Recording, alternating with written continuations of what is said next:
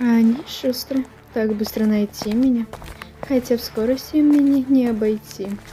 Пусть попробуют догнать.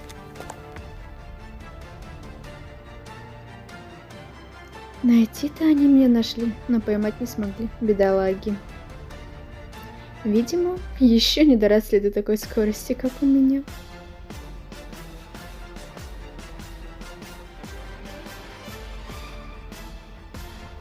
Если вы хотели меня поймать, то сказали бы об этом раньше, госпожа Ферия.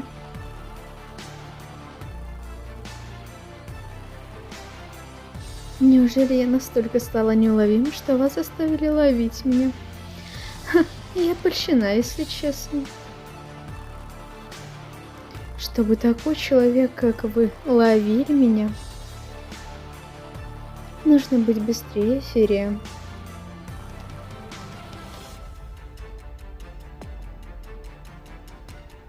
Удивительно, но вы меня поймали. Не ожидала вас такую хорошую реакцию. Ладно, я сдаюсь и еду с вами.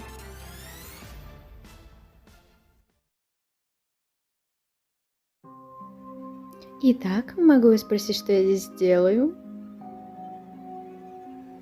Да ладно вам, лейтенант Ферри, не молчите. Вы знаете почему. Мне не нужно на это отвечать. Раз вы так говорите, значит вы меня допросите и отпустите, как тогда? Попрошу вас вести себя серьезно. Вы здесь сидите не как подозреваемый, как раньше, а как убийца. Перед вами бумаги, которые подтверждают это.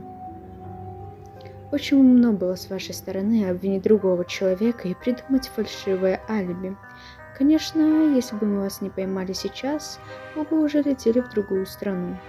Если бы вы не знали моего местоположения, ваши ребята, и вы не загнали меня в тупик, я бы не попала в это место снова. И что вы хотите сказать мне, лейтенант Ферри? За то, что вы убили свою сестру и подделали документы, вы получите минимум 10 лет. И еще, я хотела бы задать вопрос. Зачем вы убили свою сестру? Зачем? На самом деле я не хотела убивать ее. Просто она разозлила меня. Она сказала, что я не вижу будущее, потому что это бред. Она не понимала меня.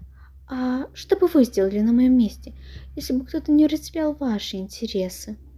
Я бы научилась контролировать себя и переставать верить в бред. Дело закрыто. Сержант, забирайте ее. Не верите мне, значит? Как будто вы отличаетесь от меня. А что, если я скажу, что вы через несколько месяцев будете также сидеть на допросе? Вы темная лошадка, у вас тайна, из-за чего все и страдают. Я знаю все. От правды не убежать. Здесь не на что смотреть, сержант, уведите ее. Есть, лейтенант.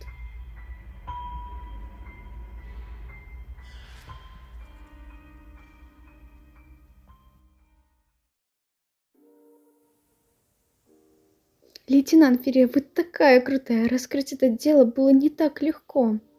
Поздравляем вас с окончанием этого дела. Нам очень нравится работать с вами. Шон, Кэрри, идите работайте. Как только отнесу отчет, проверю. Так точно, лейтенант.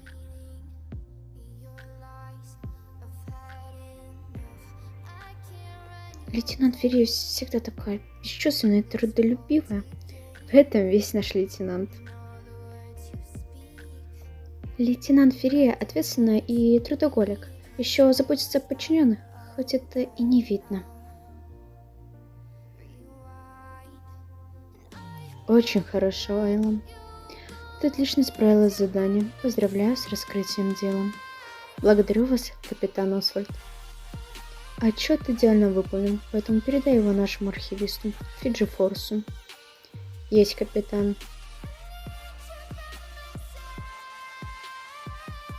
Айла, ты раскрыла трудное дело. Порадуйся хотя бы для приличия. Я рада, капитан Освальд. Ладно, поблагодари хоть свой отряд за работу. Хорошо, как скажете. Ах да, забыла сказать. У тебя в отряде новый сотрудник. Прими его тепло.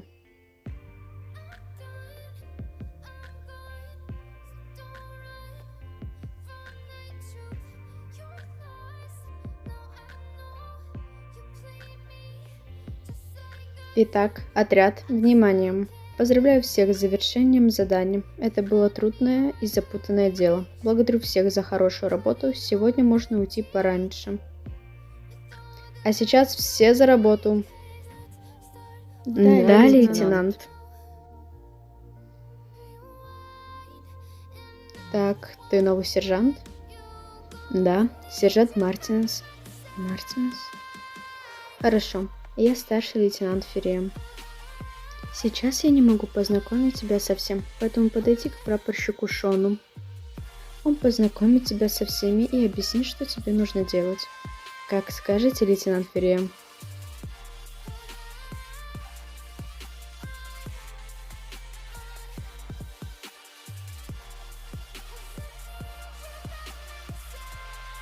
О, лейтенант Ферри, это вы? Что вас сюда привело? Мне нужно, чтобы ты занес этот отчет в базу данных и в архив. Да, конечно, как скажете. И да, тебя попросила подойти к капитану. Хорошо, я подойду. Прямо сейчас, Форс. Приятного просмотра. Фиджи, ты идешь? И куда ты смотришь? Да так, просто. Сейчас же пойду к капитану. С кем он говорил, если там стоят обычные коробки?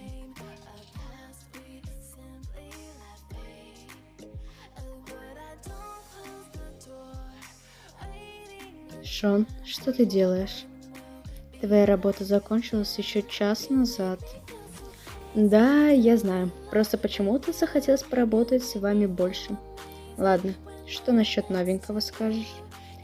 Скажу так, он мне не понравился. Почти не слушал, что я ему говорил и спрашивал про вас.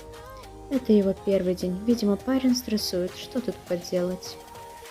Но позвольте, он спрашивал только о вас. С чего бы? Ну как же, ему ведь достался строжайший лейтенант в качестве начальника. Вы совсем не строго, просто все видят, как вы только отчитываете нас. Будет тебе, Шон. А вообще, твой автобус придет через 7 минут. Извините, лейтенант, я сопроводить вас не смогу. И я бы подумала о премии за мою работу. Вот же лис.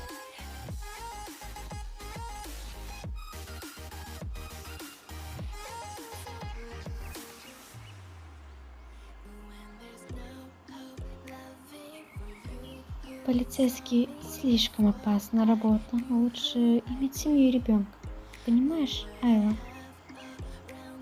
И что в семье такого? Ты просто становишься более загруженной. Да и я ненавижу детей.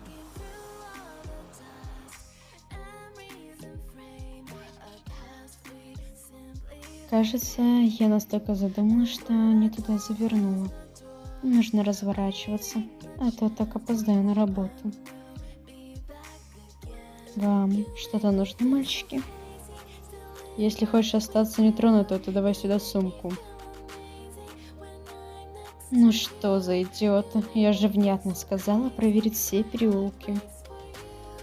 Некомпетентность у них будто в крови. И как давно вы этим занимаетесь? Это не твое дело. И вообще, гони сюда бабки.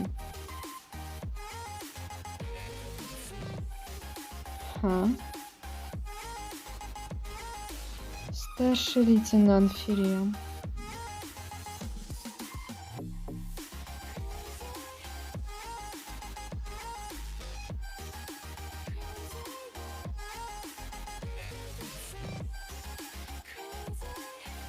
Только утро, а вы уже все в работе, лейтенант Ферри. Кого на этот раз поймали? Подростков. Причем на территории, где вы вчера должны были все проверить. Мы правда все проверяли, и все, что мы нашли, это бездомных животных. В следующий раз будьте более скрытными, а то эти мальчишки уже успели обокрасть. Я вас понял. Сегодняшний обход я буду проверять лично и под тщательным осмотром.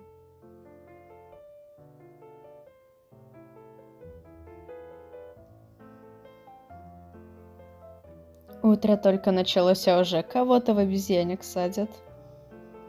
С начала рабочего дня прошло полчаса. Почему опаздываем, сержант Мартинес? Я немного проспал, да еще и пробки. Извиняюсь, Элла, такого больше не будет. А сейчас я возвращаюсь, где и должен был быть.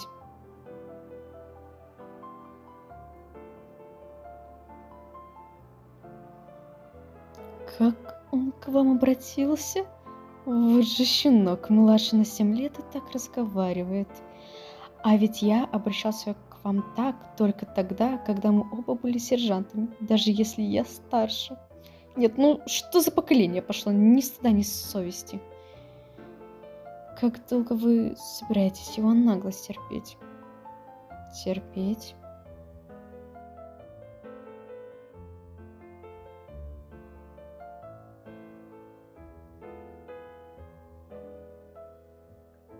Что вас привело сюда, Айла Ферия? Я просил тебя подготовить к этому времени документы. Где они? Понимаете, они не такие уж легкие, как я себе представлял. Но дайте мне немного больше времени, и я все выполню.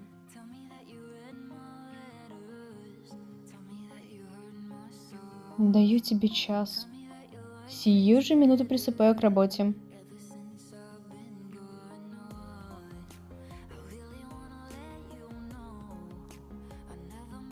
Лейтенант Ферия? Что такое, Фиджи? Если не срочно, то давай позже, я занята. Тогда я сразу спрошу. Когда вы сдадите отчет в этой неделе? В каком смысле когда? Я еще утром попросила Мартинса отнести его. Он не принес? Нет, я проверила все 5 раз. Только отчета вашего отряда нет. Где сейчас находится этот малец? Час назад он ходил и общался с сотрудниками других отрядов, а потом ушел. Ушел? До конца рабочего дня еще 20 минут.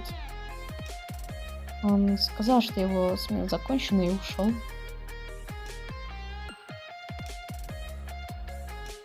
Я принесу отчет через полчаса. Иди работай, Фиджи. Есть лейтенант Ферия?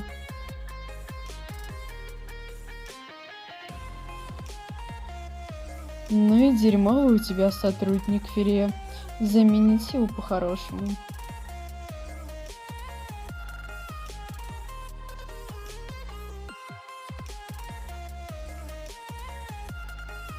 Сержант Мартинес, тебя звал капитан Освальд.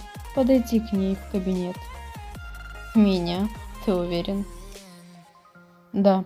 Подойди к ней перед тем, как уйти.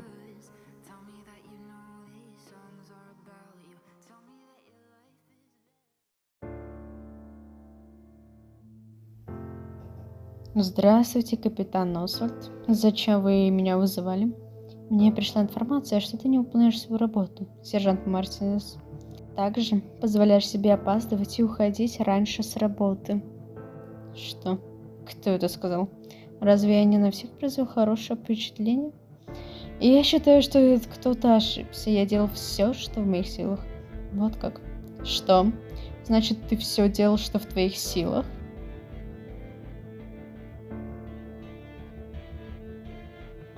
Айла, неужели это сделала она? Я ошиблась? Или мне стоит рассказать о всех твоих промахах? Да ладно, я работаю лишь неделю. Дайте мне шанс. Бумаги об увольнении уже готовы.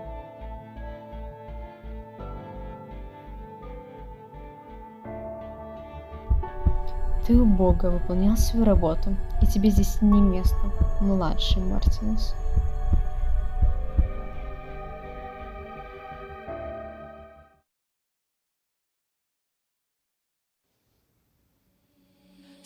Здравствуйте, генерал. Вы что-то хотели? Что с тем новым юношем? Он вроде проработал только неделю. Уже увольнение? Должна ли я донести о каждой ошибке, чтобы тот сержант с еще большим унижением ушел? Или вы думаете, я недостаточно выполняю свои обязанности?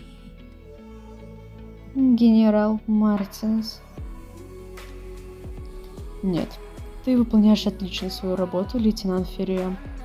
Я хотел узнать, в чем плох мой сын. Вы же знаете, почему именно к вам я его перевел.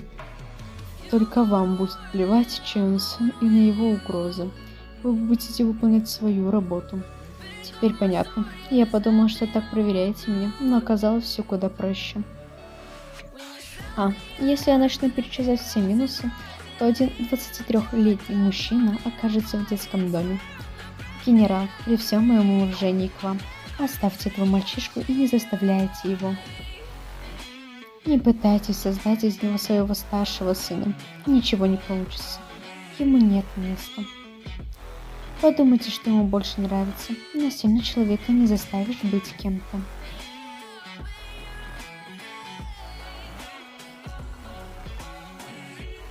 Потому что рано или поздно он сломается.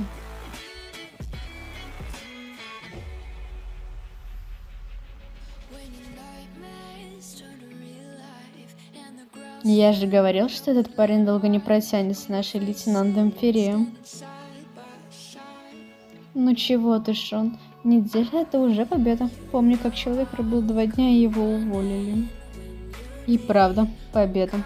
Который это уже за полгода? 6-й? В наш отряд попадают только лучшие. Да, ребята, мы лучшие. Фиджи, ты архивист.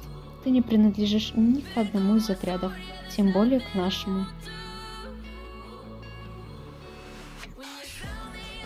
Я знаю, но могу помягче сказать.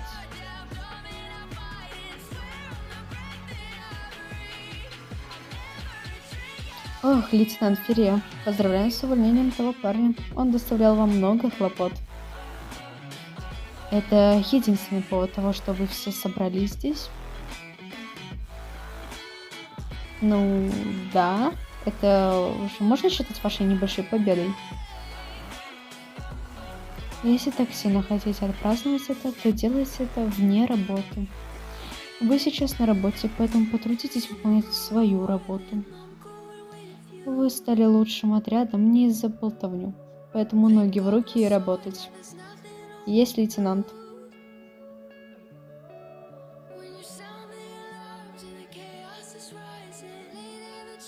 Фиджи Форс, прекрати реветь. Что ты не в нашем отряде, и иди работай в архиве завалу. Есть, лейтенант. Нельзя же быть такой строгой, лейтенант. Не желаешь работать и не можешь справиться с работой, то можешь просто уволиться.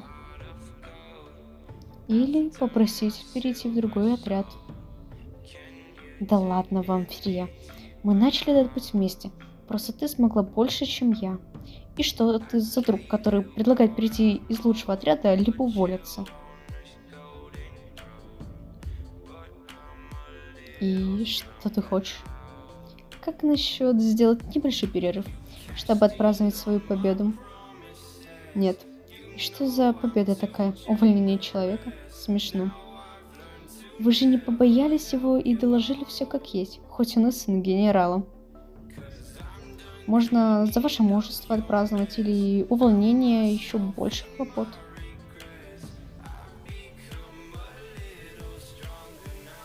Поэтому я поднялась выше тебя, Шон. Воспринимай вещи серьезнее. Мы уже не дети, и наш долг — защита граждан. Приступая к работе, я тоже пойду.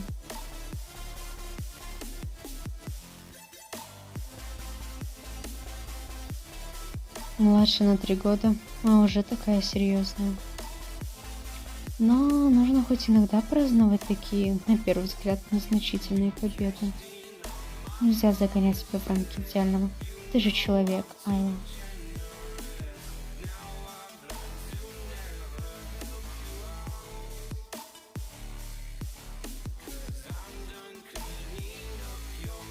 Так это ты, Айла. Доброе утро.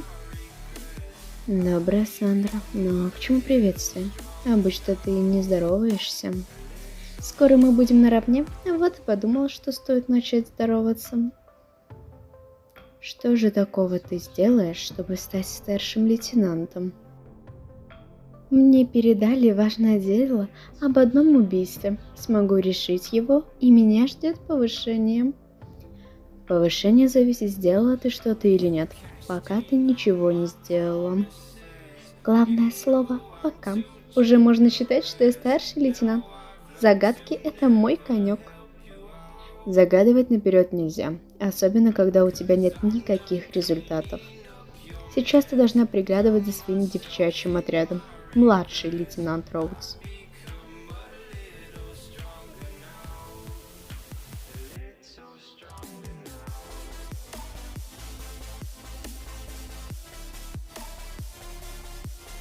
Мы было подумали, опять наши лейтенанты поссорятся. А нет, обошлось. Я не хочу ребячить подобно Сандре. Я сказала так, как я думаю. Это ее решение — обидеться.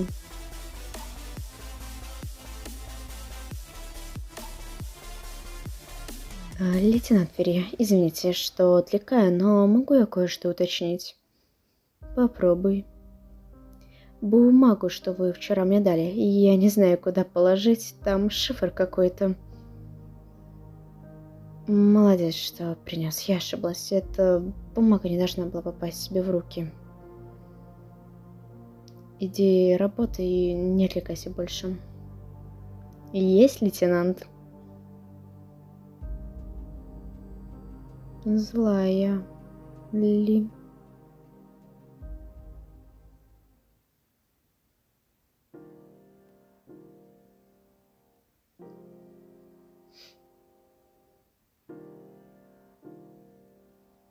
Приветик, Кайла. Как дела? Ты время вообще видел? Нормальные люди по домам уже сидят. Не бурчи, я вообще-то тебе бумаги принес. Ты и в такое время принести бумаги? Кайли, зачем пришел, Шон? Ладно, ты слишком хорошо меня знаешь. Я шел в гости к Кэрри, решил зайти к тебе и отдать документы. Значит, все-таки это правда? Ты все же с Кэрин встречаетесь? Пока что я только влюблен, но не бойся, возможно, мы станем парой. Вы же, лейтенант Ферри, позволите это нам? Будете любовью заниматься и забросите работу, обоих уволю. Не бойтесь, на работе мы полностью ваши подчиненные. И все же, Кэрри, я не понимаю. Она младше тебя на 5 лет. Кто в такого, как ты, влюбится? Любви покорны допустимые нормы возраста. 5 лет не приговор. Когда ты влюбишься в мужчину старше тебя, тогда я посмотрю, что ты на это скажешь. Не говори ерунды. Мне не нужен ни парень, ни муж. И я так тоже говорил лет 6 назад. А что теперь? Я восхищаюсь капитаном Освальд. Великая женщина, поэтому буду как она.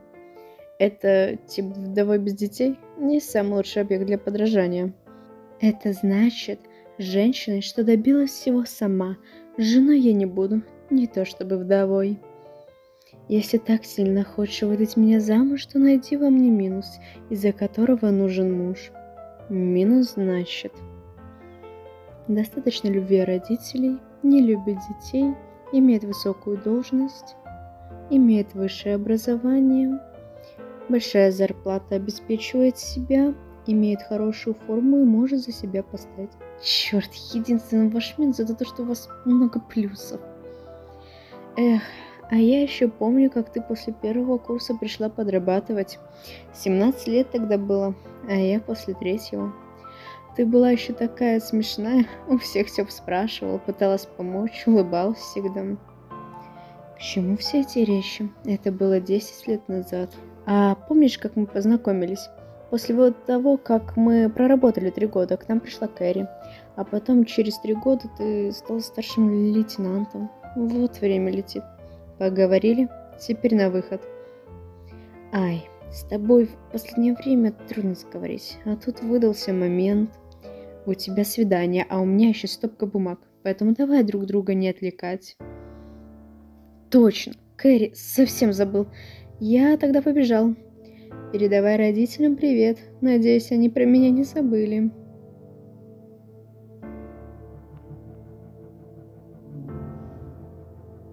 Ага. Ладно, нужно посмотреть, что передал мне Шон.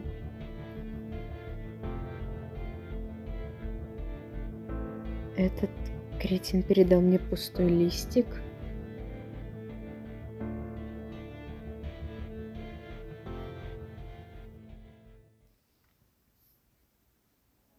Это все? Да, лейтенант Фри. Я не могу принять этот доклад. Здесь есть незаконченные мысли и опечатки. Запомни, ты часть отряда, и его успех зависит от каждого и от их работы. За сегодня исправь все недочеты, которые я озвучила ранее, и принеси достойный доклад. Да, лейтенант, сейчас примусь за работу.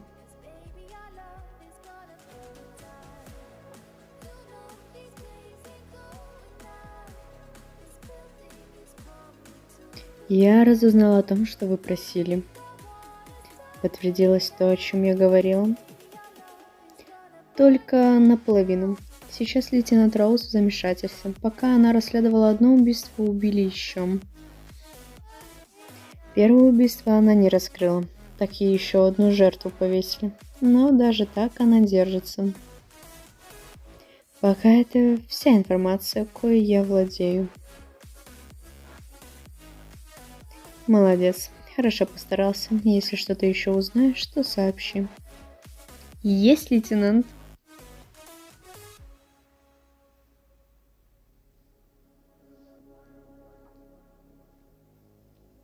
Черт, и почему мне попалось такое трудное дело? Да еще и 2 убийства. Прошло уже больше недели, а первое раскрыть мы не смогли, а у всех есть алиби. Второе еще проверить нужно, людей найти и опросить. Сколько дел, а только 0. Почему сейчас начали убивать людей? Несколько лет тихо, и тут такое. Не понимаю мотивов. Обычные люди, участники жизни города, помогали полиции. Обычные волонтеры, что с них взять? Даже не ограбили, а просто убили, вот так. Лейтенант Роудс, можно мне сказать свою точку зрения? Ну давай, сейчас идеи нам необходимы. Когда мы расследовали первое убийство, то у всех было алиби, да и врагов у парня не было. Он был обычным работающим человеком, коих миллионы. Вторая жертва такая же, ничего особенного в них нет, поэтому у меня возникла мысль, что если появился маньяк, и он просто убивает кого попало. Что? Маньяк?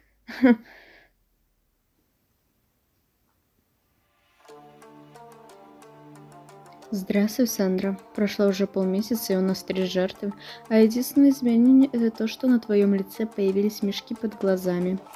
Я работаю как могу. Это задание оказалось сложнее, чем я думала. Тебе стоит поторопиться, потому что люди уже начинают разводить панику. Поторопиться? Я и так делаю работу в 2 раза больше, но что если никто не подходит? У всех есть гребаное алиби и нет мотивов, как и зацепок от слова совсем. Конечно, вам легко говорить, что найди то, разузнай это, но это не так просто. Или ты думаешь, что лучше меня и справишься быстрее, а? Генерал Мартинс, подождите. Слушаю, младший лейтенант Роудс. Мне кажется, что мне недостаточно опытна для расследования, и я не раскрою его. Но посмотрите на лейтенанта Ферре, у нее все достает: опыт, отряд, способности. Так, может, не стоит передать это дело ей, разве так не лучше? Я тоже над этим думала, раз вы отказались, и лейтенант Ферре никогда не отказывается от работы. Тогда расследование об убийствах ведет лейтенант Ферре. Так точно, генерал Мартинес.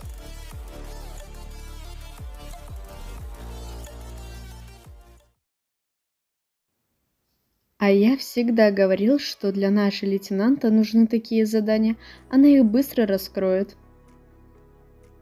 Я согласна с Шоном. С нашим лейтенантом наш отряд залетит и прославится.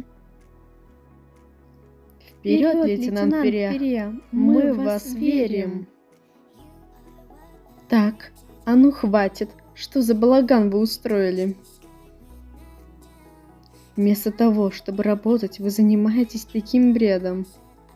С этим заданием у нас появится больше дел, а вы лишь бы побездельничать. Сейчас я иду к капитану, вернусь, и вы сидите и работаете. Поняли? Есть, лейтенант.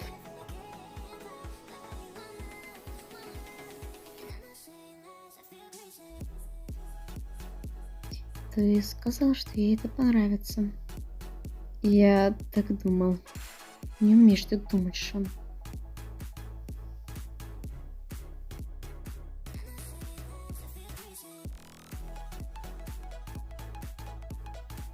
Капитан Освальд, я пришла, как сказал мне генерал. Что вы хотели мне сказать? Я узнала, что ты взяла за дело, что не осилила младший лейтенант Роуз. Так совпало, что к нам перевели офицера, чтобы помочь справиться с этим делом. Думаю, ты понимаешь, насколько накаленная атмосфера сейчас из-за убийств. И мы решили, чтобы тебе облегчить задачу, быстрее раскрыть дело, представить к тебе офицера в качестве помощника по всем твоим делам. Но, капитан, я прекрасно справляюсь со всеми делами. Мне не нужен помощник, лейтенант Ферри. Это не обсуждается. Мы уже решили, что поставим его к вам. Прошу любить и жаловать, ваш новый помощник, Луи Найт.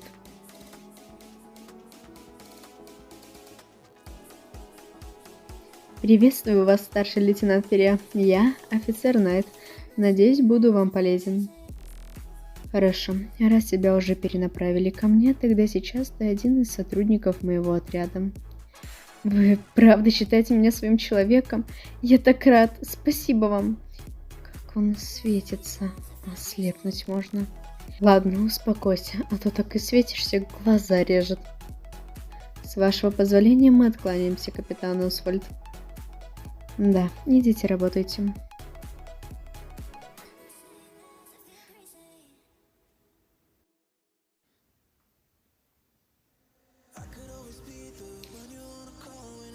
Здравствуйте, лейтенант Ферри. А кто это у вас за спиной?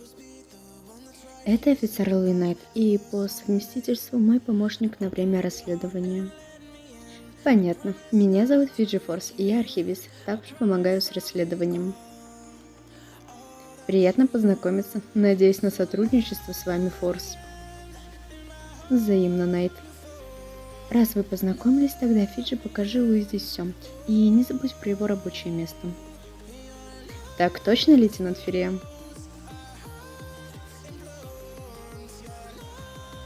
Меня предупредили о твоем поступлении, поэтому место я подготовил. Так как ты теперь помощник нашей лейтенанта, то место рядом с ней. Не беспокойся, хоть наш лейтенант и строгая, но прекрасный человек, знающий свое дело. И я не беспокоюсь, наоборот, я очень рад, что могу работать с таким профессионалом. Я многое слышал про ее работу и всегда восхищался, а сейчас будто мечта исполняется. Ого, значит, ты также восхищаешься и любишь лейтенанта, как я?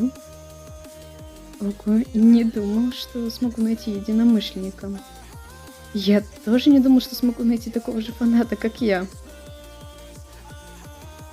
Ты же знаешь, почему она стала лейтенантом? А дела, которые она раскрыла? И что это за разговоры?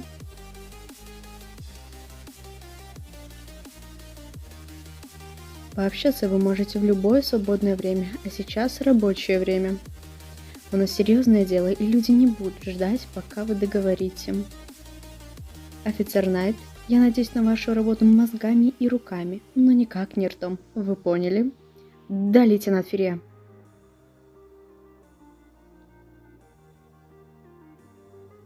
Старший лейтенант Ферри... Я не подведу вас и помогу с расследованием, поэтому прошу положиться на меня. Хорошо, раз хочешь мое доверие, то завтра ты покажешь себе. Готовься. Ах, спасибо, я обязательно буду стараться.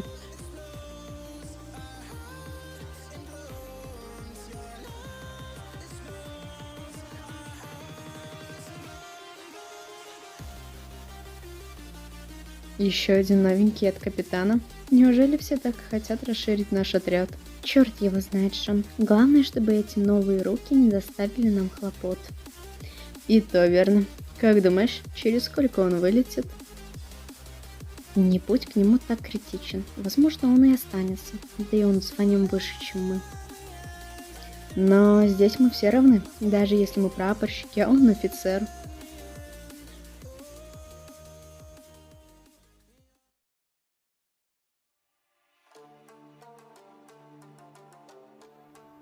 Это вы, старший лейтенант Ферия?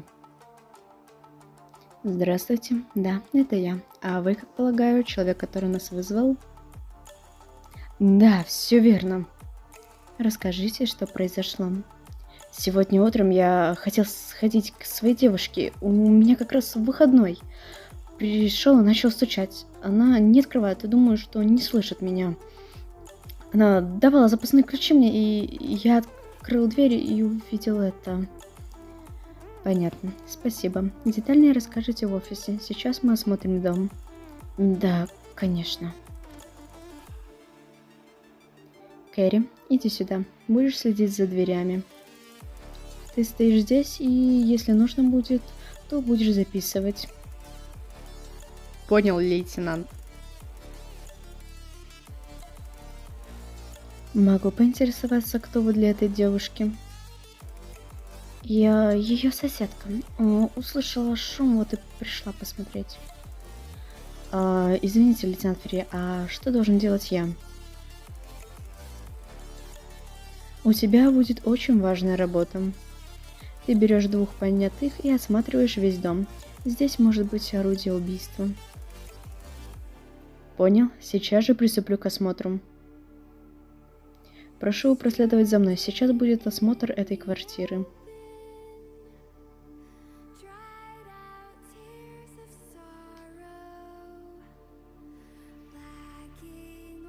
А мне осталось осмотреть труп.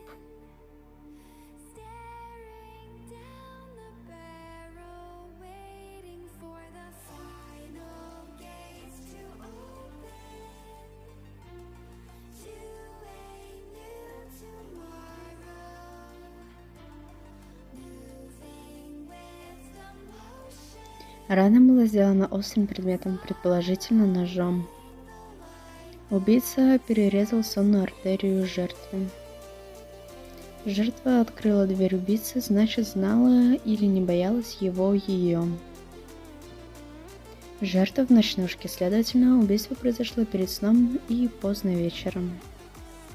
Дверь была закрыта, поэтому убийца забрал ключи, либо имел дубликат. Все записал? Да, лейтенант.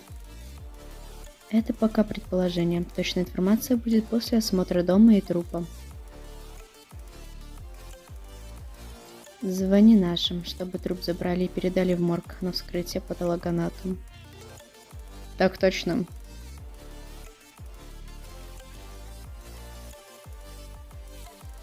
Это вся информация, что известно об этой девушке? Да, это все, что известно о ней и всех людях, что взаимодействовали с ней. Понятно. Можешь забирать документ. Если найдешь еще информацию, то сообщи. Вас понял, лейтенант?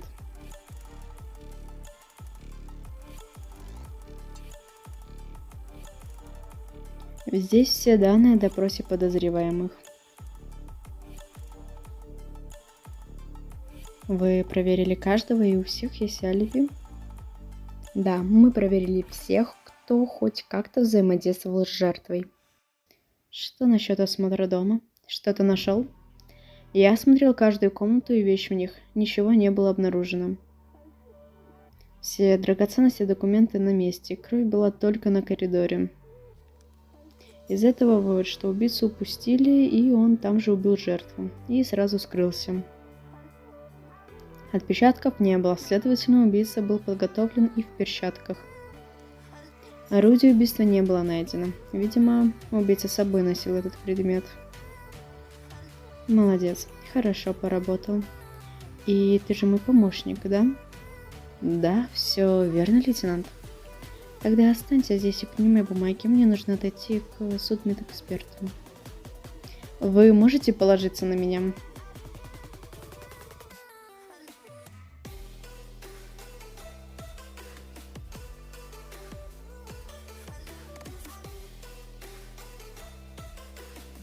Привет, Айла. Давненько не виделись. Да, здравствуй. Не будем медлить и сразу перейдем к делу. Или лучше сказать, делу. Как остроумно с твоей стороны.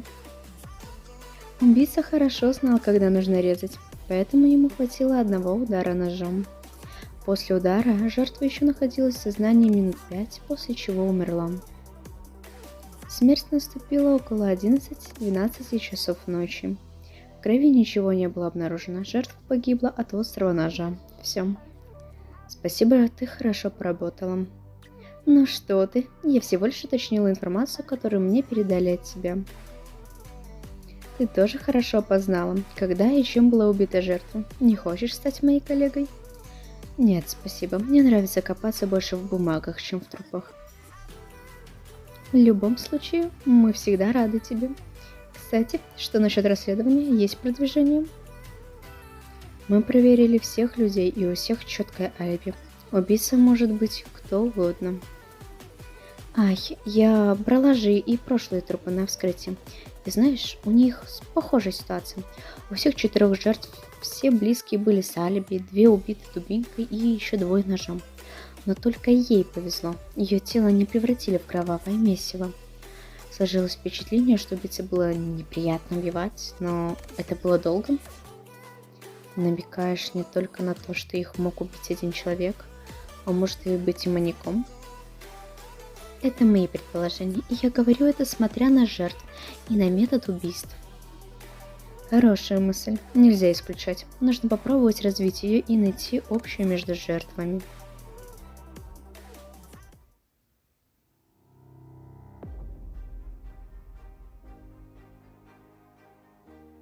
Когда Сандра передала мне бумаги, в заключении было написано, что, скорее всего, убийца один человек, и он убил всех. Но все жертвы разные. Почему именно их? Это же предположила судмедэксперт. Значит, сейчас будут находить общее между жертвами и искать одного человека.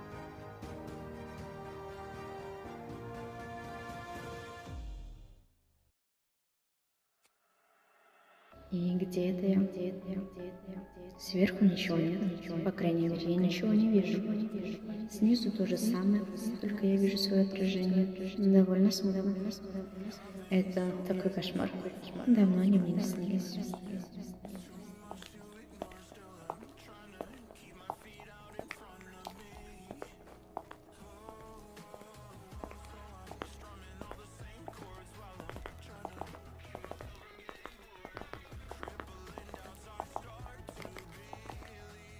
И от чего я бегу? Нужно подождать, пока я проснусь. Этот голос. Это ты? Ответь. Монстр. Я не умею. Послушай.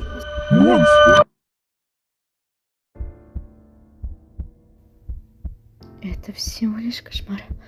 Лишь кошмар. Да, просто кошмар. Успокойся, Элла, ничего не произошло. Все в порядке.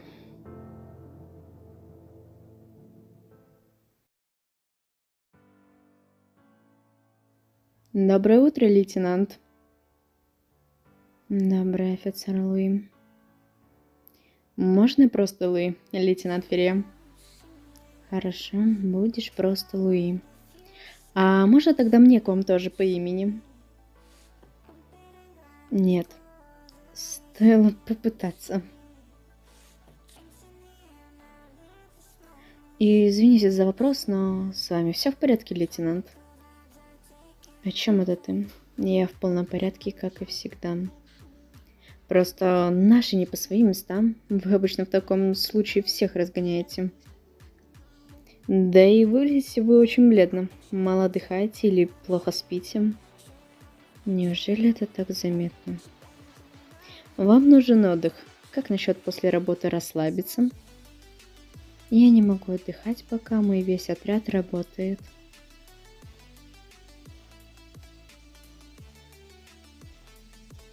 Эй, народ! Как насчет после рабочего дня немного отдохнуть? Всем отрядом! Да, почему бы нет? Мы согласны. А нужно разрешение лейтенанта? Ой, ты что творишь? Вы же сказали, что не сможете отдохнуть, пока отряд работает. А если отряд будет отдыхать, то вы тоже сможете, верно? Что за детский сад, офицер Найт? У нас важное дело.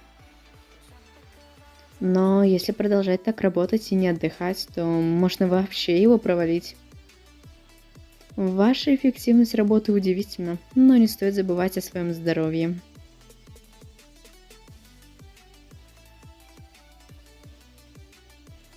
Сегодня всем можно отдохнуть и уйти с работы на 15 минут раньше.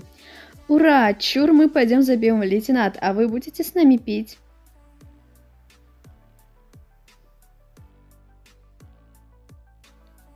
Ну, наконец-то мы куда-то выбрались, а то работа, то дом, и так по кругу. И это все благодаря вам, лейтенант Феррием. Не подлизывайся, Шон, а то так не повыше до офицера. Я понял вас. Но в любом случае, почему ты себе ничего не заказала? Не нам же втроем пить Айлом. Я не буду пить, просто решила составить вам компанию. Да ладно, Ай, всего глоток и все, за поддержку нас. Ладно, нет так нет, не будем заставлять. Только потом не говори, что не предлагали. Но раз лейтенант наша не хочет, придется торжество без нее начинать. Все до последней капли, Шон.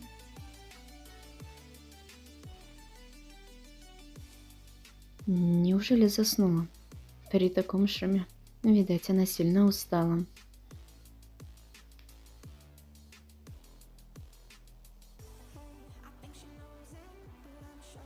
Как теперь двигаться?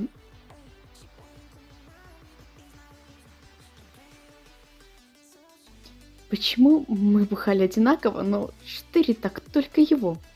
Видимо, у него плохая переносимость алкоголя.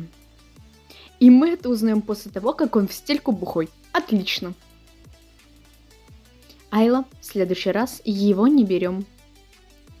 Прости, Кэрри, я сам только узнал. Вот черт. Говори, где ты живешь, я довезу тебя. И я говорил, как сильно я тебя люблю, Кэрри. Так, признаваться будешь мне трезвый с цветами и шоколадом. Понятно, алкаш? Да.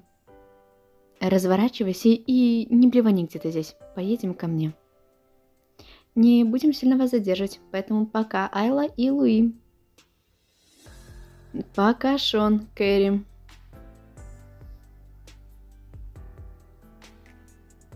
Раз мы остались одни, то можно ли проводить вас домой, лейтенант?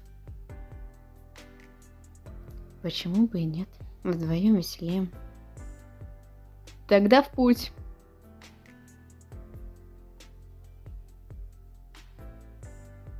Вот мы и на месте. Тогда спокойной ночи, лейтенант Феррио. Когда мы в неформальной обстановке, можешь обращаться ко мне, Айла, а не Феррио.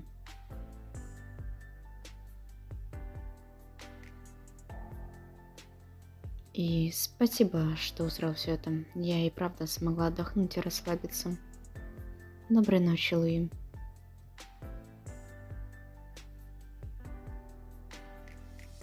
Не за что.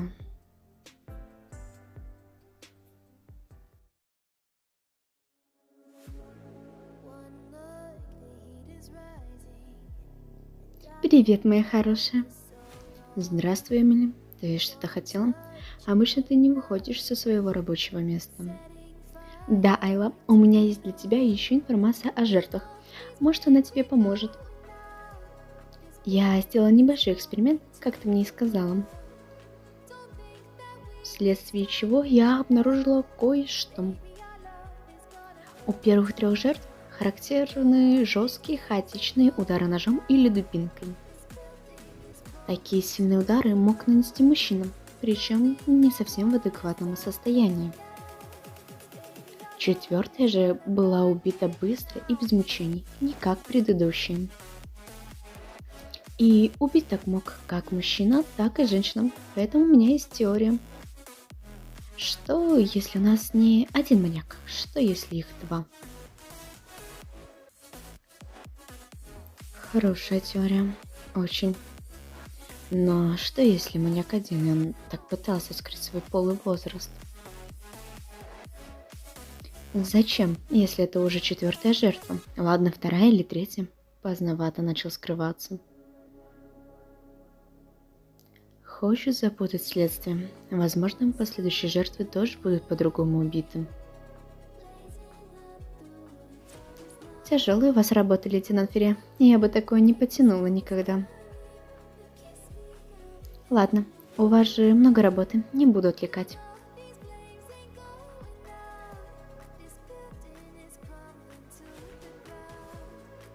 Здравствуйте, лейтенант Айла. Как ваши дела? Все хорошо, не стоит беспокоиться. У тебя как, офицер Найт? У меня отлично. Я выполнил все поручения, что вы мне дали. Могу еще поработать. Раз все сделал, то иди отдохни 15 минут. Потом передам еще бумаг. Давайте вы отдохнете, а я помогу вам с документами. Для меня это не первый раз.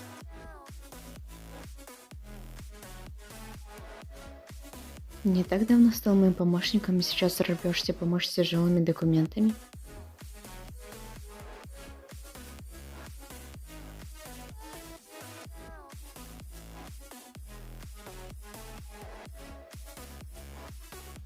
Ну что ж, думаю, мне стоит предоставить эту работу своему помощнику.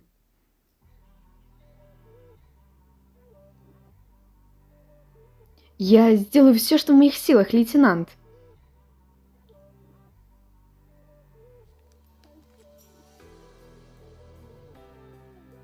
А у вас здесь довольно хорошо кормят. Да и цены низкие для столовой. Я живу один и готовить не очень умею, поэтому выживаю как могу. И как ты давно переехал? Что родителям сказал? Уже месяц и неделя, как я здесь нахожусь. А с родителями было немного трудно. Они вообще не хотели, чтобы я был полицейским. А тут я переезжаю за работой. Представляете, какой шум был? Но в конце они смирились. А что насчет вас? Вы здесь родились, а ваши родители как отреагировали? Да, я здесь родилась. Родители нормально относительно. Что ж, видимо, вы не очень хотите про это говорить, но ничего страшного. Вы не против, если я расскажу про себя еще что-нибудь? Нет, не против. Говорим.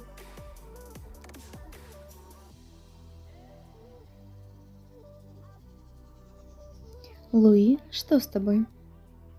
Да так, кажется, что сегодня один из лучших дней моей жизни. Ого, и что же такого случилось?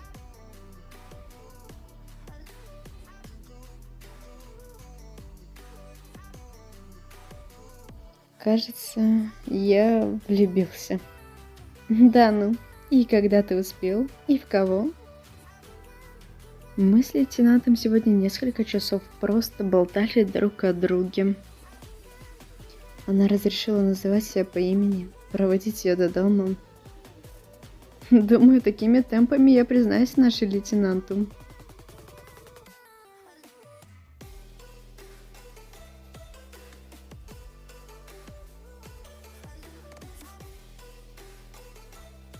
Ты уверен, что хочешь это сделать? Да, конечно. А разве что-то не так? Я знаю Эллу почти 10 лет, и она, так сказать, не очень любит отношения. Но, что бы то ни было, я хочу попробовать и сделаю это.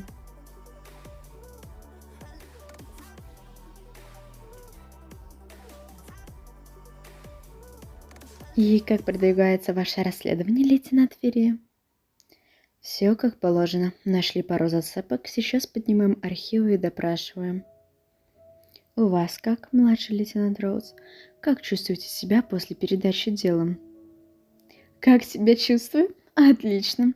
Прекрасно осознавать, что на тебе нет такой ответственности. Но все же, с вашей стороны было слишком по-детски и опрометчиво бросать его мне так. Я была морально к такому не готова, но и у вас опыта больше. Думаю, я сделала правильно. Кстати, насчет вашего дела. Вы же готовы к завтрашней прессе? Она любит заваливать вопросами. Пресса? Мне никто не говорил, что она собирается к нам. Теперь знаете, значит вооружены, верно? Тебя не узнать. Зачем ты мне рассказала? Мне нужна действительно хорошая конкуренция на место капитана. А если бы тебя сейчас сломили и подпортили дух, с кем мне тогда соревноваться?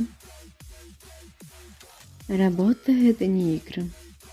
А чем больше будешь ворчать, тем больше будешь похожа на старуху.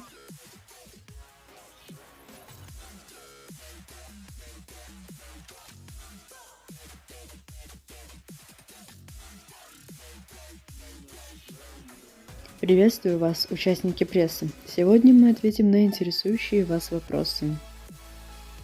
Первое будет наш старший лейтенант Ферри, которая расследует дело об убийствах.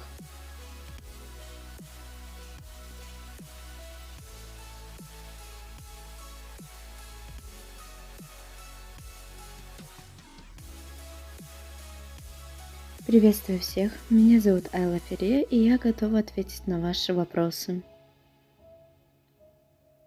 Вы взяли дело лейтенанта Роудс. Что вас подвигло к этому?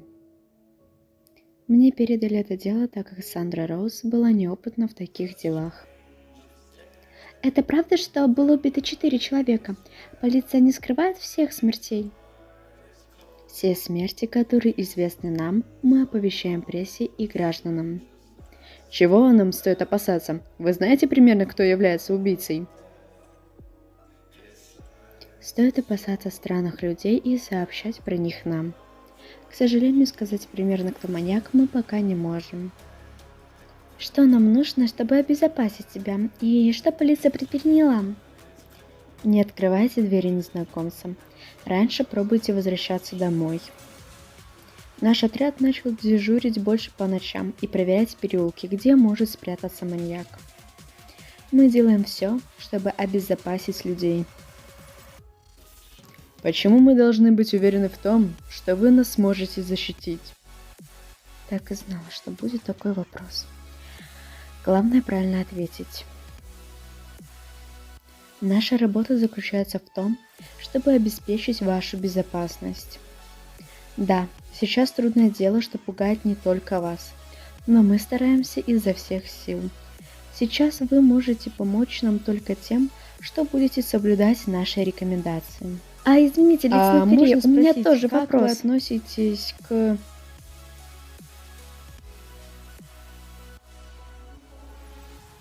Что вы здесь делаете? Почему не на работе? Мы пришли к вам в качестве поддержки. Вы не рады? Пресса любит давить и выставлять нас ужасными людьми, но вы справились. Не стоит меня хвалить, это минимальное, что я могла сделать. А сейчас нужно ехать в участок, работа сама себя не сделает. Идемте в машину. Что случилось, Луи? Можно зайти к вам через 2 часа после окончания работы? Мне нужно вам кое-что сказать. Хорошо, раз нужно сказать и после работы, то я выделю время. Приходи. Тогда я подойду к вашему дому, чтобы вас не утруждать. Ничего, он такой радостный. И что более важно, что он хочет сказать мне.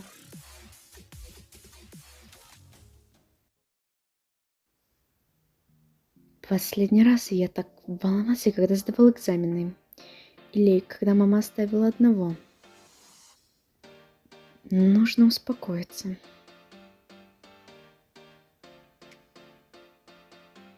Прости, что ждать пришлось, накинула кофту. Ничего, главное, чтобы тебе холодно не было. Это тебе, Айла. Цветы. Странный подарок для разговоров, но ладно, приму. Спасибо. Так, про что ты хотел поговорить?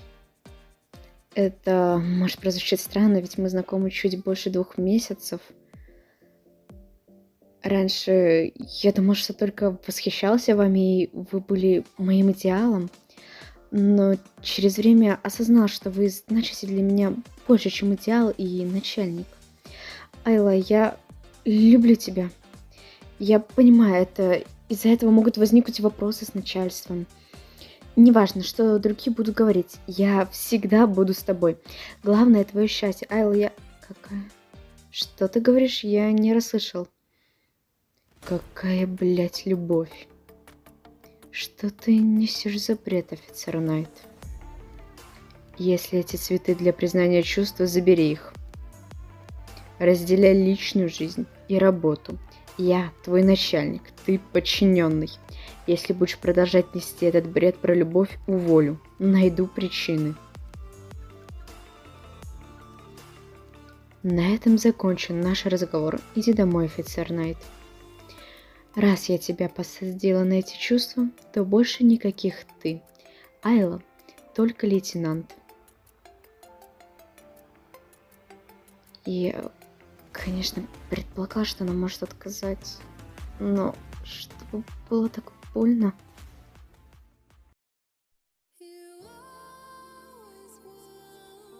Привет, Луи. Что случилось? Выглядишь очень уставшим и бледным.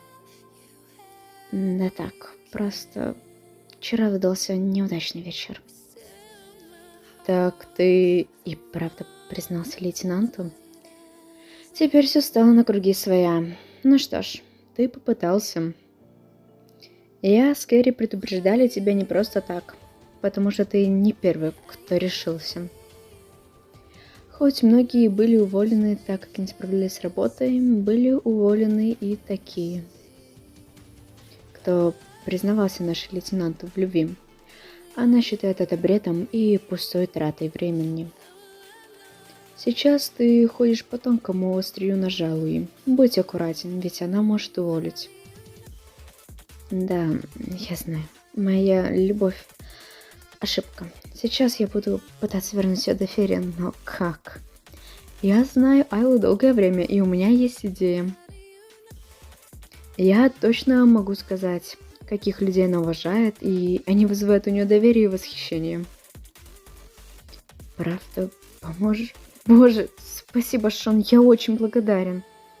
Не за что. Вижу, ты парень хороший и обычный, да и коллега отличный. А сейчас запоминай, что я тебе скажу. Так как вы знаете друг друга, то сейчас постарайся ее не нервировать. Обязательно нужно, чтобы она остыла от этого случая. Через 2 недели можешь начинать медленно больше общаться. Обязательно на «вы». При этом ты должен усердно работать и много, чтобы она заметила это. Развратные, плохие, гулящие, безответственные мужчины для нее – мусор и сброд. Будешь работать, стараться и подчиняться, а она это будет ценить и уважать. Понял, запомни. Может, шансы еще есть, но не хочется быть приставучим. Никогда не было так скучно дежурить. Может, потому что последний раз это было 3 года назад? Хотя это наоборот хорошо. Если спокойно, значит никому не угрожает опасность. Да и дежурить нужно не так много. Время быстро пролетит.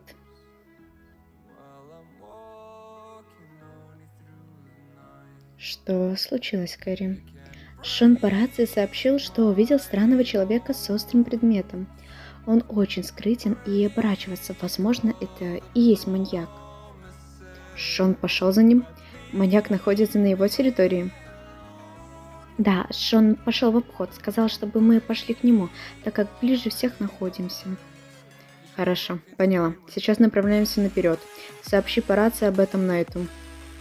Он тоже находится рядом. Лишние руки не помешают нам. Есть, лейтенант.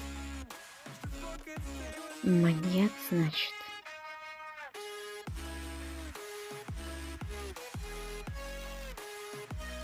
Мы на месте. Здесь последний раз Шон видел его. Да, здесь. Он далеко уйти не смог, поэтому нужно осмотреть эту территорию.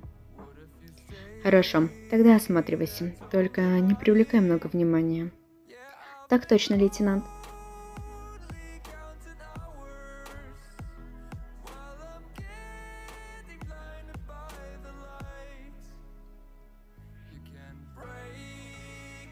Лейтенант Верия, он там, тот человек.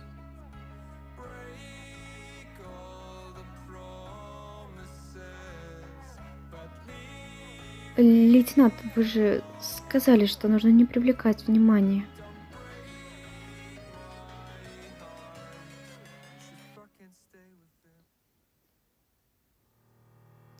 И вот я тоже побежала, но не смогла догнать. Думаю, лейтенант поймала его. Лейтенант, вы догнали его или нет? Я не успела его догнать, и он скрылся. Я упустила его. Это было лишь наше предположение. Не факт, что это маньяк. Убегать он мог, потому что, может, испугался.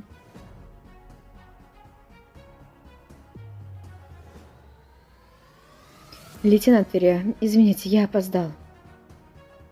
И где ты был? И я немного заблудился, а потом споткнулся. В общем, еще раз извините. От его места ближе, чем от нашего, и не успел. Он же точно знает город. Он рассказывал, что переехал сюда за 3 дня до начала убийств людей. Хорошее совпадение.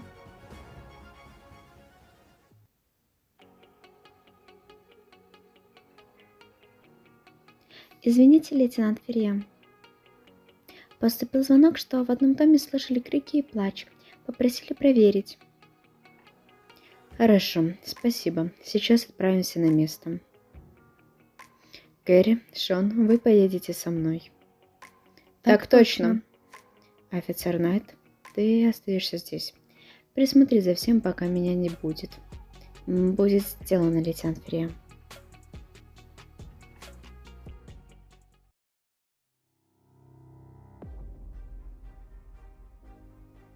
Девушка, вы знаете, что здесь произошло?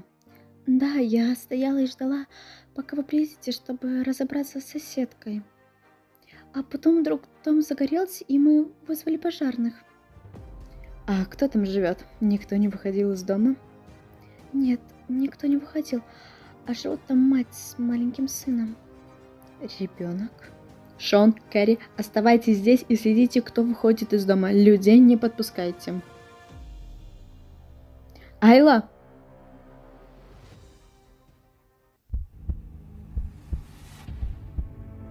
Мама? Мама, проснись. Дом горит. Мне страшно, мама. Мамочка, пожалуйста, не оставляй меня. Мне страшно, проснись. Мама, я так умру. Никто мне не поможет. Никому я не нужна. Не хочу. Мне очень страшно. Твою мать, еще немного и попал под обломки. И уже не спасти было. Нужно брать его и выбираться отсюда поскорее.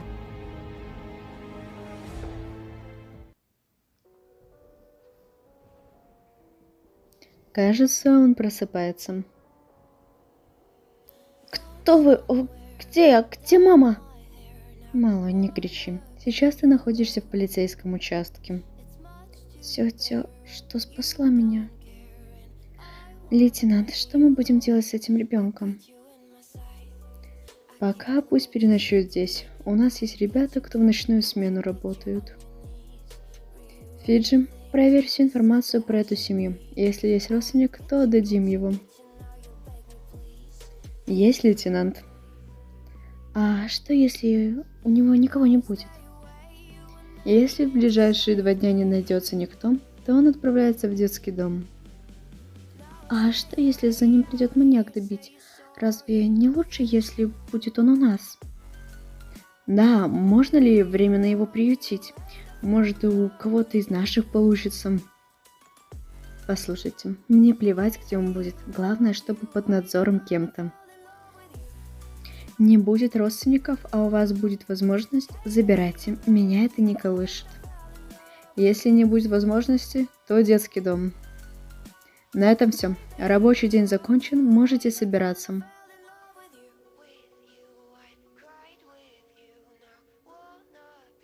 Ферия не любит детей или мне просто казалось?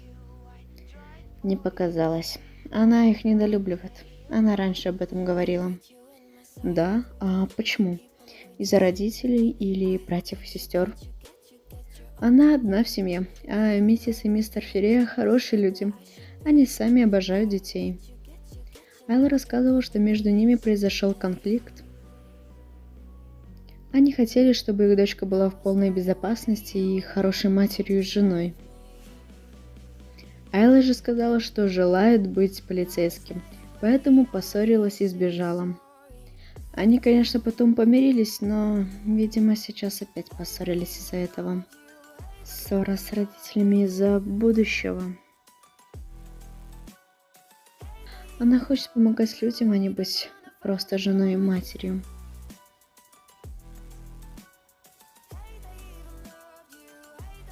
Кто же маньяк?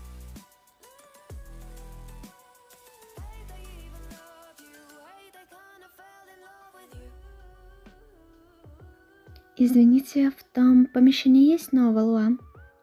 Да, есть. По какому делу вы к нему? Я с его работы. Мне нужно кое-что срочно ему передать. Можете сказать, в какой комнате он? Он в комнате 12. Спасибо.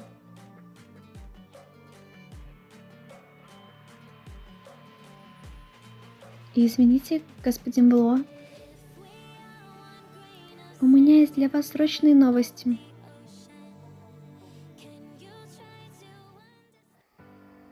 Неужели мы и правда ничем не сможем помочь ему? Хозяин моей квартиры против детей и животных. А я еле успеваю за собой проследить. Не то чтобы за ребенком следить. Что насчет других?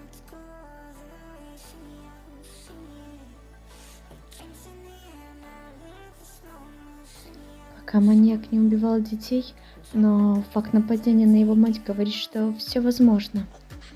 Мы не можем просто так его оставить.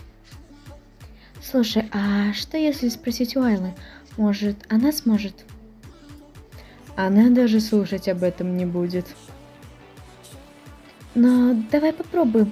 Может, лейтенант согласится? Меня кто-то звал или мне послышалось? Лейтенант Ферия, вы как раз вовремя. У нас был серьезный разговор с Шоном. Не могли бы вы нам помочь? Да, хорошо. Каким образом? Понимаете, этого ребенка никто не может к себе забрать, а оставлять его так нельзя. Так вот на что. Но здесь только один вариант. Этот ребенок отправляется в детский дом. Но, лейтенант, ему может угрожать опасность, его нужно держать как можно ближе к нам. Я все сказала Кэрри. Сегодня вечером заберете его вещи и отвезете. Разговор окончен. А я говорил, что это бесполезно. Простите. Простите, из-за меня столько проблем. Извините меня. Мне жаль, простите.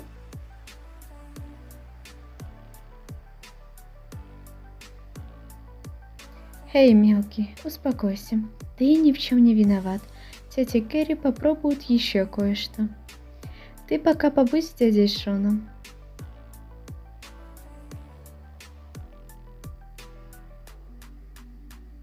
Дядя Шон, а куда пошла тетя Кэрри? Воевать.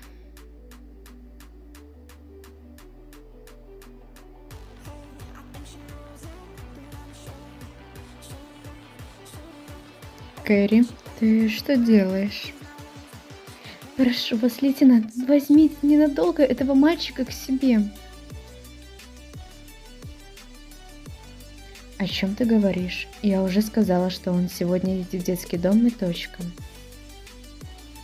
Лейтенант, если бы у меня была возможность, я бы забрала, но она есть только у вас.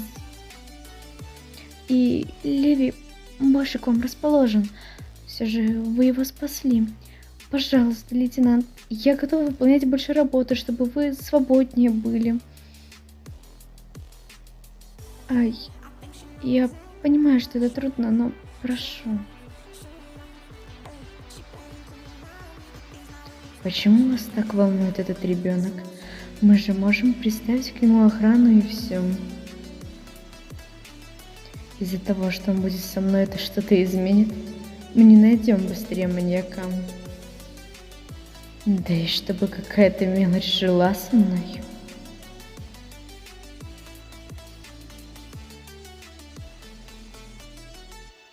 Сказала я и забрала этого ребенка к себе. Чёртова Кэрри. Потом спрошу с нее это. Тетя спасительница лейтенант Айла, у вас красивый дом. Как он меня назвал?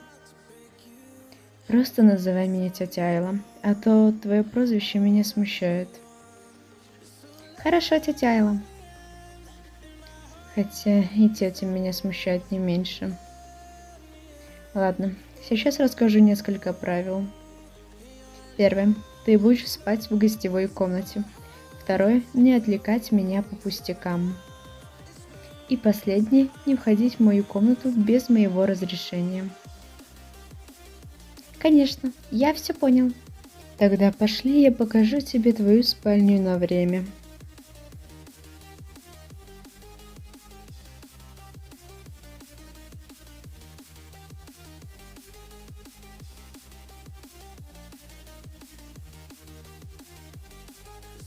Лейтенант Ферри, могу я у вас кое-что спросить?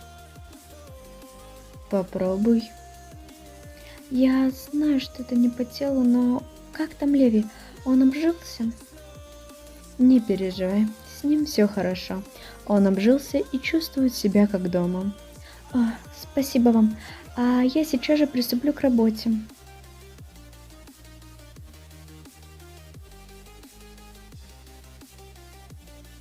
Неужели вы этого ребенка оставили себе? С чего бы вдруг, лейтенант? Да, мы пока не смогли найти его родственников. И до того момента он будет жить со мной. И я надеюсь, вы не привяжетесь к этому ребенку, иначе мне будет грустно. Не переживай. Меня просто попросили. Ничего такого. Извините, можно войти? Ходи. Я закончил отчет по убийствам. Куда мне его нужно положить? Мы как раз закончили с Фиджи, поэтому передай ему все бумаги и оба на выход. Хорошо, уже выходим.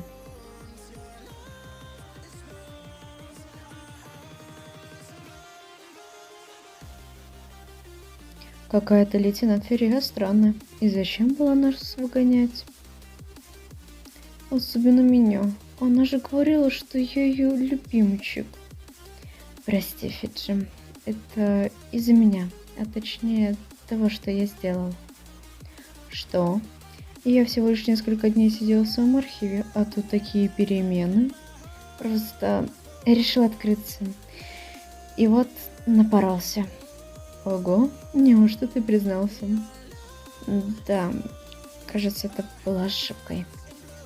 Ничего страшного. Главное, что ты попробовал. Уже опыт в чем-то есть. Спасибо за поддержку, Фиджи. Мне стало легче. Я положу отчет на твой стол в архиве и приступлю к работе.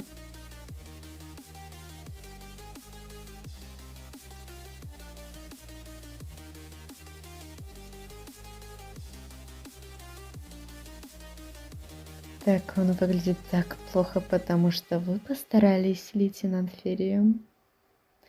Я всегда знал, что вы лучшая женщина, лейтенант. Архивист Форс, возле вашего кабинета уже образовалась толпа. Вы идете? Ну что вы, я уже бегу.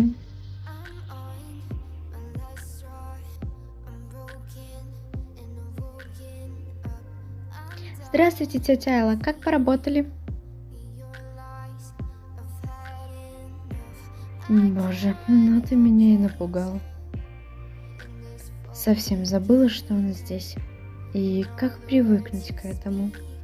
Я поработала, как обычно. А как твои дела? Хорошо. Я занимался уроками, как вы сказали, и играл. Всегда так трудно разговаривать с детьми. Тетя Айла, могу я у вас кое-что попросить? Тебе что-то нужно? Там в уроках я кое-что не понял. Вы можете уделить мне время? Работы у меня немного, поэтому смогу уделить час. Спасибо большое. Я сейчас все достану.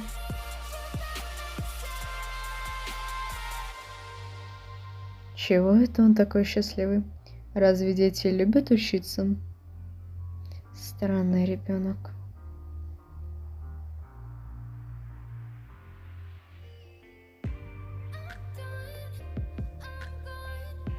Ну и где у тебя вопросы? Вот с этим правилом вопросы. Ты правда не понимаешь такую тему? Да, а это плохо. Тебе учитель не объяснял это? Вроде для 3 класса это не тяжелая тема. У мамы не было денег для 3 класса, поэтому я занимался один. Вот же ж, спросила лишнего. Так, ладно, тема легкая, поэтому я быстро тебе ее объясню. Хорошо? Да, хорошо.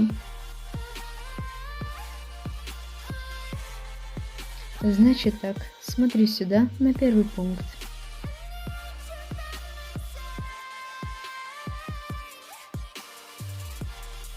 Я написала.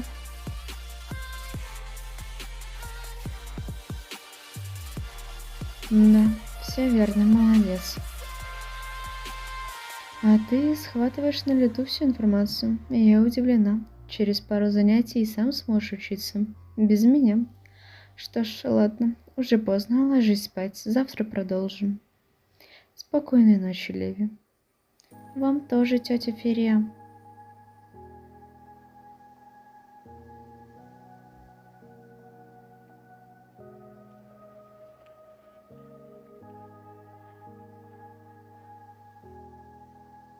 Если я продолжу хорошо решать, тетя Алла больше не будет меня учить?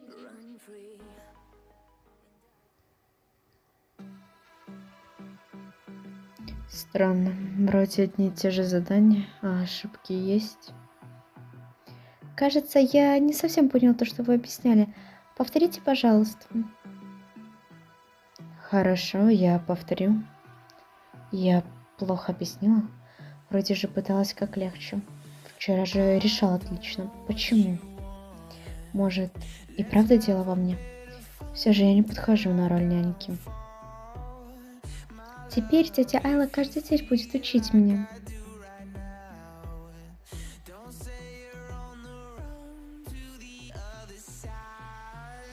Я закончил. Молодец, только в третьем и 12 ты сделал ошибку. Будь немного внимательнее. Да, конечно. Забыла сказать, на этой неделе у меня много работы, поэтому я купила сборник. Тебе на неделю хватит, если прорешать каждый день по 20 страниц.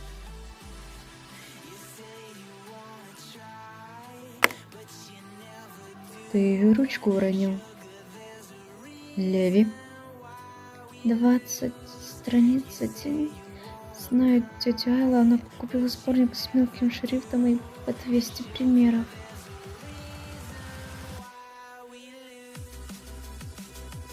Ну, это, конечно, в идеале, но решай столько, сколько можешь. Хорошо, я постараюсь как больше решить. Нет, решай не количеством, а качеством. Главное, чтобы ты понимал все. Договорились? Да. У вас красивая улыбка. Почему вы не улыбаетесь?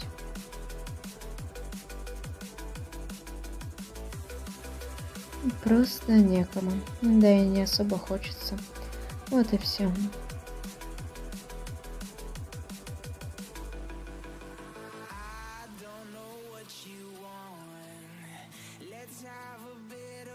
Здравствуйте, лейтенант Ферри. Как ваши дела? Здравствуй, Ша. Все нормально? Ты решил сделать себе перерыв? Да, пока выдалось время, я решил отлучиться. Хотел спросить насчет Леви. Как вы справляетесь? Что с Леви? Не скучает там? На самом деле это оказалось намного легче, чем я представляла. А у Леви полно дел. Дела? Неужели вы откопали где-то игрушки? Да нет, просто дала решать математику по 20 страниц в день и все. Сборник по математике 20 страниц каждый день 9-летнему ребенку. Шон, что-то не так? Прошу, не говорить об этом Коре, а то она может и голову снести. Просто скажите, что ему есть чем заняться. Вот и все. Ну ладно. Хотя я так и не поняла, кому она снесет голову. Шону? Лейтенант Ферри, я закончил с теми документами. Хорошо, офицер Найт, подойди к Эмили, у нее есть новые сведения о трупах. Есть, лейтенант.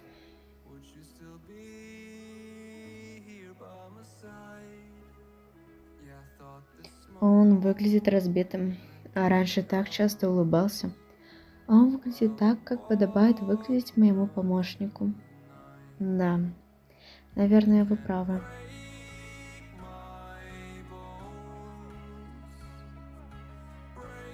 Тетя Айла! Леви, что ты делаешь? Я решил 20 страниц! Я решил! Решил, значит, молодец. Так же хвалят детей. Надеюсь. А еще я хотел кое-что спросить у вас, тетя Айла. Можно ли мне гулять на улице? Просто скучно сидеть только дома. Можно, но только когда и я есть дома. Конечно, спасибо.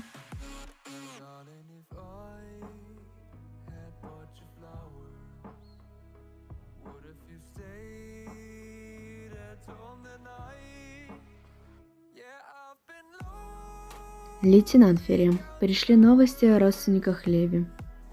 Слушаю, нашли кого-то? Да, его тетя. Она сейчас в другом городе, но сказала, что приедет через 2 дня. Мы пока собираем информацию про нее, поэтому скоро предоставим отчет. Понятно. Хорошо, постараюсь, можешь идти. Так точно, лейтенант. Никак не могу привыкнуть к такому холодному общению с Айлой.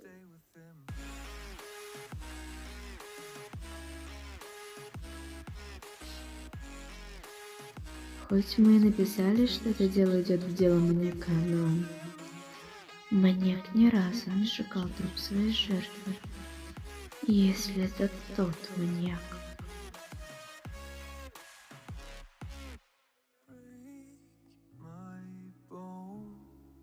Леви, ужин готов. Видимо, еще не прибежал с улицы. Этот ребенок взял и разбросал игрушки. Придет и будет все убирать.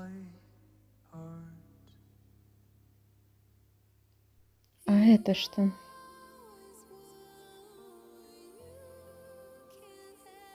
Это же те задания, которые он потерял. Он же всегда в этих примерах делал ошибку, а здесь все правильно. Стоп, неужели он нарочно делал ошибки, чтобы получить больше моего внимания? Возможно, мне следовало бы показать ему эту находку и сказать, чтобы так не делал. Сказать, ты не должен скрывать, что знаешь, лишь бы получить внимание.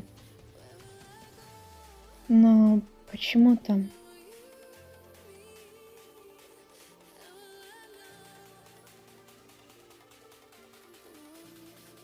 Я хочу продолжить играть в эту детскую игру.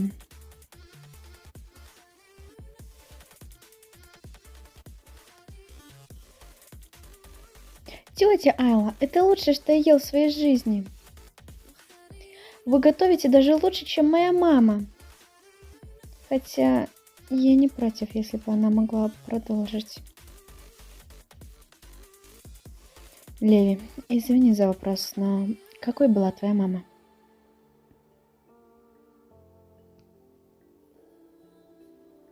Мама, она была доброй и много работала. Дяденьки не любили маму, поэтому давали ей много бумажек, из-за которых мама допоздна оставалась на работе. Но даже так, мама всегда находила время, чтобы поиграть со мной или поговорить. Я до сих пор помню, как только мне снился кошмар, мама ложилась спать со мной.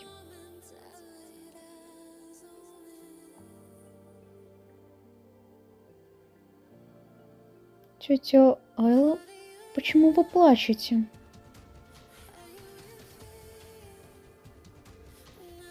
И я плачу. Тебе кажется, Леви.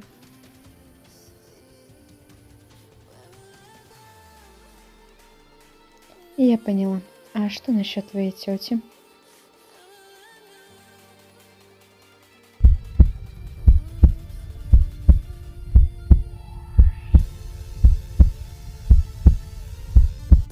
Тети... Чего это он замолчал? Леви, что-то случилось? Тебе плохо? Или ты не хочешь говорить о ней? Не хочет говорить? Из-за чего? Послушай, Леви, я так же, как и ты, хочу найти убийцу твоей матери и посадить его. Поэтому мне нужно как можно больше информации о всех членах семьи. Вряд ли твоя тетя расскажет все как есть, не правда ли? Тетя не любила ни меня, ни маму. Все время забирала деньги у нее и кричала. Она винила маму в смерти бабушки и разрушенной ее личной жизни. Кошмар. Тетя Айла, я могу попросить вас об одолжении? Да. Если приедет моя тетя, то... Пожалуйста, не отдавайте меня ей. Хорошо, я постараюсь. Спасибо.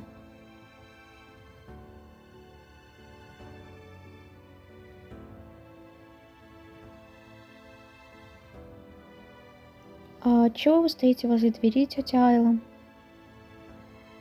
Просто меня кое-что беспокоит. Да, и что же? Ты не показываешь своего тела, и я не вижу, как ты идешь в ванну. Я моюсь, просто стесняюсь. Леви, повернись. Зачем? Так нужно, повернись.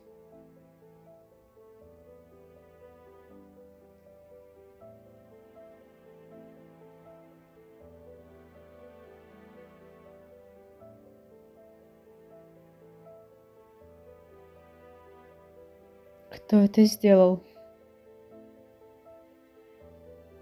Даже так. Я поняла, кто это сделал. Простите. За что ты извиняешься? Я испугалась своими шрамами. Я некрасивый. Извините. Леви, за такое не нужно извиняться. Шрамы не твоя вина.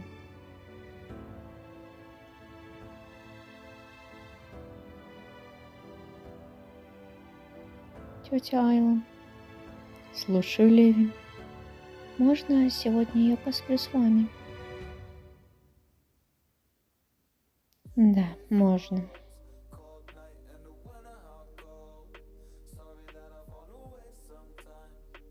Такое странное ощущение, что кто-то лежит рядом с тобой.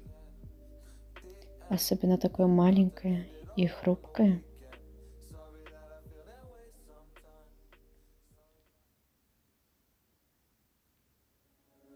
Тетя Айла, а зачем вы меня сюда привели? Так нужно. Нужно? Вот здесь ваш племянник, мисс. Леви, как хорошо, что ты жив. Я так рада. Ну же, иди к своей любимой тете.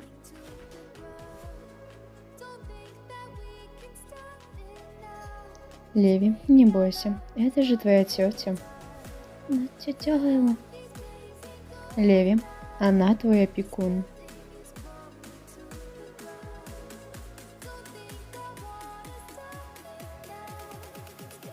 Тетя Айла обманула? Я слышала, что он у вас все это время жил. Спасибо огромное. Не знаю, как отблагодарить. Не стоит, это моя работа. Сейчас он у вас, и это главное. Мальчику сейчас тяжело, поэтому постарайтесь заменить ему мать. Ну, конечно, я постараюсь изо всех сил. И еще, в городе гуляет маньяк, поэтому будьте предельно осторожны. Конечно, спасибо еще раз и до свидания. До свидания.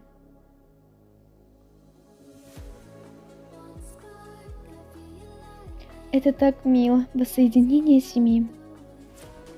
Вы так не считаете, лейтенант? Офицер Перри, заводите свою машину, нерабочую, и возьмите с собой Шона. Что? Зачем?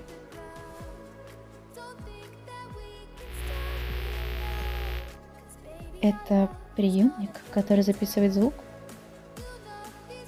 Да, один я положила в одежду Леви. Лейтенант, при всем моем уважении к вам, зачем вы это сделали? Это незаконно. Сейчас услышишь. Леви, ты что-то им сказал про нас? Нет, тетя. Боже, серьезно, ты выжил в сгоревшем доме? Черт, было бы лучше, если бы ты сгорел там. Одни от вас проблемы, что от твоей матери, что от тебя. Простите. И что нам сейчас делать? Что? Ловить убийцу.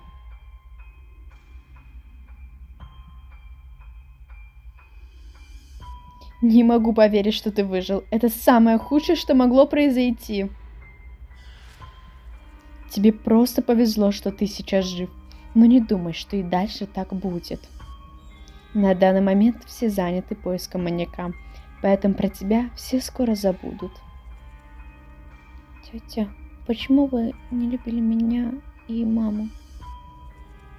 Твоя мать ужасный человек, а ты ее отпрысок, поэтому я ненавижу вас обоих.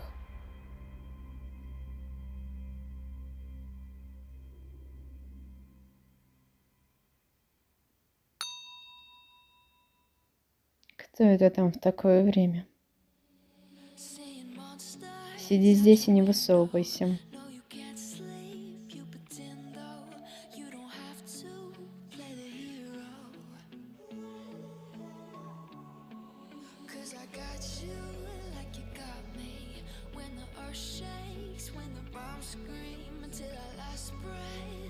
Здравствуйте еще раз, лейтенант Ферье. Вы что-то хотели? Да, мы хотим, чтобы вы проехали с нами в участок. В участок? Что-то случилось? Да, мы кое-что проверили и еще раз захватите с собой Леви. А Леви зачем? Извините, но я поеду только с веской причиной. Вы обвиняетесь в убийстве вашей сестры. Это достаточно веская причина ехать. Что? Убийство?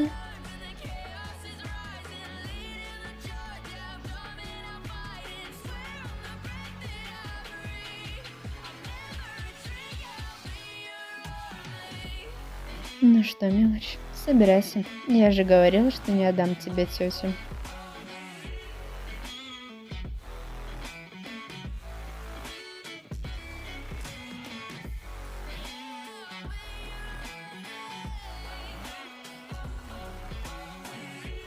Черт возьми, я сказала же, что не убивала сестру.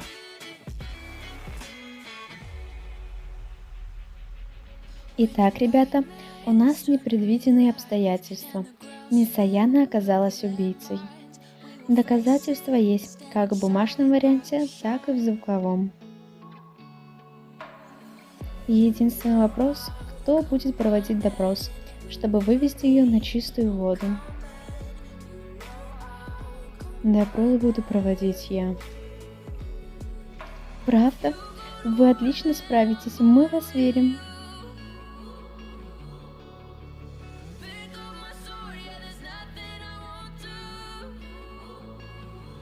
Лейтенант Ферье, сколько еще раз мне нужно повторить, что я не убивала сестру?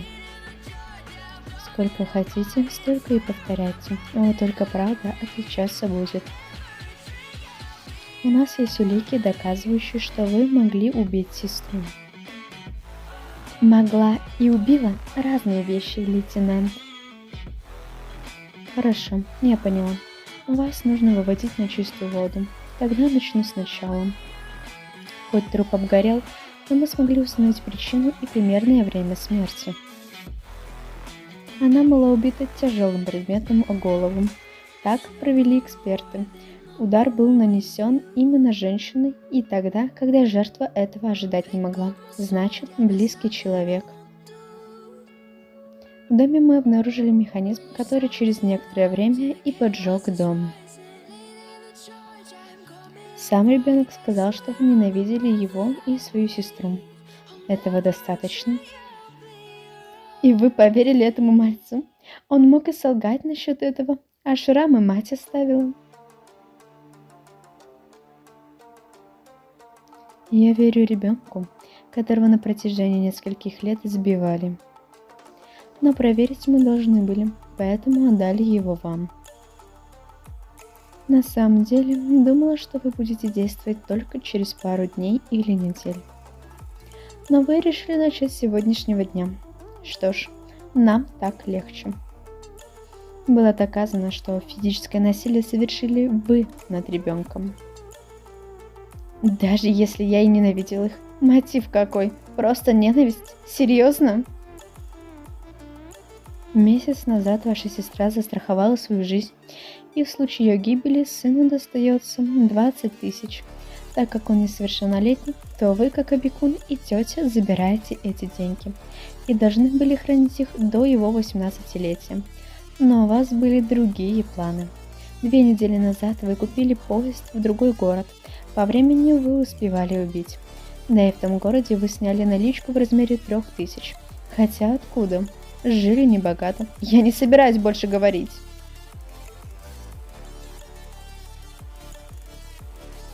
Каково было убить сестру? А деньги? Вам нравятся кровавые деньги? Вряд ли бы ваша мать одобрила это. Я не права.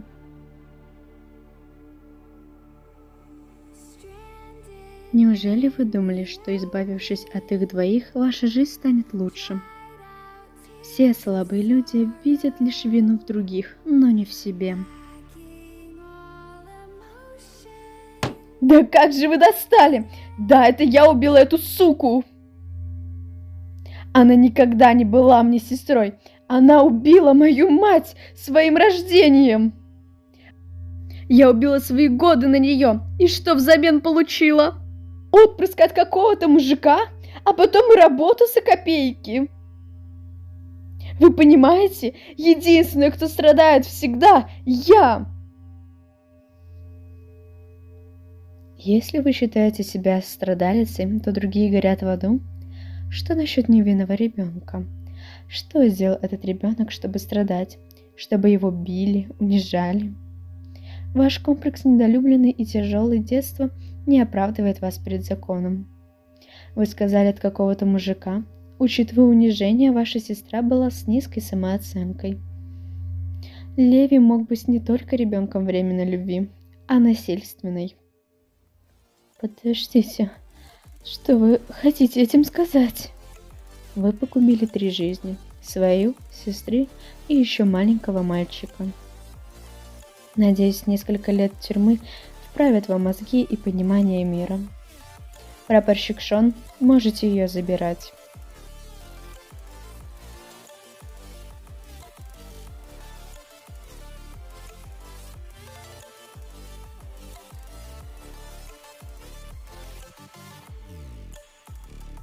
Лейтенант Ферриа. Слушаю. Сказали, скоро приедут журналисты. Нужно рассказать про это дело. Много писали в новостях, что это маньяк, но оказалось, что это имитация. Как правильно им все рассказать? Скажите, что это обычное убийство. Ни слова про маньяка и его имитации. Есть, лейтенант. Нельзя, чтобы люди узнали, что это была имитация маньяка. Ведь, услышав эту новость, могут появиться люди, которые захотят имитировать маньяка, или он сам может поменять свою тактику.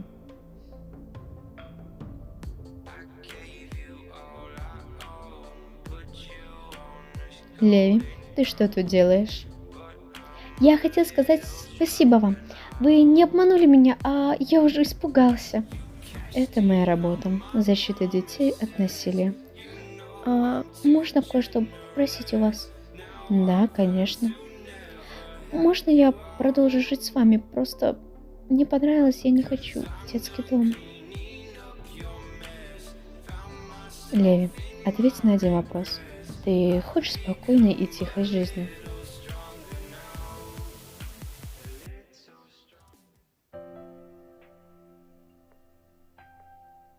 Ты уже собираешься домой, Айла? Да, работа закончилась, и я все подписала. Мы хотели спросить, что будет с Леви дальше. Он хотел же остаться с вами. Леви там, где и должен быть. В спокойном и безопасном месте.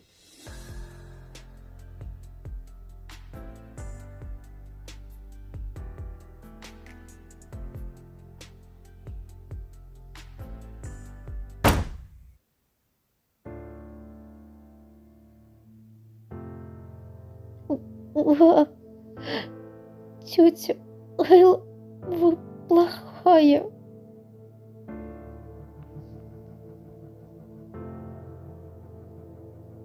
Не стоит плакать, Леви.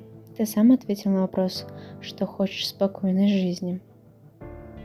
Моя жизнь – это ад, а твоя станет преисподней. Моя жизнь всегда подвергнута опасности, а ты слишком мал. Это лучший вариант – остаться знакомыми. Я буду плохой матерью.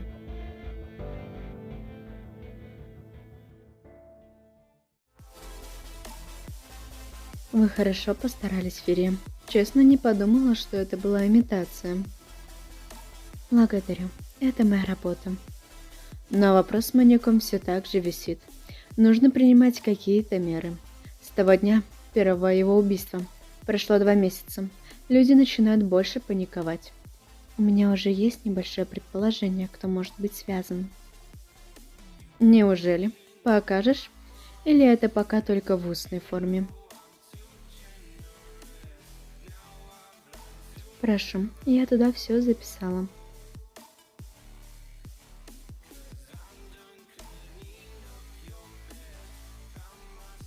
Луи Найт, ваш напарник? Да, я подозреваю его либо как маньяка, либо как соучастника. Айла, ты же понимаешь, что это все косвенные улики и ничего не доказывают. Да, я знаю, поэтому я приглядываюсь к нему на всякий случай. Одновременно хочется, чтобы это были правда и ложь.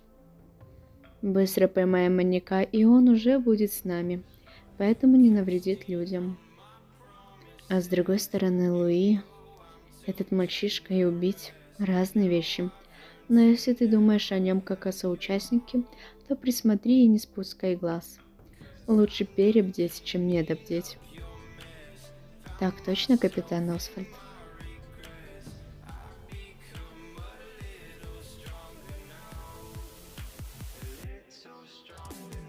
Сегодня твое ночное дежурство. Ты готов? Да, я на все 100 готов. В родном городе у меня также были ночные дежурства. Если есть опыт, то все будет нормально. Хорошего дежурства. Спасибо, лейтенант. Вам доброй ночи.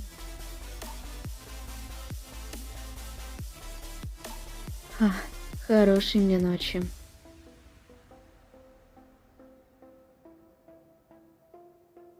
Что за толпа? Я не поняла, что здесь происходит. Почему никто не на своем месте? Старший лейтенант Ферья, там вроде нападение было на архив прошлой ночью. Что? Нападение на архив? Фиджи! Фиджи?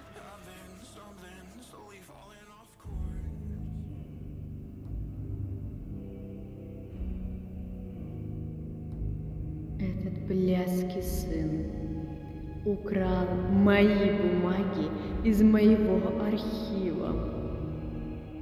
Переломаю к херам все кости.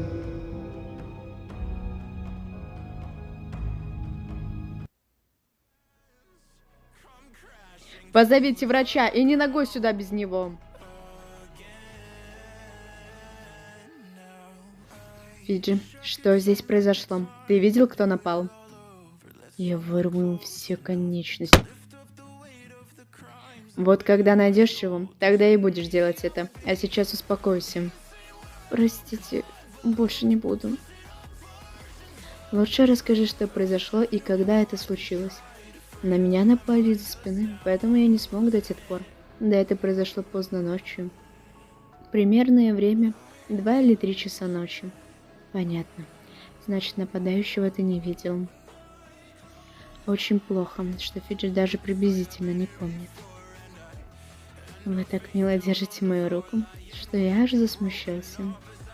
Ну, конечно, держу. Ты вообще знаешь, как я испугалась, когда увидела тебя в крови? Но я живой, и перед вами, лейтенант. Что ты вообще здесь забыл ночью? Архив — это моя жизнь. Мне тяжело с ним расстаться. Боже. Вы единственный человек, которому я прощу все, даже насилие по отношению ко мне. Так, ладно, что с документами? Какие украли? Были украдены документы по делу одной из жертв маньяка. Жертва маньяка? Неужели? Но не беспокойтесь, Айла, я узнаю нападающего по запаху. Ты что, собака? Возможно. Кому нужна помощь? Видать, фиджане решили тебя сразу в морг положить. Очень смешно, милая, но только я здесь умею лечить. Тогда я ухожу и не буду вам мешать.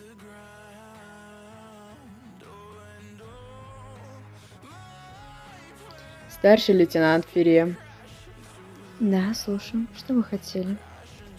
Сейчас не только ваш отдел перепуган, а и наши тоже. Все же архив общий. Поверить не могу, чтобы обошли нашу охрану. Да и так умело украли важные документы. Что сделано, уже не воротить.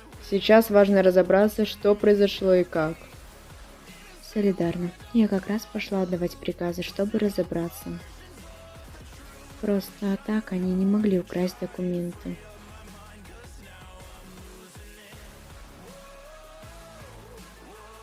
Итак, все вы знаете, что произошло в архиве. Поэтому я разбила вас на 3 группы, и у каждого будут задания. Первая группа идет в комнату видеонаблюдения, просматривать записи с той ночи.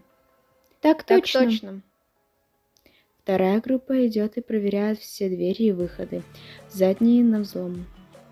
Есть лейтенант. И третья группа идет на свои посты работать. Мы поняли, товарищ лейтенант. А теперь за работу.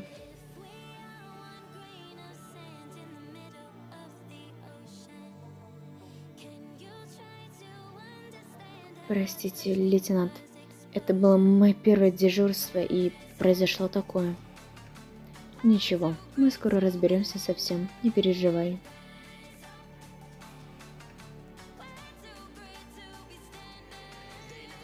Мы просмотрели все записи с той ночи и обнаружили следующее. В промежутке с 2 часов до 3:40 ночи камеры были отключены. В архиве, в некоторых коридорах, а также где запасной выход и часть улицы. Поняла. А что у тебя, Шон? Мы проверили все двери, окна и все, откуда можно войти в здание. Не было взлома ни одной двери. Хорошо, поняла. Вы свободны, а я отнесу отчет с этой информацией капитану Освальд. Есть.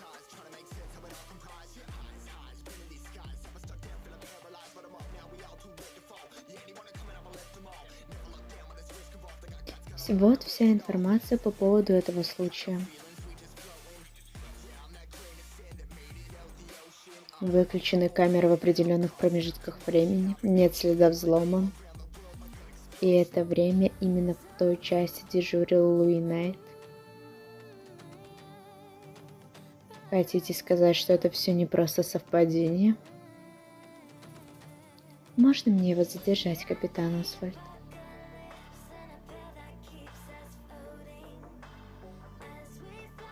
Для рассмотрения дела разрешаю. Благодарю.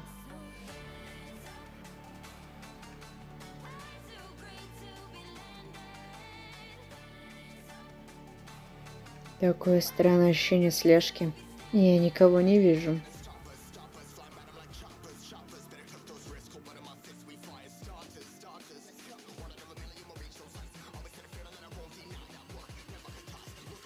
Ну и ну, какой нервный попался. Но за свои поступки нужно отвечать.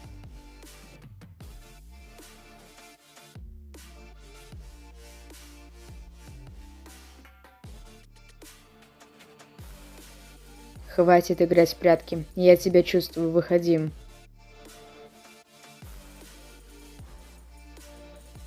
Ладно, как хочешь. Вот я здесь. Парень, что ты от меня хочешь? От тебя пахнет моими документами. Это ты напал на меня в архиве и забрал важные документы. Вы ошиблись. Не знаю, про какой архив вы говорите. Собачка маньяка.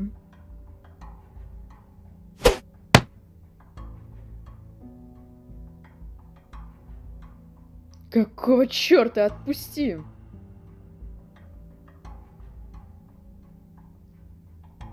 Не бойся, я не сделаю тебе больно, даже после всего, что ты сделал, мальчишка. И прощу за то, что ты меня ударил, правда? Единственное, что я желаю, это вернуть свое. Где ты спрятал мои бумаги? Чего?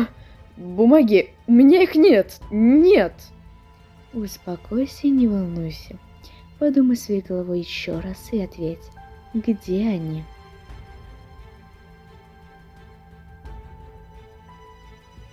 Их нет. Нет у меня. Я передал их заказчику. Заказчик, значит. Ты можешь забрать их у него? Забрать? Нет, конечно. Что за бесполезный мало мне попался?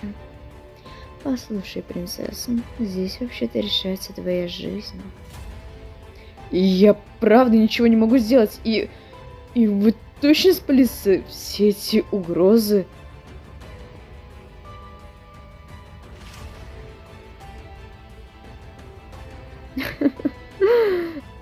Вы точно ли из полиции? Вот умора. Я из полиции, но не полицейский. Скажи честно, мне плевать, что они там в полиции делают. Мне просто заинтересовало это дело, и то, что ты украл, принадлежит лишь мне. Я сам писал этот документ, про него кто не знал, а тут появилась крыса. Я ничего не скажу. Нигде он никто маньяк, слышишь?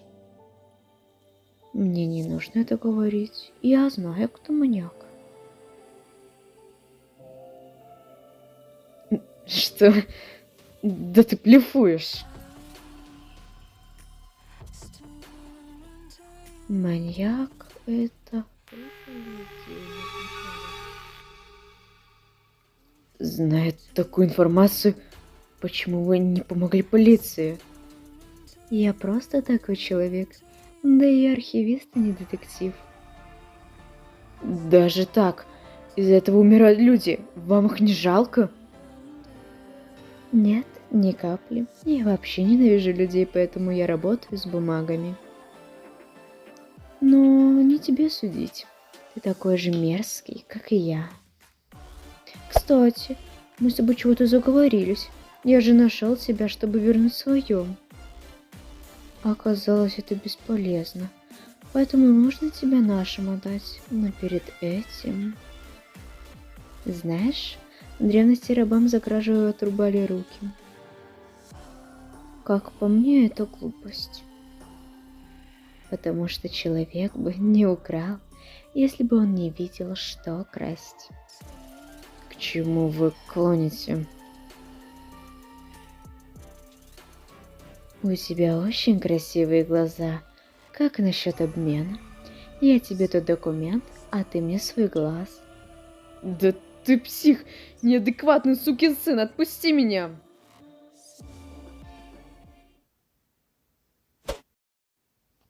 Что? Вы шутите?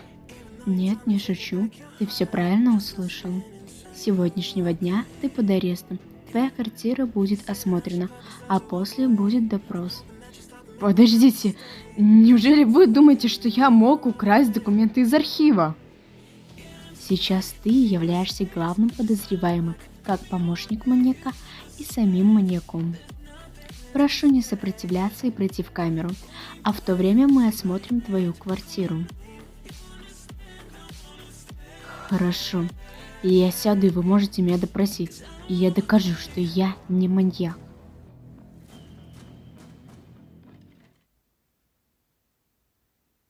Фиджи? Кто это? Как то?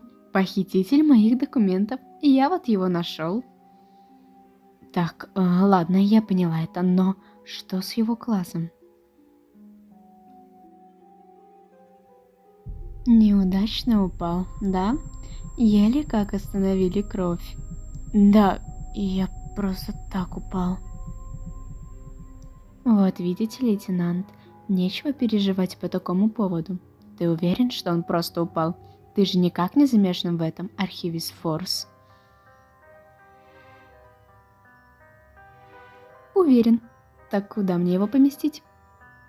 Допустим, помести его в 4-ю камеру. Она как раз свободна. Потом допросим.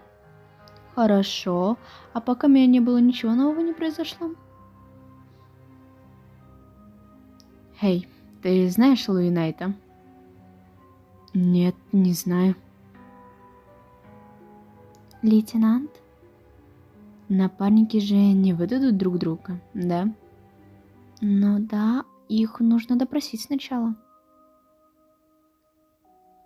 Фиджи, сейчас мне нужно уехать, поэтому в камеру его, а потом допросим. Конечно, лейтенант Ферри, как скажете.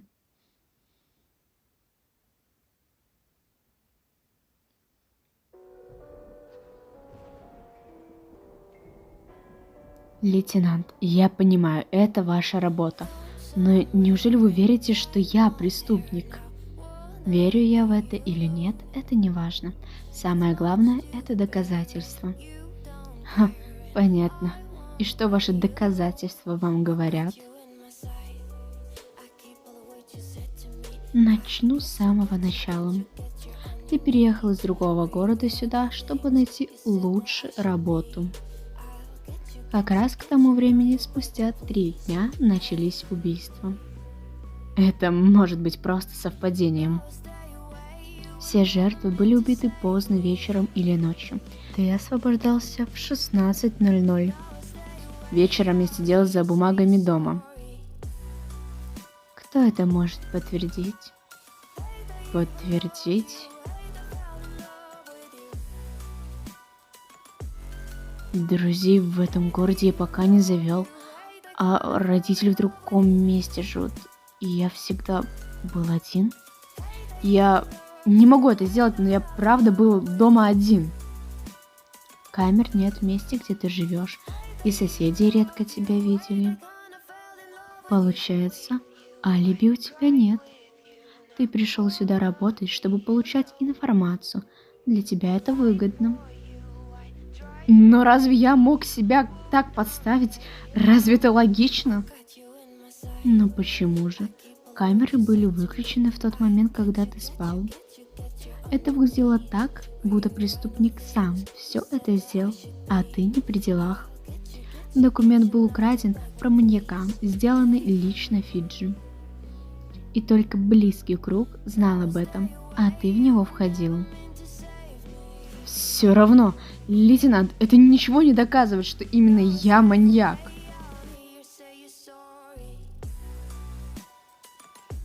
Это экспертиза, показывающая, что на твоем ноже с кухни кровь нескольких жертв.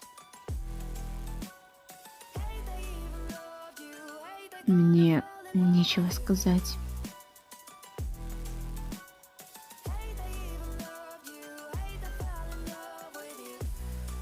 Я закончил с допросом. Можешь забирать Луи в камеру. Так точно. А мне осталось лишь того парня допросить. Извините, лейтенант Ферри, но вы не сможете его допросить. Да ты что? И кто такой смелый, решившийся сказать мне это? Вы не можете его допросить, так как он уже ничего не скажет. Он повесился.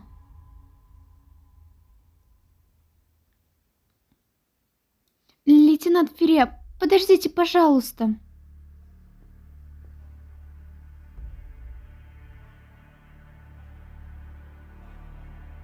Старший лейтенант?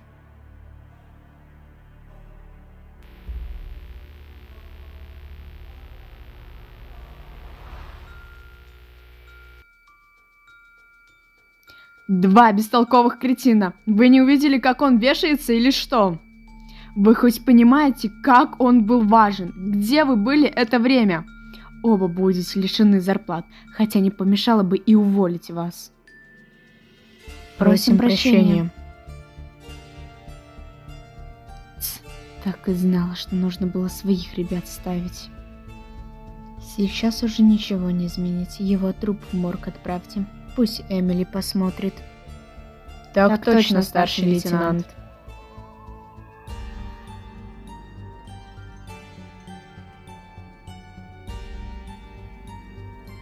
Фиджи, у меня к тебе есть пару вопросов. Правда? Я слушаю вас внимательно. Тот парень, которого ты привел, он повесился.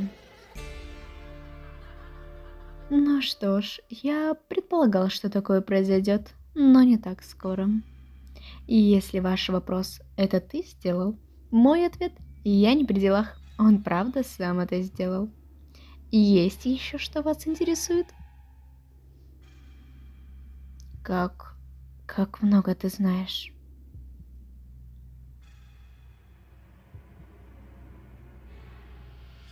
Я знаю многое, лейтенант.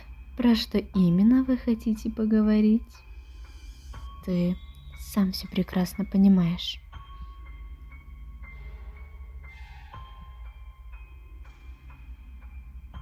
Не беспокойтесь, лейтенант. Я не сделаю ничего с этой информацией до того момента, пока вы не скажете мне это сделать. Ты сейчас похож на одержимого психа. Не стоит переживать. Я никогда не причиню боль своей драгоценной подруге Айли. Порой ты очень странный. Простите, лейтенант, постараюсь вас больше не пугать.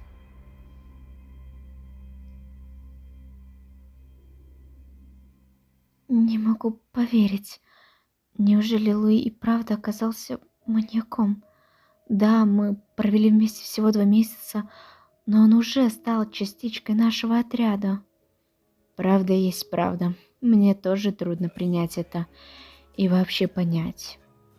Но разве он похож на того, кто убивал людей? Я не могу поверить, что это он. Кэрри.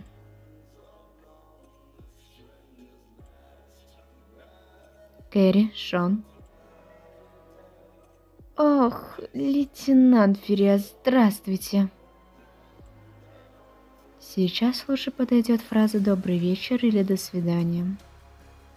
Я зашла, потому что услышала, что кто-то не верит, что Луи маньяк. А увидела не совсем то, что представляла. Я разве не говорила, что на работе без всяких любовных фокусов? Не переживайте, лейтенант, между нами ничего не было, просто близко стояли. Айла... Ничего, все хорошо. Так вот, я же пришла, потому что кое-что услышала. Послушай, Кэрри, никогда не суди убийцу лишь по внешнему виду. Внешность – это то, что помогает им убивать и казаться невинными, но никак не оправдывает. Хорошо, я поняла и буду бдительна. Тогда я пойду. До завтра, Айла. Шон. До завтра, Кэрри.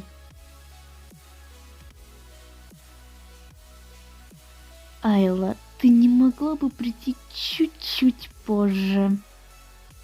Ну так я и подошла, когда вас увидела такими. Могли бы и Вы сделали это специально? Извините, не бейте, но вы сучка. Знаю, дорогой, знаю. Мне бы хватило 1 минуты, понимаете? Ого, да ты скорострел, Шон. Это вообще нормально? Сначала унизили, теперь оскорбляете. Я ухожу и больше на работу не выйду. Я не мазохист, чтобы терпеть такого садиста. Хорошо, только завтра не опаздывай, как сегодня. Она меня совершенно не слушала.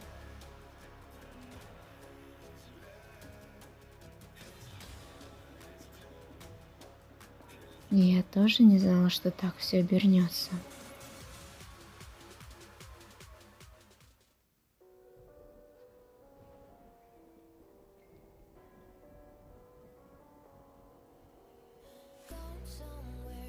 Здесь лежат документы и деньги. Недавно в архиве у нас произошла кража, поэтому достать смог только такие сведения. А насчет суммы можете не переживать, Валуа. Там 200 тысяч.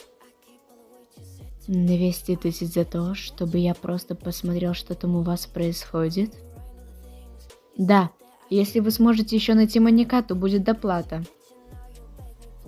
Причем она будет несколько раз больше, чем сумма, лежащая здесь. Ты сказал, если сможете? Ты ничего не перепутал или забыл, к кому обращаешься? Прошу прощения, Вы, конечно же, раскроете это дело. Эй, парень, а твоя фамилия как? А вам зачем?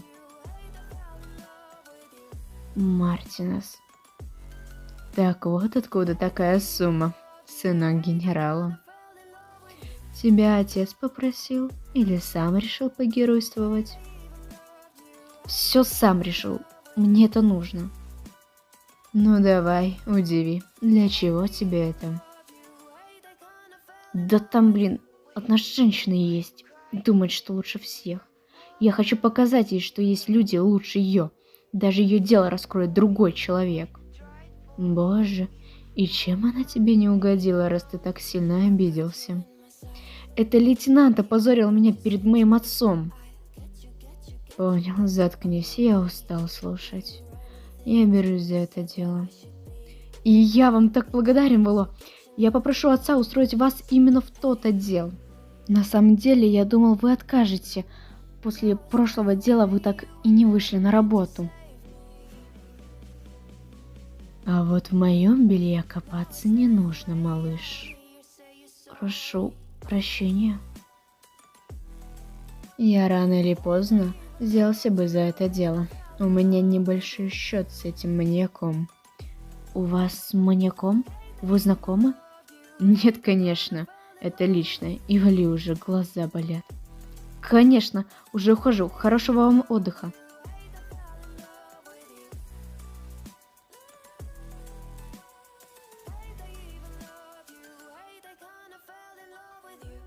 Нужно отвлечься от маньяка. Интересно, кто та женщина? Лейтенант? Выше, чем я будет. Поскорее бы увидеть вживую. Надеюсь, не разочарует.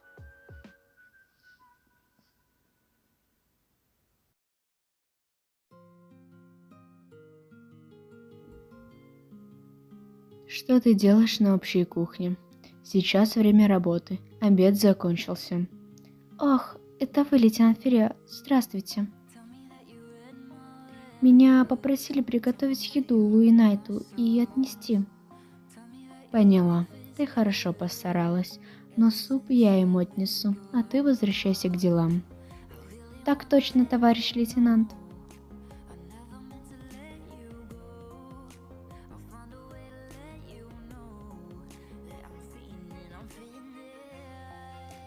Скоро состоится повторный допрос. Не только со мной, но и с психологом и майором. Тебе приготовили еду, поэтому поешь.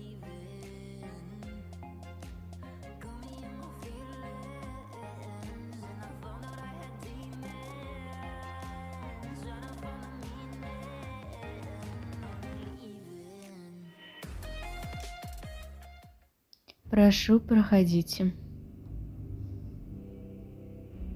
Луи Найт, как я и говорила, будет повторный допрос с майором и психологом. Как и на обычном допросе, ты просто отвечаешь на поставленные вопросы. Начнем с простого. У нас есть доказательства, показывающие, что ты маньяк. У тебя есть что сказать или опровергнуть? Опровергнуть? Нет, не могу. Понятно. Раз ты не будешь спорить, то мы будем задавать вопросы как маньяку. Почему ты убил этих людей? Каков твой мотив? Мотив, цель, причины. Неужели при убийстве они всегда так важны? Разве просто так нельзя убивать? Просто смотреть на мучающихся людей, все их крики, кровь, стекающая по телу.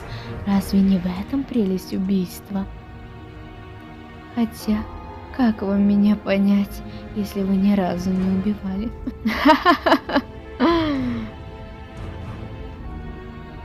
Мне кажется, он просто сумасшедший.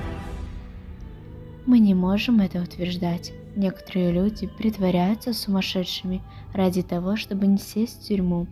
Нужно еще его опросить. Соглашусь, нужно еще с ним поговорить. Кого вы сумасшедшим назвали? Меня? Но что я мог еще ожидать?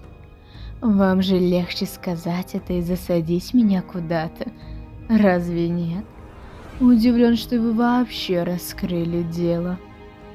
Эй, если все равно будет опрос, то я могу рассказать о всех своих жертвах. Простите, леди Анфери, я просто испугалась от такой резкости. Ничего, все нормально. Нам еще допрос вести, поэтому привыкайте. Вот ведь мелкий засранец, а я и коленку мог прострелить.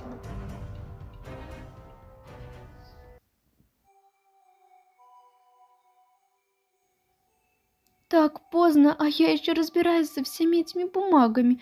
Да как так? Повезло моим. Они лишь прапорщики да офицеры, а работа раньше заканчивается. А я пахаю как вне себя.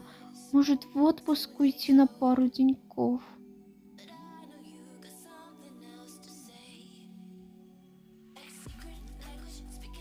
Вы только посмотрите, кто к нам пожаловал. Старший лейтенант Феррио. Или мне стоит сказать, будущий капитан Феррио? Я чувствую сарказм в твоих словах. Да ладно, Айла, я хоть и сука, но не настолько же. Правда, поздравляю. В любом случае, не стоит меня поздравлять. Не поняла. Неужели эти гаденыши за такое дело не дадут тебе повышению? Нет, Сандра, не в этом дело. Это мне стоит называть себя старший лейтенант Роудс. Это шутка или подразнить меня захотела? Я ничего не сделала, чтобы им стать. С этого момента дело о маньяке принадлежит тебе. Забери его. Ты головой ударилась, Айла? Что ты несешь? Забрать дело? Оно твое. Я ничего забирать не буду. И если пришла только по этому поводу, то вали отсюда. Совсем крыша поехала из-за маньяка. Зачем мне дело, раскрытое тобой? Просто забери. Ага, побежала, сверкая пяточкой. Объясни, для чего тебе это? Я не могу забрать заслуги, которые мне не принадлежат. Ощущение, что ты хочешь выставить меня грабителем твоих заслуг. А я ведь все это время с тобой соревновалась. А как сейчас быть, когда твой противник сбежал? Пожалуйста, забери документ, Сандра. Дура ты, Айла, дура. Неужели делаешь это все из-за того мальца? Не хочешь быть тем, кто посадил его? Так привязалась? Айла, Айла. Ладно, возьму я твое гребаное дело. Спасибо, Сандра. Так ты первоначально взяла это дело, то переписывать его было нетрудно. Твой отряд был тем, кто раскрыл маньяка, а мой отряд просто помогал. Суд назначен через несколько дней. За это время ты сумеешь начитаться отчетов. Ха, настолько была уверена, что я соглашусь. Удивлена. Но окончательное решение будет после того, как расскажешь причины, настоящие.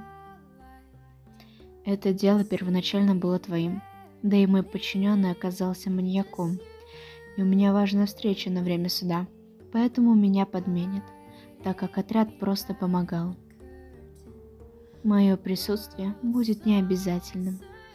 Это все.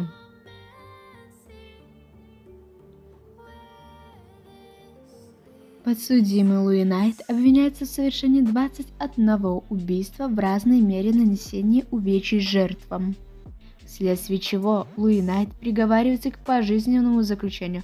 На этом суд завершен.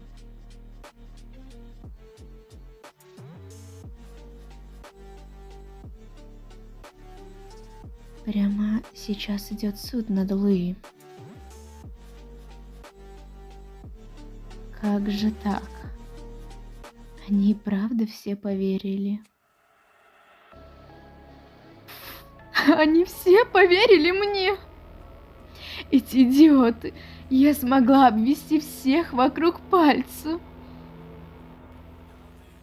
Доктор, ваши лекарства работают на отлично. Посмотрите, это то, чего вы добивались. Разве нет? Да ладно, доктор, не молчите. Разве это не самый лучший день? Я посадила вон невиновного человека и не убила сегодня человека. Кроме вас, если вас вообще можно считать человеком. Не думала об этом, но у меня действительно это получилось. Получилось. Получилось.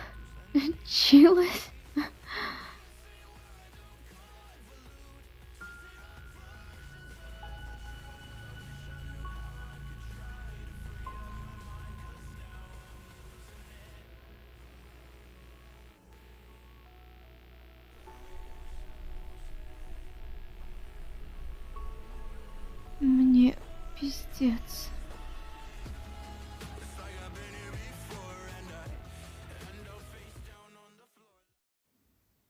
Может, спросить, как у нее дела?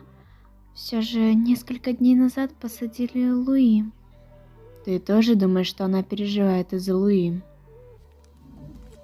Конечно, зачем она тогда бы передала уже старшему лейтенанту Роуз это дело? Я просто боюсь спросить. Не знаю, как она отреагирует. А чего нам бояться? Мы же из ее отряда, ее подчиненные. Лейтенант Ферриа, мы, как ваши подчиненные, хотим знать, вам тяжело из-за Луи и правды? Да что сегодня за день? Спросить у Айлы, что все из-за Луи? Шон, ну ты же из моего отряда и долго меня знаешь. Я всегда такая. Спасибо, хоть Кэрри ничего не спросила. Я все понимаю, лейтенант Ферриа, поэтому даже в мыслях не было. Ладно, я сейчас к капитану Освальд, а вы за работу, не стойте столбом.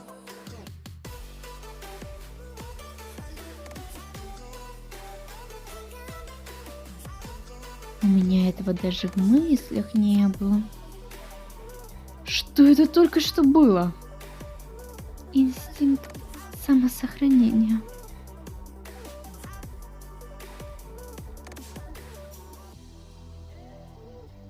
Вызывали капитана Освальд и... Здравствуйте, генерал Мартинес. Редко вас здесь увидишь. Здравствуй, старший лейтенант Ферриа. Это я попросил вызвать тебя, капитана Освальд, для одной новости.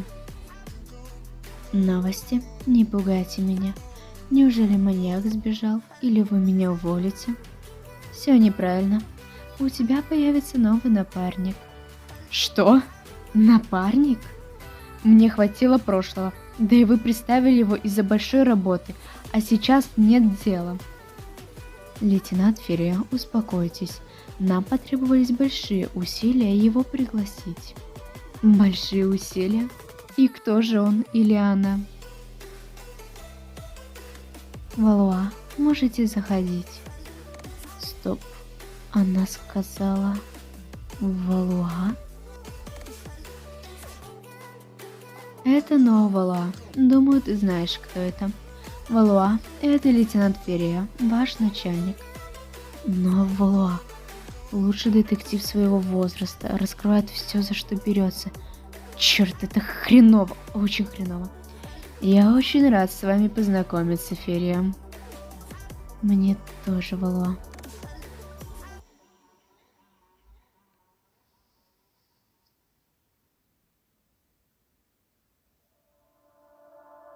Лейтенант Ферриа, почему мы остановились? Где наш отряд? А теперь давай немного разберемся, Валуа. Разберемся. Послушай, не знаю, зачем тебя ко мне направили, поэтому не рассчитывай на долгую работу. Ты детектив и нужен в других делах. Здесь все раскрыто, и твоя помощь не нужна. Не беспокойтесь, я не доставлю вам больших хлопот. Я здесь по делу о маньяке. Маньяк? Почему это дело, мать его? Ты разве не знаешь, что это дело уже раскрыли, а маньяк в тюрьме? Я для себя буду это дело рассматривать. С чего бы вдруг ему это понадобилось? Ах да, хотела бы тебя еще предупредить кое о чем. Это полицейский участок, и твое похабное поведение здесь не нужно. Хочу вас тоже предупредить, я не сплю с коллегами, если вы об этом. Надеюсь, придя сюда, ты оставил все свои пристрастия в клубе, и ни одна из девушек, да-да, из вашего отряда не будет тронута, не переживайте. Попытайся не вмешиваться в наши дела, а после спокойно отсюда уйди. И если тебя интересует только маньяк, то советую перевестись в отряд лейтенанта Роудс.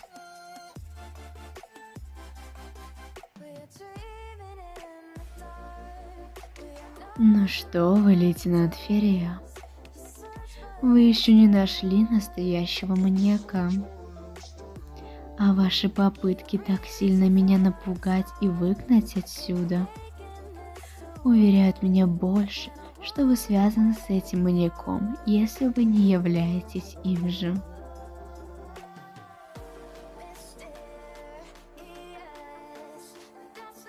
Кэрри, кого ты так сильно ждешь? Лейтенант вроде пришла. Ты что, Шон, не слышал эту новость?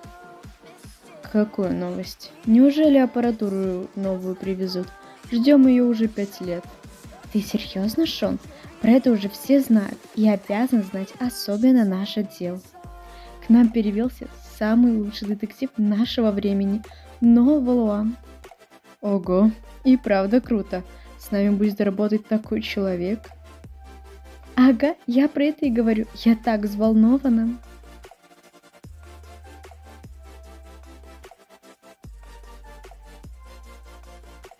Здравствуйте. Вы не знаете, кто может мне провести экскурсию по отделу? Экскурсию? Я могу. Хорошо. Тогда когда я могу подойти к вам для нее? Я как раз закончила все дела и могу ее провести. Кэрри, если хочешь, я могу помочь тебе. Спасибо, но не стоит. Негоже прогуливать работу нескольким. Ха, ну да, а то Айла даст стык. Я понял. Иди тогда. Ну что, Ноа Валуа, куда бы вы хотели бы отправиться в первую очередь? Покажите отряд лейтенанта Роудс. Он находится недалеко.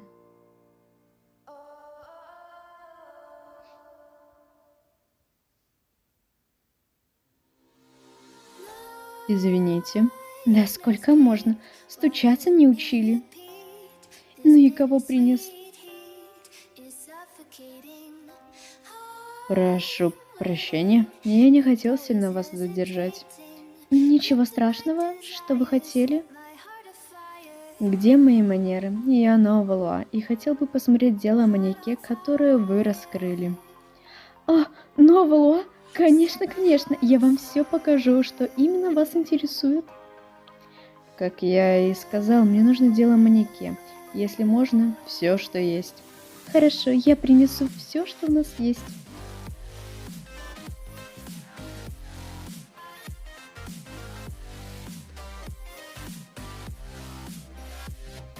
Кэрри, ты уже уходишь? Можешь тебя проводить? У меня тоже работа закончилась. Не стоит. Я еще должна помочь Валуа, поэтому не жди меня и иди домой. Хорошо, я понял. Тогда до завтра? Да, до завтра.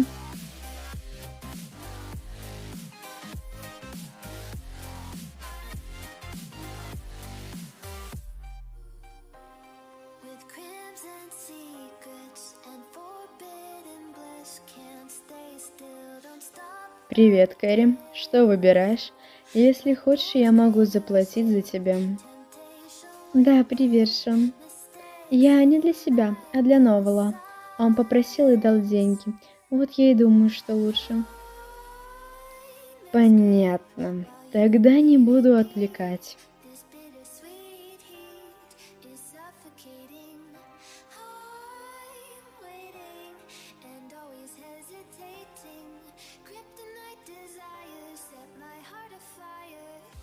Итак, я не просто так вас всех здесь собрала. У меня есть небольшой разговор к вам. Неделю назад к нам присоединился новый член отряда, Ноа Валуа. И сейчас я хочу услышать несколько слов от вас про него. Все, что вы думаете. Хоть он и новенький, но под ногами не мешается. Согласна, он даже неплохо помогает, если попросить. Несмотря на то, каким его описывали слухи, он приятный человек в общении. Черт, лейтенант, как же так все обернулось? А ты что думаешь, Шон? Лейтенант, вы это специально? Я пока не могу ничего сказать, я слишком мало его знаю. А что насчет вас, лейтенант Ферия? Шлюха, что попала в мой отряд через связи, и вообще он меня бесит. Если появится хоть один случай, то я сразу же уволю его к чертям. Ладно, идите работайте, я вас услышала.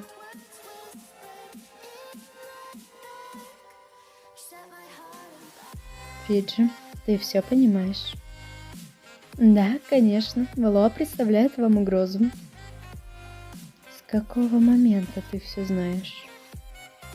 С того, как вы дали мне бумагу с шифром и обманул вас, я разгадал его. Так что снова мне стоит его припугнуть. Было бы неплохо, если бы он не лез ко мне. Понял.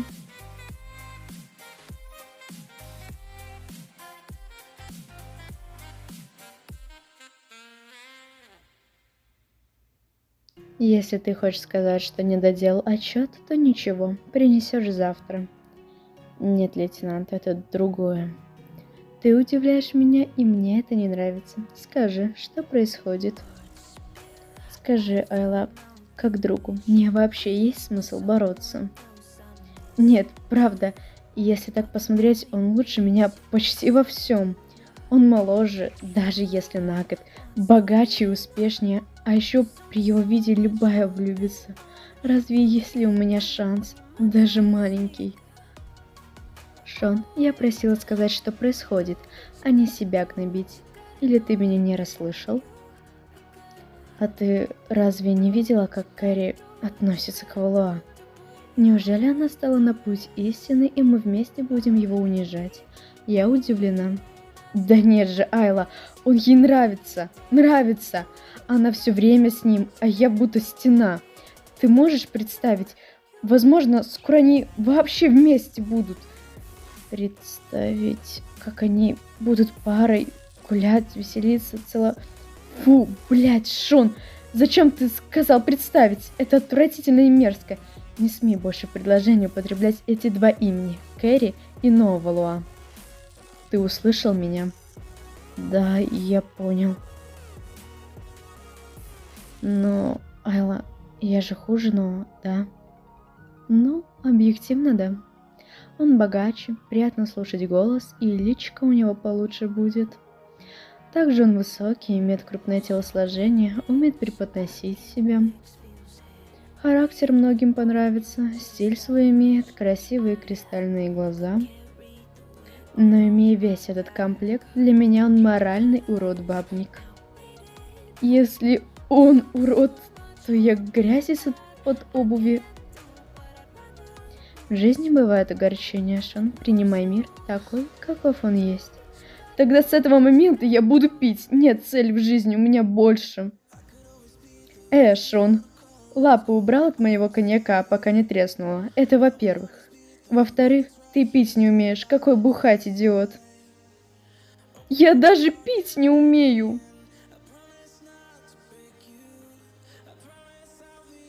Шон, ты любишь Кэрри? Да. Так иди и признайся, что ты как тряпка здесь ноешь. Айла, а есть ли смысл? Ты сама сказала, что Ноа лучше во всем меня. Послушай, Кэрри не ребенок, чтобы по таким вторичным признакам влюбиться в Ноа. Да, ты хуже и старше ее на 5 лет, но вы так давно знакомы, и у тебя есть своя изюминка. То, что есть у тебя, нет у Валуа. Иди и покажи, что ты тоже на что-то способен. Что ты предлагаешь мне сделать? Как показать себя перед ней? Они сейчас вместе? Да, когда я пришел сюда, они еще были в раздевалке. Сейчас, наверное, на улице. Отлично, тогда подошел и ударил Валуа в лицо, прямо перед ней. Ударить? Но это же не решит проблему. Знаю, он просто меня бесит, и я хочу, чтобы хоть кто-то ударил его. И ты меня бесишь. Голова есть, значит придумаешь. А теперь беги признаваться, пока не поздно, и дай мне расслабиться. Я не подведу вас, лейтенант. Я уже бегу и сделаю все, что вы сказали.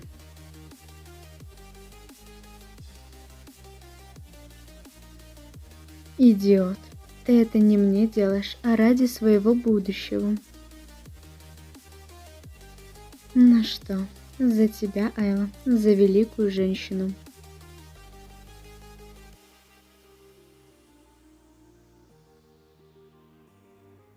Стоп, мне действительно нужно его ударить? Этот парень, видимо, к этой девушке. Ну что ж, не буду мешать. Женщина, с которой ты недавно общался до сих пор в своем кабинете? Ну да, она не выходила из него.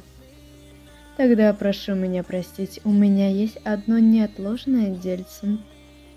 Ты же хотел поговорить с этой девушкой? Ну, да. Ну вот и решили. Спасибо за разговор, но мне нужно уйти. Надеюсь, ты не против смены меня. Нет, конечно, если нужно, то вы можете идти. Отлично. Тогда хорошего вам вечера и до завтра. И пить не нужно было, как сказала Айла. Шон, ты что-то хотел? Просто ты так быстро прибежал. Я пришел, чтобы... Ну, мне нужно... Если не хочешь говорить, то не говори. Нет, я хочу сказать, просто волнуюсь. Я понимаю, что не самый лучший момент, и все это странно выглядит. Возможно, ты откажешь мне из-за Валуа, я это тоже пойму. Подожди, что значит откажешь из-за Валуа? Ну, вы часто с ним видитесь, болтаете, обедаете. Ты перед ним постоянно краснеешь, это трудно не заметить, что он тебе нравится. Стоп, Шон, ты чего? Какой нравится? Мне? Но? Я с ним общалась ради другой цели. Он же лучший детектив. Я так волновалась, потому что он мой кумир. Я, кстати, и для тебя взяла автограф. Да его фамилия не сочетается с моим именем. Это звучит ужасно. Кэрри Валуа.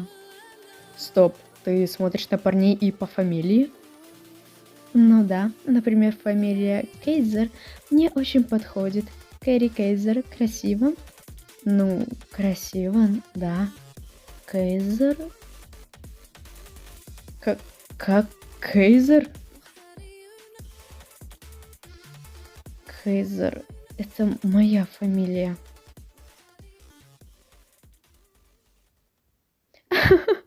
Серьезно, Шон? От тебя я такого не ожидала.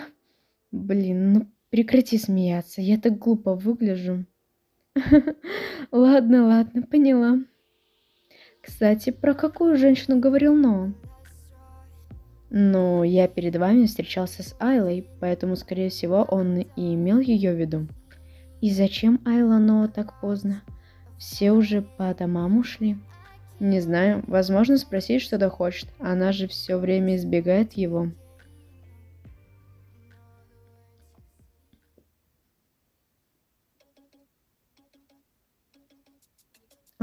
Ты уже пришел. Признался, Кэрри ударил Ноу, как я советовала. Ну, конечно, лейтенант Ферри. Вот только я предпочитаю другой типа женщин. Да и себя бить мне не хочется. Вала, ты что здесь? Рабочее время уже закончилось. Почему не ушел? Захотелось навестить вас, ту, которая избегает меня. Я не избегаю. С чего бы это? Просто работы много. Ладно, поверю. А что это у вас на столе? Коньяк? Неужели вы здесь пьете одни? Ла, какая разница? У тебя закончилась работа, поэтому возвращайся домой. Я не могу оставить девушку одну с алкоголем, да и уже поздно. Я могу составить компанию или помочь добраться домой. Я сказала, ничего не нужно. Уйди. Вы уверены, Айла? Вышел отсюда, щенок. Хорошо, я понял. Я ухожу, но попрошу впредь больше не игнорировать меня. Все же я ваш напарник. Да-да, я услышала тебя.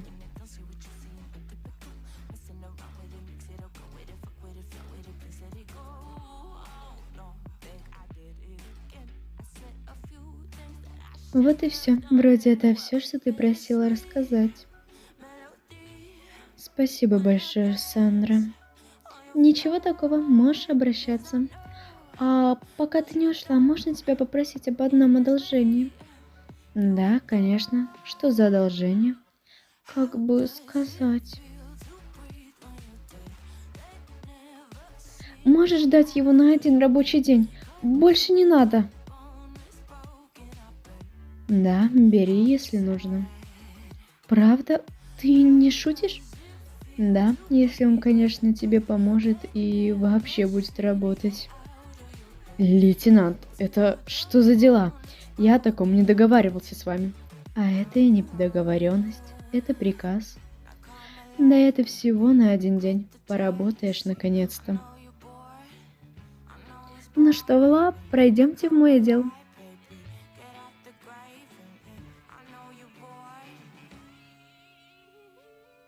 Лейтенант Ферия, вы единственная женщина, которая нужна мне. Заберите меня. Что ты сказал? Лейтенант, успокойтесь, пожалуйста, он, может, пошутил. Поверить не могу. Как ты мог вообще это придумать сказать? Ты хотя бы думаешь, о чем ты говоришь? Да-да, я виноват, но вы тоже хороши. Я уверен почти на 100%, что вы знали, как тот отряд относится ко мне. Предлагала, но не более. В любом случае, что же такое произошло, что ты прибежал с такими словами ко мне? Вы еще спрашиваете? Домогались, блин, до меня, вот что. А шарф пал участью храброго спасителя. Я требую работать только здесь, в вашем кабинете, тогда меня не смогут поймать. И чтобы ко мне не подходили и вернули одежду. Тебе не кажется, что ты требуешь много чего? Нет, они нанесли мне моральный урон, поэтому я хочу компенсацию за это. Все, ладно, я поняла, не говори ничего больше, раздражает. Сделаю для тебя спецформу, работать ты будешь тоже под моим надзором. А сейчас просто выйди погулять.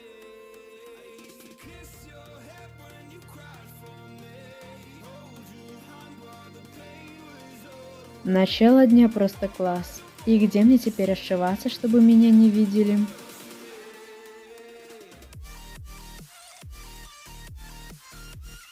Здравствуйте, Бло. Как я узнал, вы новый напарник Айлы? Да, верно, а вы кто? Фиджи Форс, архивист, работаю с каждым отделом капитана Освальд. Приятно познакомиться, Фиджи. Говоришь, ты архивист? Получается, ты знаешь про всех со всех отделов? Да, все верно. А можешь рассказать про лейтенанта Ферия? Она всегда жестока со своими подчиненными. Могу, конечно. А вас интересует только ее жестокость к отряду? Раньше она была такой же? Ну что вы, Валуа. Как только Айла пришла на практику, а потом на работу, она была как будто совершенно другим человеком. Она на практике часто доставала со своими вопросами лейтенант, но каждый видел ее сияющие глаза. Еще тогда, 10 лет назад, она познакомилась с лейтенантом Роудс. На тот момент та была лишь рядовым. После практики в 21 год она уже была прапорщиком младшего лейтенанта Освальд. После этого я не шибко за ней следил, она меня не заинтересовала и была скучна. Но 3 года назад все поменялось. Она стала младшим лейтенантом, при этом больше не улыбалась, и взгляд ее стал более грубым и суровым. Тогда-то я понял, что мы станем с ней лучшими друзьями. Я еще помню тот день, когда она накричала на своих людей, что они безрукие инвалиды. Тогда все и началось, наше общение, дружба, издевки над ее подчиненными. А тут все такие странные, как ты, Эфирия. Ну что ты, только я и Айлочка, больше никто не смог достичь нашего превосходства. Хотя бы радует, что не весь отдел такой фетишист-садист. Значит, я не особенный, который страдает от ферии. Все через это проходили.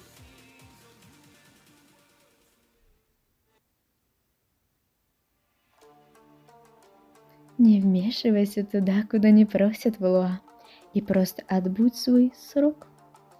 Айла недолюбливает таких, как ты, и чем быстрее ты уйдешь, тем лучше будет для тебя. Особенный.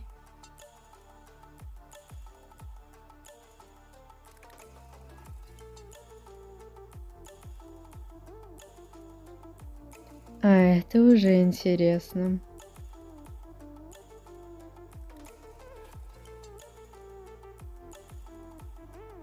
Лейтенант, там уже все из отряда собрались. Можно и мне домой?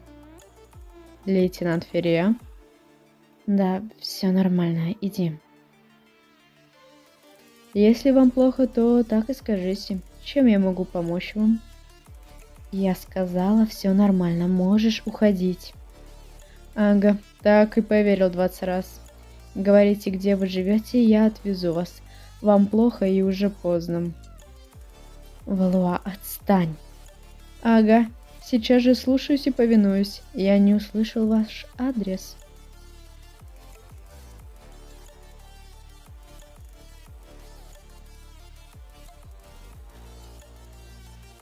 Что случилось? Вам стало хуже? Дальше я сама. Что? Вы уверены? Может мне провести вас до квартиры? Валуа, прекрати, отпусти меня. Я в состоянии дойти сама. Спасибо, что подвез, но это первый и последний раз. Возвращайся домой. Доброй ночи, лейтенант.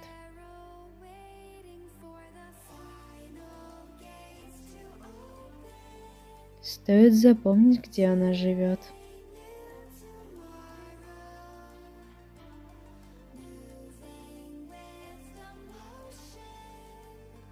Черт, почему же так плохо? Я вроде не заболела и ничего не употребляла в пищу такого. Да нет, не может быть. Неужели ломка из-за наркотика?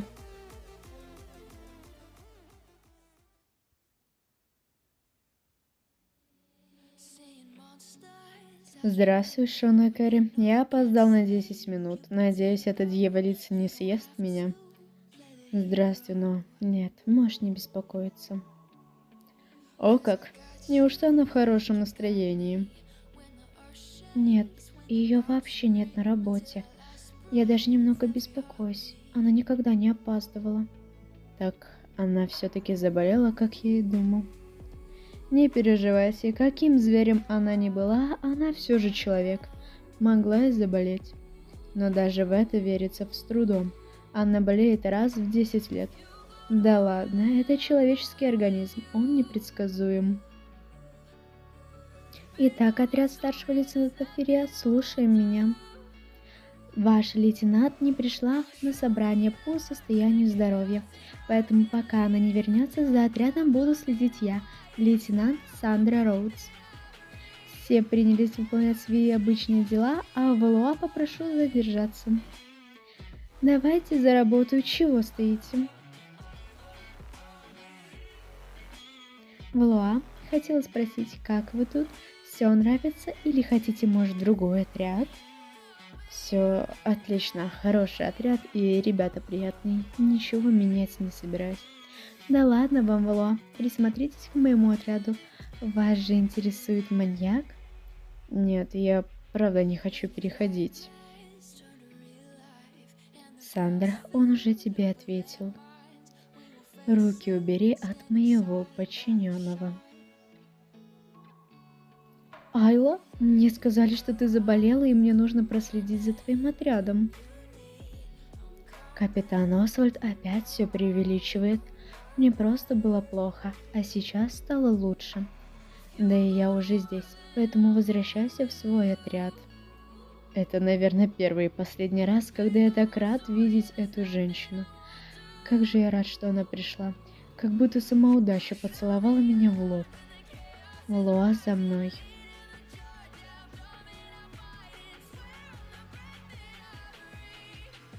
Завидую Айле. Я тоже хочу знаменитость к себе в отряд. Спасибо вам, лейтенант. Не знаю, что бы со мной сделали. Ага, не за что. Я хотела сказать еще насчет вчерашнего. Забудь, что вчера было. Не желаю из-за ничтожных слухов разрушать дисциплину отряда. Думаете, мне есть что с этого взять и использовать против вас? Я не знаю твоей настоящей цели, поэтому хочу подстраховаться и предупредить. И правда, вы же не знаете моей цели.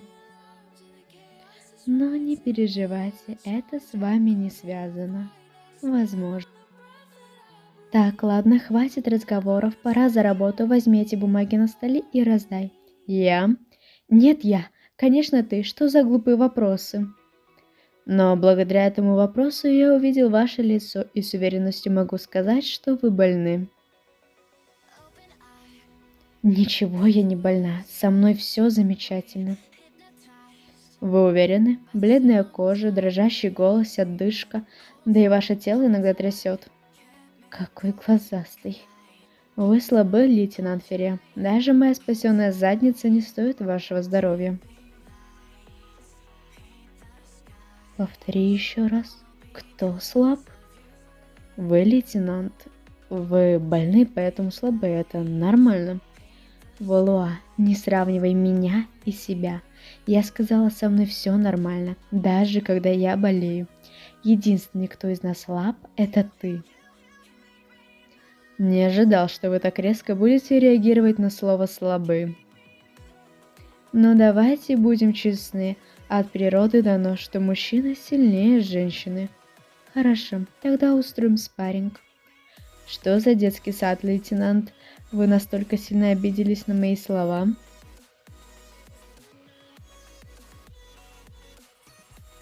Это не детский сад, просто я решила проверить твое физическое состояние. Я должна удостовериться, что мой напарник в хорошей форме. Так вот, как это называется. И что же мне будет, если я проиграю или выиграю? Проиграешь, уходишь в другой отряд. Если выигрываешь, то награду сам придумываешь. Уже придумал. Я наконец-то стану вашим настоящим напарником, а не на словах. Не беспокойтесь, я буду бить не сильно, я все понимаю. Постарайся вложить все свои силы в бой, если не хочешь проиграть в ту же секунду. Ладно, я понял. Где и когда он будет проводиться? Через 3 дня в тренировочном зале полиции после работы. Хорошо, договорились. Черт, и почему это я должен искать его? Только из-за меня он здесь. Ха-ха, что? Этот голос, как же там его? Фили, блин, что за имя у него архивиста? Ты только помягче будь с ним, Айла, а то в больницу может загреметь. Не сильно и ты. Разные вещи, милая. Могу только посочувствовать твоему напарнику. Айла, ее напарник же Валуа. Про что они говорят? И когда он уйдет в другой отряд? Через 3 дня? Он мне тоже не нравится, дорогая. Я в любом случае, я всегда буду на твоей стороне. Ладно, у меня еще работа есть. Позже созвонимся. У меня есть 3 дня, чтобы предотвратить переход в другой отряд Валуа.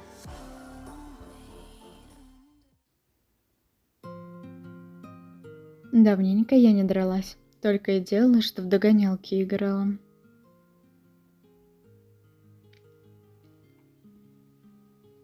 Надеюсь, он уже выбрал, в какой отряд хочет перейти.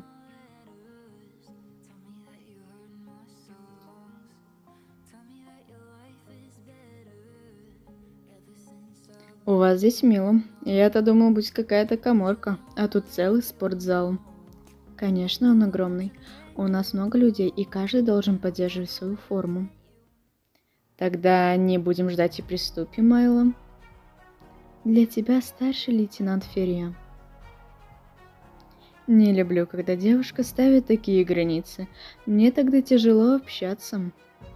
Потерпишь. А ты быстра.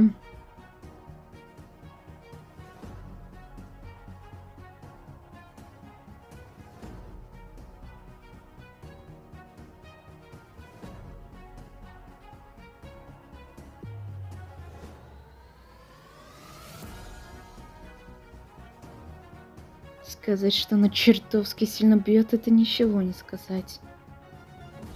Еще один такой удар, и я проиграю. Попался живучим. Но ничего, еще один раз, и он точно проиграет. А значит, уходит из отряда. Что за неожиданная слабость? Почему тело становится тяжелее и тяжелее?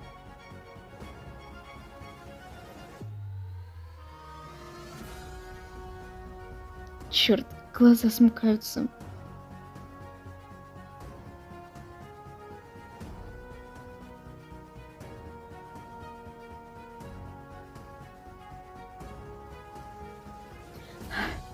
Я победил. Я победил. Я остаюсь в этом отряде, и вы наконец-то обращаетесь ко мне как к напарнику.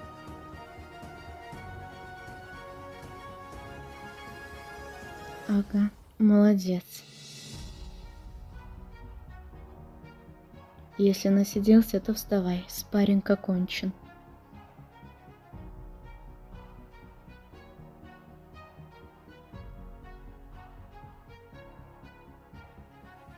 Забавно.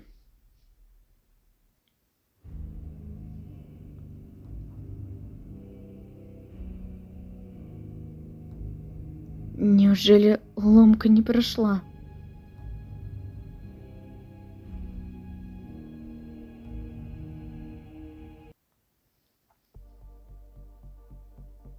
И куда ты меня привел? Я выпросил у отца нам комнату для переговоров. Она находится недалеко от разных отделов. Ты сможешь делиться информацией со мной быстро и отдыхать здесь. А разве не круто, Валуа? Неплохо. А у меня, кстати, уже есть кое-какая информация. Да ты что? Ну и что же это? Я узнал, что сегодня у вас с Айлой был спарринг. А она на самом деле чертовски сильна. Просто эти силы показать некогда и некому. Перед тем, что я скажу, я не сомневался в ваших способностях, честно. Просто нужна страховка.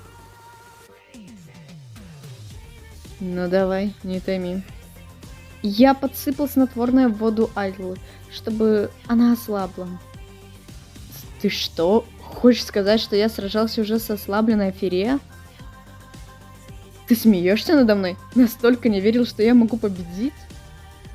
Но главное это то, что вы выиграли, разве не так? Он прав. Главное, что я выиграл, а на войне все средства хороши. Но если бы Ферия сражалась в свою полную силу, вопрос был бы не кто победит, а через сколько минут я проиграю.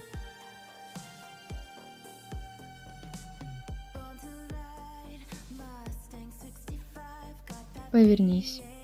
Она и правда заказала мне форму. Ты глухой? Повернись.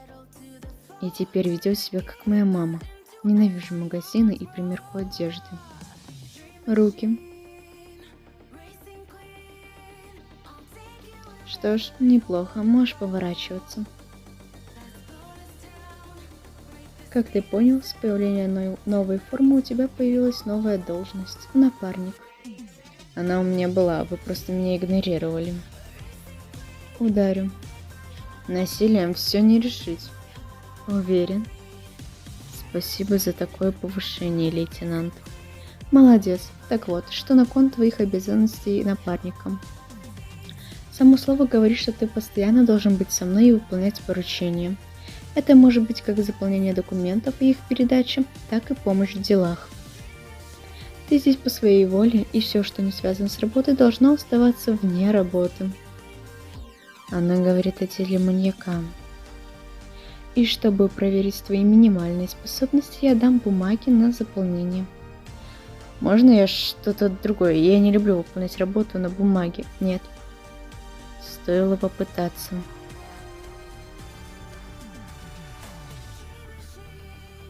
Как странно, на протяжении всего спарринга было ощущение слабости. Под конец вообще резко спать захотелось, как будто все силы отдала. Сейчас я чувствую себя отлично и хотела бы реванша с этим щенком. Но это будет выглядеть странно, как будто я зациклена на этом и не могу отпустить. Пусть радуется этой победе, все равно я ничего не потеряла.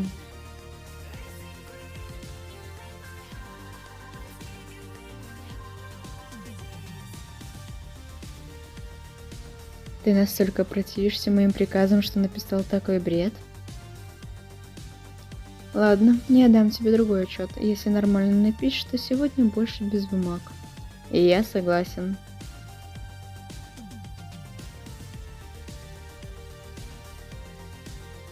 Вот, нормальный отчет. Вала, ты серьезно? Прекрати этот цирк и нормально все сделай. В смысле? Я выполнял на этот раз все нормально, без приколов. Это мусор, а не отчет. Переделывай.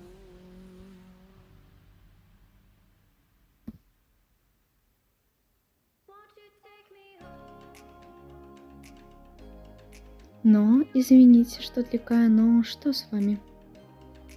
Я пытаюсь заполнить отчет и все правильно написать, но у меня ничего не получается. Ага, я поняла. Вы же проходите стадию «это мусор, коллега-инвалид, этим только подтираться». Что еще за стадия? Стадии принятия вас лейтенантом Феррием. Первая – биомусор, вторая – стул, нужен-не нужен, третий – работник, четвертый – друг, подруга. И последняя стадия, пятая – доверие. Но до последней дошел только Фиджи. Все же он любимчик лейтенанта. А любимчиком можно как-то стать? Не уверена. Шон пытался, абсолютно все делал, но все равно остался на четвертой стадии, как и я. Вам тоже не стоит переживать, хоть вы между первой и второй стадиями. Как только начнете правильно заполнять документы, станете второй или даже третьей стадией. Только проблема, что она кричит, и ей все не нравится, и я не знаю, что делать. Хоть Элла этого и не показывает, но она очень сильно беспокоится за своих людей. И всегда поможет, если попросят. Скоро вы это на себе ощутите. Делать мне нечего, чтобы у нее помощь просить. А вот от твоей я не откажусь.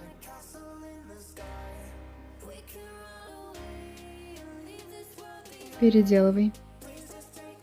Что? Но почему? Там что-то неправильно? Нет, все верно. Тогда почему я должен это переделывать? Кто тебе это продиктовал? Это написано не тобой. Написано моим почерком, значит мое.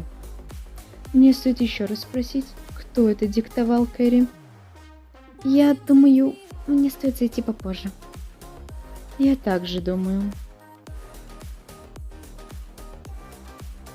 Валуа.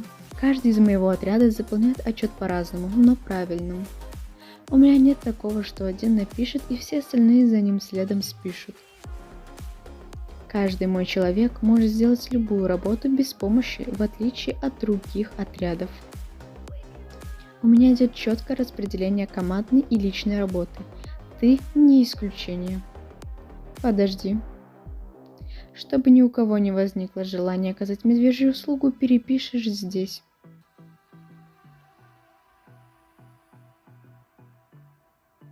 Нет, все, я больше не могу. Я решил и сделаю это.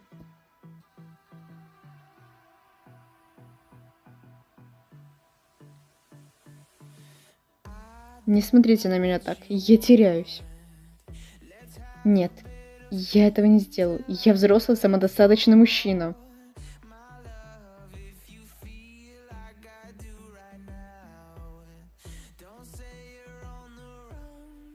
Зачем вы это делаете со мной? Не смотрите на меня так. Пиздец. Лейтенант Ферия. Я не могу это сказать. Отвернитесь, вы меня смущаете. Не могли бы вы помочь мне с отчетом, пожалуйста? Да, хорошо. Что? Так просто? Ну да, если у моего подчиненного есть вопрос, я пытаюсь ему в этом помочь. Особенно, когда он так забавно пляшет передо мной.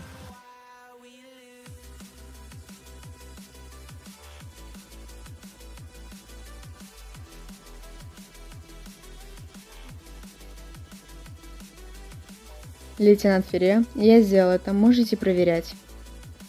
Хорошо, молодец. Я видел, как ты это делаешь, поэтому проверка не нужна. Раз ты так хорошо справляешься, то видишь эти бумаги на столе? Да, вижу. Возьми их и подпиши каждый, как ты умеешь. Пиздец.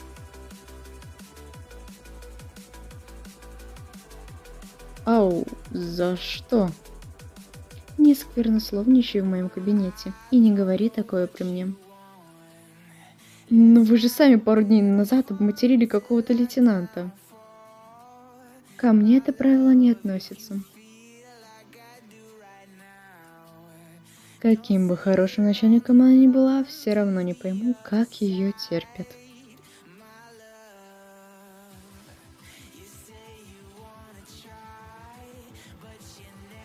Ну а Валуа, с вами все хорошо. Это были самые ужасные 3 дня в моей жизни. Я хотела умереть, но вместо этого сама смерть убегала от меня из-за той женщины. Как мой организм вообще выжил после такого количества нагрузки и стопок бумаг? Валуа, у вас столько бумаг из-за того, что вы напарник Кайлы. Знаем это по Луи. Меня имели. Жестоко. На протяжении 3 же дней. Это женщина. Я не помню, как выглядит мой дом. Это нормально? Ну что вы, Валуа, расслабьтесь. Вы хорошо поработали. Я слышу, как она идет. Заберите, спрячьте меня. Валуа, ну ты где? У нас появилось еще одно дело. Вот ты где. Далеко идти даже не пришлось. Фиджи нужно было уехать по делам, и он попросил, пока его нет, помочь с архивом. Валуа, слышишь? Да, лейтенант, слышу. Ты плачешь? Нет, просто пылинка в глаз попала, вот и все. Тогда хорошо, пошли, у нас еще много работы.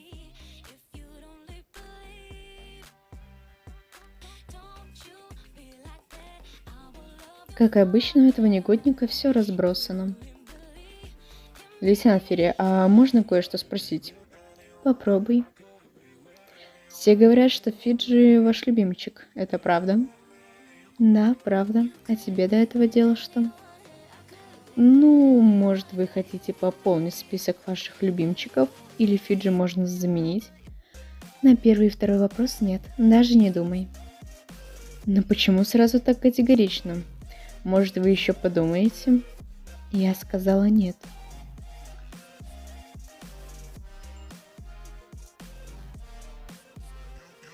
Лейтенант, я могу сделать все, что вы захотите. Что за неугомонный мужчина? И зачем тебе быть любимчиком? Как зачем? Вы к любимчику относитесь совсем по-другому, уважаете и на равных общаетесь. А я чувствую, что меня принижают, если не унижают. Ты хорошо поработала эти 3 дня, выполнял все, что я скажу. Я довольна тобой. Можешь сегодня закончить все оставшееся и поехать домой. И следующую неделю можешь заканчивать работу на 10 минут раньше. Лейтенант! Вала, лапы свои убери от меня.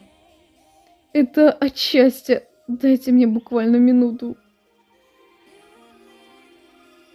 Ладно, хрен с тобой, радуйся. Я впервые настолько близок к ее телу. Как же я хочу ее тело сломать полностью, вырвать все конечности. Хочу услышать ее мольбы и ее шея, такая хрупкая, что мне хватит одной руки сломать ее. Ты закончил уже? Или еще будешь стоять чуть ли не на коленях? Да, конечно, уже иду работать. Как повезло, что сегодня пятница.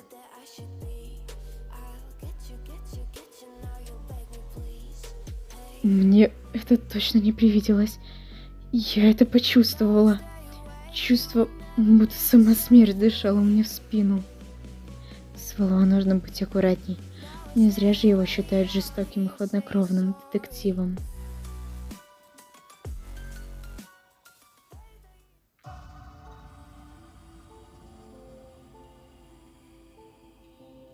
Как прекрасно начинать неделю и заканчивать работу на 10 минут раньше.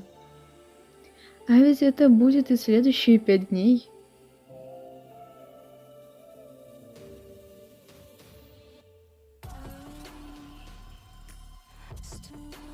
Я давно не испытывал такого чувства, но я чертовски хорошо его знаю. За мной следят. Довольно неловко и неопытно, и его легко заметить. Ну что ж, сегодня ножками похожу, а машину позже заберу.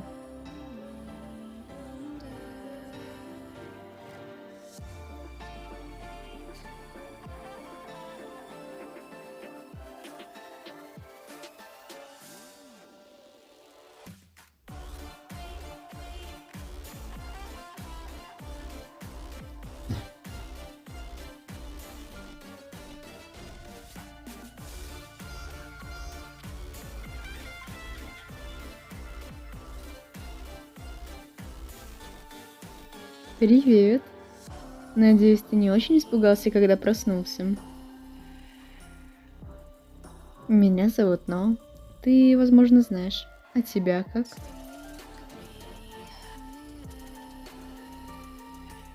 Не хочешь говорить? Жаль, но ничего не поделаешь. В любом случае, мне не важно, будешь ты говорить или нет. Чтобы заполучить информацию, которую я хочу, нужно лишь, чтобы ты был живой.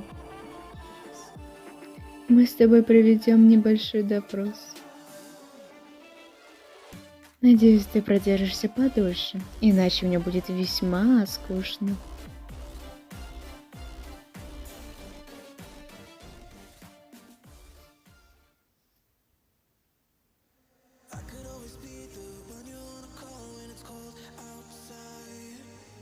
Могу я спросить, что здесь происходит? Вчера вечером на меня напал один придурок. Я думала, это от маньяка подарок. Как оказалось, я просто кому-то не угодил. Но ничего, посидит пару дней, успокоится. С тобой все хорошо? С тобой все хорошо? Со мной все хорошо, не переживайте. Что с тобой? Чего так поменялся? Не ожидал от вас такой реакции. Думал, вам все равно. Конечно, беспокоюсь. Ты все же мой человек. Спасибо за беспокойство, но давайте за работу.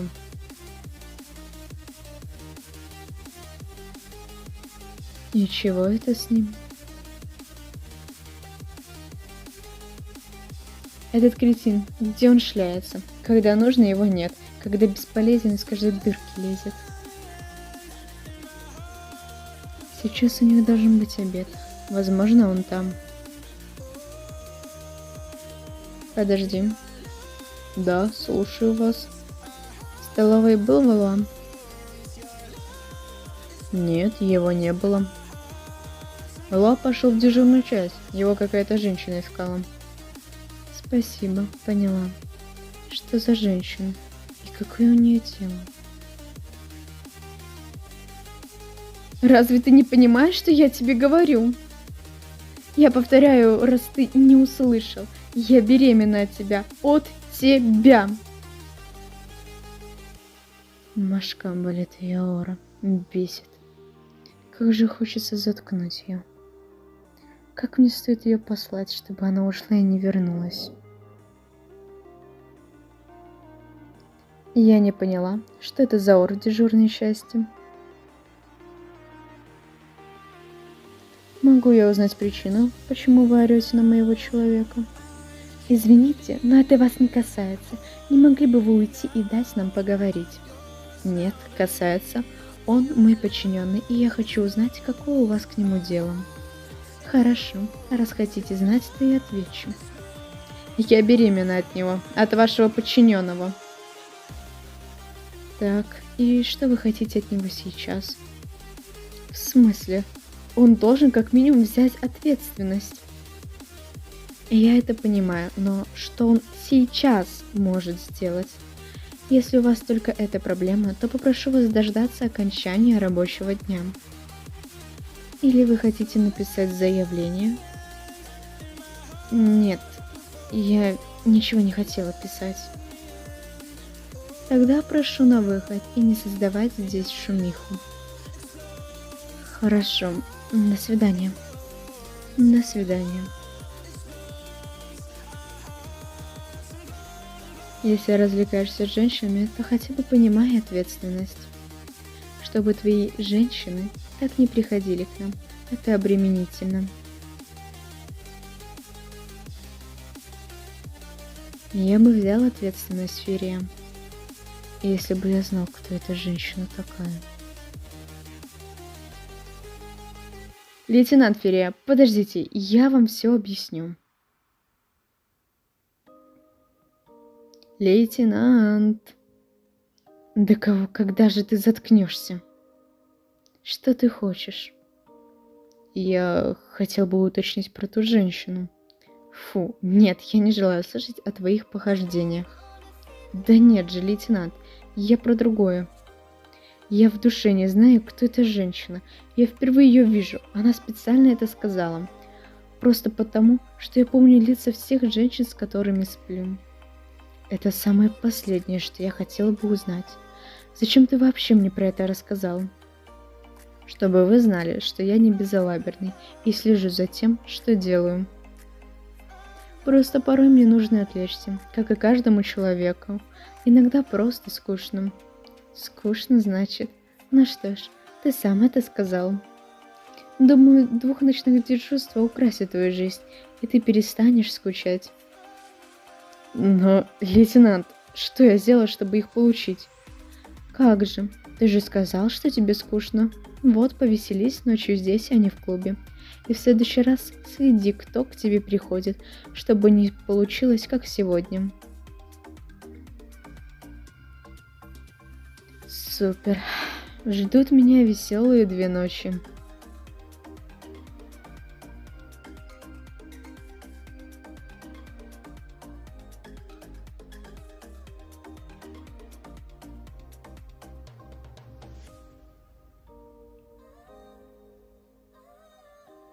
Здравствуйте, но давненько вы у нас не были. Может, 2 недели? Да, привет. Мне как обычно.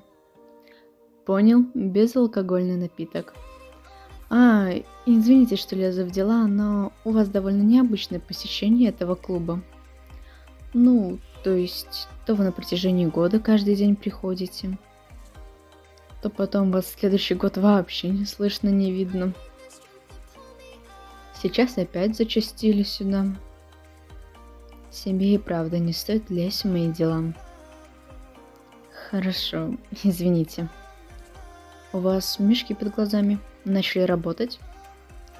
Можно даже сказать, что одна женщина пытает меня работой. Пытать? Что такого она сделала с вами? 2 подряд ночных дежурства с кучей бумаг. А я ненавижу и то, и то. Понятно. И вы отработали все 2? Тяжело, наверное, было. Не, я свалил. Почему я здесь сижу, как думаешь? Вот оно что. Стоп, что вы сделали? Свою работу я полностью сделал, а дежурит другой человек, не вижу причин оставаться. Ну, если только так, то можно было уйти, хотя мне бы было страшно ослушаться.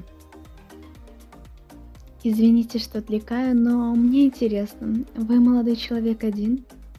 Да, один. Правда? Тогда я могу составить вам компанию? Если хочешь, то составляй. Неужели он принялся за старое? Я-то думал, что та девушка изменила его.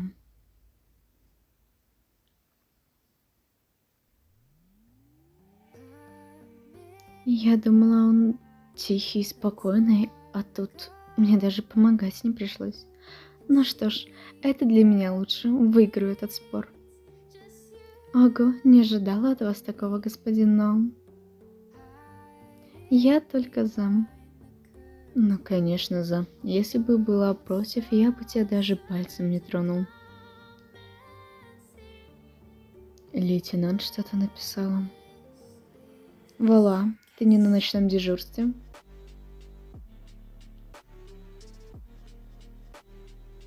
Я сделал всю работу, а дежурит другой человек. 30 минут и пожизненное дежурство. Извини, но сегодня ничего не получится. Хорошего тебе отдыха.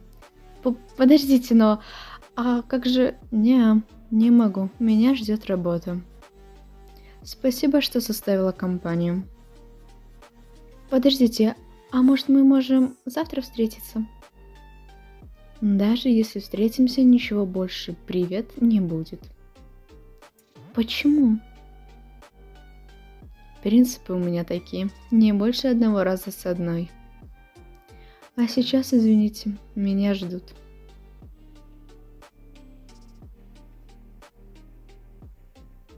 Блин, минус 100.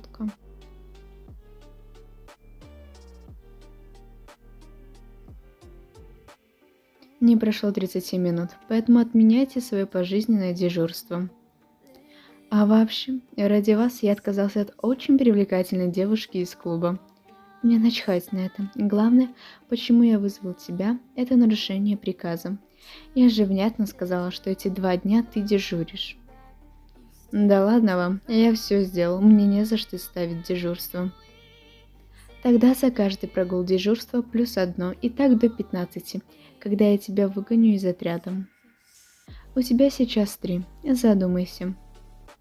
Понял, сегодня начну, к концу недели закончу.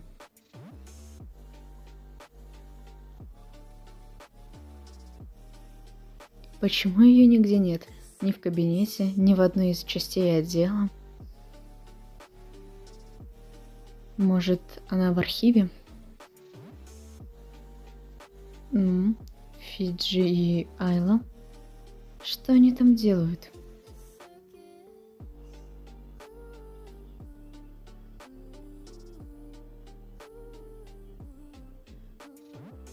Мне это не привиделось. Айла и Фиджи. А ведь они всегда вместе, когда можно. Фиджи всегда говорит о Айле и архиве. А Айла говорит, что он ее любимчик. Так неужели они встречаются?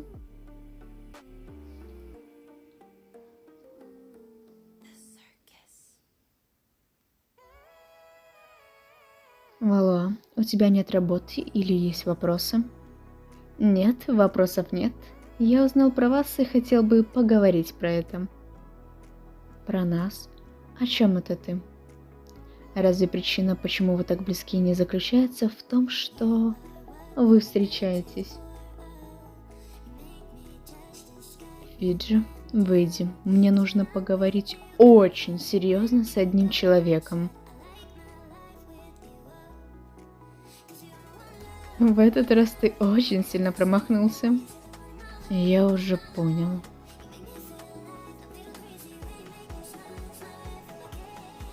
Я могу все объяснить. Целая неделя дежурства. И если еще раз такой абсурд скажешь, вылетишь. Стоп, еще дежурство? Я же прошлую неделю 3 дня отдежурил. Сейчас опять?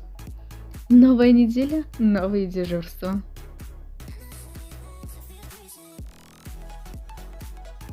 Я и Айла вместе. Как же смешно это звучит.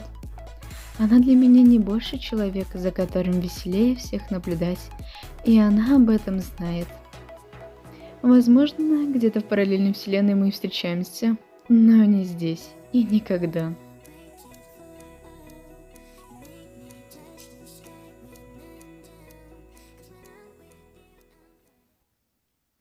С тобой все хорошо.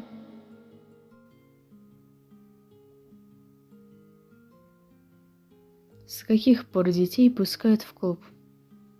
Чего? Мне 17 вообще-то, я не ребенок. А самому, небось, не больше 20? Мне 27. Прошу прощения, я думала, что вы мой сверстник. Уж больно молодо выглядите. Ничего, приму это как комплимент. Извините за вопрос, но что вы тут делаете? А по мне не видно. Пью и развлекаюсь с женщинами. Я к вам поэтому и подошла. Вы как раз так и выглядите пустым. Пустым? Что это значит? Нет, ничего, просто вырвалась. А сама что тут забыла? По тебе не видно, что ты любишь тусовки. У однокрупника день рождения, а он любит такие места. Вот группа и пришли поздравить. Они, кстати, сидят вон там. Кажется, все уже домой расходятся. Ну, тогда и мне пора. А если я завтра сюда в это время приду, вы здесь будете? Да. Я еще бы хотела с вами поговорить, господин... Просто но, без господина мистер. Хорошо, но тогда вы не против? Без разницы. Отлично, тогда завтра я еще приду.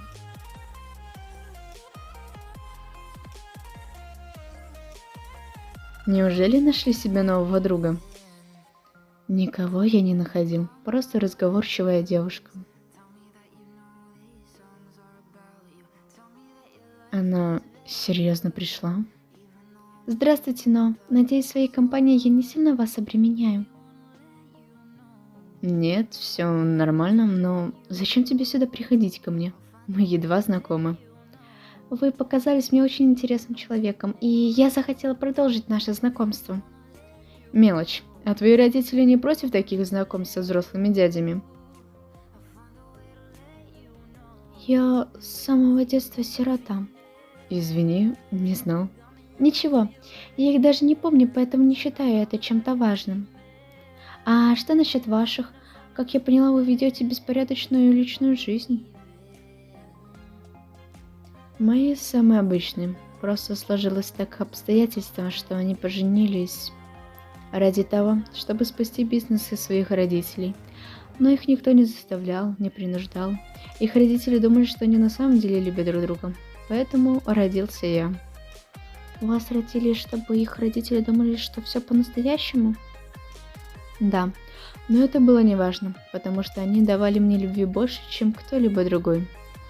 Но холод в их отношениях заставил меня задуматься, нужна ли семья, жена. Так поэтому вы ведете беспорядочную половую жизнь? Можно и так сказать.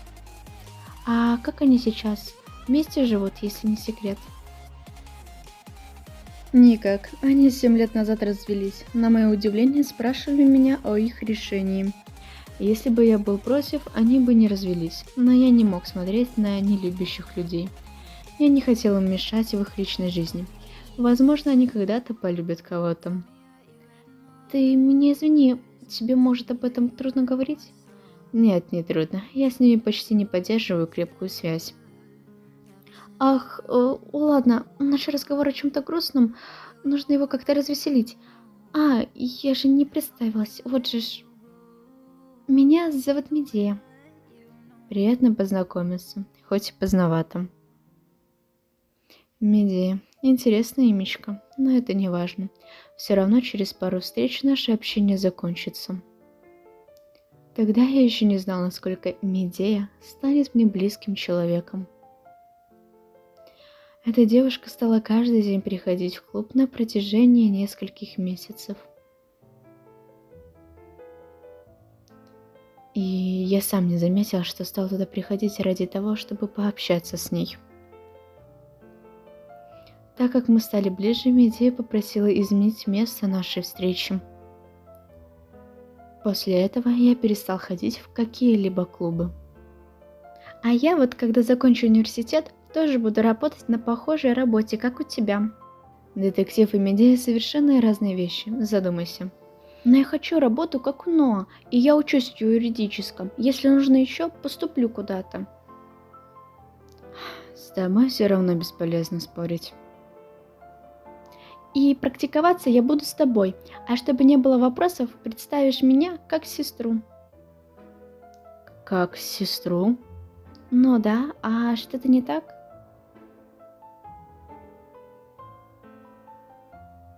Нет, все отлично, я так и сделаю.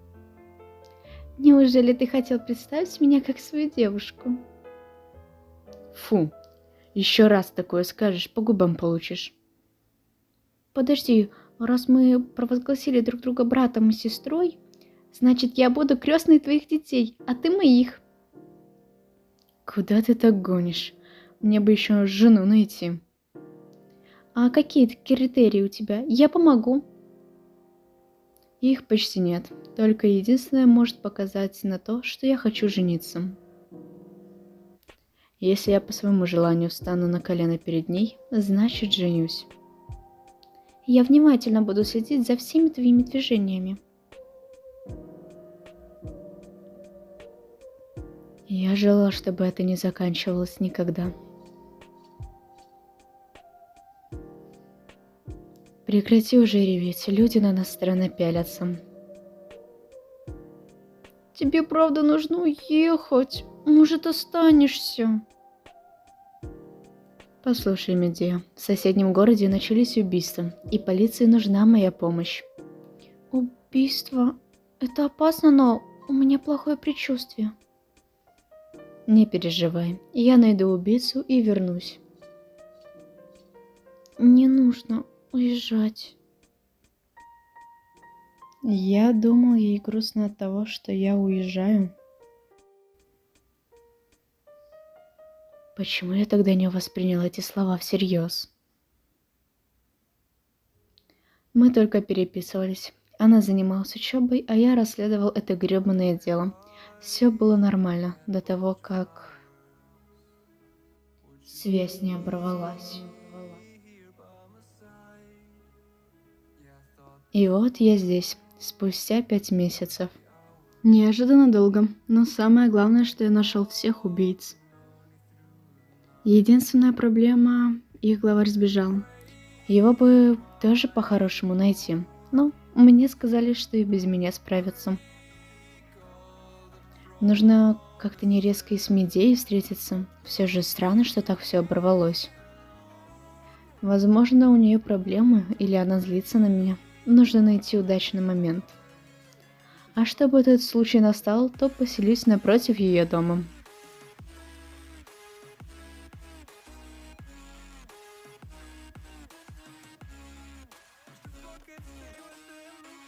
Медея?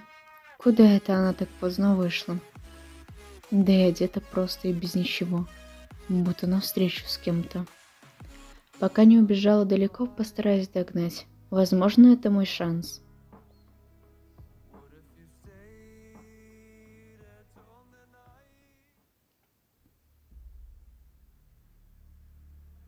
Не, ну, да ты гений. И где мне ее сейчас искать-то? Блин, а этот район вообще не знаю. Пиздец, переплыли.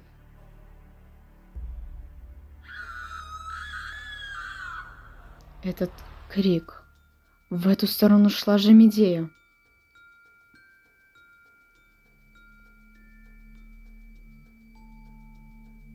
Жесть здесь народа. Куда они смотрят?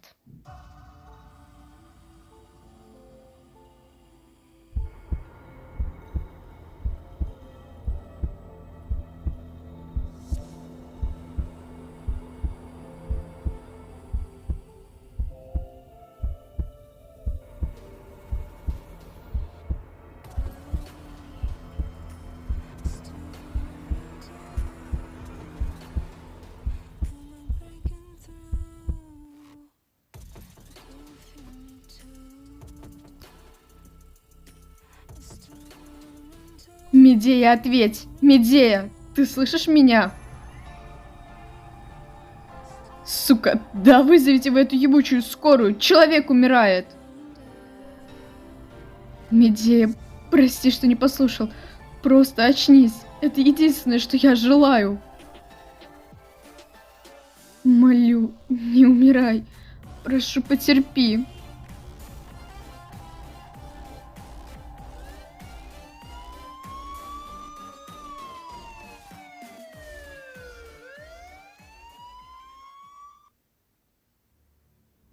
Здравствуйте, Вала. Вы являетесь единственным близким человеком для мисс Медеи. Поэтому все, что мы сейчас знаем про ее смерть, мы вам расскажем. Она умерла от ножевого ранения в сонную артерию. 10 ударов были при жизни получены. 10-й – критический удар. А остальные 33 раны были нанесены посмертно, а также были хаотичны.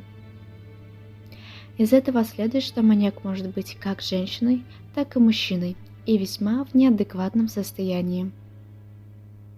Дата и время смерти 12.09.2000, 22:13. Почему так все получилось?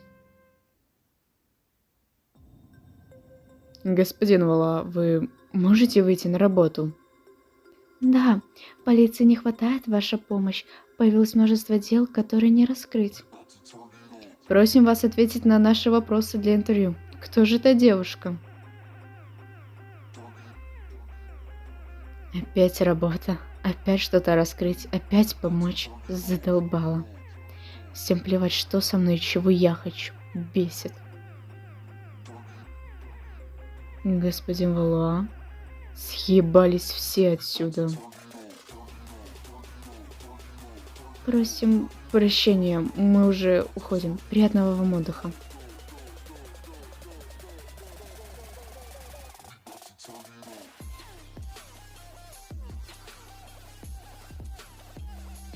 Я действительно лучший детектив.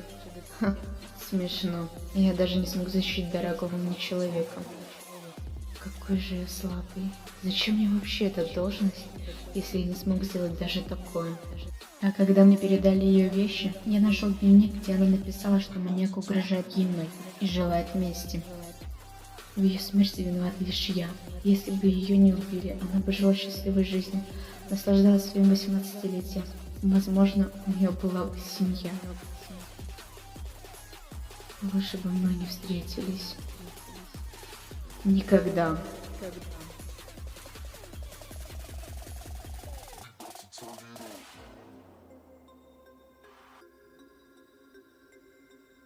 Опять этот сон. Хотя лучше назвать его кошмаром. Не беспокойся, Медея. Я найду маньяка, и он подвергнется самому жестокому допросу, который я проводил.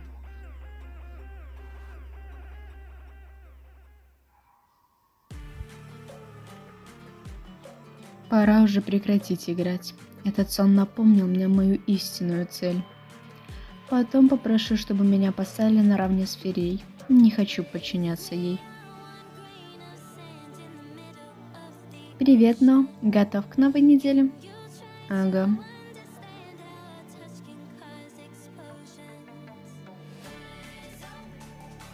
Какой-то он мрачный. Обычно первый всегда здоровается.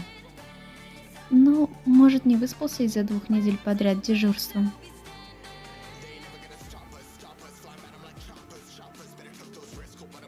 И зачем мне это все слушать? Все это бесполезно. Сейчас главное подтвердить мои подозрения о маньяке и найти доказательства. А после провести тщательный допрос и заставить маньяка сознаться самому. Что это с ним? С самого начала летает в облаках и не слушает. Вала, что с тобой? Выглядишь неважно. Может, ты заболел? Ничего такого. Просто не с той ноги встал. Понятно. Ну, я тебе все сказала, поэтому можешь идти работать. Хорошо.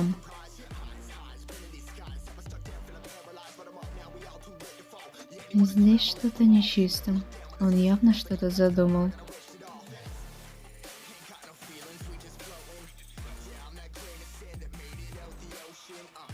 Ла, все на обеде. И ты иди. Вы маньяк? Почему он спрашивает меня об этом? Хватит нести чушь. Ты чересчур странный сегодня. Мои подозрения подтвердились. Осталось найти доказательства.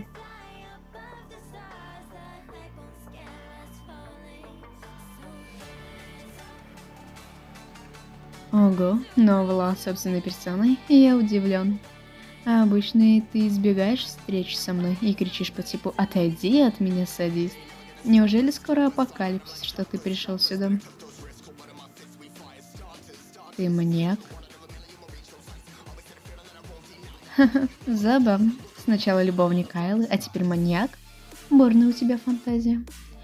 Но даже если и был, думаешь, я бы сказал правду?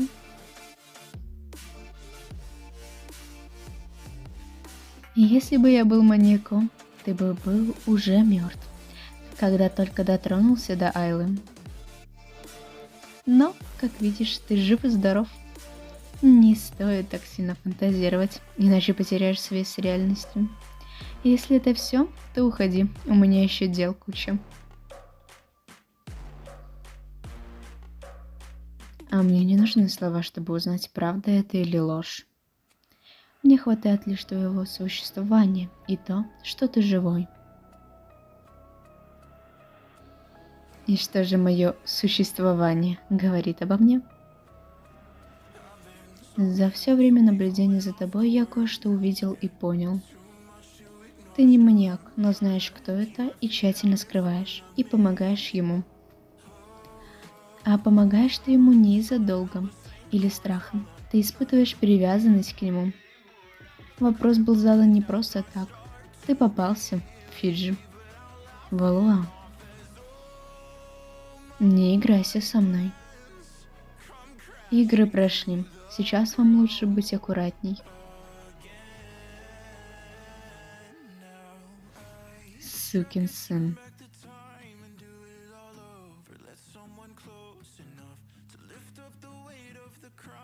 Вы меня искали? Да, искала, Валуа. Наверное, тогда, когда я тебя похвалила, ты воспринял это слишком близко. Так вот, какого черта? Что с тобой? Работу никакую не сделал, только шляешься по отделу. Или решил устроить бунт из-за того, что слишком много дежурств? Ладно, разберешь все свои бумаги на дежурстве, оно, кстати, тебе поможет. Нет. Что ты сказал? Я сказал нет, и я не буду подчиняться вашим приказам. Откуда ты такой смелый? Не хочешь работать? Вали отсюда. А вот выгнать меня у вас нет прав. Я теперь такой же лейтенант, как вы. Не верите? Спросите. Что за бред? Даже лучший детектив, максимум офицер. Генерал Мартинес лично сказал мне это. Если есть вопросы, то все к нему. Что за... У этого старика начала развиваться энцефалопатия или что? Хотя, скорее всего, у этого щенка просто связи. Бесят такие. Хорошо, лейтенант Валуа. Раз мы в одном отряде, то будем делить работу. Посмотрим. Какой наглый. Врезать бы разочек. Ведь с этого дня мы играем по моим правилам. Какие еще правила? Совсем крыша поехала.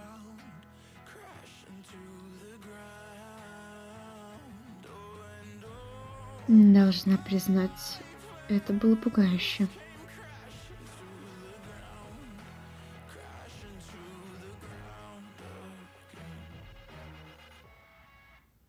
Валуа, у нас собрание, и все лейтенанты должны быть там. Оно через 30 минут. Бесит. Милый, что-то случилось? Во-первых, неважно, я никуда не уйду. Во-вторых, не зови меня милой, мы не встречаемся. Да, прости. Раздражает, что некоторые придумывают какую-то связь между мной и ими. Хотя всем ясно и понятно говорю. Обычная ночь и ничего более. А ведь соглашаются.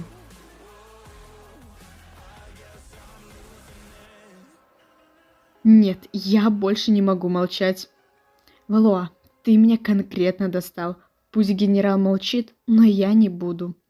3 дня назад ты сказал, что лейтенант. Хорошо, но где выполнение этой должности? Не слушаешь то, о чем просят, не отвечаешь на звонки, не выполняешь работу. Что за детский сад? Я не понимаю. Думаешь, раз лейтенанту все можно? Прекрати вести себя как ребенок и стань серьезным, наконец. Стать серьезным? Хорошо. Не стоит убегать, Айла. Старший лейтенант Ферия. Для меня ты Айла. Слышала? Руки убрал? Если ты хочешь, чтобы я стал серьезным, то я стану. Только вот потом не умоляй в слезах об обратном.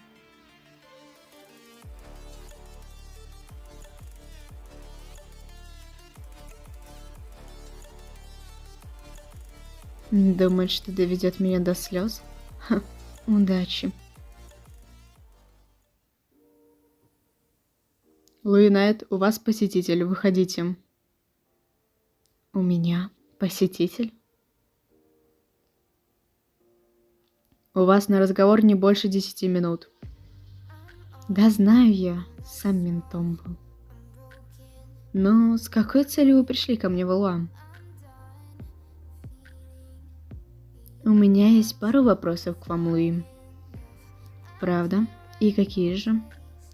Вы же были напарником лейтенанта Ферия. Мне рассказывали, что вы очень хорошо ладили и были близки.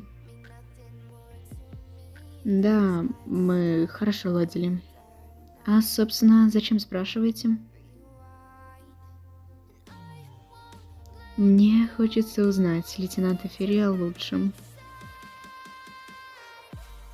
Получше? Неужели вам понравился лейтенант Ферия? Я похож на мазохиста. Но я в любом случае должен узнать про нее, какие люди нравятся, какие нет. Это женщина-титан. Сломать ее крайне трудно, а на данный момент невозможно. Поэтому я использую любые способы, чтобы узнать про нее все. Да, я влюбился в нее и теперь хочу узнать все. Так, чтобы она утонула в моей любви. Звучит завораживающе и страшно одновременно. Похоже, немного на одержимость. Айла не любит такое. Ага, Айла удивительная женщина, не влюбиться в нее трудно. И я направлю вас в правильное русло, что нужно делать и как вести перед ней. Хочу еще предупредить, если вы влюбились, то не признавайтесь ей. Она резко реагирует. Насчет характера вы должны быть прилежным, серьезным, без шуток и ответственным. Айла любит спокойных людей, и которые выполняют любую работу грамотно. Одним словом, она трудоголик и хочет, чтобы ее люди также любили работу. Вы поняли, новый напарник лейтенанта? Серьезно, глупый, прилежно не слушаться, спокойно, шумный. Любит трудоголиков, я должен не выполнять работу и забить на нем. Да, я понял. Ах да, еще одна важная деталь. Айла не любит одержимых и очень влюбчивых людей. В прошлом она рассказывала, был один парень, одержим ей. У нее до сих пор страх этого. Поэтому не будьте навязчивым, от этого у нее триггер. Вот. И вроде все. Конечно, никакой навязчивости и одержимости. Странное чувство, будто я не должен был ему говорить ничего. Кстати, Лы, ты правда убил людей? Ты маньяк? Ну, раз я здесь сижу за убийство, то да. Ты уверен? Да. Что за вопрос? Отчетливо помнишь каждое убийство? Нет, отрывками и воспоминаниями. Не считаешь эти воспоминания галлюцинациями? Извините, конечно, но такие галлюцинации только от наркоты. Я не употребляю. А кто сказал, что вы по собственной воле их выпили? Перед последним допросом вы ели еду или пили воду? Туда спокойно могли подсыпать. А сделать это мог человек, который принес ее вам. Да нет, не может быть. Откуда у Айлы вообще мысль такая? Нет, не верю. Понятно. Луи появился не в то время и не в том месте. Им воспользовались. Не переживай, ты все равно скоро выйдешь из тюрьмы. Это почему? У меня пожизненный срок. Потому что Произошло еще одно убийство. Что? Я просто не понимаю. Неужели мы поймали не того? Все, что мы делали, напрасно. Мы не сможем найти его. А что говорить людям? Всем сейчас тяжело слышать эту новость. Это ужасно. Так как мы отдали это дело лейтенанту Роудс, то и ее отряд будет его расследовать. Мы сейчас абсолютно ничего не можем сделать, кроме поддержки. Отряд лейтенанта Ферриа, слушаем меня. Я понимаю ваш страх и непонимание происходящего. Я с самого начала знал, что так просто найти этого маньяка не могли. Поэтому я вел свое мини-расследование и могу помочь найти настоящего маньяка. Но мне потребуется ваша помощь. Если вы хотите помочь, то поднимите руку.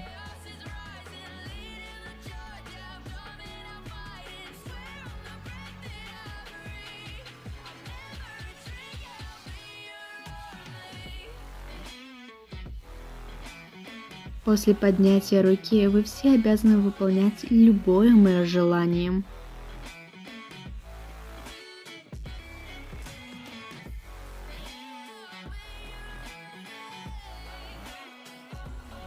Здравствуйте, лейтенант Ферриа. Алло, если пришел доставать, то вали. У меня и так куча дел из-за убийства. Ну что вы, я хочу помочь. Ты ударился или биболярка? Мне просто вас жаль. Столько работы. Это трудно одно сделать.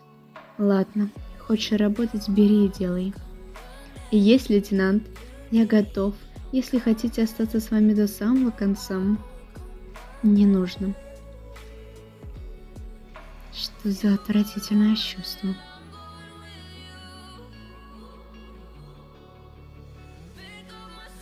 Лейтенант, вы разбираетесь с документами? Может, я могу помочь?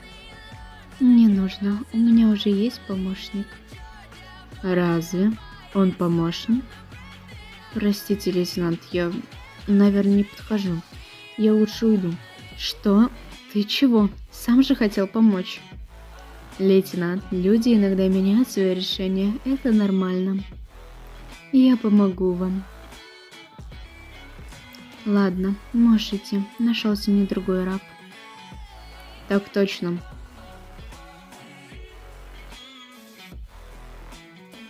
Чувство отвращения только растет. Но стал очень навязчивый. Всегда просил дать работы и предлагал помощь. Всегда пытался следовать за мной и не упускать ни одну минуту. Даже когда мне нужно было решить вопрос с другим человеком, он всегда ждал возле меня. Вначале я чувствовала злость и раздражение. Меня бесило то, что он делает. Но спустя 2 недели это чувство начало меняться. Раздражение и злость превратились в тревогу, панику и страх. Я боюсь снова.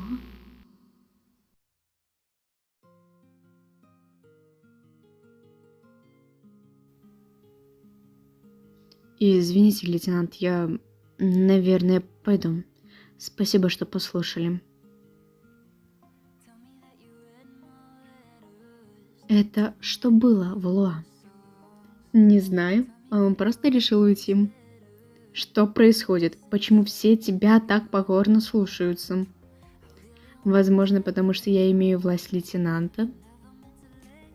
Ах, да. Он же выпросил себе должность, гаденыш. Но все равно странно. Они меня раздражают. Мужчины, что общаются с вами, они меня бесят. Чего?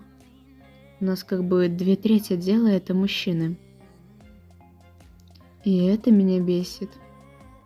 Надо было же вырасти так, по 2 метра. Не повезет же его жене. А если узнать его жизнь, одним словом ужас. Почему вы так пристально смотрите на меня? Руками не трогай.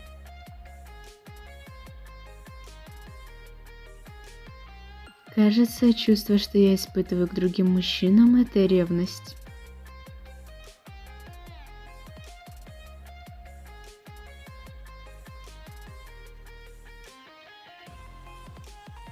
Думай, что ты делаешь и с кем. Я тебе не какая-то женщина из клуба.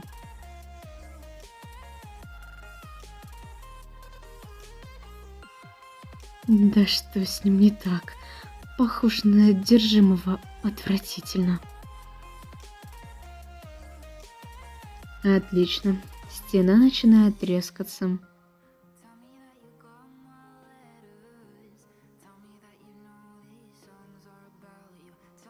Мне нужно идти. Но мне кажется, или она игнорирует тебя, причем уже несколько дней. У нее, наверное, много работы. Пусть идет. Великолепно. Осталось подобрать момент и сделать контрольный.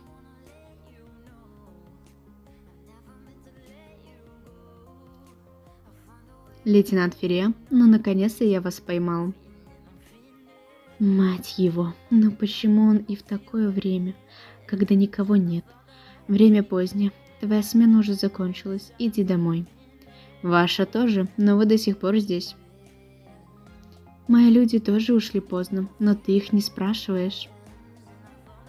Меня интересуют не они, а вы. Послушай, тебя интересуют девушки из клуба больше моего. Почему вы говорите о них? Блин, да какого черта он такой огромный? Переел растишки, что ли?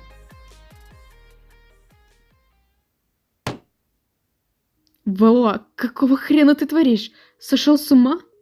Раздражает. Меня бесит, когда вы говорите о других женщинах, рядом с другими мужчинами. Бесит, что ты зовешь меня по фамилии. Ты ни разу не назвала мое имя. Да что ж происходит? Обижаешься только из-за этого?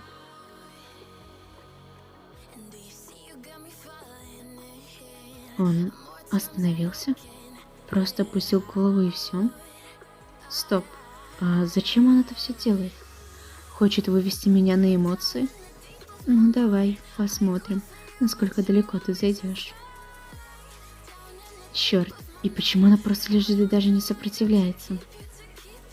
Айла, тебе же это не нравится. Ну ударь ты меня наконец. Мне это тоже не нравится. И насколько мне далеко зайти, чтобы она среагировала? Ладно, как будет.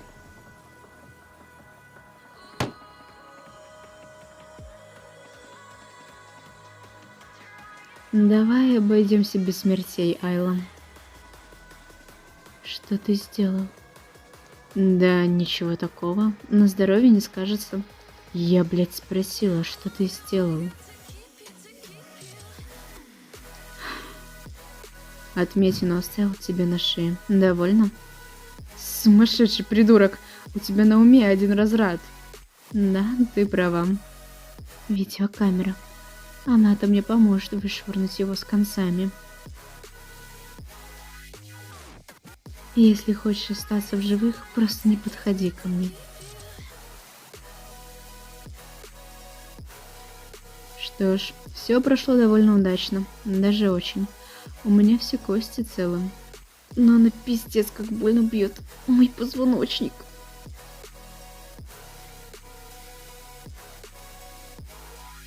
Что? Вы шутите? Нет, милая, записи с того вечера нет, поэтому ты не можешь подтвердить домогательство. И генерал приказывал не трогать его, вплоть до увольнения. Да, он издевается надо мной. Записи украл и еще любимчиком стал генералом. Я бы подтвердила это отметиной на моей шее, но кто поверит, что это он сделал? Не могу его понять абсолютно. Чего он добивается? Тогда, капитан Освальд, если кое-кто попадет в больницу, не удивляйтесь, почему и за что. Хорошо.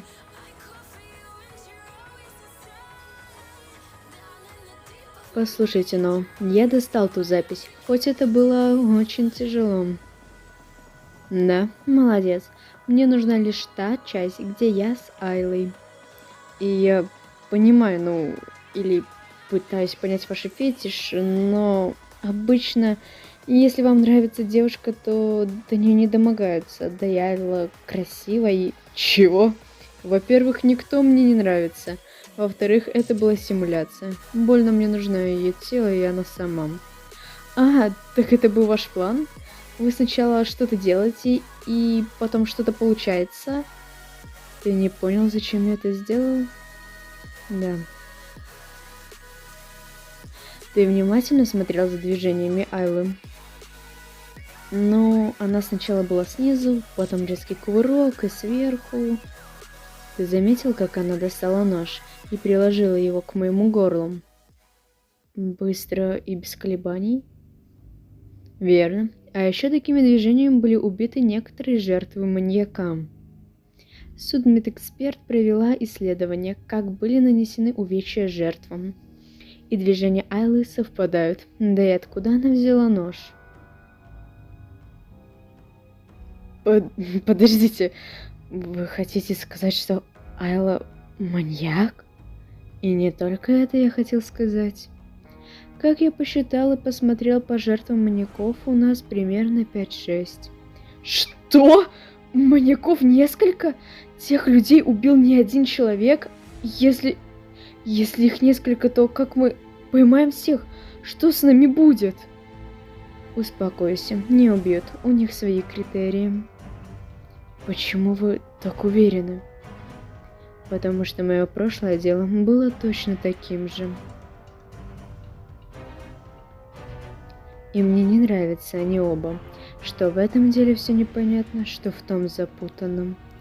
Они настолько похожи, что ощущение, что они связаны, причем крепко.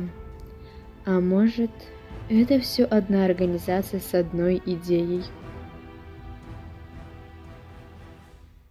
Тебе не нравится эта идея? И как мы тогда это сделаем, чтобы ей понравилось? Это все как в прошлых годах, нужно что-то новое. Что делаете, ребят? Привет, но сегодня день рождения Айлы, вот думаем, как подарить наш подарок. Я тоже вчера вечер думал, что можно провести, и у меня есть отличная идея. Только в ее осуществлении мне нужна помощь, и не только ваша, а и отряда. Ну как, согласны провести самый незабываемый день рождения для Айлы?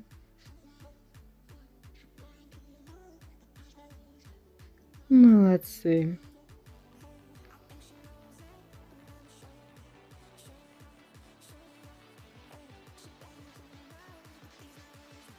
Лейтенант, поздравляем вас с днем рождения! Это так отличается от прошлых годов поздравления. У меня вроде не юбилей, только 28 лет. Но в любом случае, спасибо, ребят, мне очень приятно. Лейтенант, мы с отрядом хотим кое-что предложить.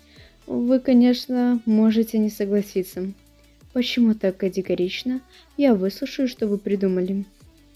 Мы бы хотели отпраздновать ваш день в вашей квартире. Что? С чего бы вдруг там? Лейтенант, не беспокойтесь, это будет как чаепитие. Все мы за рулем, либо далеко идти. Сейчас уже конец рабочего дня, и ехать в другое место вам не захочется.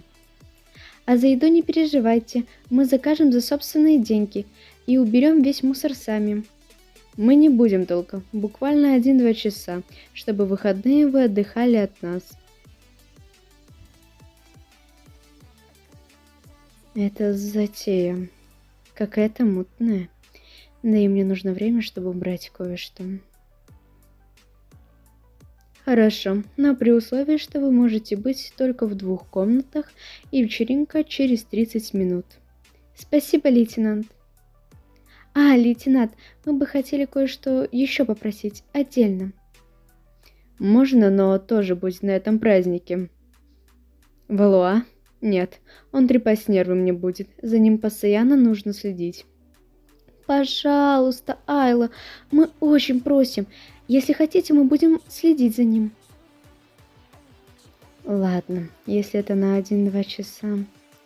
Только следите за каждым его шагом, не упускайте ни на 1 минуту. Конечно, мы все поняли. И чем он вам так понравился? Как я думал, она слаба перед своим отрядом и людьми. Но на этом ты и погоришь, маньяк.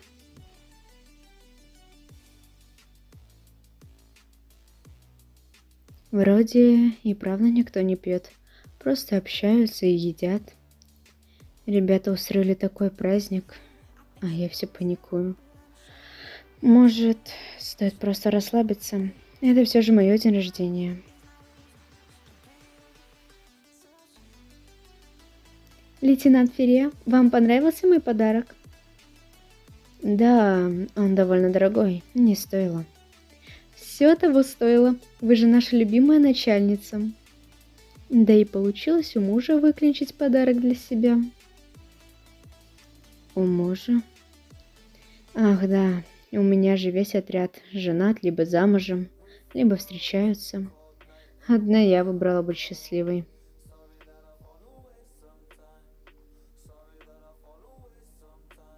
Прости, но по-другому мы не можем. Ничего, я понимаю. Все же благодаря вам я здесь, поэтому потерплю. Как насчет подойти к столу и чего-нибудь съесть? Времени у нас все же не так много. Ты прав. 1-2 часа быстро пролетят. Тогда держим курс к столу.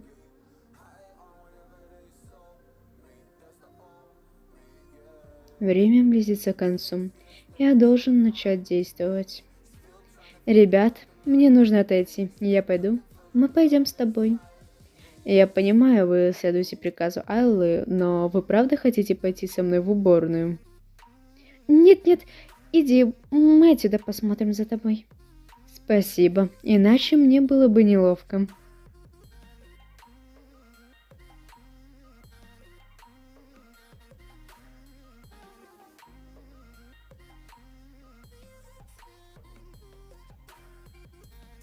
Прошла уже большая часть праздника, и ничего не произошло. Зря паниковала. Единственное, что меня смущает, хорошо ли я спрятала вещи. У меня было мало времени. Главное, чтобы Ноа в мою комнату не попал. Стоп, а где он? Я его не вижу здесь. Ребят, а где Валуа? Он буквально 3-4 минут назад ушел в туалет, так и не вышел. Но когда я проходила коридор, свет был выключен. Айла, что-то произошло? Ничего, все хорошо, отдыхайте. Он же ничего не успел сделать за 3 минуты, верно?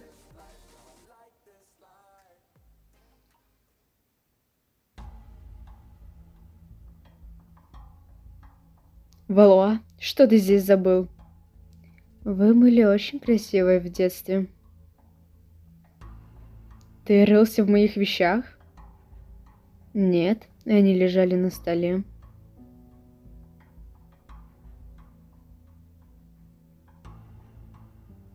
Вышел отсюда вон.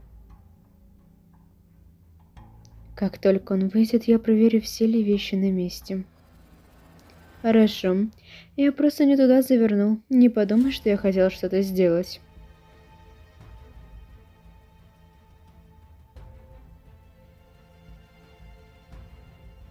Кстати, Айла, у тебя очень милая одежда. Хотя, если бы кофта была до конца расстегнута, она бы мне понравилась больше. Валуа! Хе-хе. Отвратительно. Думает лишь одним местом.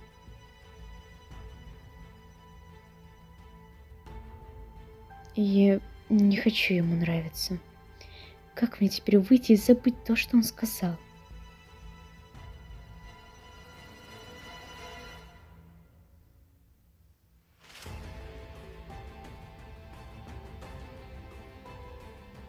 На время я занял ее мысли о том, какой я мерзавец, а не то, что я делал в ее спальне. Осталось выбраться из этого дома, и тогда мы узнаем, зачем тебе эта вещица, спрятанная в спальне. И здесь будет твой конец, Айла. Давайте, хорошо добраться до дома. Это были последние. Я устала. Завтра все равно выходные, поэтому высплюсь. Но меня не покидает странное чувство того, что я что-то забыла. Очень важное. Но что-то делал в моей комнате.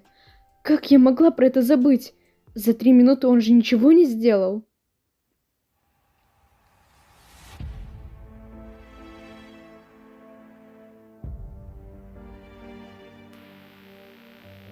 Ножа его нет.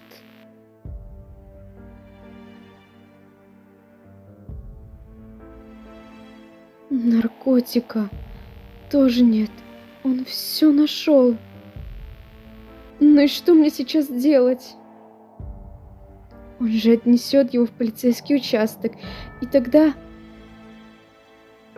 И правда отнесет. И я уже ничего не могу сделать.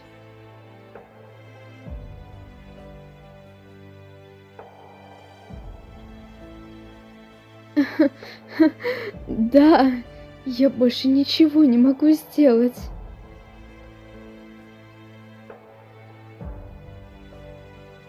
Как глупо и нелепо попасться. Он все нашел, абсолютно все. Теперь меня поймают. Это мой конец.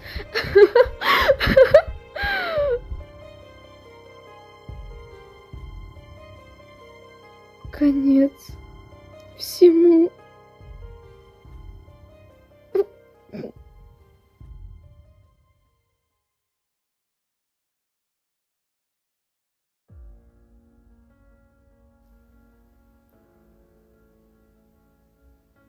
Здравствуйте, лейтенант Ферре. Извините, что так рано вас потревожили.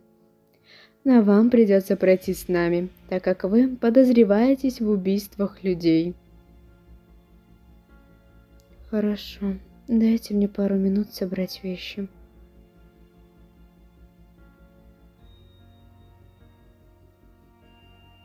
Лейтенант, что происходит? Мы слышали, вас забрали. За что? А есть ли смысл говорить? Что значит, есть ли смысл? Объясните нам, наконец, что здесь происходит. А вы, ребята, прибежали вместе? Неужели живете совместно? Да, но какая разница? Вы ответите на наш вопрос. Вы хорошо смотритесь вместе. Я рада за вас. Лейтенант, прекратите менять тему. Меня задержали по подозрению в убийствах. Смешно. Вы же врете?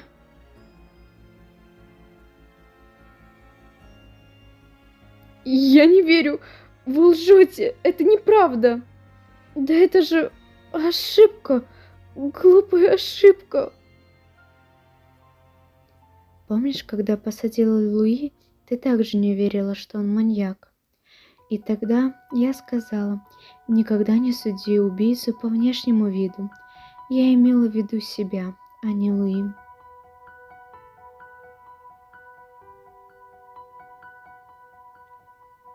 Лейтенант Роудс, я тоже рада тебя видеть, Сандра. Что за дерьмо, Ферия? Что это все значит? Меня поймали. Я тебя про это и спрашиваю. Что за дерьмо? Прости, я лгала. Прости? Прости? Ты понимаешь, что сейчас вообще происходит? Ты дрянь, обещала, что мы дойдем до конца, бок о бок, не помнишь? И какая передо мной встает картина? Тебя задерживают за убийство. Ты обещала, что все время будешь впереди меня, чтобы у меня был соперник. Ненавижу всей душой. Ты же отдала то дело мне, потому что повышение для тебя было бы бесполезным. Ты будешь отличным капитаном, и я верю в тебя. Айла, Ферия, пройдемте в камеру. Через несколько часов будет допрос.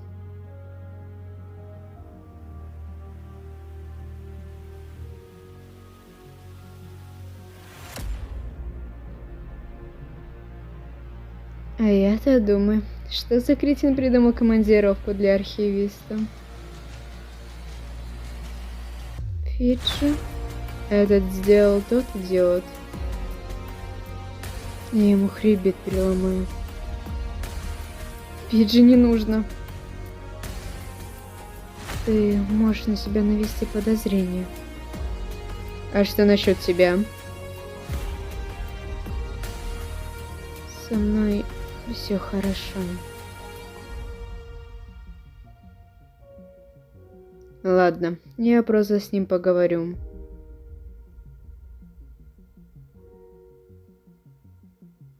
Я удивлен, откуда ты знаешь про это место. Фиджи. Нет ни одного места, про которое я бы не знал. И зачем ты пришел? Ударить за Айлу? Хотел, но передумал, и у меня есть что тебе сказать. Ты скоро будешь допрашивать Айлу, поэтому дам совет. Не переусердствуй, потому что в будущем будешь жалеть. С чего такая уверенность? Ты что-то знаешь? Я знаю больше твоего о происходящем, поэтому предупреждаю. А Айлу трудно пробить, будет молчать до конца. Поэтому прошу не давить сильно на нее, хотя бы для себя это сделай. И что же там такого, что он так беспокоится о ней?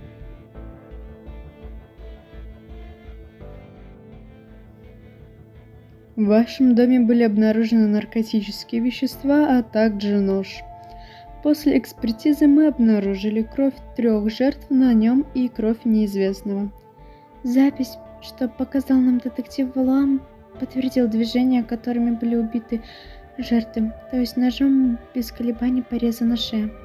Так вот зачем он все это делал. И вот где запись. Забавно.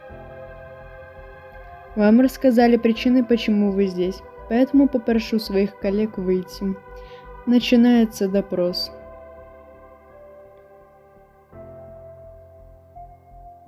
Остановите допрос, пожалуйста. Мартинес, что ты здесь делаешь? Ну, во-первых, допрос нельзя остановить.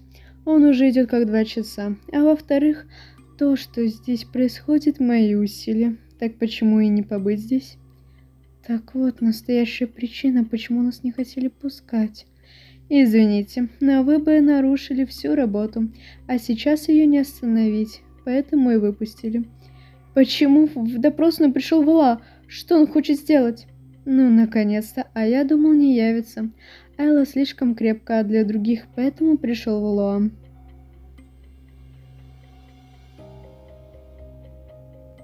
Айлу будет допрашивать Ноа? И ему же запретили проводить их после тех допросов, что он делал в прошлом. Мы знаем, как он проводит допросы, поэтому и позвали его. Несмотря на доброту и красоту его, он невероятно жестокий человек. Лишь посмотрев в глаза, ты можешь ощутить хладнокровие. Ему плевать, какой ты человек. Если тебя нужно допросить, он сделает это без колебаний. Жертва, сама того не подозревая, попадает в его сети, из которых только один для них выход. Быть полностью сломанной изнутри. Но, серьезно, они хотят меня в психушку сдать? 2 часа, 4 лейтенанта, а от тебя ничего про убийство не вытянули. Я поражен. Все же опыт лейтенанта никуда не убрать. Поговорим немного. С Вала нужно быть чертовски аккуратной. Поначалу можно подумать, что он просто несет бред, но это для ослабления бдительности. Ему не важно, что говорить. Главное это то, как мы реагируем. А какой твой любимый цвет? Мой вот черный, хотя по мне это видно. Белый. Правда? Я запомню. Я так рад, что ты начала со мной говорить, а то диалог вести с самим собой не очень. Кстати, независимо от того, подтвердишь ты или нет, то, что ты маньяк, тебя посадят. Было бы неплохо открыть ей рот, и чтобы она молила, что сожалеет о содеянном. Но не переживай, дорогая, ты будешь у меня сожалеть о всем, даже о своем существовании. А ведь точно, ты же больше никогда в жизни не сможешь пойти в полицию. А ведь ты всю жизнь мечтала о ней, так старалась и столько добилась. Ага, жаль. Ты даже поссорилась из-за нее с родителями. Нет, Айла, держись, ты не должна показывать ему ничего. Но почему его лицо?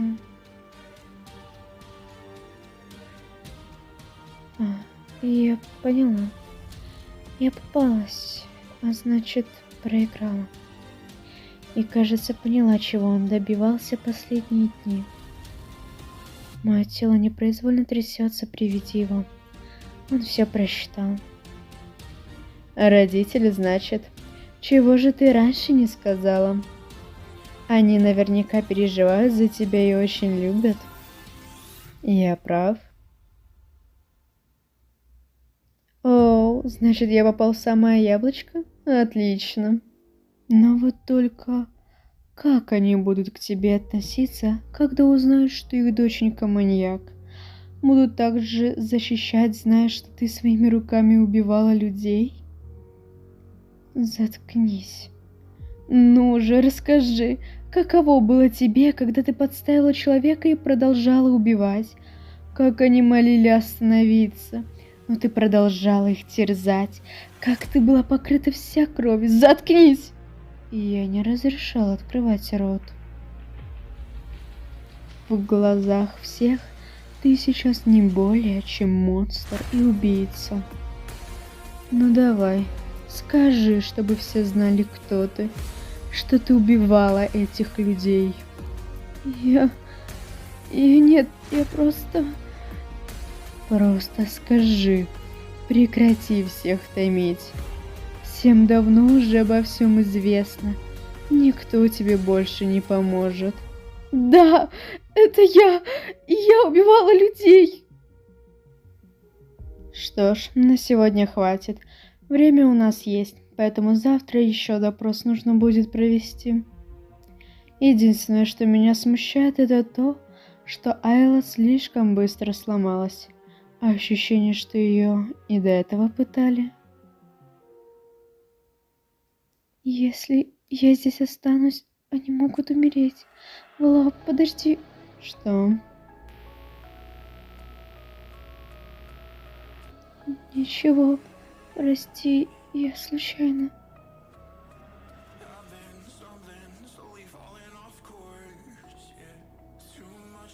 Допрос окончен, ее можно забирать. И еще, если она будет просить о чем-то, немедленно вызывайте меня. Так точно, сейчас все передам генералу.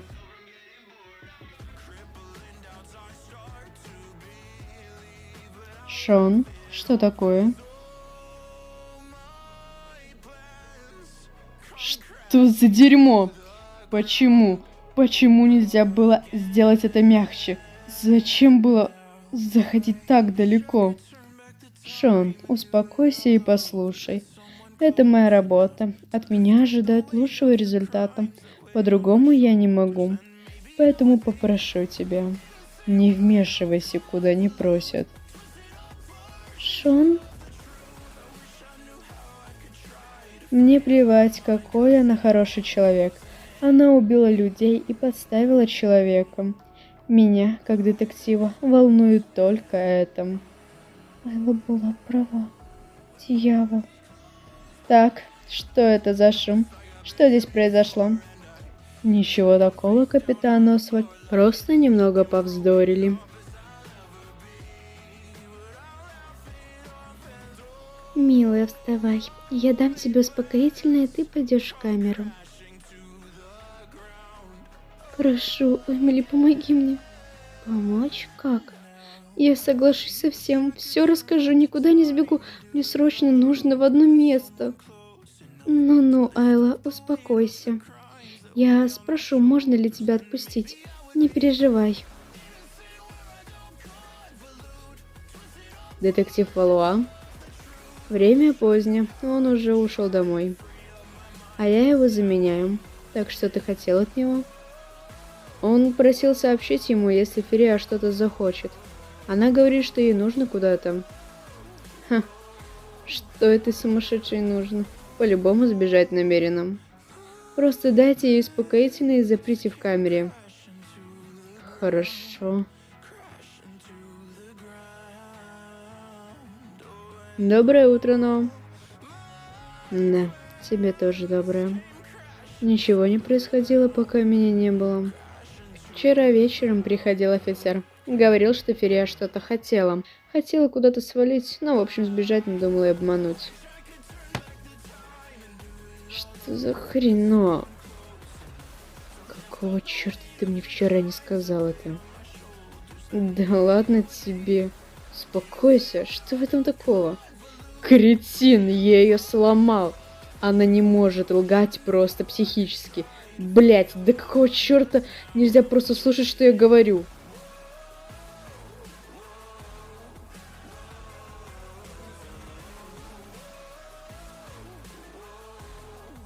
Я не успела. Не успела. Убили. Мертвая. Бесполезная. Какая же ты бесполезна, Айла. Ненавижу. Ненавижу себя, слабачка. Нельзя подходить к ней в таком состоянии. Особенно мне. Значит, единственный выход остается. Айла. Вала, почему ты... Я теперь не страшный, да? Немного. Как хорошо. Тогда мы сможем поговорить. Айла, можешь рассказать, что ты вчера говорила офицеру? Нет смысла. Больше ничего не имеет смысла. Дерьмо. Если на кону жизнь людей, я должен выпытать у нее информацию. Айла, давай поможем друг другу. Ты расскажешь то, что знаешь, а я помогу тебе. Ты правда поможешь?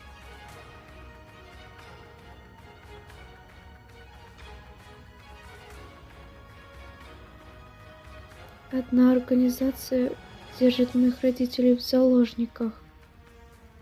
Ась? Родители в заложниках?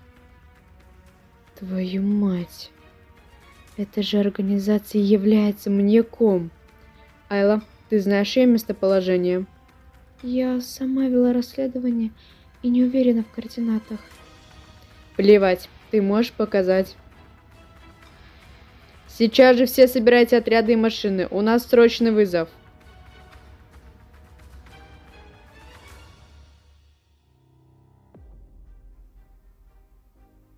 Вон то здание, они должны быть там. Заброшенное, недалеко от города, в 2 часах езды. Надеюсь, Ферия не ошиблась. Знаешь, почему наш отряд называют лучшим? Не совсем. Потому что в моем отряде каждый человек лучший в чем-то своем. Отряд вперед! Так точно, точно, лейтенант Ферия. Камеры взломаны, можете приступать, ребята.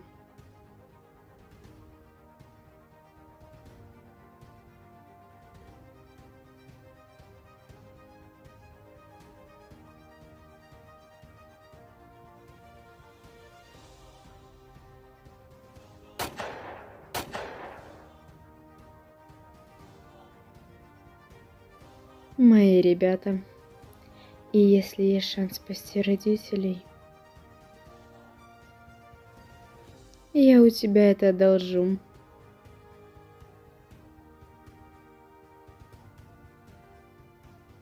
Чего застыли? Первый отряд окружает здание, второй помогает третьему ловить. Так точно.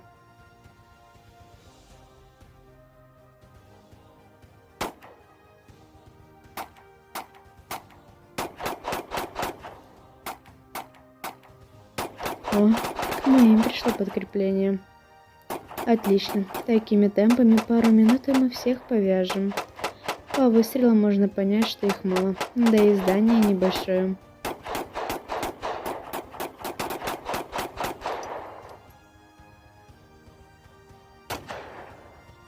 Твою мать, я думала, никого нет. Где он? Никого не вижу. Черт, откуда он стреляет?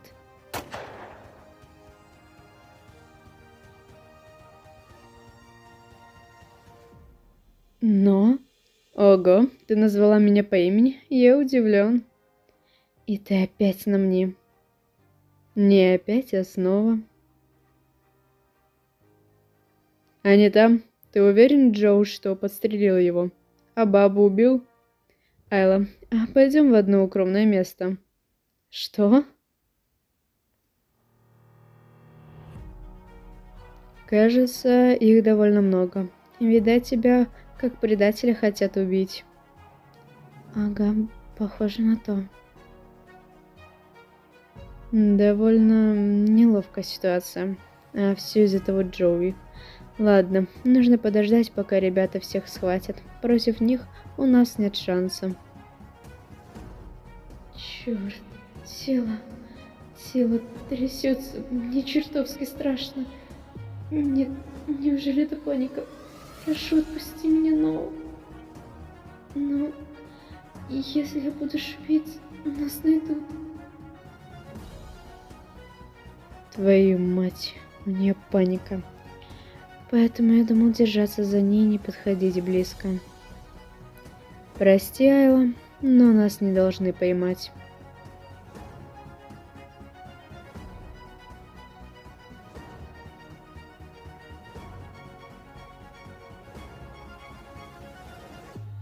Вот где вы спрятались. Все уже завершилось, мы поймали всех. Никто из наших не был убит, только ранены.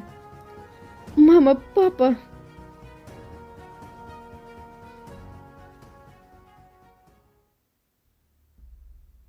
Ну что, Айла, нашла родителей?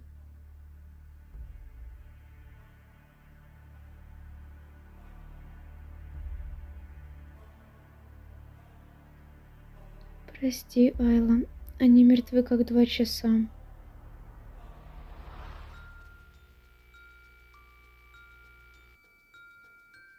Мама и папа погибли, и я не успела.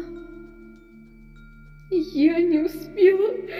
Совсем немного. Не успела. Голова сильно кружится. как же больно. Лейтенант Ферия! Детектив Вала, вы были ближе всех. Неужели не успели поймать? А если бы мы не успели? Извини, я в небольшом шоке.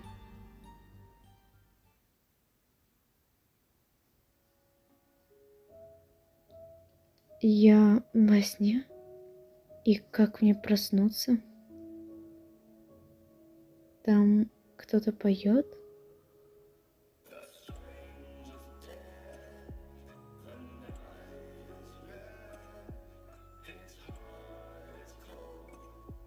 Мама? Папа?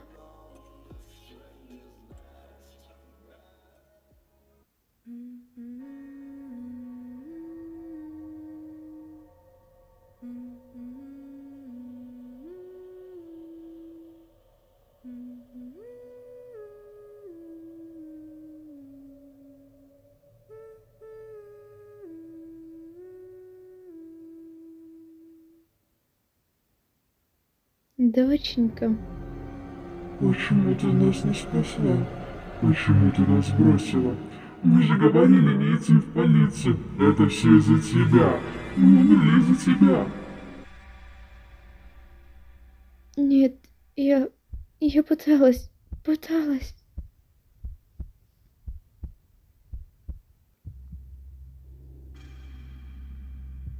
Но я помогу тебе.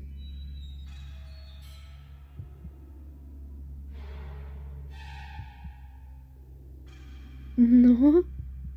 Глупышка, я не твой но. Да что происходит? Я не понимаю. Ты слишком много кричишь. Больно. Тело почему не двигается? Прекрати. Омерзительно. Омерзительно. Омерзительно! Мама, прости. Простите. Я не хотела. Айла плохая. Надо было слушать родителей. Простите, что поссорилась. Последнюю встречу. Простите. Простите. Надо было умереть мне, а не вам. Я не хочу жить. Хочу сдохнуть. Не нравится мне проводить так допрос, но ничего не поделать. У Айлы вчера на протяжении нескольких часов была истерика, еле как успокоили.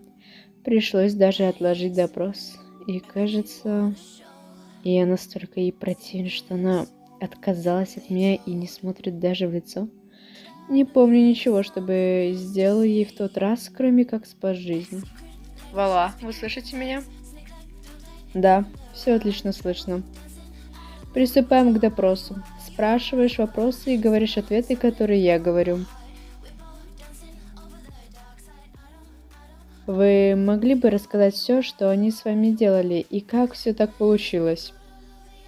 Год назад похитили моих родителей. Этим они начали мне угрожать. Сначала я пыталась сообщить об этом начальству, но они знали все мои движения. Что бы я ни делала, ничего не получалось. В первый раз была угроза. Во второй раз они заставили слушать, как кричат мои родители от боли. А когда я в третий раз попыталась отправить шифр, они прислали мне отрубленный палец моего отца. После этого я начала полностью их слушаться. Что насчет наркотика? Я не могла убить человека даже при адреналине. Их доктор придумал наркотик, при котором человек сходит с ума на время. Они насильно вкачивали в меня его, пока я не начала убивать. Из 28 жертв какие были ваши? 3 человека. Я просто перерезала им сонную артерию и все. Эти жертвы были убиты самым быстрым и безболезненным способом. Айла не убивала Медею. Черт! Мало того, что ее пытали какие-то психи, я со своим допросом до конца ее сломал. Фиджи был прав. Все люди были допрошены, осталось 2 главаря. Хорошо, тогда я допрошу старшего брата, а вы возьмете на себя младшего. Хорошо, но у нас еще есть одна новость. Говори, не томи.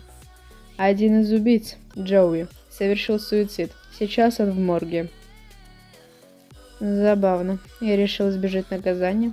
С чего бы вдруг? Один раз ребята и правда нашли преступника, но я позволила ему сбежать. Джоуи. Опять Джоуи?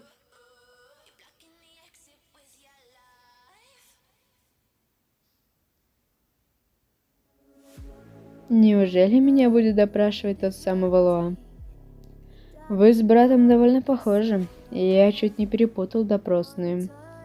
Этот малец весь меня, хоть на 4 года младше, но растет быстрее. В любом случае, мы здесь собрались не из-за вашего брата.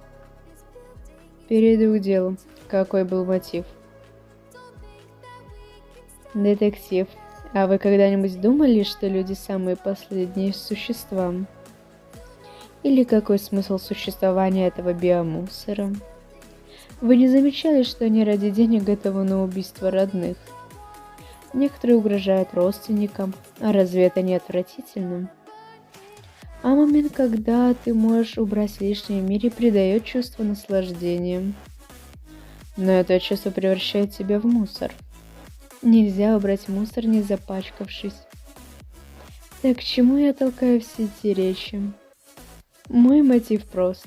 Люди. И что они сделали вам? 15 лет назад мы переехали с родителями в бедный район, в старый дом. Он был настолько мал, что помещалось лишь 30 человек. Но никто не возмущался, и каждый знал друг друга в лицо. А потом произошел лучший день в моей жизни, потому что я понял, с кем жил все это время. Наших родителей ограбили и убили, и я пошел искать помощи у жильцов. И в итоге получил молчание, закрытые двери и 2 суток с трупами родителей. Пока эти кретины не додумались позвонить в полицию. Мотив я понял, а какой план действий был? Тоже незамысловатый, как и мотив. Жильцы из этого дома либо остались на том же месте, либо переехали в другой город. Мы с братом поделили города, в этом городе я, в другом брат. Там-то мы нашли и грабителя, и наших знакомых. Что насчет мести мне? Я все же поймал ваших людей. Во-первых, это наемные люди, готовые за деньги убить любого человека. А во-вторых, после раскрытия брата, я попросил, чтобы один из убийц сделал месть. И кого вы попросили? Джоуи. Да, он сам вызвался, самый безумный из всех. А кто шантажировал полицейского и убил ее родителей?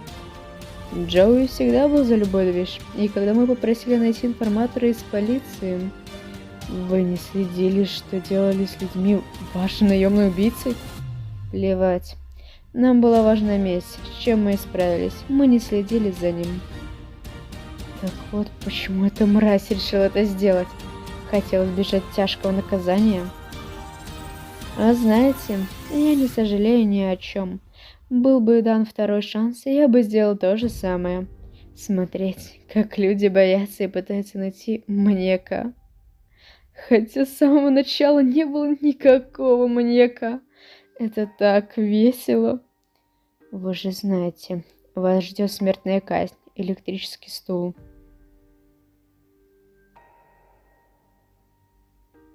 Что с братом? Он во всем сознался, поэтому приговор такой же. Вот идиот. Это же все из-за меня, и только мне искупать грех. Брат, это конец? Как видишь. Но я не совсем понимаю, зачем ты сказал того, чего не следовало. Жил бы себе. Не хочу оставаться один.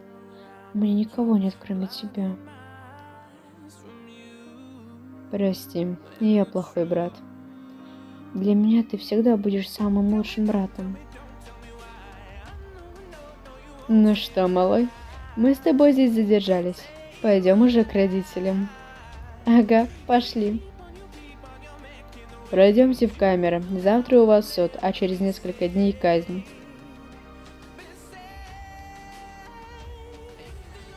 Какая все же получилась страшная история.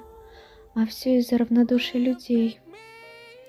Ну, хорошо, что она закончилась. Эмили, у тебя же труп Джоуи остался?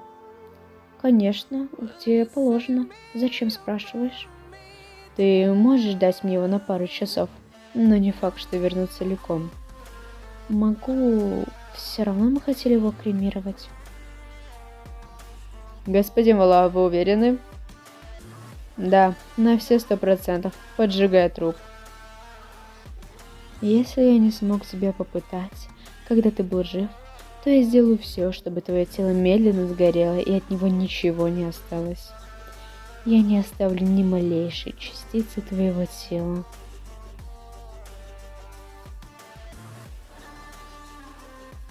Айла, над всеми убийцами уже состоялся суд. Осталась ты. Он скоро должен начаться. Вот как. Хорошо.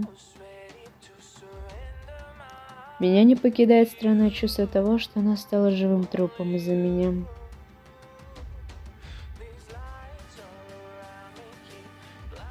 Вала, ты же можешь сделать так, чтобы никогда не вышел из тюрьмы? Айла, не говори глупости. Ты сядешь настолько, сколько скажет судья. И правда, на что я рассчитывала? Я не хочу жить, но вот так, в этом мире мне плохо. Если я не сяду на пожизненное, то в последний день в тюрьме я умру. Поэтому прошу, не помогай мне. Позволь мне ненавидеть тебя до конца моей жизни.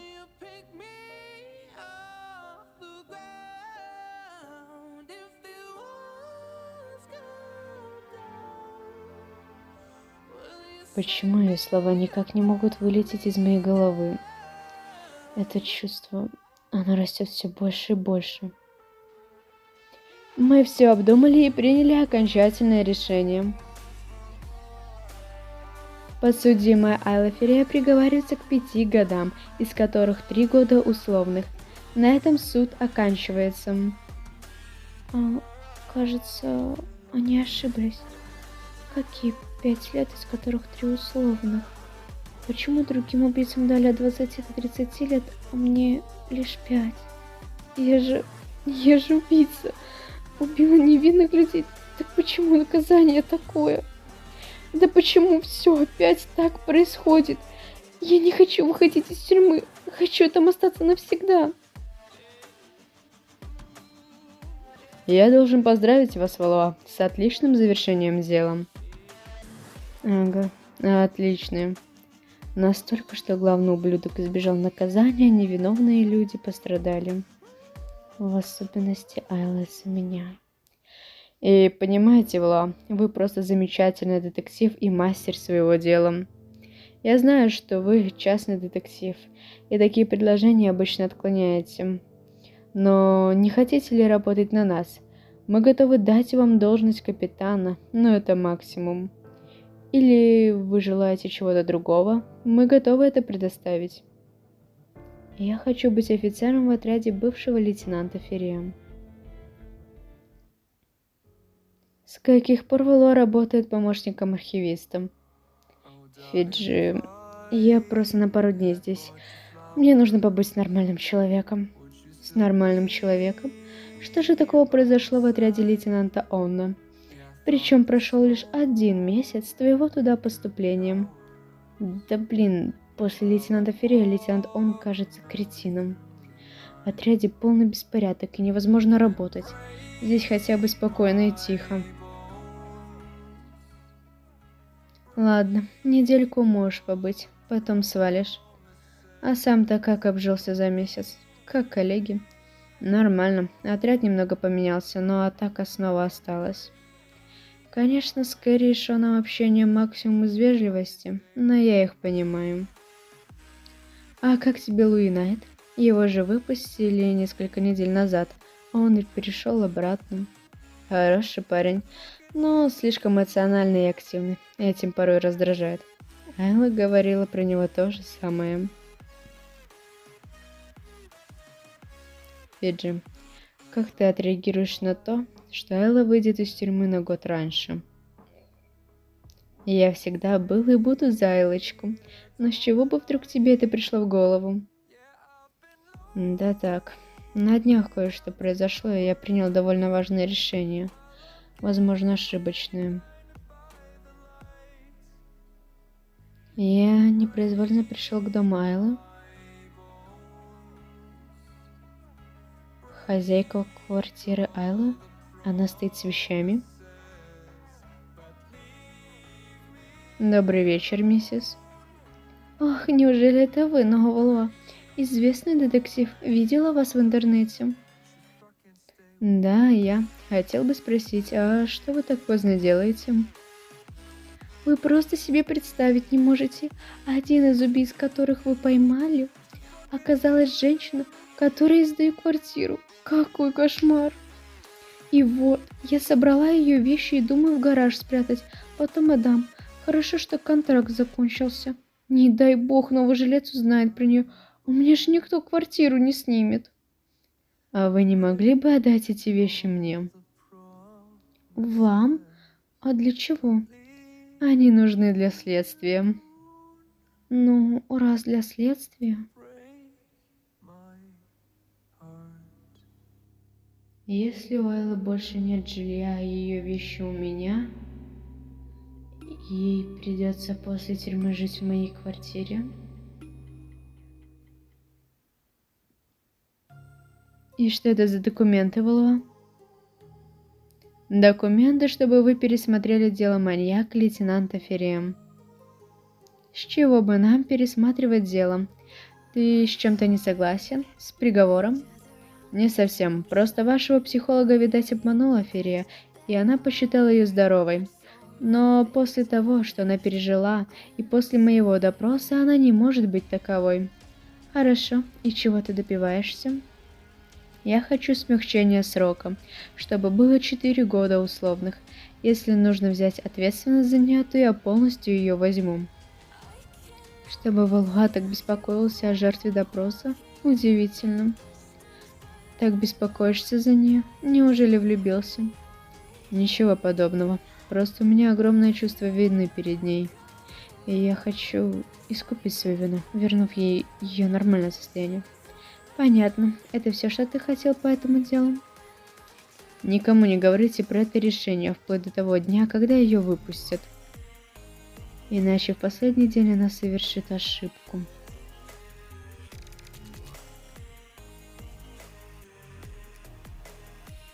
Но! Заткнись или ударю. Ты же слышал, что дело Айлы пересмотрели и ее выпускают сегодня? На самом деле я так рад. Айле изменили приговор, и ей нужно отсидеть только год. Правда, странно, что именно сегодня об этом сообщили, ну ладно. Конечно, знаю, Луи, и я ее сегодня заберу оттуда. А, хотел спросить, вы поедете встречать Айлу со мной? В плане с тобой. В последнюю нашу встречу я обещал Айле, что я приеду встречать ее. Но она просто молчала и улыбнулась. Если поедет Луи, то она быстрее приедет к нему, чем поедет со мной. А это проблема. Но почему лейтенант он? Я сделал всю работу, и время рабочее уже кончилось. Потому что нечего моему отряду шляться по тюрьмам в поисках преступников. Неужели его зависть из-за того, что мы любим прошлого лейтенанта, больше не прошла? Поэтому он не выпускает никого, чтобы они не встретили ее. Валуа, стоять. Куда собрался? Работа закончилась, дам еще. лейтенант он. Я не припоминаю, чтобы у вас было прав больше, чем у меня. Собирайтесь. Ваш срок отбывания в тюрьме закончен. Но разве прошло 2 года? Или мое дело пересмотрели? Вроде бы все вещи собрала. Мне сказали, что меня ждет мужчина. Видимо, Луи и правда сдержал обещание. Кстати, ты видела в комнате ожидания того красавчика? Конечно, давно к нам не приходили люди с такими личиком. Ого, а Луи довольно популярен среди женщин, только и говорят об этом. Но не мудрено, ему уже 25 лет, расцвет, можно сказать.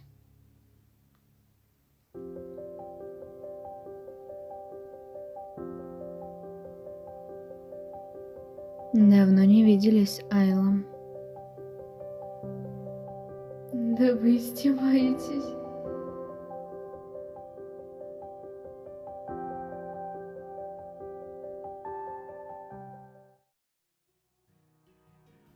Ты, наверное, ошибся. Я жду Луи. Можешь уезжать, я подожду его. Он не приедет, поэтому поехали со мной. Не прикасайся ко мне. Хорошо, я тебя понял. Но тебе все равно нужно будет поехать со мной, так как тебя никто не заберет. Ты можешь ехать. Я сама доберусь до дома. Доберешься? Сама? Ты в своем уме? До города несколько десятков километров. Да и дома, так сказать, у тебя больше нет. Хозяйка заселила туда новых жильцов. Так, что же это получается? У меня просто нет выбора, куда пойти. Ха, забавно. В последнее время мне никогда его не было. Хорошо, но а раз так получилось, то я поеду с тобой. Правда? Это замечательно. Я тебя провожу.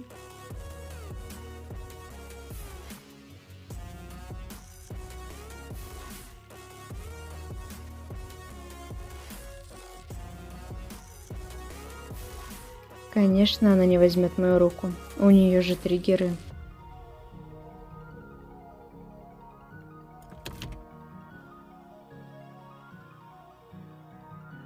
Айла, тебе не стоит так сильно прилагаться к окну. Здесь неровная дорога, не будет трясти.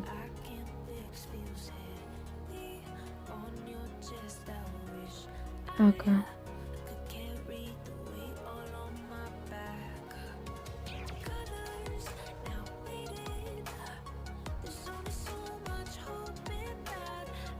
Ну что, как квартира? Все нравится? Да, все нормально. А моя квартира, я там точно больше не живу. Да, я же подъезжал к твоему дому и показывал. Ее сдают уже другие люди долгое время.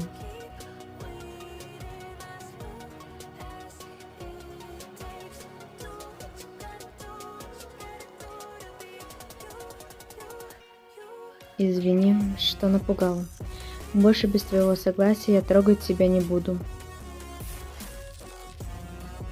Я предполагал, что тебе может быть здесь неудобно и некомфортно, поэтому я забрал твои вещи от хозяйки твоей прошлой квартиры. Что? Мои вещи? Где они? В той комнате они лежат. Пока ты будешь здесь жить, эта комната твоя.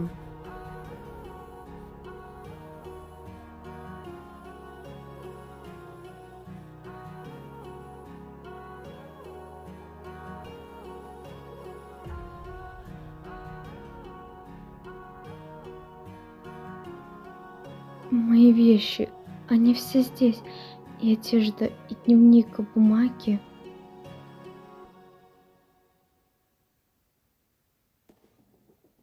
Ты трогал их? Что-нибудь доставал? Нет. Как год назад я их забрал, так они и стояли здесь все это время.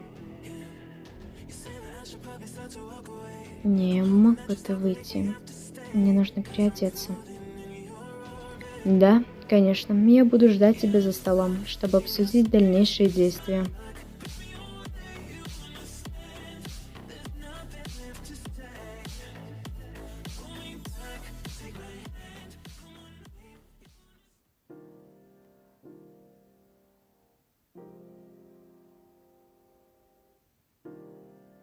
У тебя довольно открытая одежда. Не ожидал, что ты такое наденешь. Тебе что-то не нравится? Мне стоит поменять одежду? Нет, я неправильно сказал. Я просто в шоке. А ходить ты можешь в чем хочешь. Теперь ты можешь считать, что это твой дом. Хотя бы на время. Что значит дом на время? По этому поводу я хотел с тобой поговорить. Садись.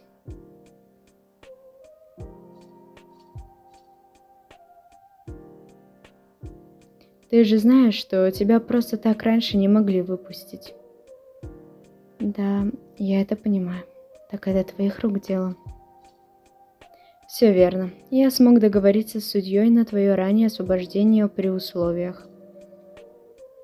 А условия таковы. Я каждую неделю буду приходить отчитываться за тебя в полицию и следить, чтобы ты ничего не сделала.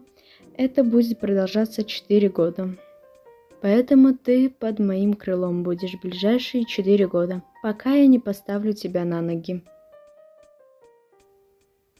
Зачем ты все это делаешь? Я допустила ошибку год назад, из-за которой ты пострадала, хотя не должна была.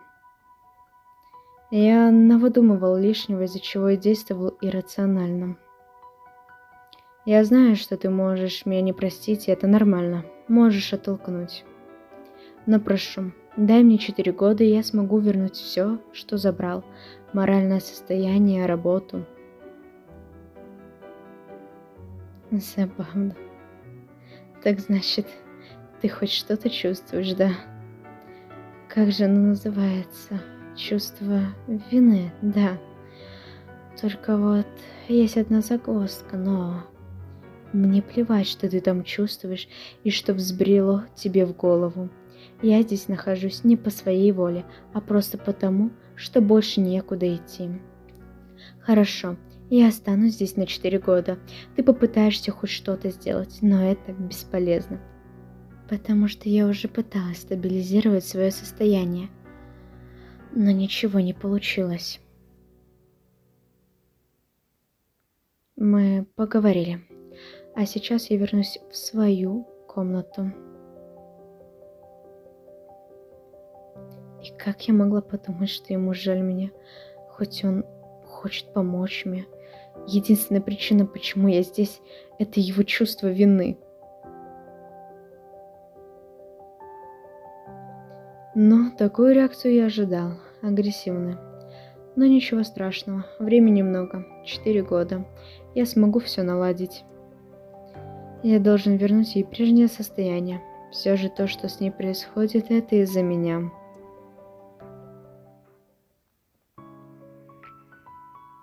Почему все так получилось?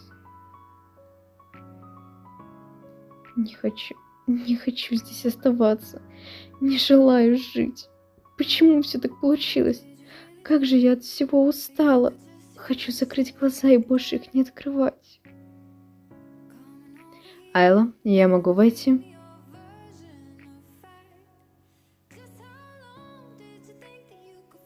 Можешь.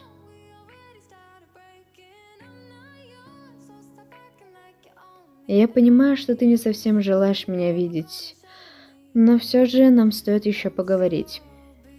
А в особенности нам нужно разложить по полочкам мое чувство вины. Я знаю, как со стороны это звучит. Мне наплевать на тебя, и я делаю это из-за чувства вины.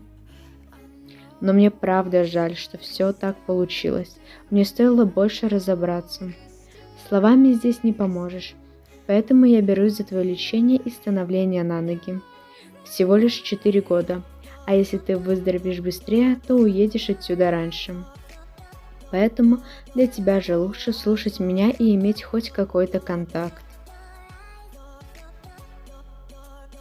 Уже поздно, и много чего сегодня произошло, поэтому спокойной ночи.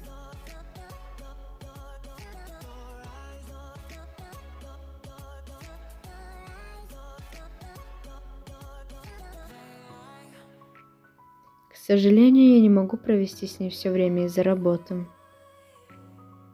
Но, надеюсь, она выйдет из комнаты и зайдет на кухню. Рано или поздно она проголодается. А сейчас мне нужно на работу.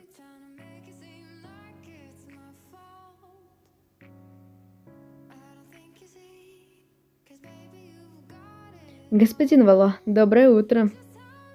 Да, тебе тоже доброе. Я хотел спросить, вчера же вы поехали за Айлой, как она, где живет? Ага, поехал за ней. Она выглядит довольно грустной.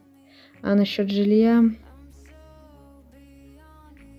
Я снял ей номер в отеле. Думаю, как только Айла поправится, то сможет сама его сдавать.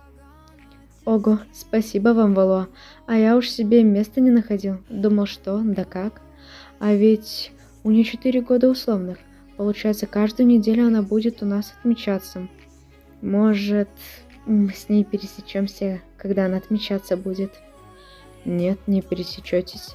Она сказала, что не желает видеть никого. А, это из-за того, что она сделала? Ладно, я ее понимаю. Если не хочет, не будем. И да, выкини разные мысли насчет нее. Это будет мешать тебе работать. Да, конечно. Я это понимаю. Стоило бы забыть свои чувства еще после отказа. Я не считаю, что этому мальцу нужно знать ее точное местонахождение.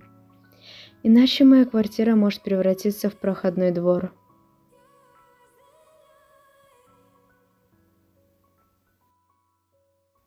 Стоять здесь и ждать этого кретина — пустая трата времени. Да к черту пошел этот ублюдок, никакой ответственности. Вала, подожди.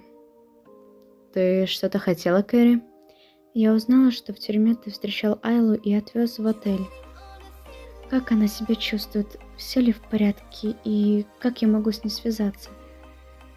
В целом неплохо, но психологическое состояние не очень. Сама понимаешь. Да, конечно. Столько всего пережить. А что насчет Святи? Может, ей нужна помощь? Сейчас она не желает никого видеть, поэтому ничем не могу помочь. Но если она оправится, то я обязательно об этом сообщу. Спасибо. Очень буду ждать твоего звонка. У нас впервые настолько долгая беседа за последний год.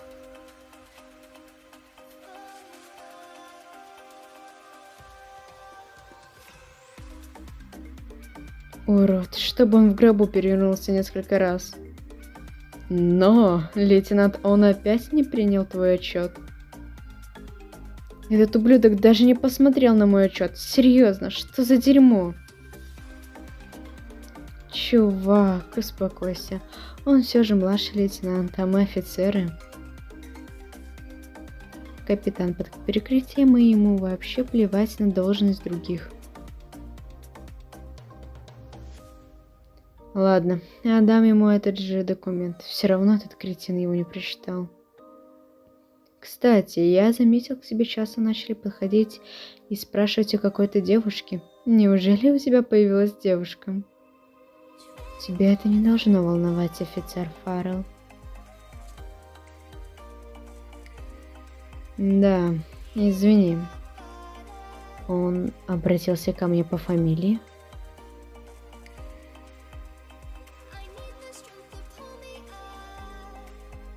Она не поела, хотя я ей говорил об этом. Да и думал, что если проголодается, то 100% выйдет. В комнату заходить не буду. Может, не было аппетита. Может, нужно ей другое.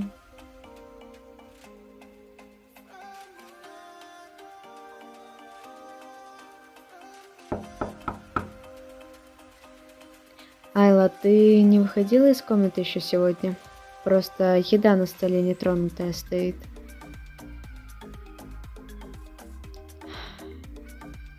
С ней сейчас довольно трудно общаться, а когда молчит, это вообще невозможно. Айла, я не знаю, что тебе можно есть, а что нет. Может, ты скажешь, я все приготовлю.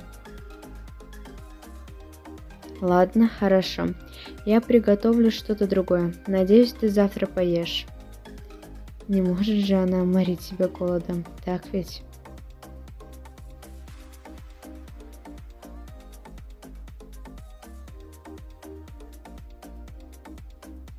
Она опять не поела? Это уже 3-й день. Нет, это продолжаться больше не может.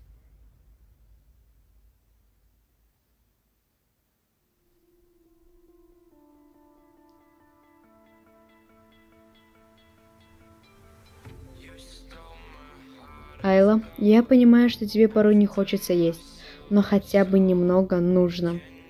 Я поем потом. Ты говоришь про это уже 3-й день и все равно не ешь. Прости. Давай ты сейчас передо мной поешь, и я буду спокоен. Ну правда, что за женщина? Неужели ты голодаешь, чтобы помереть? Айла, я не знаю точно, но надеюсь, это неправда? Айла, ты же шутишь? Почему ты молчишь? Я это сказал невзначай. Это же неправда? Но мне больно. Не прикасайся ко мне. Прости, прости, я не хотел делать тебе больно. Я был под эмоциями. Ты похудела и стала еще бледнее. Я беспокоюсь о твоем самочувствии. Со мной все хорошо, все хорошо. Просто не трогай меня.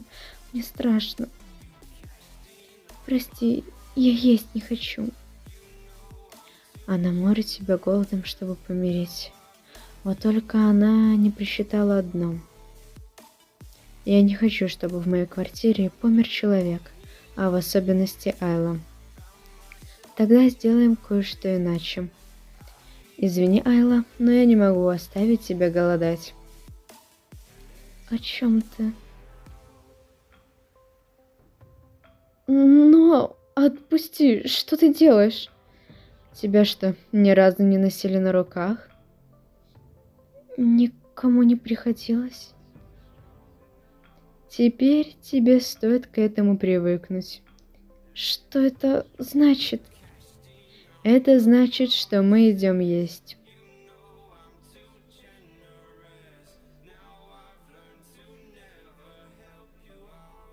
Хотя бы так она поест суп. Но единственное, что меня волнует, как она ела до этого. Если так же, то возможно ли, что у нее расстройство пищевого желудка? Это довольно проблемно будет, если так. Придется найти врача, который умеет молчать. А ты хорошо готовишь. Ну, когда живешь один и не только научишься готовить, но и убирать и стирать. А так я рад, что тебе понравилась моя еда. Если чего-то захочешь, то скажи, и я приготовлю. Угу. И диалоги с ней стоит тоже улучшить. Это трудно, если она все время будет бояться меня.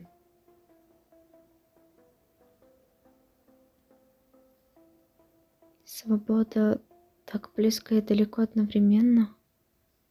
Выпустит ли меня Ноа когда-нибудь? Здесь довольно уютно, но так незнакомо и пугающе.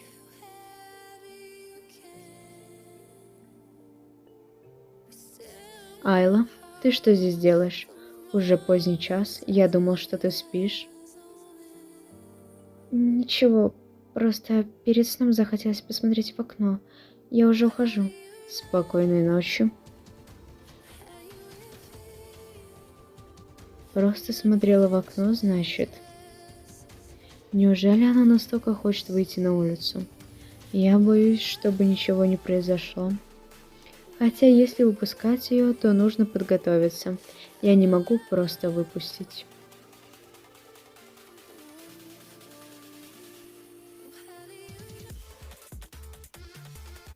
Айла, ты чего встала так рано? Поспала бы еще. Ладно, еду я поставил на стол. Поешь, и вечером тебя ждет небольшой подарок. Никто тебе не ответит, Вала. Просто уже иди на работу. Хорошего дня. Спасибо. Ты тоже не скучай слишком.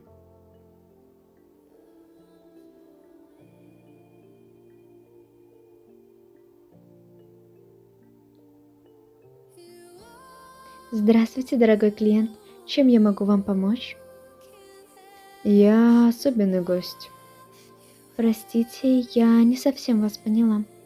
Она, видимо, новенькая, раз не знает обо мне. Ладно, позовите здесь главного, у меня к нему есть вопрос. Скажите, что это нового Луа. Конечно, сейчас спросим и позовем. Подождите здесь. Девушка, постойте. Раз уж я сюда пришел, что здесь популярно среди женщин? Сейчас новая коллекция браслетов из белого золота популярна. Белое золото будет хорошо сочетаться с глазами Айлы.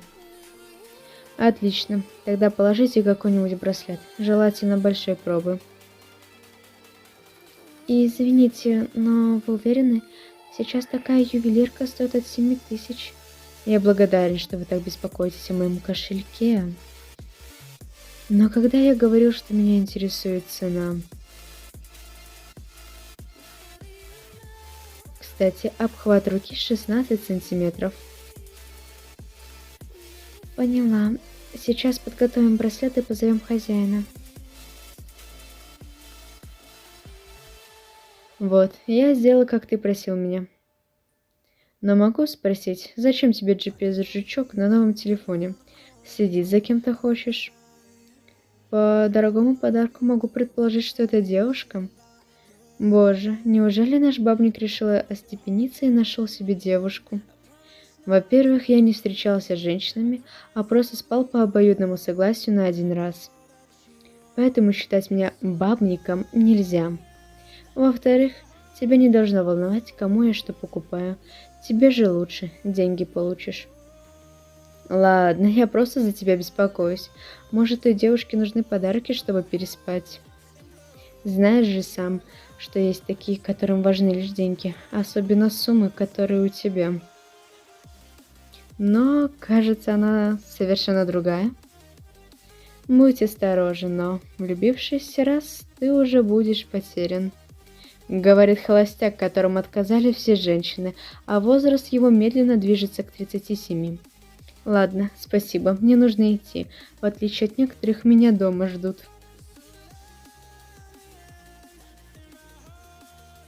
Стоп, он сказал дома.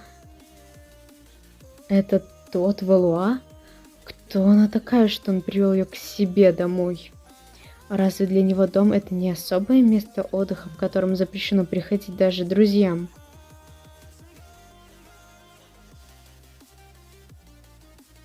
Почему он подумал, что я влюбился? Серьезно, я просто помогаю Али из-за вины, всего-то. Этот кретин. Поэтому он и только знакомый для меня, а не друг. Но если бы не камера за то, что он сказал, что Али нужны деньги, чтобы переспать, я... Господин Валуа. Да, извините, я задумался. Что вы говорили? Мастер сделал дубликат ключей. Можете их забирать? Да, спасибо. Так, вроде со всеми делами справился. Теперь можно и домой отправляться.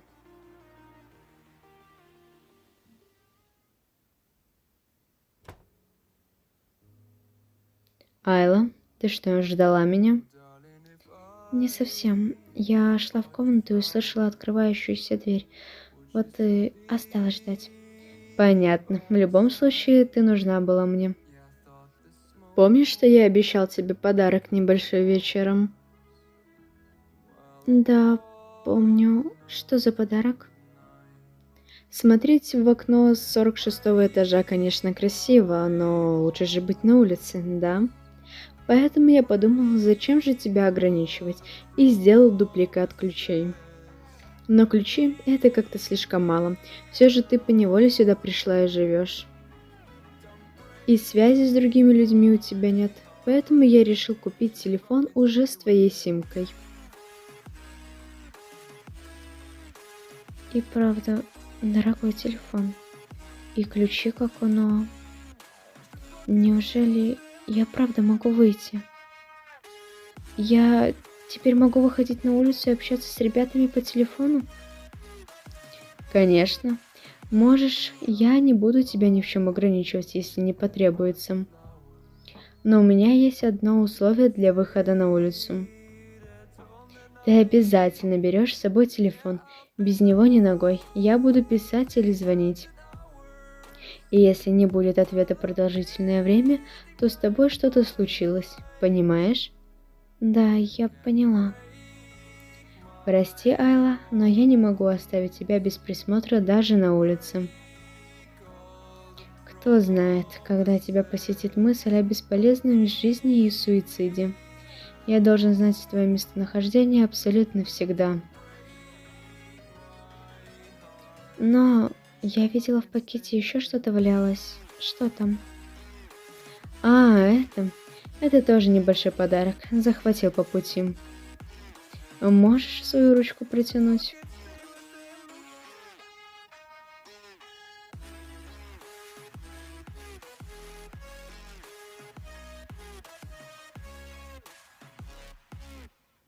Этот браслет, из чего он? Сказали белое золото. Там еще маленькие бриллианты должны быть.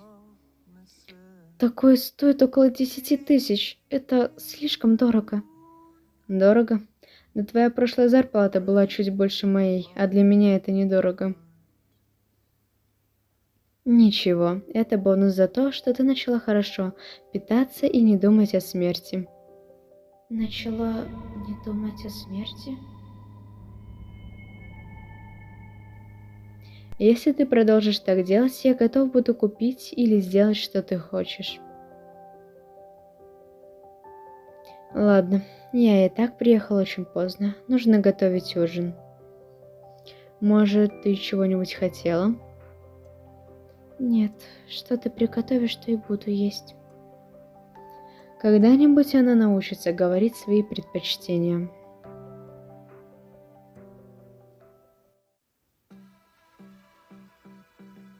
К сожалению, не вся информация сохранилась, но больше осталось. Может, я смогу пообщаться с Кэрри или Шоном?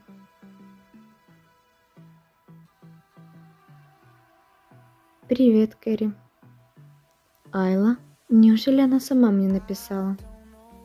Шон, иди сюда. Ты сейчас удивишься, кто мне написал. Ты чего так орешь? Президент, что ли, написал? Гораздо важнее. Ну, показывай своего важного человека.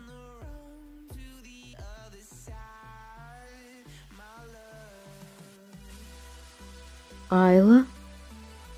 Спроси, как она, нужна ли помощь, как вообще самочувствие ее. Хорошо, хорошо, сейчас спрошу. Привет, Айла. Ты как? Как твои дела? Что произошло с тобой? Нужна ли помощь? Со мной все хорошо, как и со здоровьем. Надеюсь, вы тоже не болеете. Помощь не нужна. У меня есть человек, который меня держит на плаву. Уже есть человек? Как думаешь, кто это? Я думаю, но он же поехал за ней, единственный знает ее местонахождение. Неужели Алла ему доверяет? Разве она его не ненавидит? Спроси ее об этом напрямую. Может, мы не все знаем. Айла, ты уверена, что можешь ему доверять? Или ты его уже простила? Я никогда не прощала и не доверяла ему. Просто пока другого варианта нет. Почему нас не попросишь о помощи? Мы же друзья, Ай. Я не хочу втягивать вас в это. Извините. Можно попросить вас об одном? Так необычно ведь, что Айла просит о чем-либо. Видимо, это действительно важно. Да извинения от нее никогда не получишь. Да, конечно, мы с Шоном постараемся все сделать. Спасибо. Тогда вы могли бы не писать, только чтобы я вам писала. Просто сейчас такое время. Я хочу собраться с мыслями, чтобы меня никто не трогал. Хорошо, если ты этого хочешь, то мы не будем писать. Но если что, звони и пиши. Конечно. Спасибо за разговор, но мне уже пора спать. Я потом напишу. Спокойной ночи, Айлочка. Что думаешь по этому поводу? Самое главное, что у Айлы есть связь, а брать у кого-то помощь или нет – ее выбор.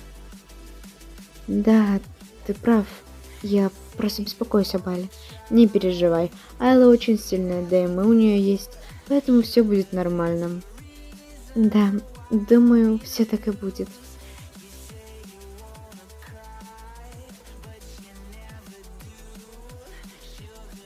Я не могу сказать и втягивать их в свои проблемы.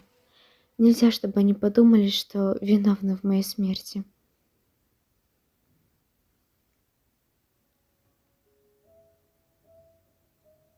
Теперь я могу выйти, просто выйти на улицу.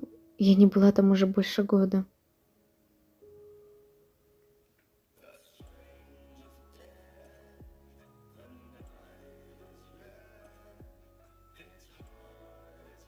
Мам, а там гуляет тетя из тех новостей. Сынок, пошли в другое место поиграем. Ладно.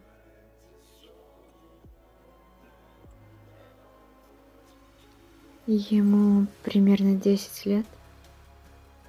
Столько же должно было исполниться и Леви. Я обещала, что буду навещать его раз в месяц, а в итоге больше года не виделись. Интересно, как он вырос за это время, что у него нового? Жаль, что мы с ним не встретимся. Надеюсь, у него будет все хорошо.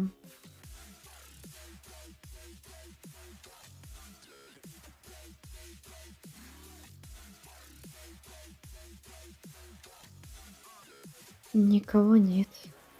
Тишина полная в парке. Это река. Она выглядит неглубокой, но туда может полностью погрузиться тело. Такое странное чувство мании к ней. Какое-то странное чувство тревоги. Из-за чего оно могло возникнуть? Это из-за того, что я дал Айле ключи? Улица более опаснее, чем дом. Там она может сделать с собой то, что не следовало бы, и я помочь не успею. Ладно, я просто проверю, где она сейчас находится, и вся паника уйдет. Она в парке. Он вроде находится в 2 минутах езды на машине от моей работы. Ну, в парке она вряд ли что-то себе сделает. Там все же людей много, и все для них сделано. Хотя интересно посмотреть, где именно она находится.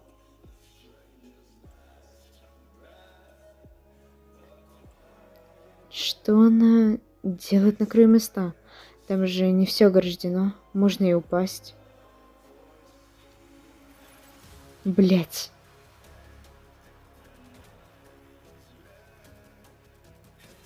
Чего это он? Как угорел и побежал. Рабочий день не закончился. Получит от лейтенанта он. Нужно просто прыгнуть. Глупо так стоять, причем 5 минут. Просто стоит перешагнуть, и все закончится. Один шаг. Тогда я перестану быть обузой для всех. Особенно для Ноа.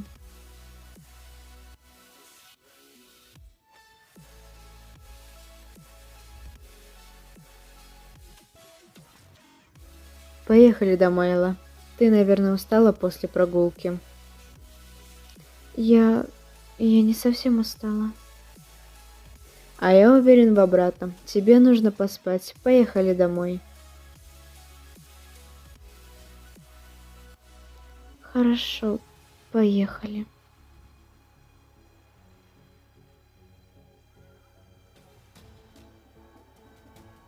Валуа, ты уже закончил с работой? Да, уже все. А что? Ты в последнее время уходишь и приходишь по расписанию. А раньше любил опаздывать на минут 10 и уходить последним.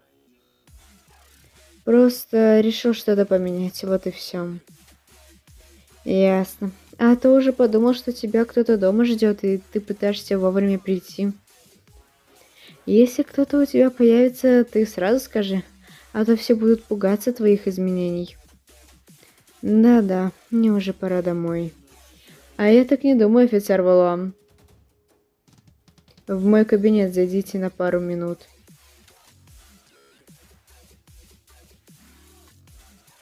Нет, я больше молчать не могу. Послушай сюда, Валуа, с меня хватит этого. Ты не имеешь абсолютно никакого уважения ко мне. Странное чувство дежавю. Я хотел поговорить о случае, что произошел сегодня. Ты сорвался с рабочего места и вернулся лишь спустя час. Неужели ты думаешь, что я спущу тебе это с рук?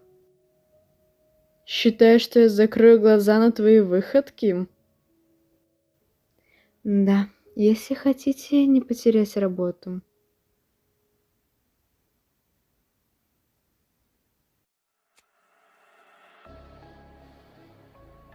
Сегодня, видимо, я не попаду домой. Что ты хотел?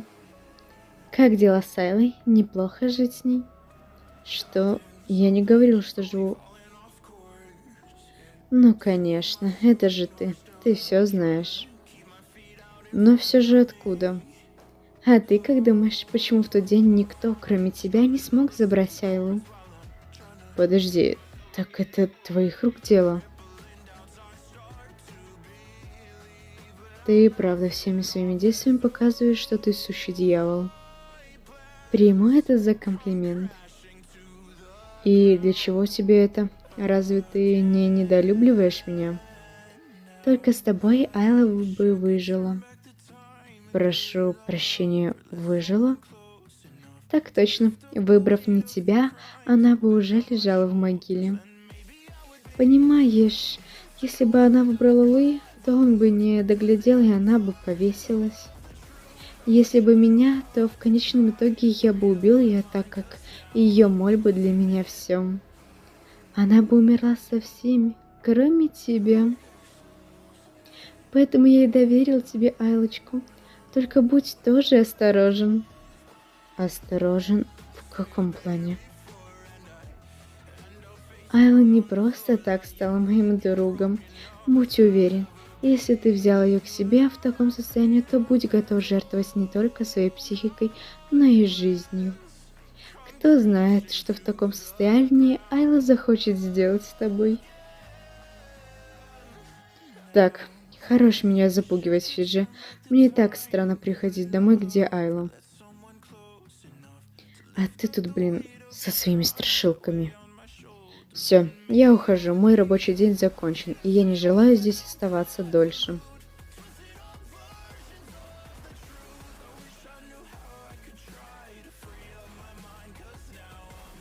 Посмотрим, насколько тебе хватит.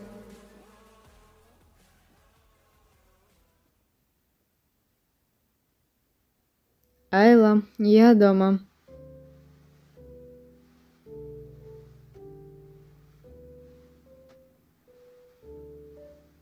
Вот ты где.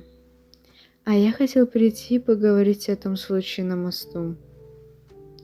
Но, видимо, не судьба.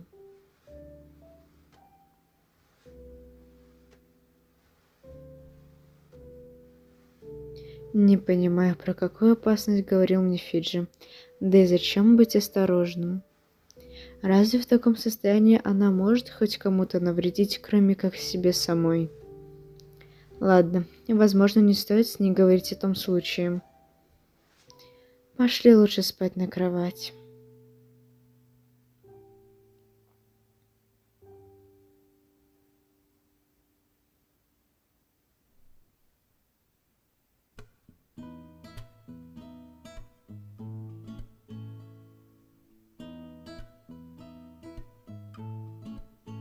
Айла, мне нужно сделать уборку в твоей комнате, поэтому не могла бы ты выйти на время? А это обязательно? Ну да, я давно ее не проводил, и из-за твоего переезда тоже планы поменялись. Хорошо, если хочешь, то проводи, я не буду мешать. Она впервые за время здесь переживания против чего-то. Но почему именно уборка?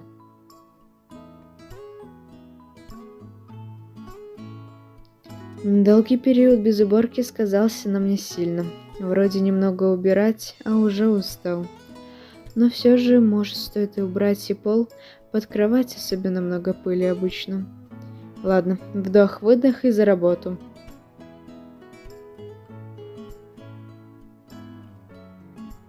Показалось, что ли? Нет, там точно что-то лежит. Достал. Нож. А ведь на кухне пропали 2 ножа. Я подумал, что забыл их на работе, но... Стоп. 2? Если один здесь под кроватью, а в квартире только 2 кровати, то второй...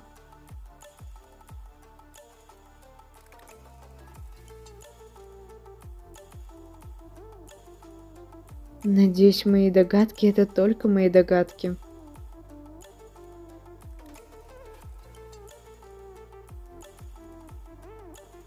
Зачем Айла положила ножи под кровать? Неужели хотела напасть? Нет, успокойся, но это было сделано, скорее всего, из-за обороны. Да, ей просто непривычно и страшно на новом месте, особенно со мной. Но что-то случилось? О чем ты? Все хорошо? Тогда почему ты так резко сюда прибежал и что-то прячешь? Ты что-то нашел в моей комнате? Нет, я просто кое-что забыл. Да, вот и побежал. Но если что-то забыл, то извини. Меня это просто напрягло. Ничего страшного. Если нужно, то уточняй. Я всегда отвечу. Хорошо, тогда не буду мешать. Он нашел их. Пора действовать. Давненько я не испытывала этого чувства. Особенно от Тайлы. Ха, как будто в первый раз встретились. Отсюда и страх. Но, как бы то ни было, я должен спрятать ножи.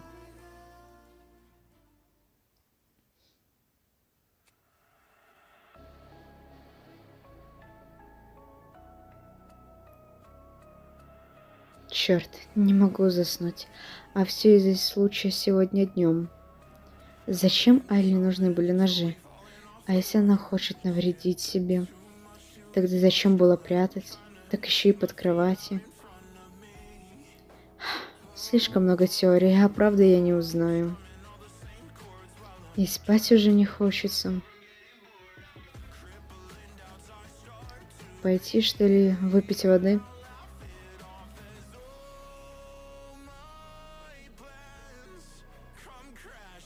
Айла? Что она на кухне делает?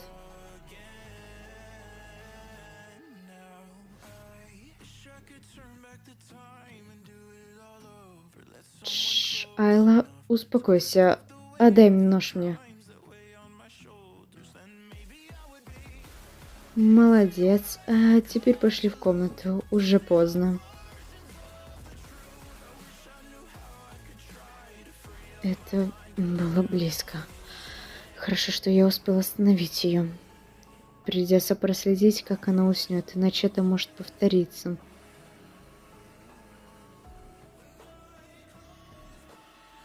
но опять меня остановил. Он опять это сделал. Бесит. Он только и делает, что мешает мне, черт возьми. Стоит ли мне избавиться от него? Да, нужно, чтобы он подпустил меня к себе настолько близко, насколько возможно. И тогда я смогу это сделать. Заманить и вонзить в него нож. После случившейся ночью Айла не выходит из комнаты. С одной стороны, это хорошо, она не сможет себе там навредить. А с другой, это уже повторяется 3-й раз. Нужно с ней поговорить и что-то сделать. Сначала голодание, затем мост, а сейчас нож у горла. А дальше-то что? Я не могу с ней справиться. И чтобы не было поздно, нам нужен психолог. Только вот, где найти хорошего и молчаливого специалиста в короткие сроки?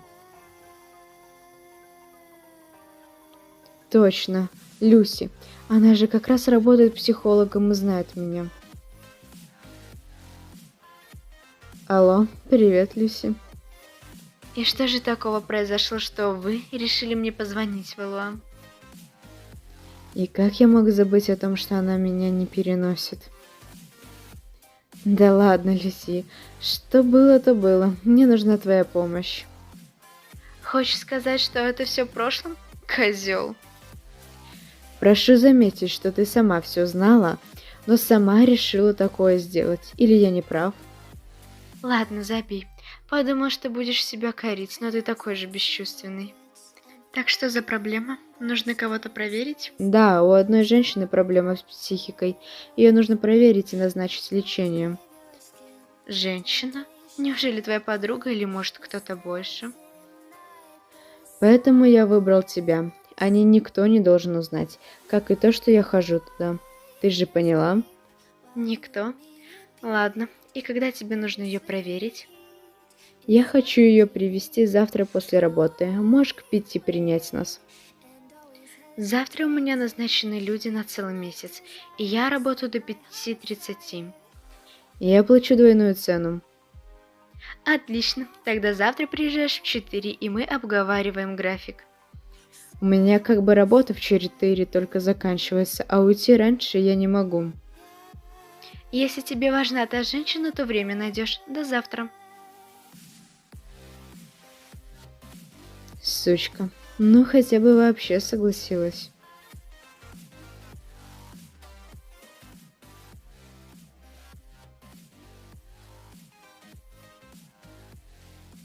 Это та женщина, о которой ты говорил? Да, надеюсь, ты сможешь помочь ей. Посмотрим, что с ней, и тогда поговорим. Милая, как тебя зовут? Айла. Айла, красивое имя. Заходи в кабинет, присаживайся, и я скоро подойду.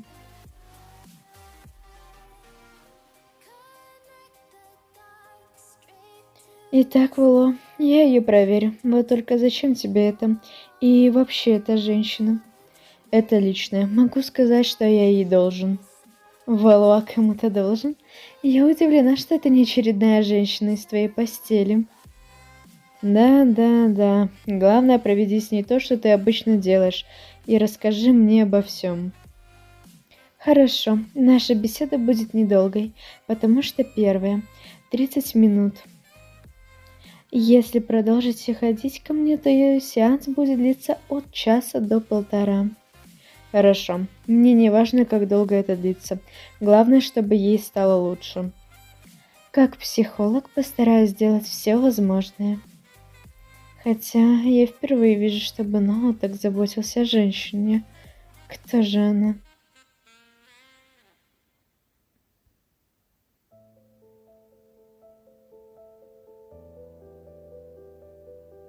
Здравствуй, Элла. Раз это первый раз, как мы встречаемся, давай познакомимся поближе.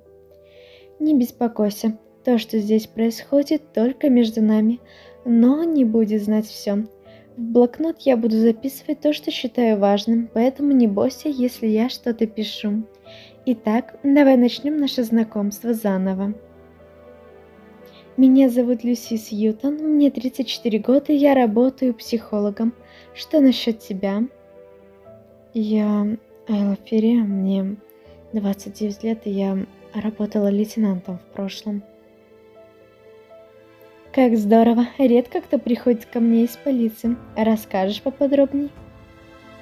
Я работала с полицией, начиная с 21 года, и стажировалась с 17 лет. Хорошо, ты знаешь, почему здесь? Или тебя привел Ноа по его желанию?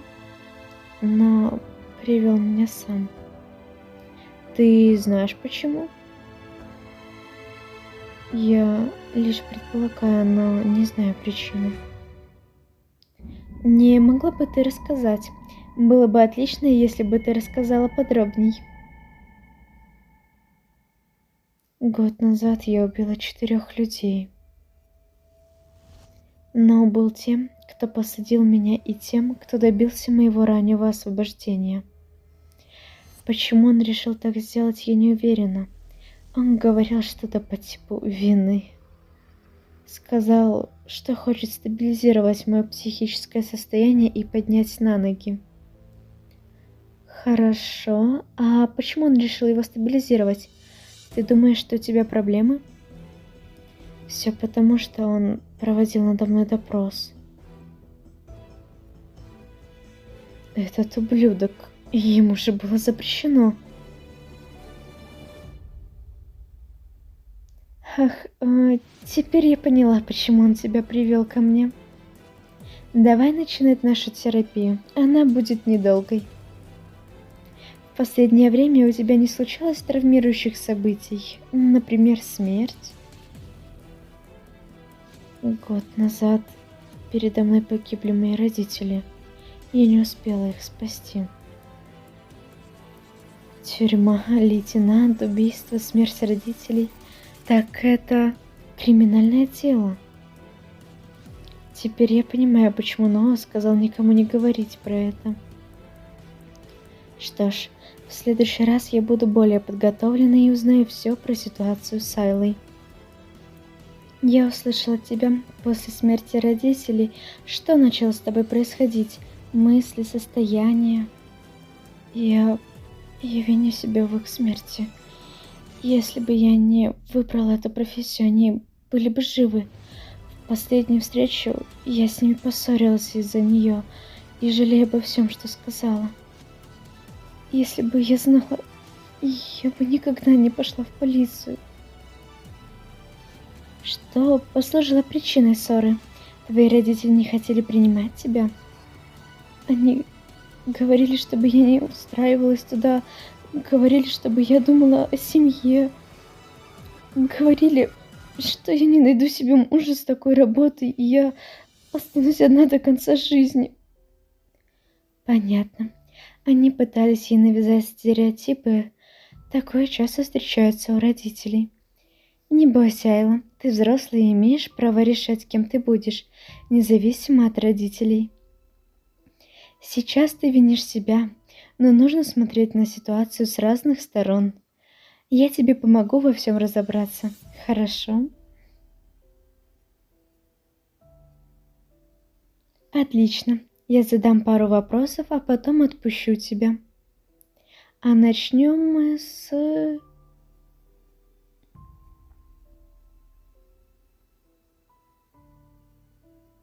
Ну что я могу тебе сказать? Это очень запущенный случай.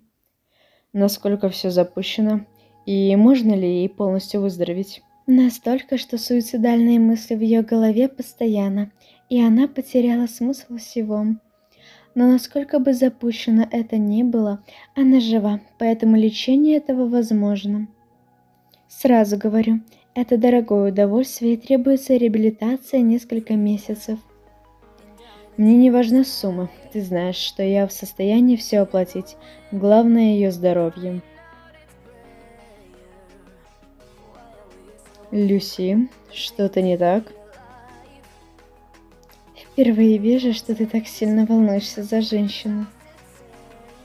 Ты опять начинаешь. Я же тебе сказал, ты сама все знала и сама решилась на это. Нельзя осуждать женщину, желающую мужской любви. И все же, я здесь из-за Айлы и хочу услышать, что с ней, и твои рекомендации. Хорошо. Проведя сеанс, я выявила, что у нее ПТСР. Основной симптом – деперсонализация.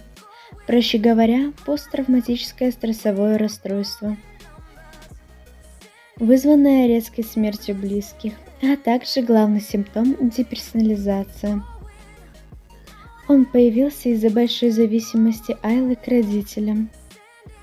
Очень долго она находилась в таком состоянии, поэтому нарушилось нервно-психическое здоровье. Для лечения я назначу таблетки и 3-разовое посещение сеансов. Хорошо. Может, еще что-то нужно? Изменить обстановку? Есть ли последствия? Последствия будут, поэтому будь аккуратен в будущем, так как из-за стресса состояние может вернуться обратно и опять придется лечить. Хорошо, я запомнил. Никакого стресса и травмирующих событий. Что насчет обстановки, она должна быть комфортной и безопасной для нее. Ну, понимаешь, разные женские штучки и виды отдыха, чтение, прогулки, вышивка. Разные женские штучки. Она мне про них ничего не говорила. Стоп. Но мою квартиру трудно посчитать мужской берлогой. Не то чтобы для человека. А сказать она не могла, что некомфортно из-за деперсонализации. Приедем домой, я возьму список вещей, которые ей нужны, и куплю. Хорошо, Люси, я все учту, и дни сеансов мы тоже обговорим.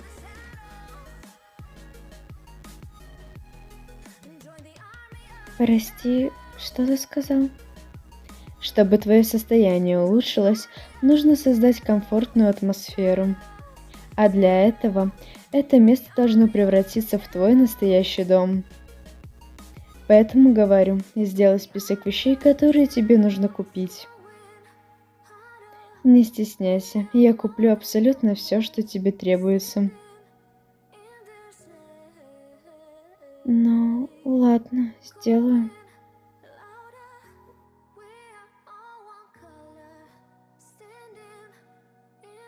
Как знаю, это довольно популярный магазин одежды. Здесь должно быть, что она хочет. Добрый день, я могу вам как-то помочь? Да, мне нужно найти определенную одежду для женщины. Конечно, сейчас подберем. А для кого вам? Сестре, вашей девушке? Моей девушке? Нет, для моей жены. Правда? Повезло вашей жене с таким мужем. Так, какую одежду ищем? Размеры? Ей нужна очень свободная и открытая одежда. Больше для теплой температуры. Было бы неплохо, чтобы оно было белого серого цвета и ходить по дому. У нас как раз есть несколько вариантов. Прошу вас пойти посмотреть. Думаю, если Айла станет на время моей женой, то не возникнут вопросы, откуда я знаю ее размеры. Не могу же я сказать, что, поносив ее на руках пару раз и полапав, я знаю ее размеры. Айле тоже не обязательно знать откуда. Просто скажу, что угадал.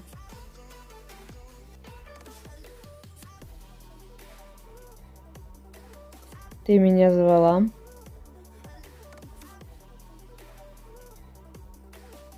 Да, во-первых, спасибо, что все купил и все правильно.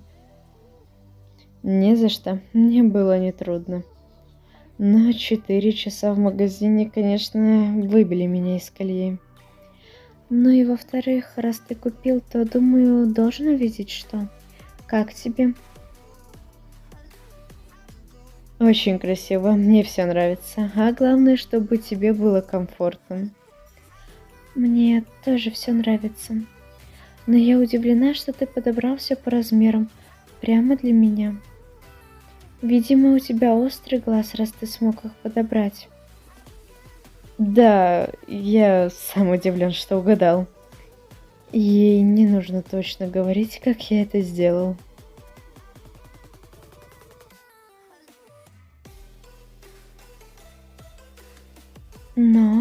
где мы? Ну как же, мы в парке. Люси сказала, что тебе нужен свежий воздух. А отпустить тебя одну я не могу из-за прошлого раза. Ну ладно, мы пришли сюда не чтобы вспоминать прошлое. Здесь есть много развлечений. Может, ты куда-то хочешь сходить или поесть? Нет, я никуда не хочу. Айла, если за меня все оплатили и без возврата денег, то я бы обанкротил этого человека. Я хочу просто погулять, без еды и развлечений. Хорошо, но если что-то захочешь, то скажи мне.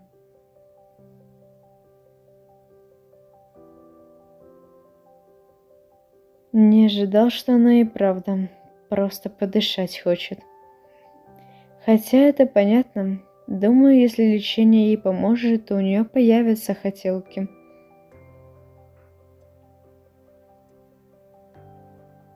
Так, здесь так спокойно. Хочу остаться и не уходить. Привет. Мама, здесь тетя из новостей, убийца.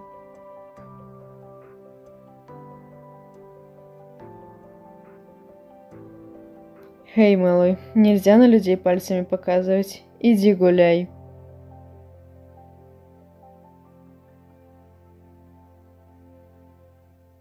Вот сучёныш маленький. Айла, все нормально, не слушай его. Это ребенок, которому лишь бы покричать. Я не хочу, чтобы меня узнавали.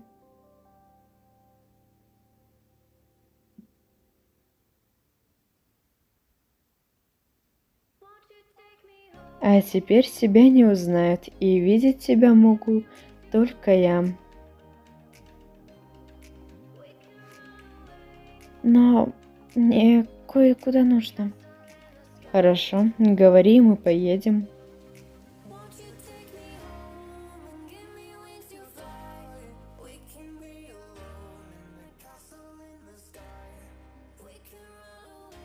Здравствуйте, Ферия. Давно мы вас не видели. Вы Клеви?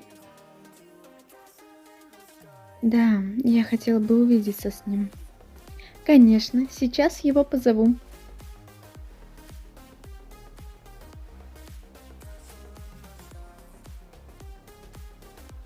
Тетя Айла, это вы?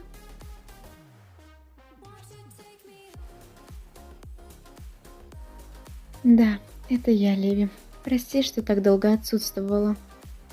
Обещала, что каждый месяц буду приезжать, а в итоге год не была. Ты уж извини, ладно? Тетя Айла! Вы пропустили мой день рождения, когда мне исполнилось 10. Прости, я была очень занята, но сейчас у меня много времени и буду чаще навещать. Но разве вы не работаете лейтенантом? У вас же много дел там. А, да, работаю. Но мне дали специальный отпуск, поэтому я стала более свободной. Тетя Айла, а что за мужчина сзади вас? Это дядя Но. Он мой знакомый близкий. Если он вас обижает, то скажите мне, и я его побью. Он хороший, не переживай.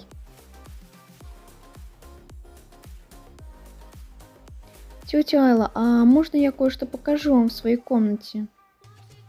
Ну, хорошо, пойдем.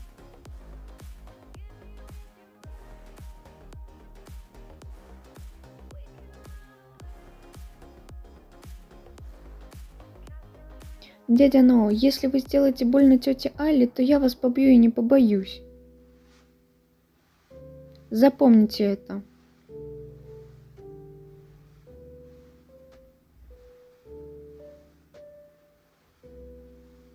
Какой забавный малый. Это вроде тот мальчишка, у которого мать убили, а Айла это дело расследовала.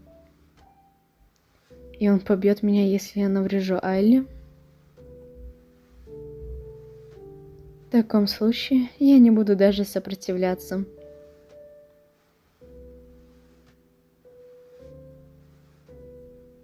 Я изучила полностью дело об Айле и теперь знаю, с чем именно нужно работать. Теперь я смогу понять, что ей нужно и что обязательно нужно проработать. Айла, можешь заходить? Здравствуйте, Люси. Привет, милая. Присаживайся, и мы начнем сеанс.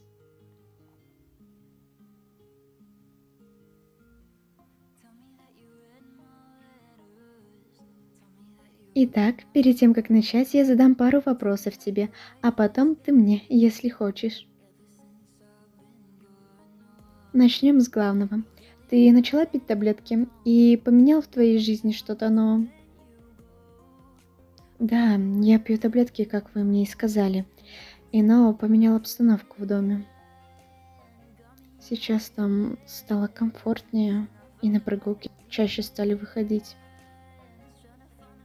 Замечательно. Все же, когда захочет, тогда и послушает меня. Чтобы ты знала, мы будем проводить 3 сеанса в неделю по часу. Это все, что я хотела спросить и сказать. Может, у тебя есть вопросы?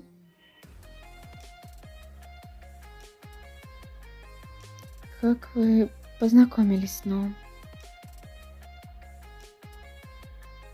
Я и Ноу, говоришь?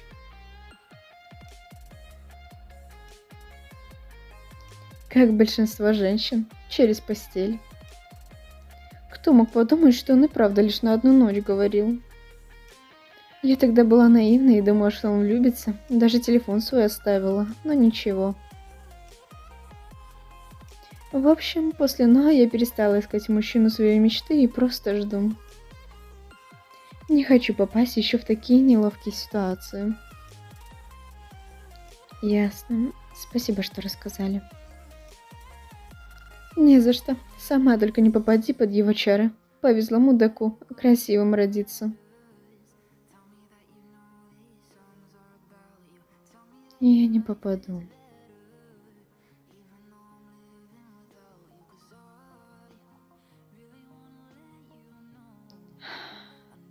Чего вздыхаешь? Да там кое-какая ситуация. Мне нужно одной женщине создать комфортные условия. Неужели наш бабник нашел себе девушку? Как же вы мне все дороги, когда такой бред говорите. Ладно, а что там на самом деле у тебя? Может, смогу помочь? Ты? Каким это образом? Ну как же, я женатый мужчина и знаю, как ухаживать за женщиной. Правда? Ты сможешь мне помочь? Конечно. Скажи, что тебе нужно, и я дам пару советов. Отвечаю, что после моих советов эта женщина не отстанет от тебя. Мне просто нужно, чтобы она чувствовала себя в безопасности. Не бойся, я знаю, что говорю.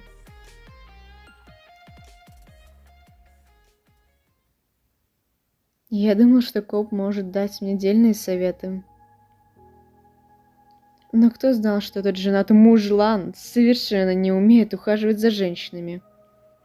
На протяжении 2 месяцев, каждую неделю, я дарил Айле какой-нибудь подарок по совету Коуба. И в один из таких дней... Я помню, что ты говорил, что любишь детальную и кропотливую работу.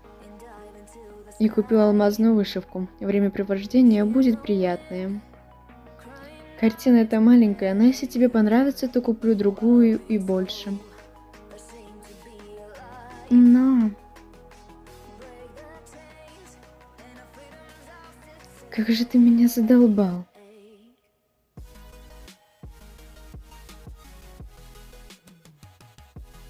Ее взгляд, такой же, как и год назад, такой же холодный и кроткий. Я испытываю то самое чувство, когда кровь в жилах останавливается. Неужели состояние Айлы вернулось? Так резко? Это правда она?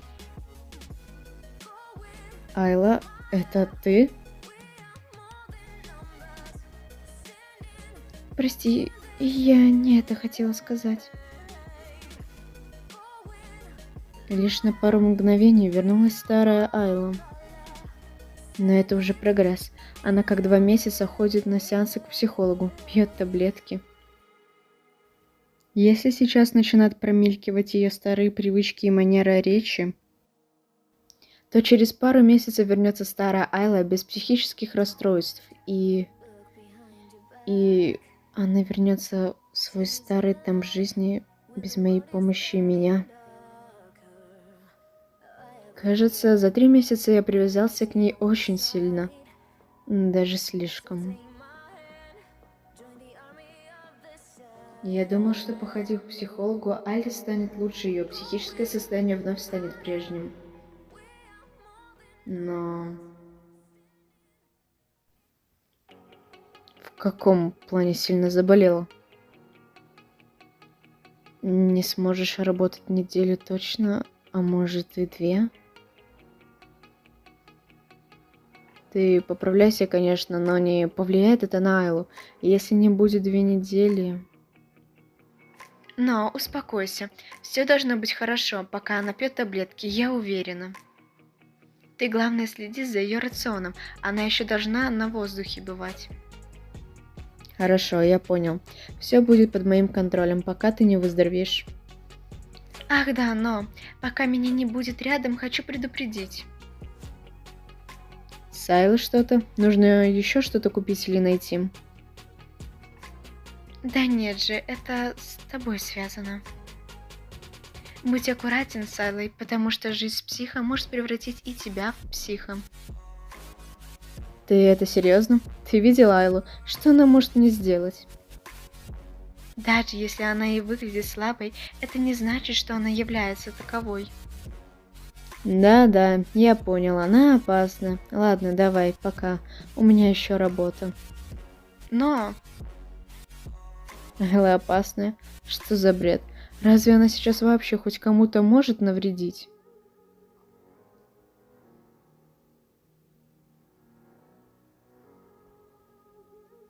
Айла, ты собираешься к Люси, да? Ну да, сегодня же день сеанса. Зачем ты спрашиваешь, если знаешь? Я недавно с ней общался, и она сказала, что сильно заболела, поэтому не сможет работать. Добавила, что болезнь довольно сильная, поэтому 2 недели мы без сеансов. Пока потерпи без нее, ничего страшного. Да, Айла? 2 недели? Этого должно же хватить. Да, ничего страшного.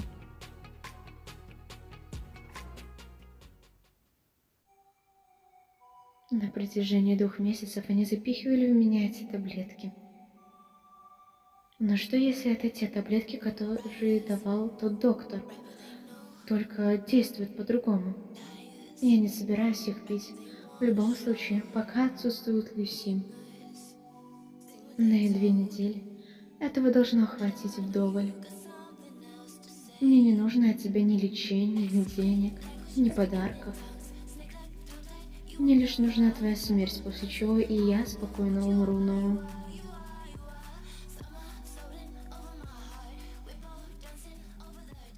Сколько же работы в последнее время много. Просто кошмар. И эти чертовы бумаги. Этому ублюдку вообще ничего не нравится. Раньше была хотя бы какая-то дисциплина.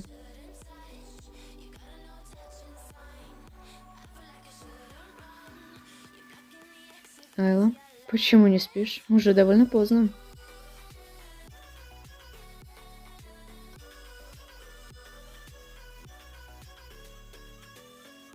Айла, что с тобой? Я не понимаю, что ты хочешь сделать. Тебе что-то нужно? Или кошмар приснился? Что я должен сделать?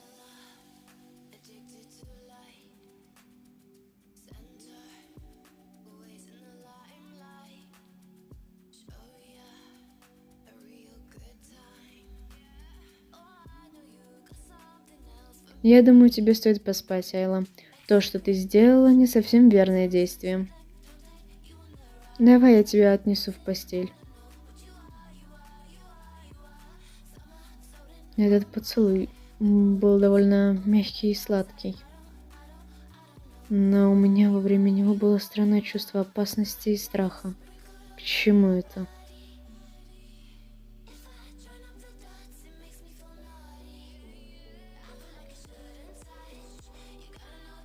Привет, Вало. Чего такой подавленный? Да просто вчера кое-что странное произошло, и я не могу отойти от этого. Если не секрет, то что? Может, я смогу помочь? Не надо. Мне хватило твоих советов по ухаживанию. Да кто знал, что у тебя особый случай? Просто большинство это любит. Вот и подумал. Она меня поцеловала. А я говорил, что мои советы тебе помогут. Кретин, если бы это сделала другая девушка, то ладно, но не она. Чтобы ты понимал, почему я так напряжен, то приведу пример. Это как священник, который поклоняется Богу, у которого в заповедях нельзя убивать людей. И в один из дней он убивает человека, причем спокойно, как будто так и надо. Если ты не преувеличиваешь, то это странно. Ну, так вы, молодежь, раз и влюбилась, бывает. Она быстрее убьет меня, чем влюбится. Жесткая у тебя подруга, но... Какая есть, не жалуюсь.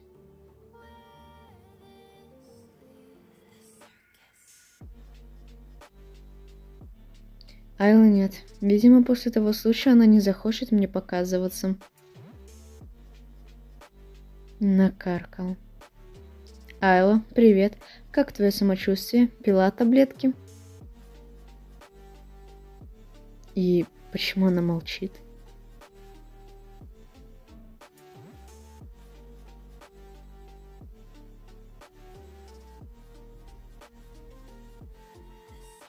Айла, зачем ты это делаешь? Почему ты все время молчишь?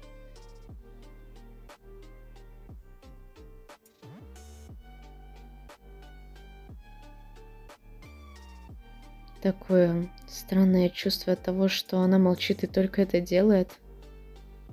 Но самое странное это то, что я после них ощущаю. Чувство бессилия и желания большего. Кажется, с ней правда можно стать психом. Ха. Это продолжалось 2 недели, и я привык к этому. Сначала она все время молчала, поцелуй для нее был как будто ежедневным заданием. Но после того, как я начинал слабеть и терять себя, ее улыбка становилась все шире. Это происходит раз за разом, каждый день. В отличие от меня, она никогда не закрывает глаза. Хотя это не так важно. Кажется, я начинаю понимать, почему я стал так зависим от нее.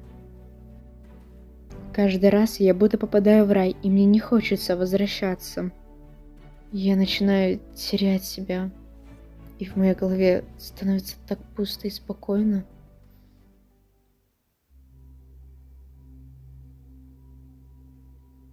Что за глупец? Он точно бабник. Я думала, соблазнить и убить его будет трудно, но он уже сдался. Впрочем, мне же лучше, если он уже под моим контролем. Ну что, мой любимый Ноа, через пару дней мы отправимся с тобой в ад.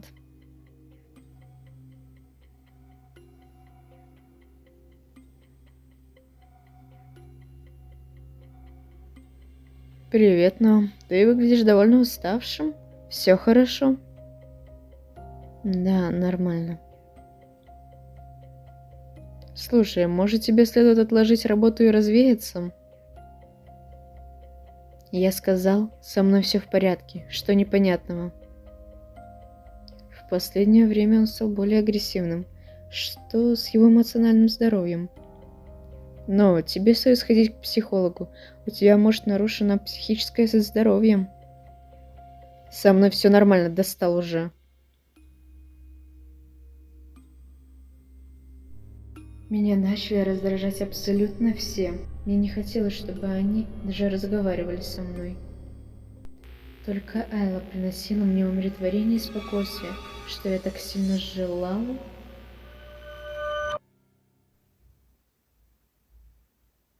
Алло, привет, Вало. Я уже выздоровела и жду вас с Айлой завтра у себя. Нет, не нужно. Мы больше не будем ходить. Айла, она здорова. В каком плане? Вы нашли другого психолога? Айла пьет таблетки? Мы не нашли другого. Я думаю, что она выздоровела, и ей не нужно больше лечения.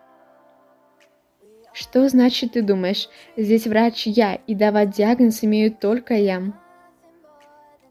Завтра в 4 жду вас в своем кабинете. И точка.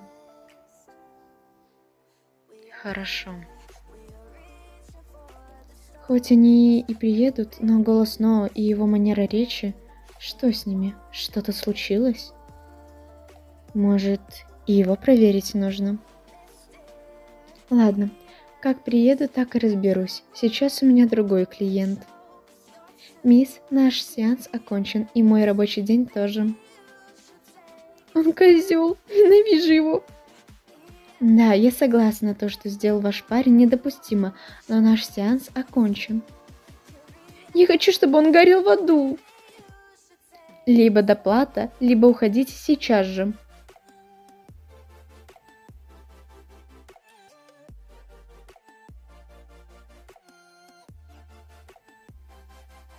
Здравствуйте, вы просили нас сегодня прийти. Да, здравствуй, прошу, проходи. Я должна проверить твое состояние. Хорошо, иду.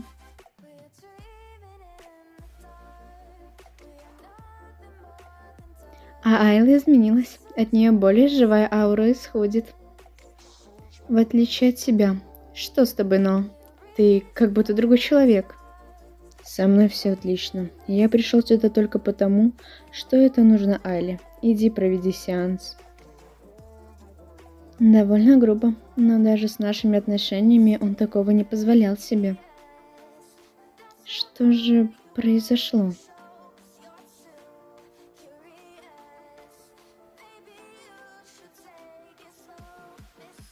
Айла, могу я перед тем, как начать, кое-что у тебя спросить? Да, я отвечу на вопрос. Что произошло с Ноа? Может, у него что-то случилось? Ничего, все хорошо. Это обычно Ноа.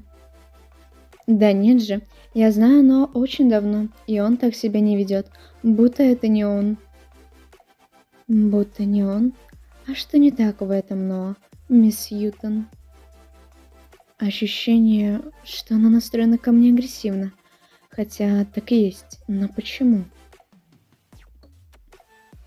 Этот Ноа отличается от прошлого. Вы, Айла, не причастны к этому? На что вы намекаете, мисс Люси?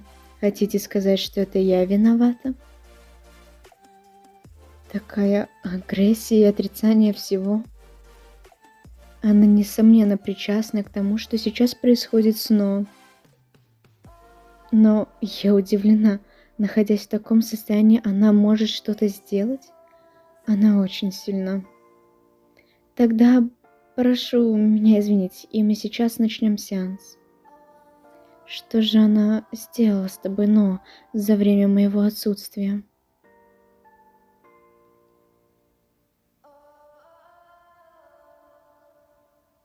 Сеанс окончен. Где Айла? Айла проходит еще одну процедуру с другим специалистом. За него я ручаюсь. И для чего она нужна? Она хоть ей поможет? Да, она поможет как Айле, так и тебе. Что ты имеешь в виду? Я здоров, мне не нужна помощь. Я рада, что ты ничем не болеешь, но твое психическое состояние оставляет желать лучшего. А сейчас марш в мой кабинет, будем смотреть, что с тобой. Будешь противиться, я не верну тебе ту женщину.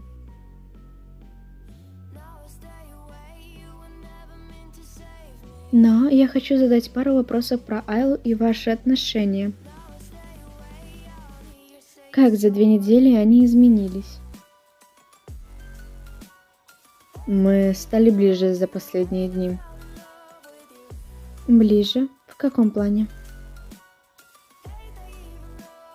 В том плане, о котором ты подумала. Романтические наклонности у Айлы. Романтические наклонности? Как и от Айлы? Ты уверен? Да. Наши отношения перешли на романтические, но со стороны Айлы. Айла не похоже, что она испытывает хоть какие-то чувства к Ноа. Почему он так решил? Почему ты так решил? Может, тебе показалось? Нет, потому что Айла начала каждый день обнимать и целовать меня. Что? Он точно про нее говорит? Я с ней занималась довольно много, чтобы узнать. И я могу сказать, что она не такой человек, чтобы так просто целовать, без целей. Ну да, конечно, она точно что-то задумала, и это явно не плюс для Ноа. Я читала дело о Мнеке и могу сказать точно, что единственное, что хочет Айла, это месть. Или смерть Валуа. Но эта женщина опасна, мы должны что-то с ней сделать. Задолбала. Она для тебя опасна, но не для меня. И если ты так против нее, значит против и меня. Но она же может тебя убить, ты это понимаешь? Да, ну и что? Какая разница, что я умру? Но он никогда не думал так о смерти. Эта тема для него всегда была серьезная. Да что же ты, идиот, несешь? Но ты же никогда так не думал о смерти. Что за бред ты говоришь? Это было раньше. Все меняется. Раз уж ты так сильно обожаешь Айлу, то просто запомни одну вещь. Если ты умрешь, то ее посчитают убийцей и вернут в тюрьму, или она себя убьет.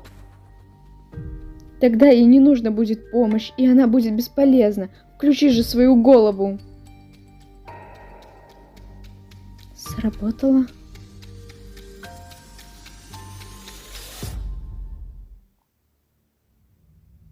Извини за раннюю грубость. Я был будто не в себе. Ничего страшного, но я понимаю, что с тобой было что-то не так. Ты не со злости сказал это. В любом случае, это говорил я. Прошу прощения еще раз. Ладно, хватит одного извинения. Нужно думать, что делать дальше. Твое состояние до сих пор нестабильное, и если Айла опять начнет, можно потерять тебя. Что предлагаешь делать в этом случае? Игнорировать? Больше сеансов проводить? Почти. Думаю, если она захочет сблизиться, то просто оттолкни ее. Хорошо, тогда я попытаюсь отдаляться от нее и буду чаще заводить на сеансы. Но и еще. Кое-что прошу тебя сделать, если такое будет. Если она захочет переспать с тобой, то максимально мягко откажи ей. Айла захочет переспать со мной? Это какой-то бред. Она меня не переносит. Я изучила дело о маньяке и знаю точно, что она желает твоей смерти. Когда ты сказал, что она ложит ножи под кровати, я подумала, это из-за ее состояния, но нет. Под свою она ложит из-за безопасности, а под твою, чтобы соблазнить и там убить. Я понял. Значит, буду отдаляться, чтобы она сдалась. Как и советовала Люси, я стала отдаляться от Айлы, но очень медленно, чтобы она ничего не заподозрила. Какой день подряд это происходит? После психолога он совсем изменился. Бесит, что эта дрянь разрушает мои планы. Я должна побыстрее это сделать, пока мой контроль полностью не прошел.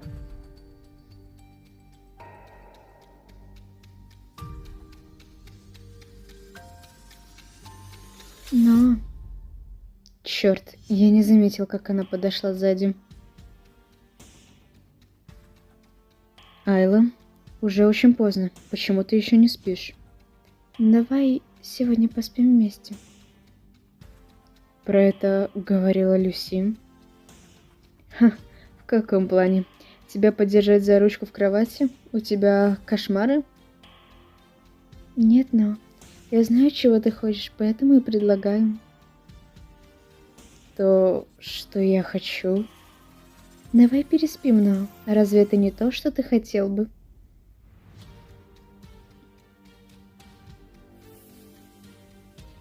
Не смотри в ее глаза. Айла, не говори глупости и иди спать.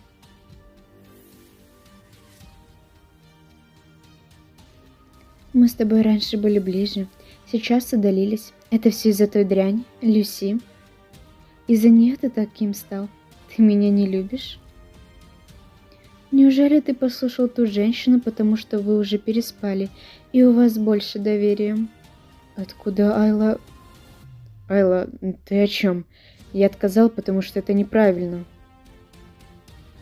Неправильно? И почему же? Просто я не думаю, что твои родители бы хотели такое будущее для своей дочери. Чтобы их дочь попала в тюрьму просто из-за желания отомстить. Ты же хотел отомстить мне, убив в моей же постели? Я считаю, что ради такой мести использовать свое тело глупо. Разве, переспав со мной из-за этого, тебе будет приятно или комфортно? Подумай о себе.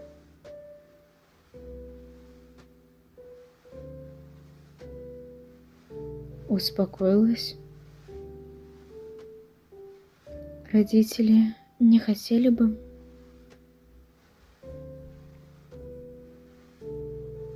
Мы поговорили, а теперь давай пойдем спать.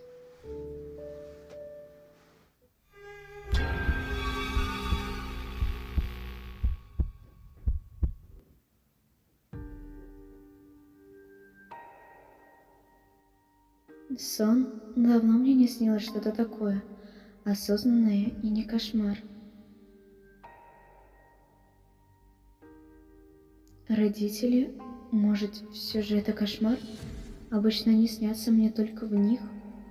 Но почему они улыбаются? Их лица отличаются, как из кошмаров.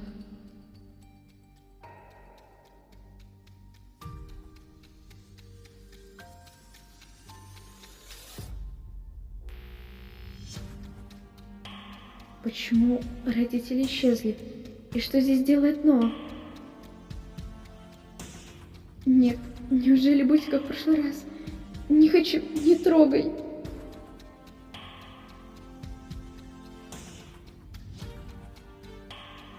Что он делает?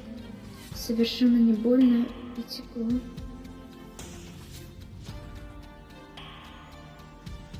Почему ты это делаешь? Я не понимаю. Я никогда не желала причинить тебе боль просто так. У меня были свои причины, но сейчас я жалею обо всем и хочу исправить. Что за причины? А это ты узнаешь не от меня, а от настоящего Ноа в жизни.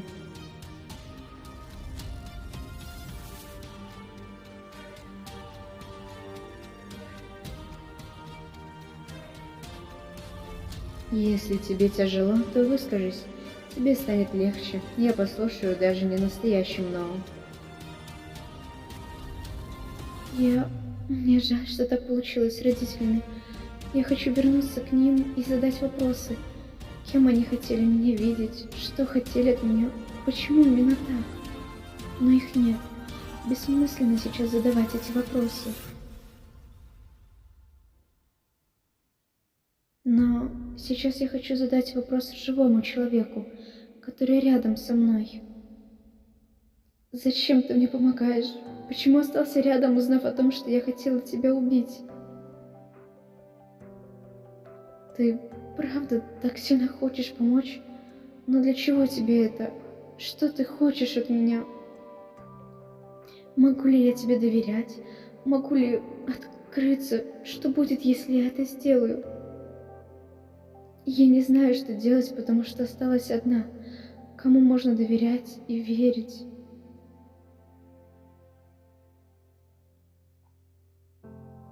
Несмотря на то, какая я сильная, мне всегда нужен был человек, которому можно высказаться, и кто мог стать для меня опорой в тяжелый момент.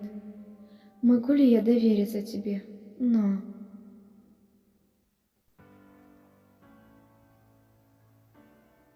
Ну что, как там Айла? Сначала расскажи, что изменилось у вас за неделю, потом расскажи, что с ней. Ну, Айла перестала таскать ножи и теперь спокойно может разговаривать. Хоть немного. Отлично, значит, мои предположения оказались верны. Что за предположения? Я не знаю, что ты ей сказал, но она будто совершенно другой человек. Ее ментальное состояние улучшается в геометрической прогрессии. Я считала, что минимум понадобится полгода, но сейчас 4 месяца, и она здорова. Но это не значит, что мы прекратим сеансы и питье таблеток. Правда? Это просто замечательно. Спасибо за помощь, Люси. Да, мне несложно помогать друзьям.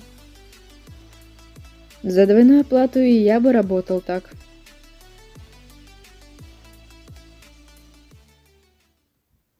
Я, конечно, рад, что Айлина состояние улучшилось, но с такой Айлой жить гораздо труднее. Но ты меня услышал и понял? Да. Поняла. Повторю еще раз. Посмей только прослушать. Я сказала, чтобы ты купил продукты, и с завтрашнего дня еду буду готовить я. Да ладно тебе, Айла, не стоит себя утруждать. Тебе еще восстановиться нужно.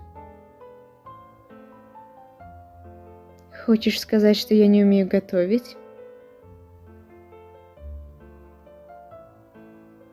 Ты издеваешься?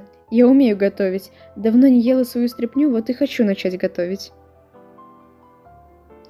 В этом доме вообще делать нечего, так я хотя бы готовить буду. Квартира мне абсолютно не подходит для проживания. Извини, я это исправлю?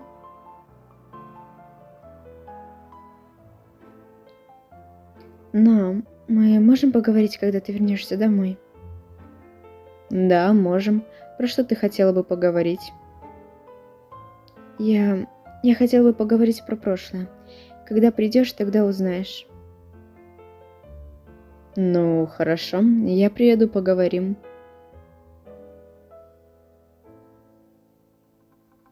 Ладно, ты умеешь готовить. Твоя пробная еда прошла проверку. Ну, конечно же, она прошла. Это готовила я. Что за проверки? Не возмущайся. Я должен был проверить, потому что ты будешь готовить еду. Мало ли я согласился бы, а ты вообще не смыслишь готовки. Что тогда? Я тебе в еду крысиного яда добавлю. А он добавит вкуса твоей еде? Да, смертоносное ощущение. Ладно, ты же хотела о чем-то поговорить? Я тебя слушаю. Я хотела поговорить про дело о маньяке. Вы же нашли настоящих виновников этой трагедии? Да, нашли. Двух главных ждала смертная казнь от электрического стула. Всех посадили на 20-30 лет, кроме одного. Он наложил на себя руки. И кто это был? Ты помнишь, как его зовут? Конечно. Его имя и внешность я запомню на всю свою жизнь. Его зовут Джоуи. Светлые волосы. Ублюдок тот еще. Как? Джоуи? Да. А ты его знаешь? Это тот человек, который манипулировал мной и убил моих родителей. И все? Он просто умер и не понес никакого наказания? Не совсем. Так получилось, что и он мне насолил, поэтому я отправил ему подарок. Что за подарок? Я сжег его тело. Оно горело на протяжении нескольких часов, не оставив ничего.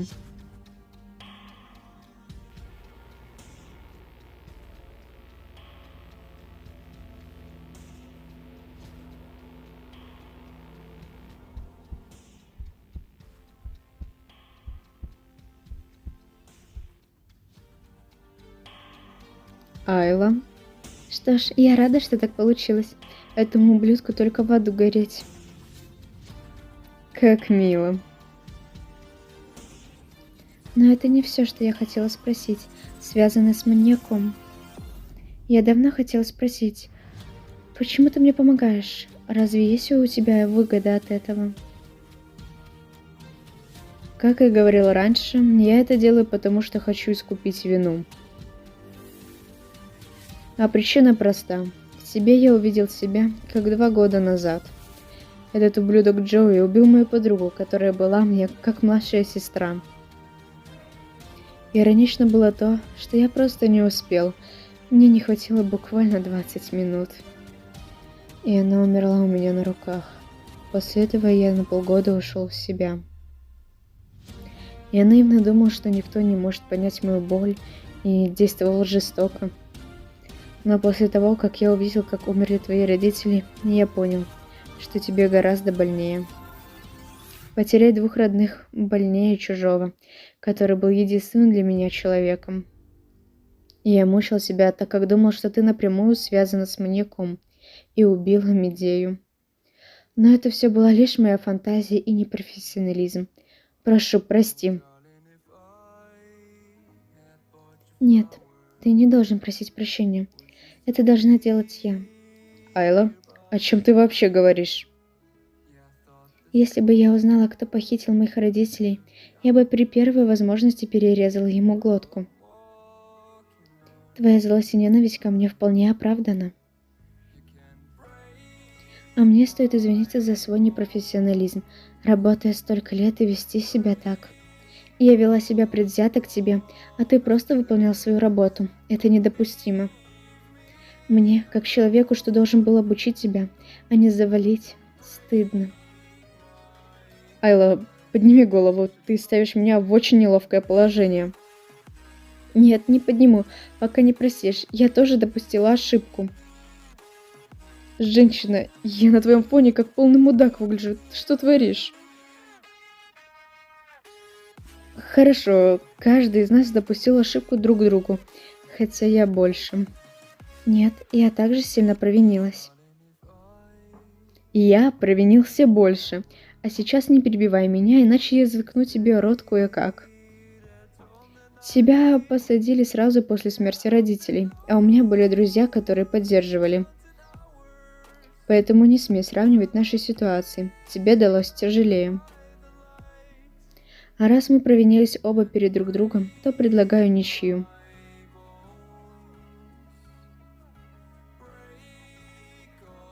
Хорошо, договорились. Пусть будет ничья.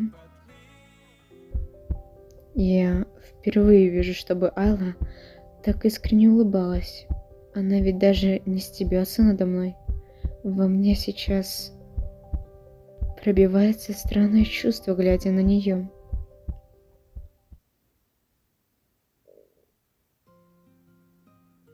Черт, не могу сконцентрироваться на ее словах. Просто буду смотреть на ее рот. Может, буду понимать слова так. Но ты слышишь меня или продолжишь игнорировать? Нет, ну я тебя не понимаю. Куда ты вообще смотришь? Извини, просто немного задумался. Хотел спросить, тебе удобно в этой одежде? Конечно, в ней я чувствую себя более свободной во всех смыслах. А почему ты сейчас решил спросить? Неужели тебя смущает открытость моей одежды? Что? Просто стало интересно. Да и мы стали ближе, вот и захотел узнать. А ты в последнее время все чаще краснеешь. Ты просто себе навыдумывала. Ничего такого. Навыдумывала, значит.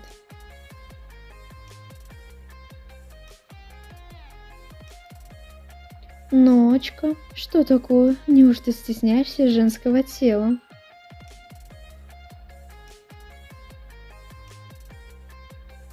Айла, прекрати устебаться надо мной. Ладно, ладно, отпускаю. Сам виноват, что не слушал.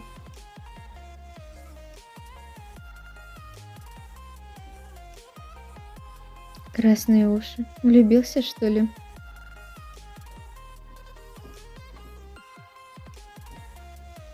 Коп, у тебя есть жена? Можешь сказать, что ты чувствовал, когда в нее влюбился? А тебе зачем? В кого-то влюбился? Мне просто нужно узнать кое-что. Да и я, и влюбленность — это несовместимые вещи. Ладно, если нужно, то скажу. Не нужно так резко. Когда мы еще не встречались, при каждой встрече у меня безумно билось сердце. Дыхание становилось прерывистым, и краснели лицо и уши. Я каждый день думала о ней, всегда хотелось обнять и поцеловать. Это были самые лучшие моменты в моей жизни, особенно когда мы стали парой. Я невероятно рад, что она стала моей женой. Моя любовь к ней только увеличивается. Но, что с тобой? Хей, Вала, ты бумаги уронил. Ау, ты меня вообще слышишь? Нет, не может быть. Наши чувства просто совпадают. Да, не может быть. Просто жизнь с женщиной меня изменила. Да. Или Айла изменила мои чувства. Я, правда, влюбился в Айлу? Луи был прав. В нее невозможно не влюбиться. Черт, как это вообще произошло? Почему именно я в нее? Но главное, чтобы она не узнала. Да, я уже слышал, что было с Луи. Не хочу повторять его судьбу. Точно, я же давно не был в клубе. Уверен, если отвлекусь другой женщиной, то забуду Айлу. Да, забуду.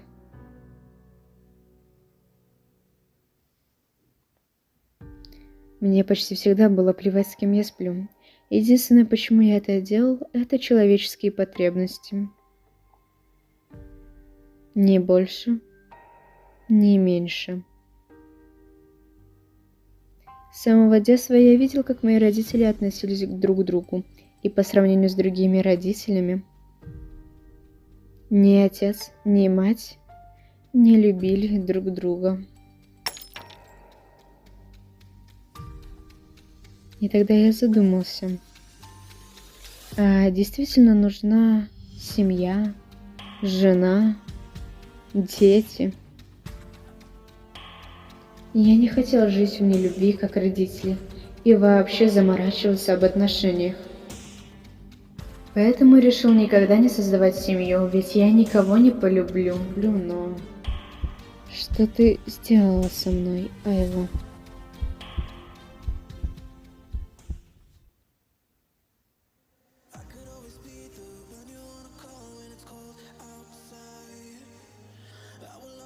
Здравствуй, Вала. Давненько я тебя не видел. Наверное, больше года. Что вас сюда привело? Решили расслабиться? Да, я не был здесь долгое время. Но вот думаю найти какую-то женщину и отвлечься. Вот как. Понятно. Я думала, он выпить и просто посидеть. Впервые сюда приходишь, чтобы найти кого-то. Хорошо вам тогда провести время.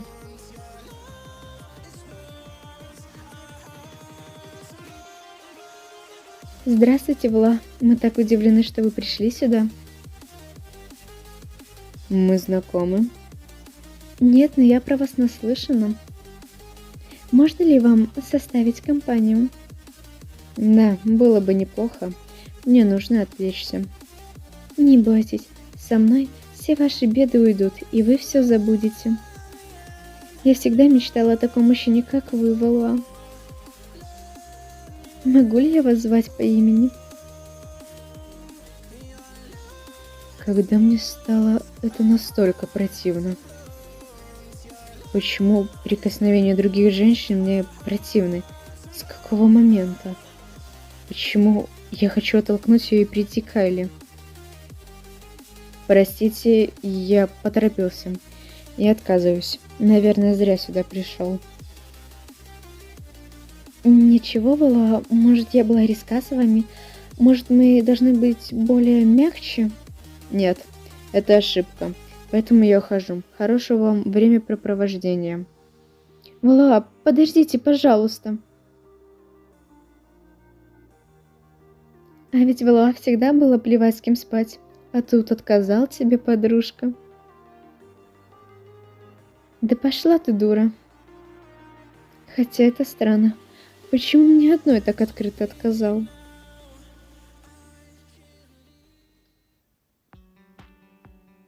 Явился, не запылился.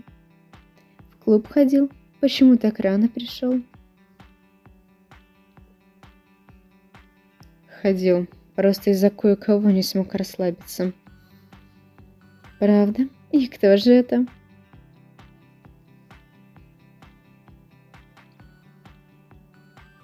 Чего стесняешься, Ночка? Разве мы недостаточно близки, чтобы ты рассказал? Айла, прекрати мне шептать на ухо. Не думаю, что тебе будет интересно.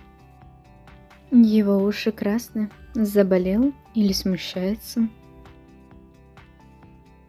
Ладно, мне нужно идти. Уже довольно поздно. Все из-за тебя, Айла. Из-за тебя я не могу переспать с другой женщиной. Потому что я хочу лишь тебя. Я думала, мы подружились. А у него уже неделю загоны. Мы даже нормально пообщаться не можем и пошутить. Нужно с ним поговорить завтра на ужине. Надеюсь, это не то, о чем я подозреваю.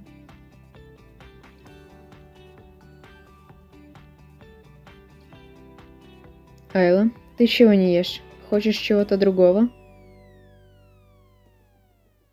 Я хотел бы поговорить насчет твоего поведения. Насчет моего поведения? А что с ним не так? Последнюю неделю ты что ли избегаешь меня? Хотя зачем? Я? Избегаю? О чем ты, Айла? Тебе просто Но ты влюблен в меня? Если я совру, она сразу же поймет это. Но если скажу правду, пошлет. Неужели я попался? Да, я люблю тебя, Айла. Не знаю, с какого момента, но меня сильно тянет к себе. Я хочу видеть только тебя. Мне хочется каждое мгновение проводить в твоих нежных объятиях. Ощущать аромат твоих волос и тела, вкус твоих губ. Я всегда буду любить тебя, что бы ты со мной не сделала и как не отреклась. Я всегда буду на твоей стороне, что бы ни случилось. Я люблю тебя, Айла. Что за бред ты несешь, но? Что значит, что ты любишь меня? Что за идиотизм? Ты меня разочаровал. Знаешь, почему я ненавижу влюбленность и любовь к человеку? И нет, это не потому, что мне не нравится, что я кому-то нравлюсь. Любовь – это зависимость людей, которая их убивает. Любимый человек – это лишь слабость влюбленного, а слабостью можно манипулировать. Чем больше ты любишь, тем слабее и уязвимее ты становишься. Но кем ты стал, но? Что с тобой? Где та сила и непробиваемость? Где? Я не вижу той жестокости и прямолинейности, что раньше. Но из-за этой жестокости страдали люди, в том числе и ты. Какая разница? Зато ты был непоколебим и тобой не могли манипулировать. Разве не видно, что любовь нас убивает и делает слабыми? Мы тому пример. Я любила родителей, и мной легко манипулировали, из-за чего я была пешкой. Ты любил Медею, а после того, как ее убили, бросил работу на полгода. Она твоя слабость. Айла, Любовь– это чувство и привязанность, что испытывает человек, и это нормально. А эти чувства делают из нас живых людей, заставляют жить дальше и что-то делать. Да, есть ошибочные чувства, но то, что я чувствую, это настоящее. Твои слова очень сильно меня задели, и другого бы человека я заставила замолчать. Но не тебя. Моя любовь к тебе такова. Что бы ты ни сделала или сказала, я тебя не перестану любить. Ты первая женщина, к которой я испытываю чувства, и которой я признался. А если я тебе до конца твоей жизни не отвечу взаимностью, не найдешь другую? Если не ответишь, значит проживу всю жизнь в одиночестве. А если найду другого мужчину, уеду с ним в другой конец света и забуду про тебя. Если ты счастлива будешь, тогда приму. Это все, что мне нужно. Ко мне еще не испытывали настолько сильные чувства. Айла, то, что я испытываю, это не влюбленность, это любовь. Это все глупо и нерационально. Это любовь, а глупости и ошибки делают из нас людей. Айла, не нужно быть идеальной и не пытаться любить. Ты делаешь хуже себе.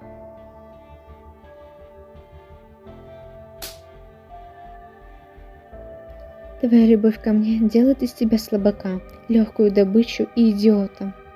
Я ненавижу слабых людей, что не могут за себя постоять из-за такой глупости. Если из-за меня ты таким стал, то я уеду отсюда через 4 дня, когда подготовлюсь. Договорил, что у тебя за городом есть домик? Я перееду туда на оставшиеся 3,5 года. Единственное, что мне нужно будет, это деньги. Просто отправляй их. И через 3,5 года я исчезну из твоей жизни так, что ты про меня забудешь.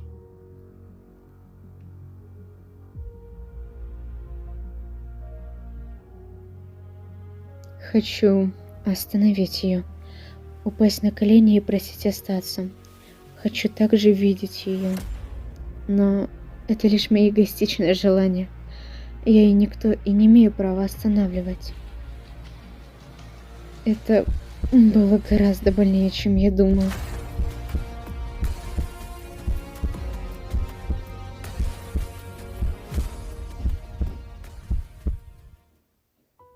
После этого мы перестали общаться. Виделись только тогда, когда пересекались в доме. Я чувствовал себя опустошенным и виноватым в том, что сказал. Айла же не желала видеть и общаться со мной, и просто собирала вещи, чтобы переехать. Я хотел уговорить ее остаться, но кто я вообще такой для нее, чтобы это делать? Да и я пообещала, что сделаю все, чтобы ей было комфортно на эти 4 года. И вечером, за день до отъезда Айлы,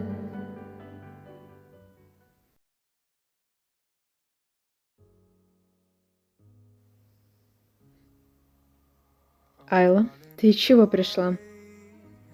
Я хотела сказать, что я сама доберусь. Тебе не стоит перенапрягаться. В смысле? Будет безопаснее, если ты поедешь со мной. Я уже ездила в одной машине с влюбленным в меня парнем. Это было опаснее, чем одной. Мало ли что щелкнет у тебя в голове, и что ты захочешь сделать со мной. Ты хочешь сказать, что я буду домогаться до тебя? Ну ты же влюблен. Откуда я знаю, что ты от меня хочешь? Может, тело? Я думаю, что закончу работу в полиции, если тебе так страшно со мной.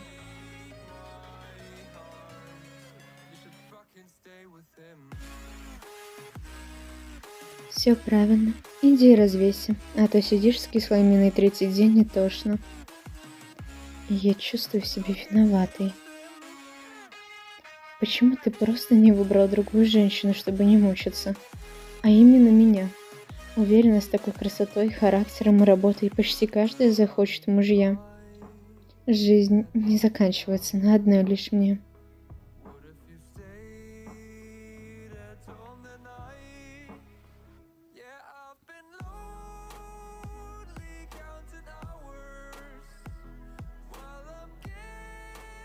План меняется. Он сам вышел из дома и, кажется, не скоро вернется. Хорошо, тогда дальше по плану действуем. Если вернется, я сообщу. Понял, приступаем.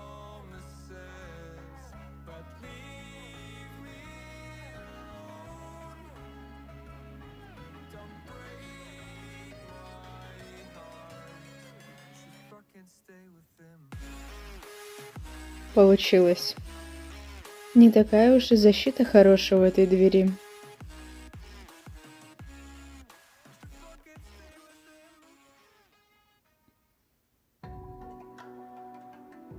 Отлично, я в его доме. Осталось найти кабинет и забрать документы. Что за звук? Здесь кто-то есть? Разве Валуа даже друзей в свой дом не пускает? Нужно быть осторожнее.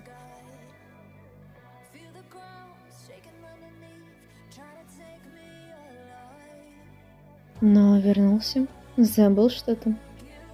Хотя без разницы. Это его дом. Он может возвращаться.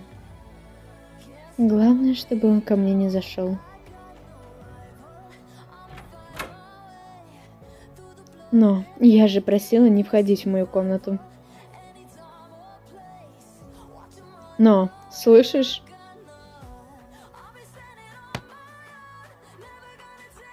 Алло, уже закончил?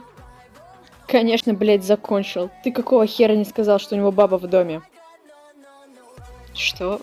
Какая еще баба? Я проверял, у него никого нет и никого не приводил. Тогда откуда женщина взялась в его доме? Она нарушает все планы. Я как будто знаю. Не паникуй, свяжи ее. Потом решим, что дальше. Ладно. Как найду бумаги, так и перезвоню.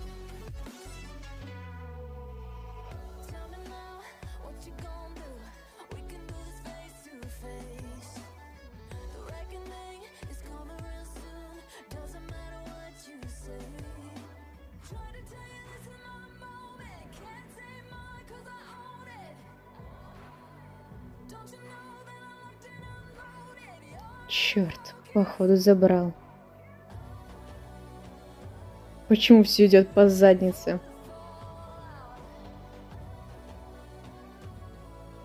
Ну что, нашел? Нет, видать, он спрятал их или забрал с собой. В кабинете нет. Твою мать. Ну ничего не поделать, возвращайся. А что с той женщиной делать? Нельзя оставлять. Она видела меня. Забрать не сможем. А красивая хоть? Ну, довольно-таки. Зачем тебе? Жалко будет просто так убить. Может, хоть давай воспользуйся ей. Опять ты за свое, кретин. Не буду я ее насиловать. Просто убью и делов-то. Как хочешь, я просто предложил.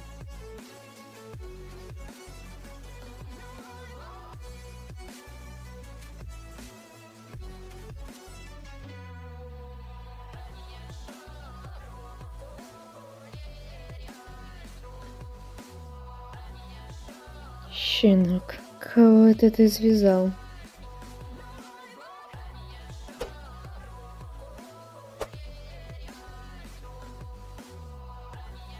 Как повезло, что я оставила нож под кроватью. Не зря таскала, получается. Пригодилась. А теперь нужно разобраться с этим парнем. Только уже по моим правилам.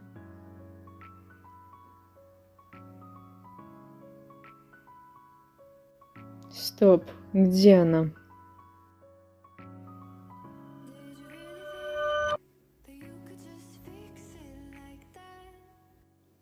Какого черта? Как она развязала руки? Ладно, убить ее будет труднее, чем я думал.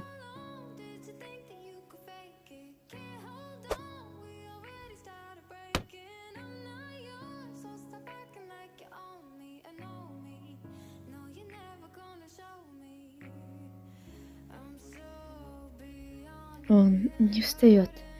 Неужели я слишком сильно воткнула нож? А если я его убила? Я его убила? Я опять убила человека?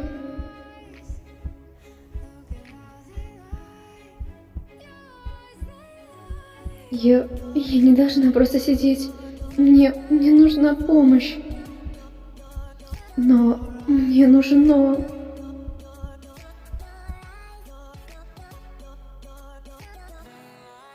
Может, зря я так резко ушел. Наверное, не стоило ее оставлять одну.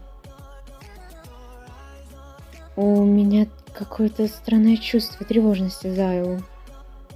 Хотя, что с ним могло произойти за 30 минут?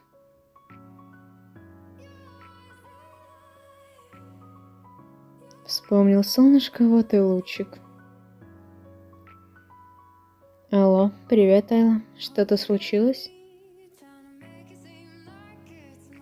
Айла? Но приедь ко мне, пожалуйста. Айла, что-то случилось? Почему ты плачешь? Пожалуйста, быстрее. Я уже выезжаю, прошу, потерпи немного.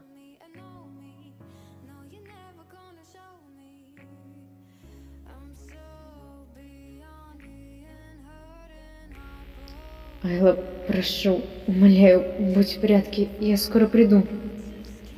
Потерпи немного, я сейчас буду и помогу тебе.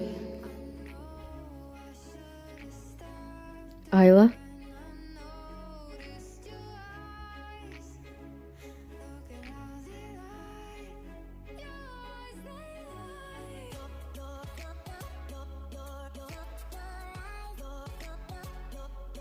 Айла, что здесь произошло? Ты не ранена? Айла, ты меня слышишь? Да что же с ней? Нужно привести ее в чувство.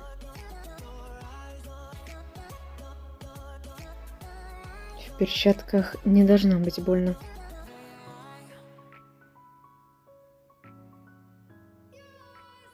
Но ты приехал?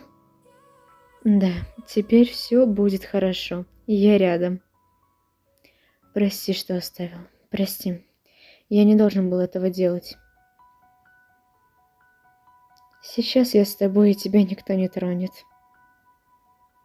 Но что произошло? Как он сюда попал? Не знаю. Видимо, взломал замок. Он хотел убить меня, но я защищалась. Убить, значит? Но я правда не хотела его убивать. Я защищалась. Ты мне веришь? Конечно, я тебе верю, дорогая. Было бы неплохо, чтобы этот сукин сын здесь и сдох. Нет, пожалуйста, спаси его. Я не хочу становиться убийцей снова. Я не могу пойти против ее слов.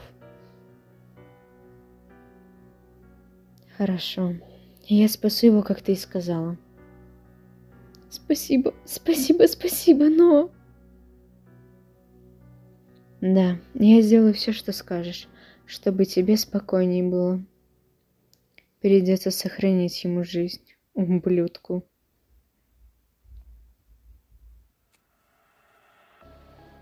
Господин Вала, прошу прощения, мы были неправы. Нас послали к вам не из-за той женщины, а документов. Хотите, я могу вам рассказать, кто и зачем. Только прошу перестать бить.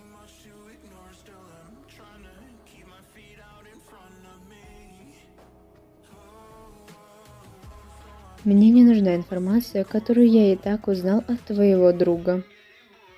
Кто бы мог подумать, что за пару ударов он так легко сдаст вас.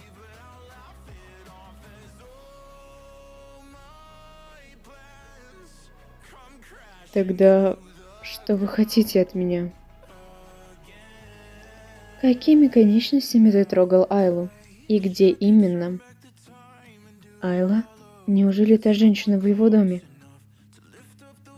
Прошу прощения, это ваша девушка? А тебя это ебать не должно. Отвечай на вопрос. Я просто привязала ее и все. Я больше ничего не делал. Она сказала, что ты хотел ее убить. Нет, я не хотел. Это все он. Он говорил мне причинить ей вред. Ты знаешь, чего мне стоила ее жизнь?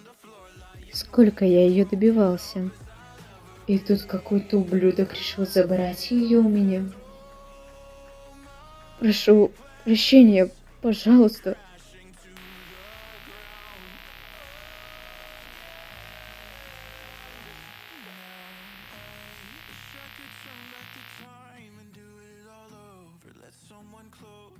Нужно сказать, чтобы он остановился. Не подходи, иначе сама можешь под горячую руку попасть. Мы должны остановить Вала, или он и правда убьет его. Господин Вала, остановитесь, пожалуйста. Вы можете его убить. У него швы откроются. Ему еще в суд нужно. Как вы потом это объяснять будете?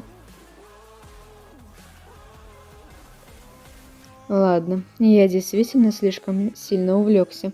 Уберите здесь. Была б моя воля, снес бы головы обоим.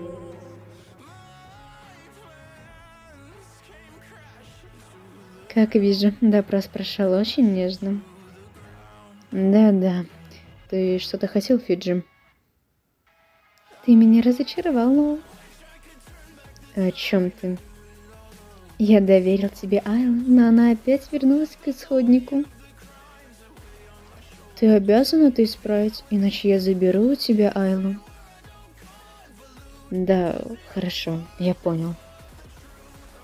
Молодец, а сейчас я должен навестить наших преступников. Что? Зачем тебе? Не задавай глупых вопросов. Оставь их в живых. Это просила Айла. Какая жалость. Но ничего не поделать.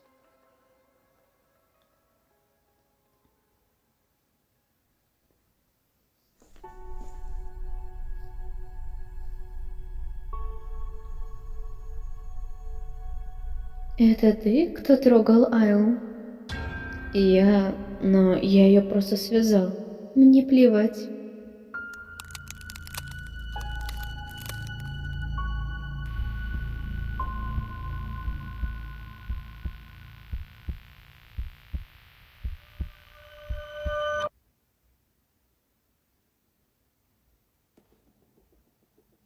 Фиджи, что это значит? Что именно? Зачем ты вырвал руку этого парня? Как мы это объясним суду? Я его не убил. Это единственное, что ты мне сказал. Суд через несколько дней, а его рука так просто не вырастет. Что мы скажем? Я сделал документы о том, что это несчастный случай. Возьми их. То есть ты с самого начала все спланировал? Конечно. Как только я узнала, как он сюда попал, я все спланировал. А теперь давай иди, ты мешаешь мне стоять.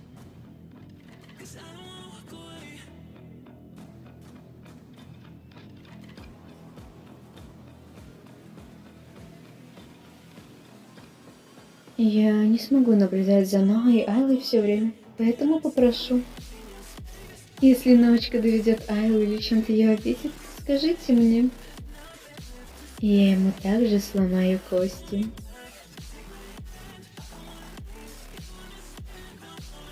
Спустя несколько дней после суда.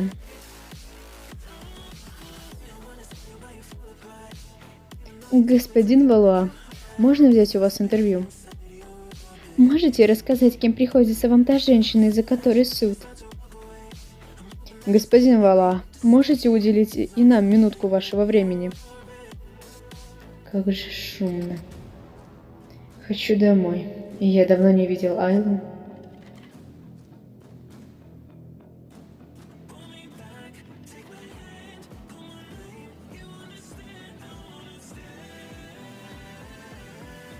Ну, наконец-то я дома. Я так устала от бумаг, суда, репортеров. Из-за этого я не смог нормально поговорить с Айлой и оставил ее одну. Черт! Люси же говорила, чтобы травмирующих ситуаций не происходило. Иначе состояние Айлы вернется. Я обязан ее найти и сводить к Люси. Я не могу позволить, чтобы все вернулось.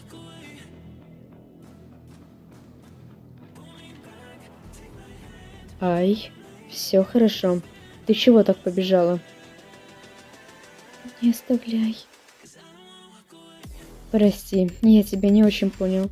Что значит «не оставляй»? Не уходи больше от меня никогда. Прошу. Ну, ты чего? Успокойся, я здесь с тобой, и я не уйду. Я не уйду, поэтому перестань плакать, хорошо?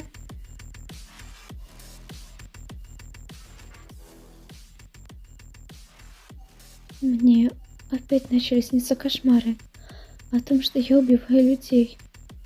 Что произошло с тем мужчиной, которого я ранила? Не переживай, сейчас он там, где и должен быть. Я смог посадить его на 15 лет, поэтому меня не было пару дней. Что? Разве за проникновение в дом дают так много? Я еще добавил пару деталей, например, покушение на изнасилование и физическое насилие. Но как ты это провернул? Мне Фиджи помог после того, как узнал, что произошло и что он сделал. Ага, Фиджи, ясно. Я чувствую себя эгоистичным придурком. Эти мысли... Мне нравится, что это произошло, потому что Айла осталась со мной и сейчас обнимает. Я абсолютно ничего с собой не могу сделать. Ничего.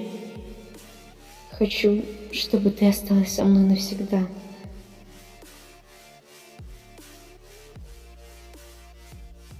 Я, конечно, очень рад, что Айла обнимает меня и все такое.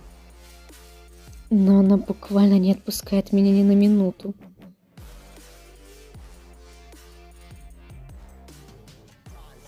Скорее всего, тот момент был тяжелым для нее, и тогда поблизости был я.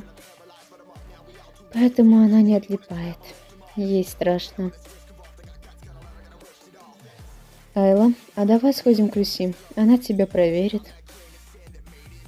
Нет, я никуда не хочу. Хочу быть только с тобой. Ай, она может тебе помочь. Почему ты так сильно хочешь к Люси? Она тебе нравится?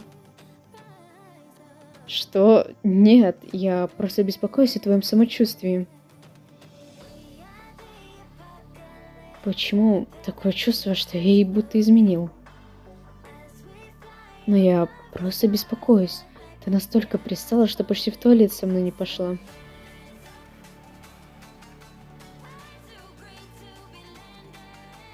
Ну все, Айла, спи. Сладких снов.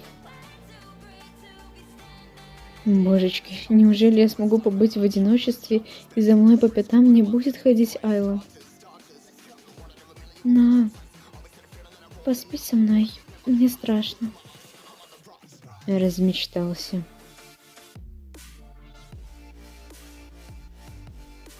Мне страшно, что эта женщина еще может придумать. Хорошо, что разрешила так поспать вместе.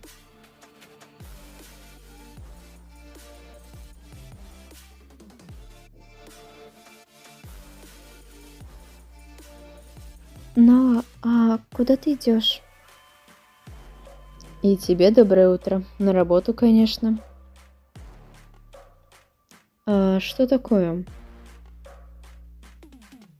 Айла, говори, не бойся. Я же помогу тебе, ты знаешь. Не мог бы ты не идти на работу, а остаться со мной? Мне тяжело здесь находиться. Ну, в целом могу. За прошлый год я ни разу не был в отпуске. Недели хватит? Да, спасибо.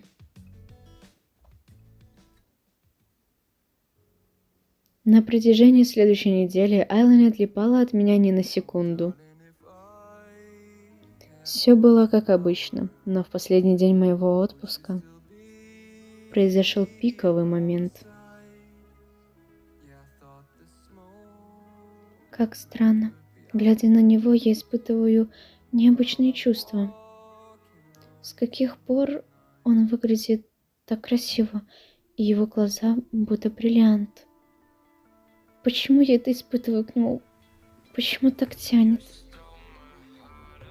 Айла, тебе страшно? Мне нужно опять рядом с тобой поспать.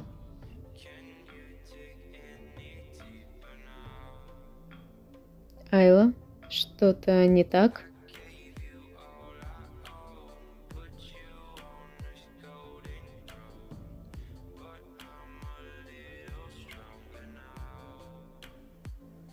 И что это значит? Я хочу больше, чем то, что есть сейчас. Ох, нет, нет, нет. Айла, ты просто сейчас так говоришь и в таком состоянии. Через время это пройдет, и ты опять обвинишь меня в чем-то. Не нужно.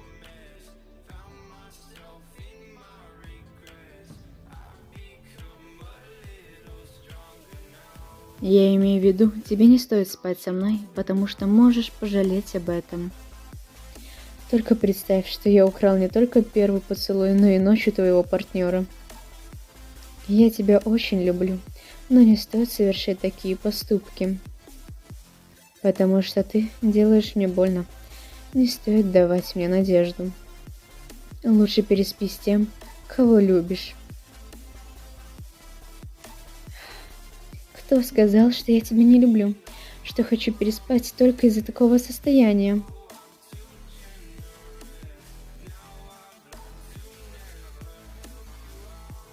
Айла, если ты сама не остановишься сейчас, я не остановлюсь в будущем.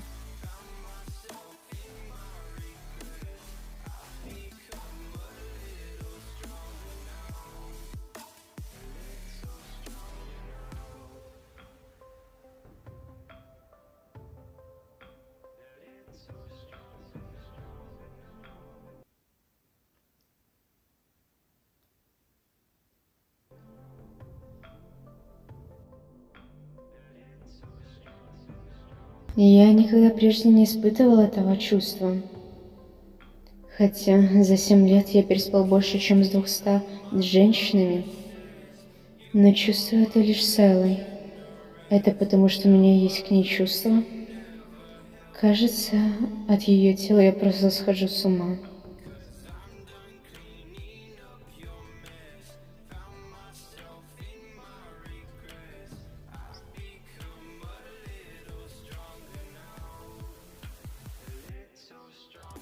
Айла, я люблю тебя.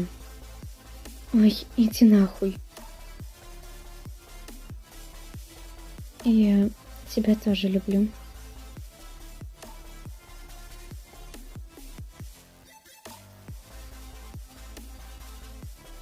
Ладно, я поняла, почему девушки хотят с ним переспать. Он знает, что делать. Мы, правда, переспали. Я и Ноу просто сделали это. Господи, и как ему теперь в глаза смотреть, если я представляю его лишь голым? Ладно, скажу, что это просто ошибка, и все. Да, наверное, получится. Может, зря это все. Не стоило отдаваться эмоциям. Наверное, стоит уйти. Но мы же все равно пересечемся. Господи, как же мне стыдно. А ведь я все это начала, черт возьми. Как мне вообще смотреть ему в лицо, если единственное, что я вспоминаю, это ночь? Чувствую себя какой-то извращенкой. Какой ужас. Неужели такое только у меня, и люди после ночи нормально общаются? Да я не смогу ему в глаза посмотреть. Ведь самое ужасное, что мне понравилось.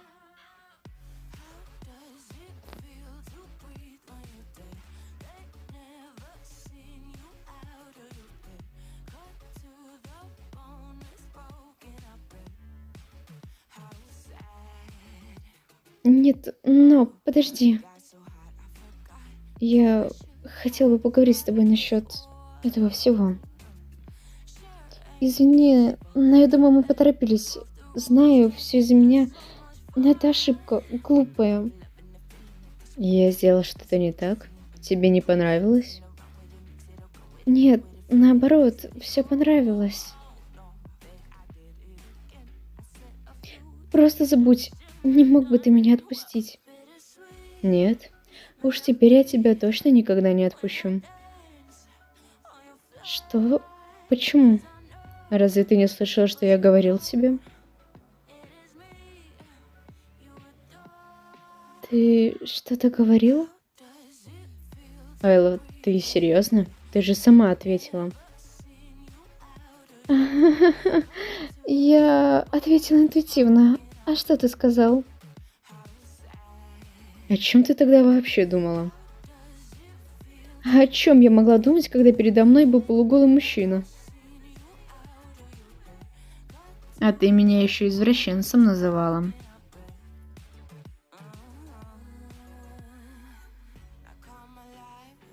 В любом случае, я сказала, что если мы переспим, то я никогда тебя не отпущу. И что бы мне ни стоило, я добьюсь тебя. Но, прости,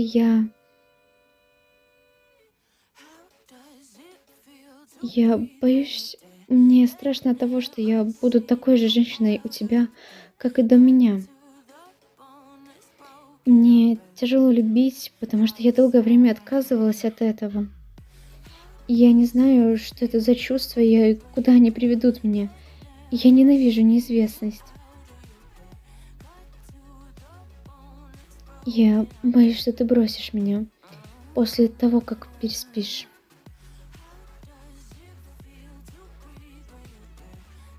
Ай, я тоже боюсь. Боюсь, что ты уйдешь или отвернешься от меня. Ты первая и единственная, которой я испытываю чувства. Порой мне кажется, что я настолько привязался и зависим от тебя, что сойду с ума. Если ты не будешь рядом или исчезнешь из моей жизни навсегда. Поэтому давай попробуем. Для нас это будет опыт. Разве нет?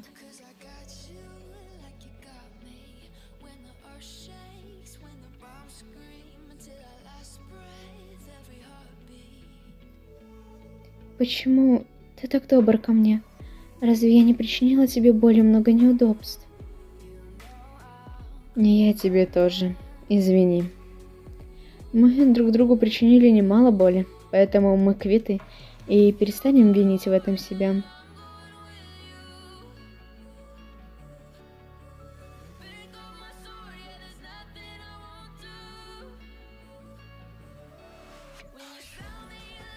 Так это значит, что мы встречаемся? И что опять? Боишься отношений? Почему ты так резко говоришь про отношения? И резко? А тебя не смущает, что мы делали до этого и не состояли в каких-либо отношениях? Я думала, после того, как мы расскажем о своих чувствах, то начнем встречаться. А разве не так? Ха, а ты думал, что так просто сможешь начать со мной встречаться? Что смешного? Прости, прости. Ты просто так смешно выглядела, когда пыталась быть серьезной. Ладно, больше не смеюсь.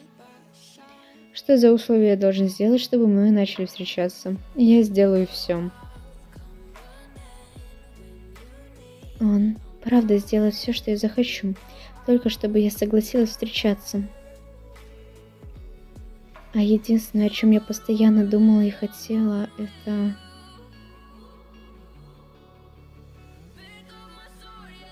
Но я хочу, чтобы ты стал капитаном и забрал мой бывший отряд под свою опеку. Тогда я соглашусь на отношения. Даже в такие моменты она думала о своем отряде.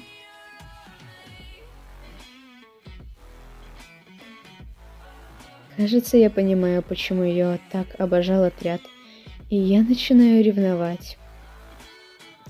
А ведь я ей говорил, что работаю офицером, но не говорил, что капитан под прикрытием. Хорошо, я согласен. Только ты сразу после этого становишься моей девушкой. Хорошо, только не забывай, что ты должен это подтвердить. Да, конечно.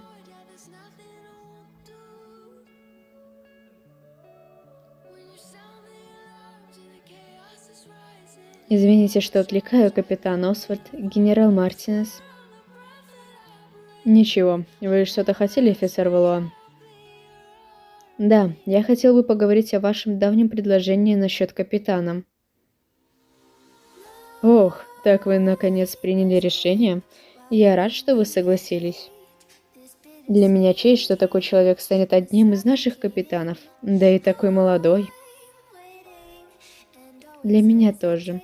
Но у меня есть одна просьба к вам, генерал. Давайте продолжим наш разговор в моем кабинете и все обсудим. Здесь, получается, вы можете поменять мебель и их расположение, как хотите. Да, в этом кабинете стоит сделать новый ремонт и перестановку. Здравствуйте, генерал и офицер Валуа. У меня к вам много вопросов. Офицер Валуа, почему вы позволяете себе опаздывать и не выполнять работу? Вам должно быть стыдно перед генералом. Ужасный работник. Младший лейтенант Он, успокойтесь. Сейчас вы не вправе командовать господином Валуа.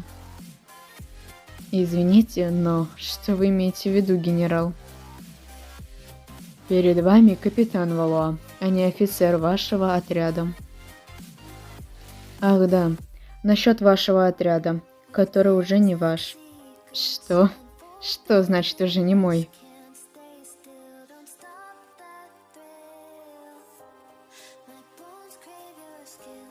А также до меня дошли слухи, что вы не выполняете свои обязанности как следует. Думаю, что вы пока слишком молоды для того, чтобы иметь свой отряд. Мы хотим поднять этот отряд, как было при старшем лейтенанте Ферриа, а не опускать. Разговор продолжим в моем кабинете, лейтенант Он. А вас прошу осматривать ваш новый кабинет, капитан Валуа. Благодарю, генерал.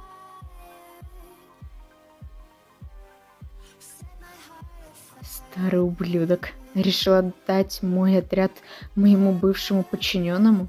Да это же просто коррупция. Валуа просто его деньгами подкупил. И сколько ты ему заплатил, Валуа? Заплатил? Что ты имеешь в виду? Не думаю, что ты мог стать капитаном просто так. В чем подвох? В чем подвох, говоришь? Может, в том, что это место было у меня с самого начала? А ты с самого начала был временной подменой бывшего лейтенанта Ферриа? Раз ты все время был капитаном, то почему именно сейчас решил стать им и забрать отряд? Для меня не важно, какую должность я занимаю. Просто где-то больше работы, а где-то меньше. Единственное, почему я это делаю, потому что я хочу в жены одну женщину. А для этого мне нужно стать капитаном и забрать этот отряд себе. Именно этот? Полгода назад из тюрьмы вышла Ферриа. Неужели... Это все из-за той женщины-убийцы? Той грязной и лживой суки? Она соблазнила тебя? Прежде чем говорить это дерьмо, тебе следовало бы промыть свой рот. Такое жалкое ничтожество, не имеющее даже половины опыта Айлы, не смеет не то чтобы поливать ее дерьмом, не смеет вообще про нее говорить. Я бы преклонил тебя лицом в пол, к ее ногам, чтобы ты молил о прощении. Но ты недостоин такого, чтобы на тебя тратили время, особенно такой человек.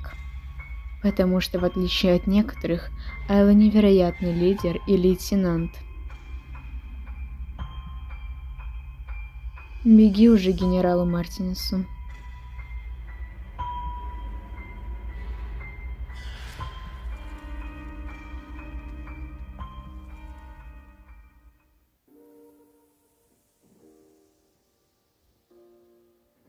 Так, ты все же вышла на коридор? Как ты и просил. Сказал же сам, что я обязана что-то увидеть. Да, все верно. Смотри.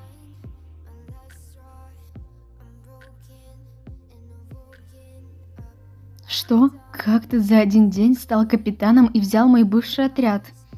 Прости, что не сказал раньше. Думал, это не будет важно. После дела «Маньяк» мне предложили стать капитаном, но я попросил офицера. И я не думал, что эта должность мне нужна, поэтому решил ее придержать. И кто бы мог подумать, что не зря. Ну что, моя дорогая Айла, ты будешь моей девушкой? Нет. Айла, ты серьезно? Ты мне подумать даже не дал. Просто выбирай, как чует твое сердце и жопа. Да, я согласна. Люблю тебя.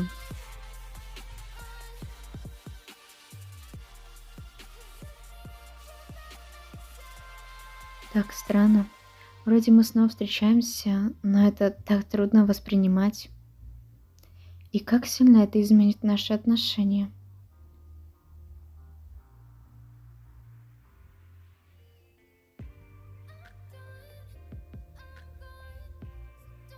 Но...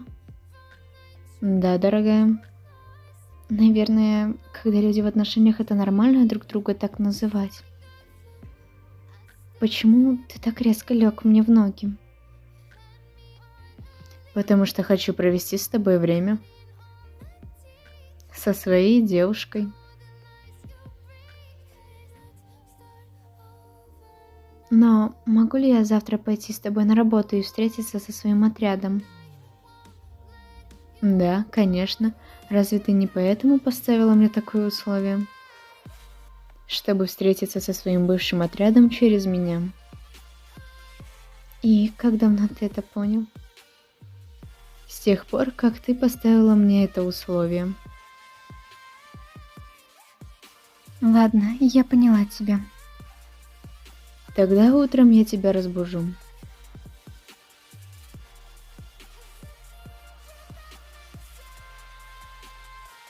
Получается, у нас опять поменялся начальник? Теперь нами управляет капитан Валуам?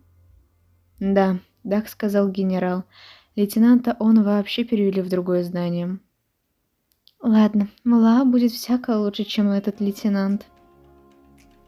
Хотелось бы, как раньше, под командованием лейтенанта Ферриа.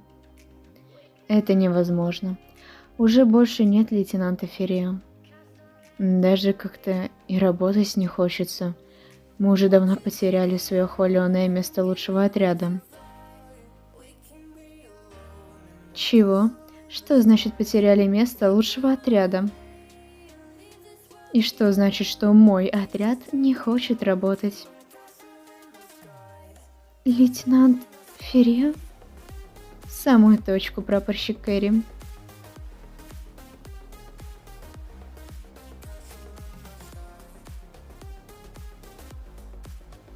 Так вот из-за кого такой шум в отряде. А сам-то не хочешь посмотреть кто-то? Тебе очень понравится этот человек. Да знаю я что-то, Майла, но какой в этом смысл? Если она пришла только на один раз, сюда запрещено водить кого попало. Даже если была частью всего этого многие годы. А кто сказал, что она никто? Как знаю, у нас по правилам в отряде может приходить жена капитана. Ты хочешь жениться на Айле? Пока в планах. А теперь беги, Кайли. Ты знаешь, как она проела мне мозги о тебе? Я думаю, что узнала тебя больше, чем хотелось бы. Спасибо.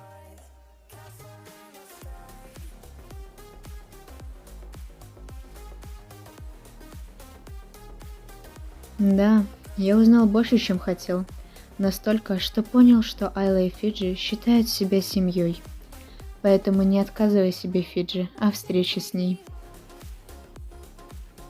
Потому что именно ты ждал ее прихода больше всего.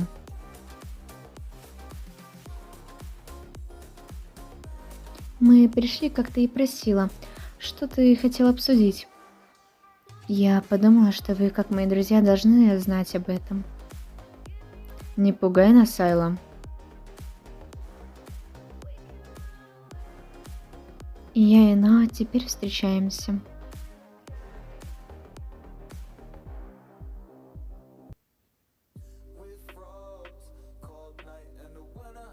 Если вы любите друг друга, то мы рады за вас. Ты же знаешь, мы всегда поддержим твой выбор. Спасибо, ребят. А что у вас нового за год было? Что с Мартинесом? Я его не видела. Генерал уволил сам своего сына из-за того, что после суда он натворил дел. Сейчас он учится в другом городе. А еще на работе ничего нового. Без вас так скучно. Она вынесла мне мозги уже этим. А что у вас на личном фронте? У нас все отлично. Столько всего есть рассказать.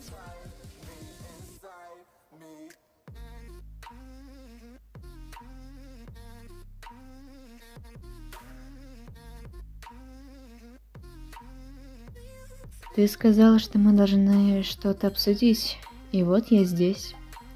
Да, все верно. Ты же понимаешь, что я хотела бы обсудить? Ты и Ноа. За 7 месяцев у вас появились чувства к друг другу. Да, это даже для меня неожиданно. Ты разочарован, Фиджи? Да, очень сильно. Я все время думал, что мы останемся вместе без пары и так проживем до конца жизни. Но ты живой человек, испытывающий чувства, а то лишь мои эгоистичные желания. Разочарован я или нет, тебя это волновать не должно. Делай, как чувствуешь. Наверное, ему сейчас очень тяжело. Я ведь сама дала Фиджи эту надежду. Наша привязанность началась еще лет 5 назад, когда я по случайности узнала его историю. Матушка, отец, я набрал наивысший балл во всей школе. 97 из 100, и этим ты гордишься? Но это самый высокий балл. После меня только 95 баллов и ниже. Ты думаешь, меня волнует, кто сколько получил? Почему у тебя не 100? Ты мой сын и обязан знать все на 100. Да ты сам в детстве не знал даже на 85 баллов. Все, Фиджи, уходи заниматься, чтобы следующая работа была на 100.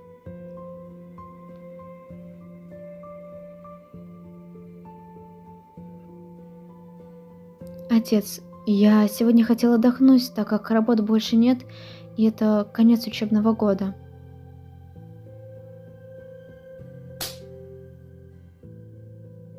В этот раз отец ударил сильнее, чем обычно. Больно.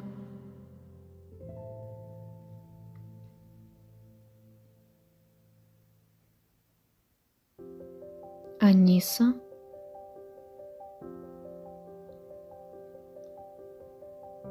Ну вот, я все сделала. Какая ты молодец. А откуда ты научилась? Братик все время в синяках, и я решила, что нужно научиться лечить.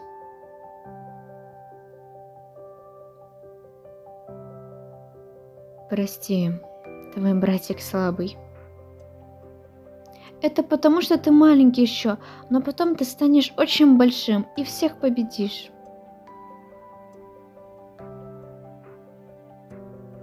Не скажу, что всех выиграю, но постараюсь. А что у тебя на лице? Когда успела пораниться? Отец ударил. Этот ублюдок и на тебя с кулаками пошел. Не называй его так, Фиджи. Я сама виновата, что разозлила его. Все равно скоро заживет. А мать что делала в этот момент?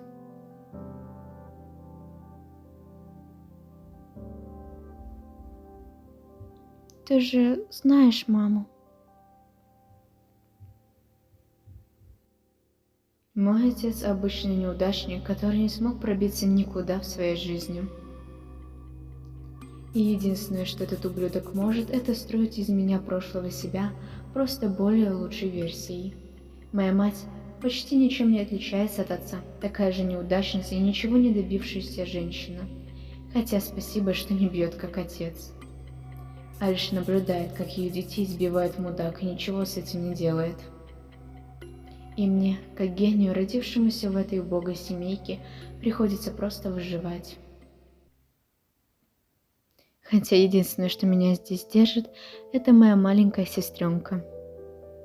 Она одна держит меня в этом доме и вообще вместе. Анис, давай, пока родители нас не заметили, поиграем. А тебя отец не наругает? А мы потихоньку поиграем, они не узнают. Тогда давай. Ты, кусок дерьма, когда же ты начнешь меня слушать? Ты сдал работу еще хуже, чем в прошлый раз. Что это значит? Опять играл с сестрой вместо того, чтобы заниматься? Пока не сдашь все на отлично, не выйдешь из комнаты. Бесит. Сколько еще мне это терпеть?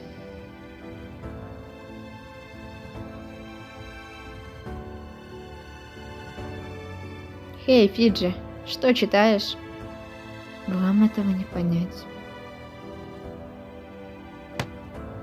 Почему это происходит опять? Почему учителя говорят, что я любимчик, но даже не пытаются помочь? Почему я должен это терпеть просто потому, что не могу ответить? Бесит. Почему все люди такие противные? Что им всем от меня нужно? Почему всегда страдаю только я? Когда я закончил школу, я подумал, что выберусь из этого ада, а потом заберу сестру. Отец не выпустил меня из дома. Я учусь в ближайшем университете. В последнее время, а точнее годы, я чувствую себя плохо, морально. Наверное, из-за стольких лет насилия. Я сошел с ума.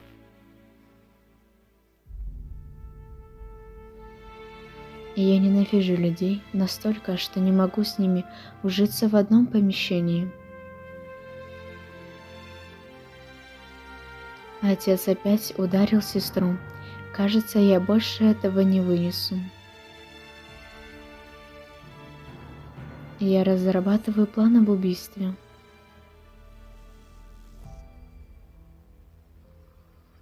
Спустя 2 месяца мы с сестрой станем свободными.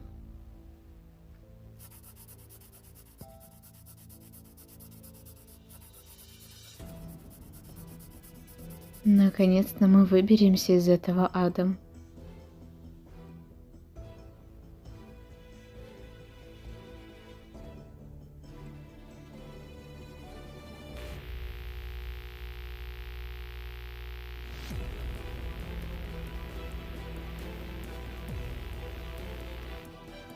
Фиджи, остановись.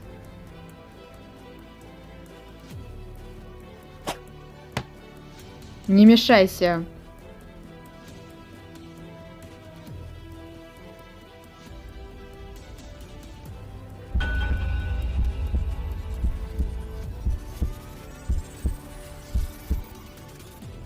Я не хотел. Я молил, чтобы это было сном.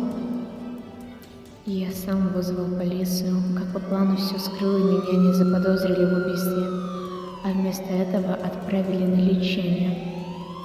Видимо, из-за моего состояния тогда. Через 2 года я переехал в другой город, сменил фамилию и больше никогда не хотел вспоминать о сестре. Но почему эта женщина на нее так похожа?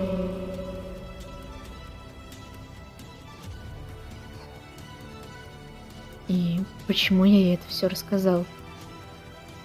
Неужели у меня настолько накопились эмоции, что я все выдал? Но даже так, она узнала мой секрет, следовательно, должна умереть. Несмотря на то, что она похожа на мою мертвую сестренку.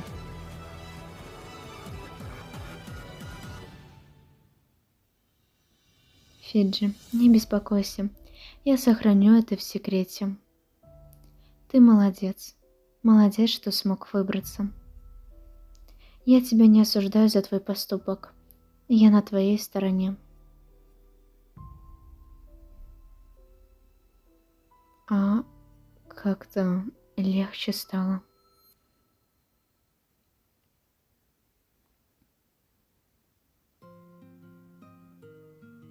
И зачем ты рассказала наше начало общения? Помнишь, что ты тогда сказал? Ты похожа на мою маленькую мертвую сестренку. И что я ответила?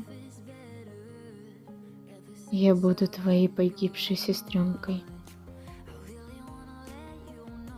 С этих слов прошло уже 5 лет, но кое-что осталось неизменным.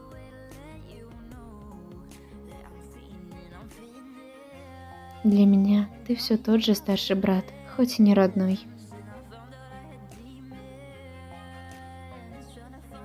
Пусть весь мир меня ненавидит. Мне важно только, чтобы ты была со мной рядом. Наверное, он сильно боится, что с появлением любимого человека я его брошу. И правда, похож на старшего брата. Не бойся, Фиджи.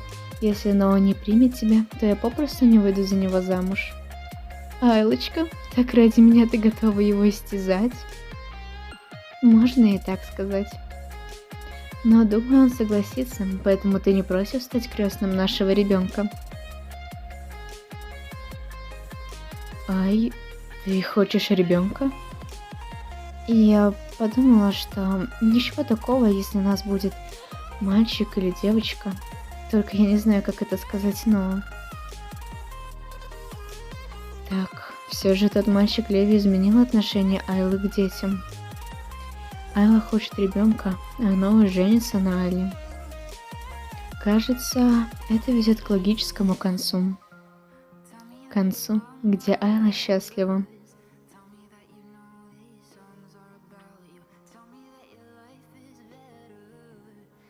Ай, ау, ты меня слышишь? Я не для того становился капитаном, чтобы ты работала вместо меня. Я всегда знала, что документы у капитана сложнее и интереснее, чем у лейтенанта. Поверить не могу, что спустя столько лет я держу долгожданные бумаги. Наверное, это самое лучшее, что случалось со мной. Ладно, я понял. Я лучше пойду, не буду тебе мешать.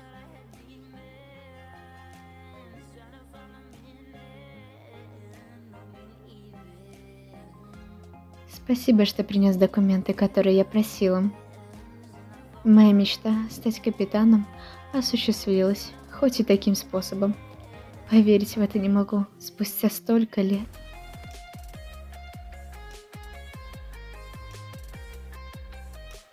Я пока не получу большего, отсюда не уйду. Большего говоришь? Отлично. Раз ты никуда не уходишь, помашь мне с бумагами. Нет, Можно я уйду? Ты меня не любишь? Я всегда знала, что несмотря ни на что, ты будешь со мной. Айла, к тебе опять вернулись садистские наклонности. Мой дорогой, они никуда и не уходили.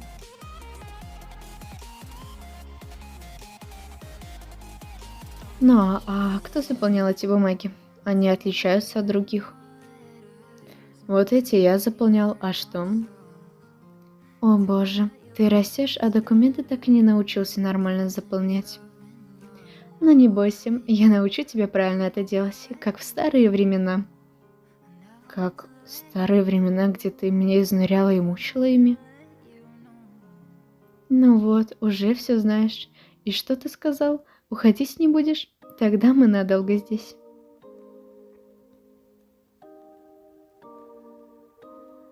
Ну что, поздравляю с повышением, капитан Валуа. Ага, спасибо, но я уже ненавижу эту форму и сдачу кучи бумаг. Ненавидишь? Я думаю, раз ты стал капитаном, то давно этого хотел. Нет, конечно, здесь работы убиться можно. Я это сделала только ради одной женщины. Ого, не ожидала от тебя такого. Да я, сам в шоке. Ты выглядишь недовольным. Что-то случилось или это из-за повышения? Я жениться хочу, но она постоянно уходит от ответа. А сколько вы встречаетесь? Чуть больше месяца. Это обо всем говорит. Она пока не готова. Да, я тоже это понимаю. Просто для меня странно в 30 иметь статус парень. Возможно, кому-то это и нормально, но с ней я хочу именно семью, а не быть просто парой. Некоторые партнеры заводят детей, чтобы сыграть свадьбу. Может, и ты попробуй? Дети, говоришь. Это, конечно, хорошо, но будет против ее воли. А я не хочу, чтобы она была обязана выходить за меня. Все равно не выкидывай этот вариант. Может, стоит об этом поговорить с ней.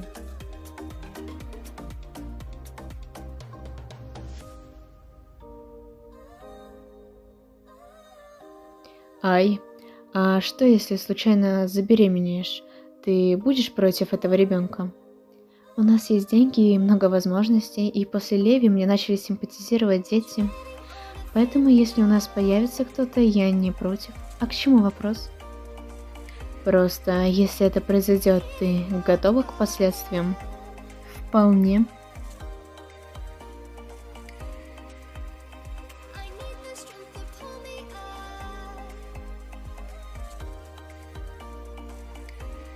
Ай, все нормально?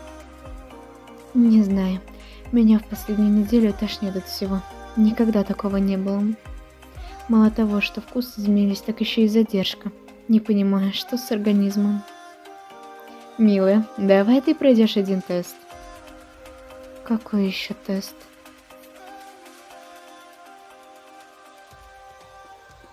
Дорогая, ты закончила?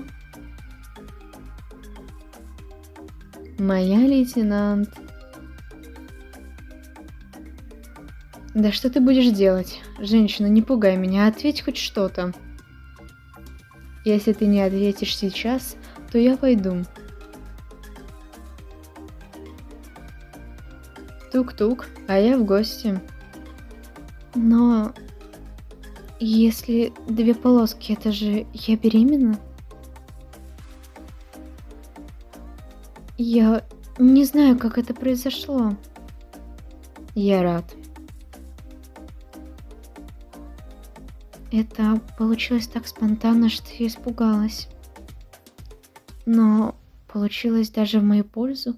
Я хотела ребенка и не знала, как сказать. И тут такой сюрприз.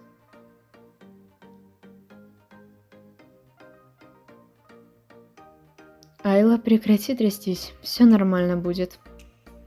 Было бы все нормально, если бы она не сказала, что ей нужно перепроверить. Что если меня что-то обнаружили, и она думает, как это сказать? Я уверен, что у тебя все отлично со здоровьем, а она хочет в чем-то удостовериться. Я тоже надеюсь.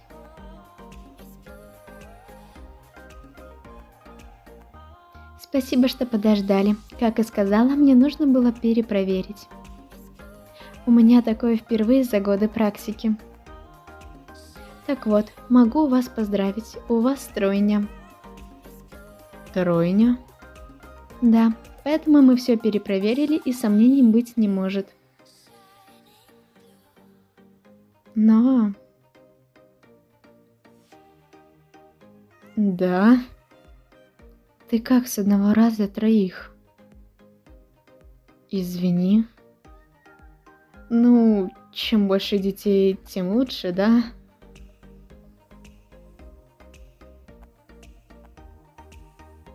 Ай, раз так получилось, что ты забеременела, то я должен обсудить одну тему. Я тебя внимательно слушаю. Не считаешь ли ты, что дети должны родиться в браке? Да, ты прав, наверное. Чего ты боишься? Родители всегда говорили, что когда я выйду замуж, то я обязана следовать за мужем. А мне всегда нравилась свобода. Я не хотела никому подчиняться в отношениях. В итоге я назвала им, отрицала все отношения и хотела показать, что одна справлюсь. Единственное, что у меня осталось от них — фамилия, а когда выходят замуж, ее меняют. Но я очень хочу ее сохранить как память о родителях. Хорошо, если ты хочешь ее оставить, то оставляй. Ты правда не против? Обычно говорят, что это сильно задевает мужчин. Отношения не только когда любят друг друга, а когда обоим партнерам комфортно. Когда человек готов жертвовать чем-то своим на комфорт другого. Для меня фамилия — это пустяк. Если тебе хочется быть со своей, тогда будь. Может, мне стоит тебя поддержать и взять твою фамилию? Все равно моя фамилия продолжит существование, так как у отца родственники, а твоя исчезнет. Нет, но не нужно настолько переходить границы. Хватит меня одной с такой фамилией. Ладно, это мы уже решили. А что насчет свадьбы и росписи? Я думаю, лучше сейчас расписаться, а свадьбу сыграть, когда тебе будет удобней. Ну да, все же тройня, живот должен расти быстрее, лучше раньше сделать. Тогда через неделю распишемся и сразу начнем подготовку к свадьбе. Да. Еще 3 года назад я бы не подумала, что буду стоять здесь, как человек, выходящий замуж. Интересно, сколько я уже не носила такие платья? Лет 10 или 12? Я ведь сказала, но что не стоит покупать его, ведь я больше его не надену. А он... С этого момента ты не должна волноваться о деньгах, только говорить сумму. Что за идиот? Деньгами так просто не раскидываются. Мисс Ферия, извините, вы можете расписаться? Мы почти закончили. Ах, да, извините, я задумалась сейчас.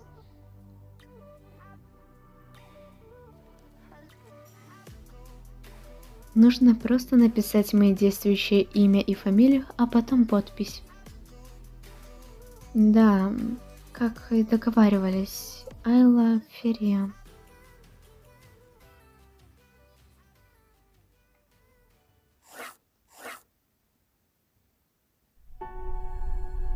Нет, теперь я не Ферия, я Валуам.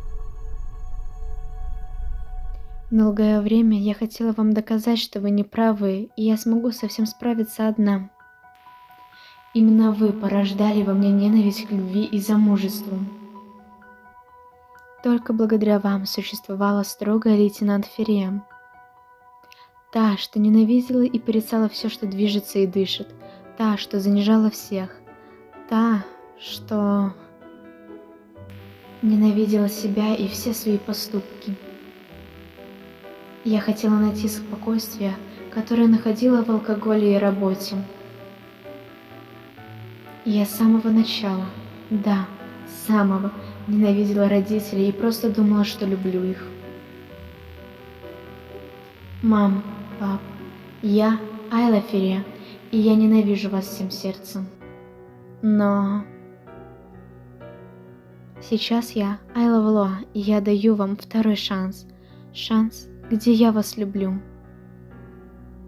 Потому что я нашла то спокойствие и свободу, которую так давно искала, в том, что вы заставили меня ненавидеть. Айла Ферия больше не существует. Есть только Айла Валуам. Айла Валуа, а разве она не хотела оставить свою фамилию? Передумала и теперь жалеет и плачет?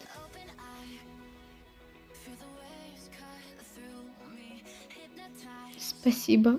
Ну, спасибо, что ты появился в моей жизни.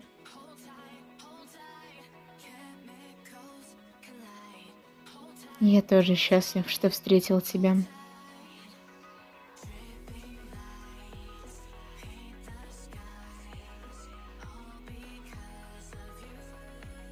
Здравствуй. Давно я тебя не видел. Ты что-то хотела? У нас на носу такое, а ты так спокоен? И что именно меня должно тревожить? Ты проверяешь то, что присылает научка? За кого ты меня принимаешь?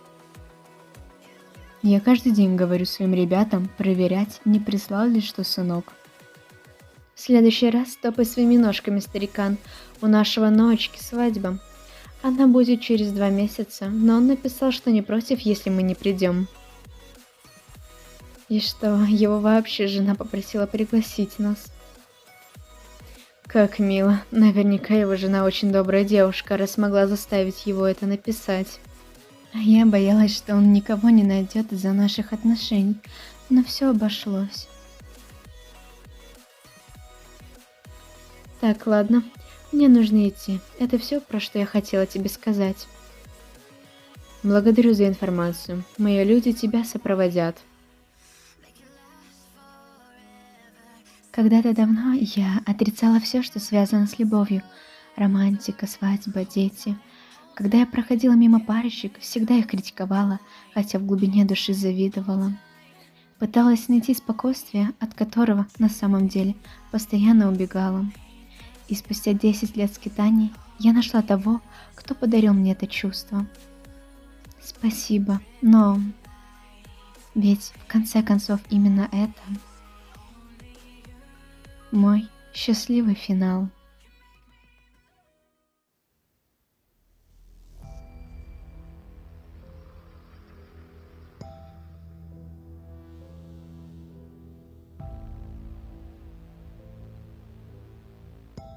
Айла, что ты делаешь на кухне?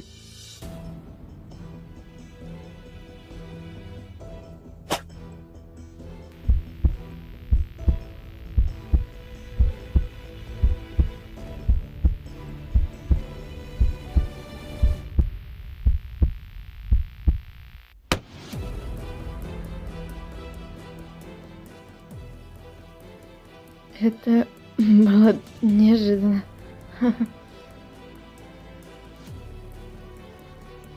Айла, положи нож. Ты можешь пораниться. Тебе плевать, что я вонзила в тебя нож? И я предполагал подобное развитие событий. И я думал и то, что ты меня можешь убить. Обещай мне, что тебя не посадят, и у тебя есть план. Почему ты не злишься на меня?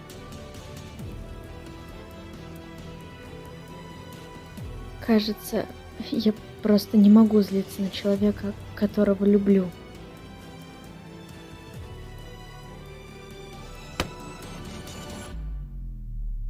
Любит? Как жаль, что ты полюбил не того человека, Валуа. Такой человек, как я, просто не может испытывать симпатию к людям. В тот момент, когда ты меня забрал, уже был предрешен финал. Ты и я просто умрем жалкой смертью. Нам невозможно быть вместе. Никогда. Интересно, те, кто найдут наши тела, что подумают? Уверена, что что-то наподобие Ромео и Джульетта. В любом случае.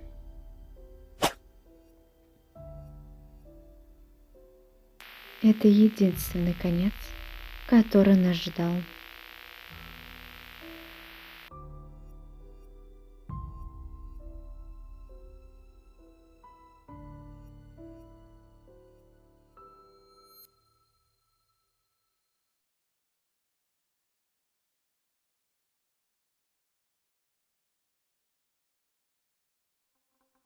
Ну вот и подошел к концу мой самый долгий, самый большой и самый задолбанный проект, как и я, собственно говоря, «Кто же маньяк?». Это было трудно, это было тяжело, и это было что-то по типу нового опыта. Там и новые обработки были, и, извините меня, хронометраж на 8 часиков. Тоже впервые у меня такое. Я уверена на 100%, что это не только мой самый длинный мини-фильм, который только я могла создать, а также это и самый долгий мини-фильм во всем Гачатубе. Господи, хоть как-то в историю войду. Что насчет этого проекта я могу сказать? Кроме того, что я заебалась его делать, я ничего сказать не могу.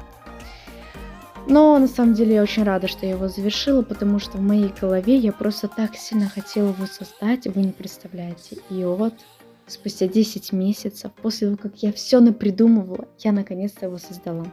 Спасибо также тем, кто на протяжении всех этих 10 месяцев следил за мной, за моим творчеством. Были люди, которые пытались дождаться финала вот этого, но не смогли и начали смотреть первую и вторую часть. На самом деле я их могу понять, я бы тоже все киданула и начала смотреть первую и вторую часть и ждать уже финала. Что же я еще могу сказать? Я хочу выразить отдельную благодарность именно ребятам из телеграм-канала. Да, удивительно. Тем, кто тратил свое время и рисовал арты по «Кто же маньяк?». На самом деле мне очень приятно, огромное вам спасибо. Я создала в галерее отдельную папочку со всеми вашими рисунками. Естественно, не всю мою жизнь оставшуюся будут храниться именно там. Если вы хотите что-то прислать, я только за. Я там в начале видео упомянула, что у меня есть бот, куда вы можете прислать свои арты. Вы можете просто связаться со мной, если я вам нужна. Этот бот еще тестируется, если он не работает, ну, извините, только начинаю его впахивать. А также хочу поблагодарить ребятам, которые именно в чате канала, там, где не сам канал Telegram, а чат именно. Вообще очень классные чуваки, я вас всех люблю и обожаю, так интересно смотреть за вашими историями и читать их. Конечно, еще особенную благодарность хочу проявить админам этого, да. Гоголь, получается, и Азу. Гоголь вообще следит за правилами, молодец, а Азу, как сказать, тоже хороший админ, великолепный. Вступайте, кстати, в чат, это да-да-да, вы будете общаться, получается, да. Но если что-то админу не понравится, знаете, вас там блокнут на пару часов, потому что она прям жестко следит за правилами, поэтому с ней нельзя шутить. Да, вот такие вот у нас другие правила и админы. А также, если вы досмотрели до этого момента, напишите Фиджи лучше. Даже если в вопросах у вас Фиджи не самый лучший персонаж, в начале комментария, либо в конце напишите Фиджи лучше. Тогда я буду знать, что вы досмотрели этот ролик до самого конца. 8 часов и 15 минут. Ребята, да вы сумасшедшие. Попрошу еще, кстати, внимательно смотреть за сообществом в Ютубе и в Телеграм-канале, потому что в сообществе Ютуба я буду выпускать вопросы насчет Аска, а в Телеграм-канале вы кое-что будете там интересно решать по поводу также этого мини-фильма и второго канала. То есть, чтобы я выпустила его без озвучки. Но, естественно, дополнительный контент тоже там будет, и решать только там будет, потому что для всех удобнее. Но рано или поздно все заканчивается. Я приду к вам уже с новым проектом, который я давно хотела начать. А пока я вам говорю до встречи и увидимся уже в моем сериале.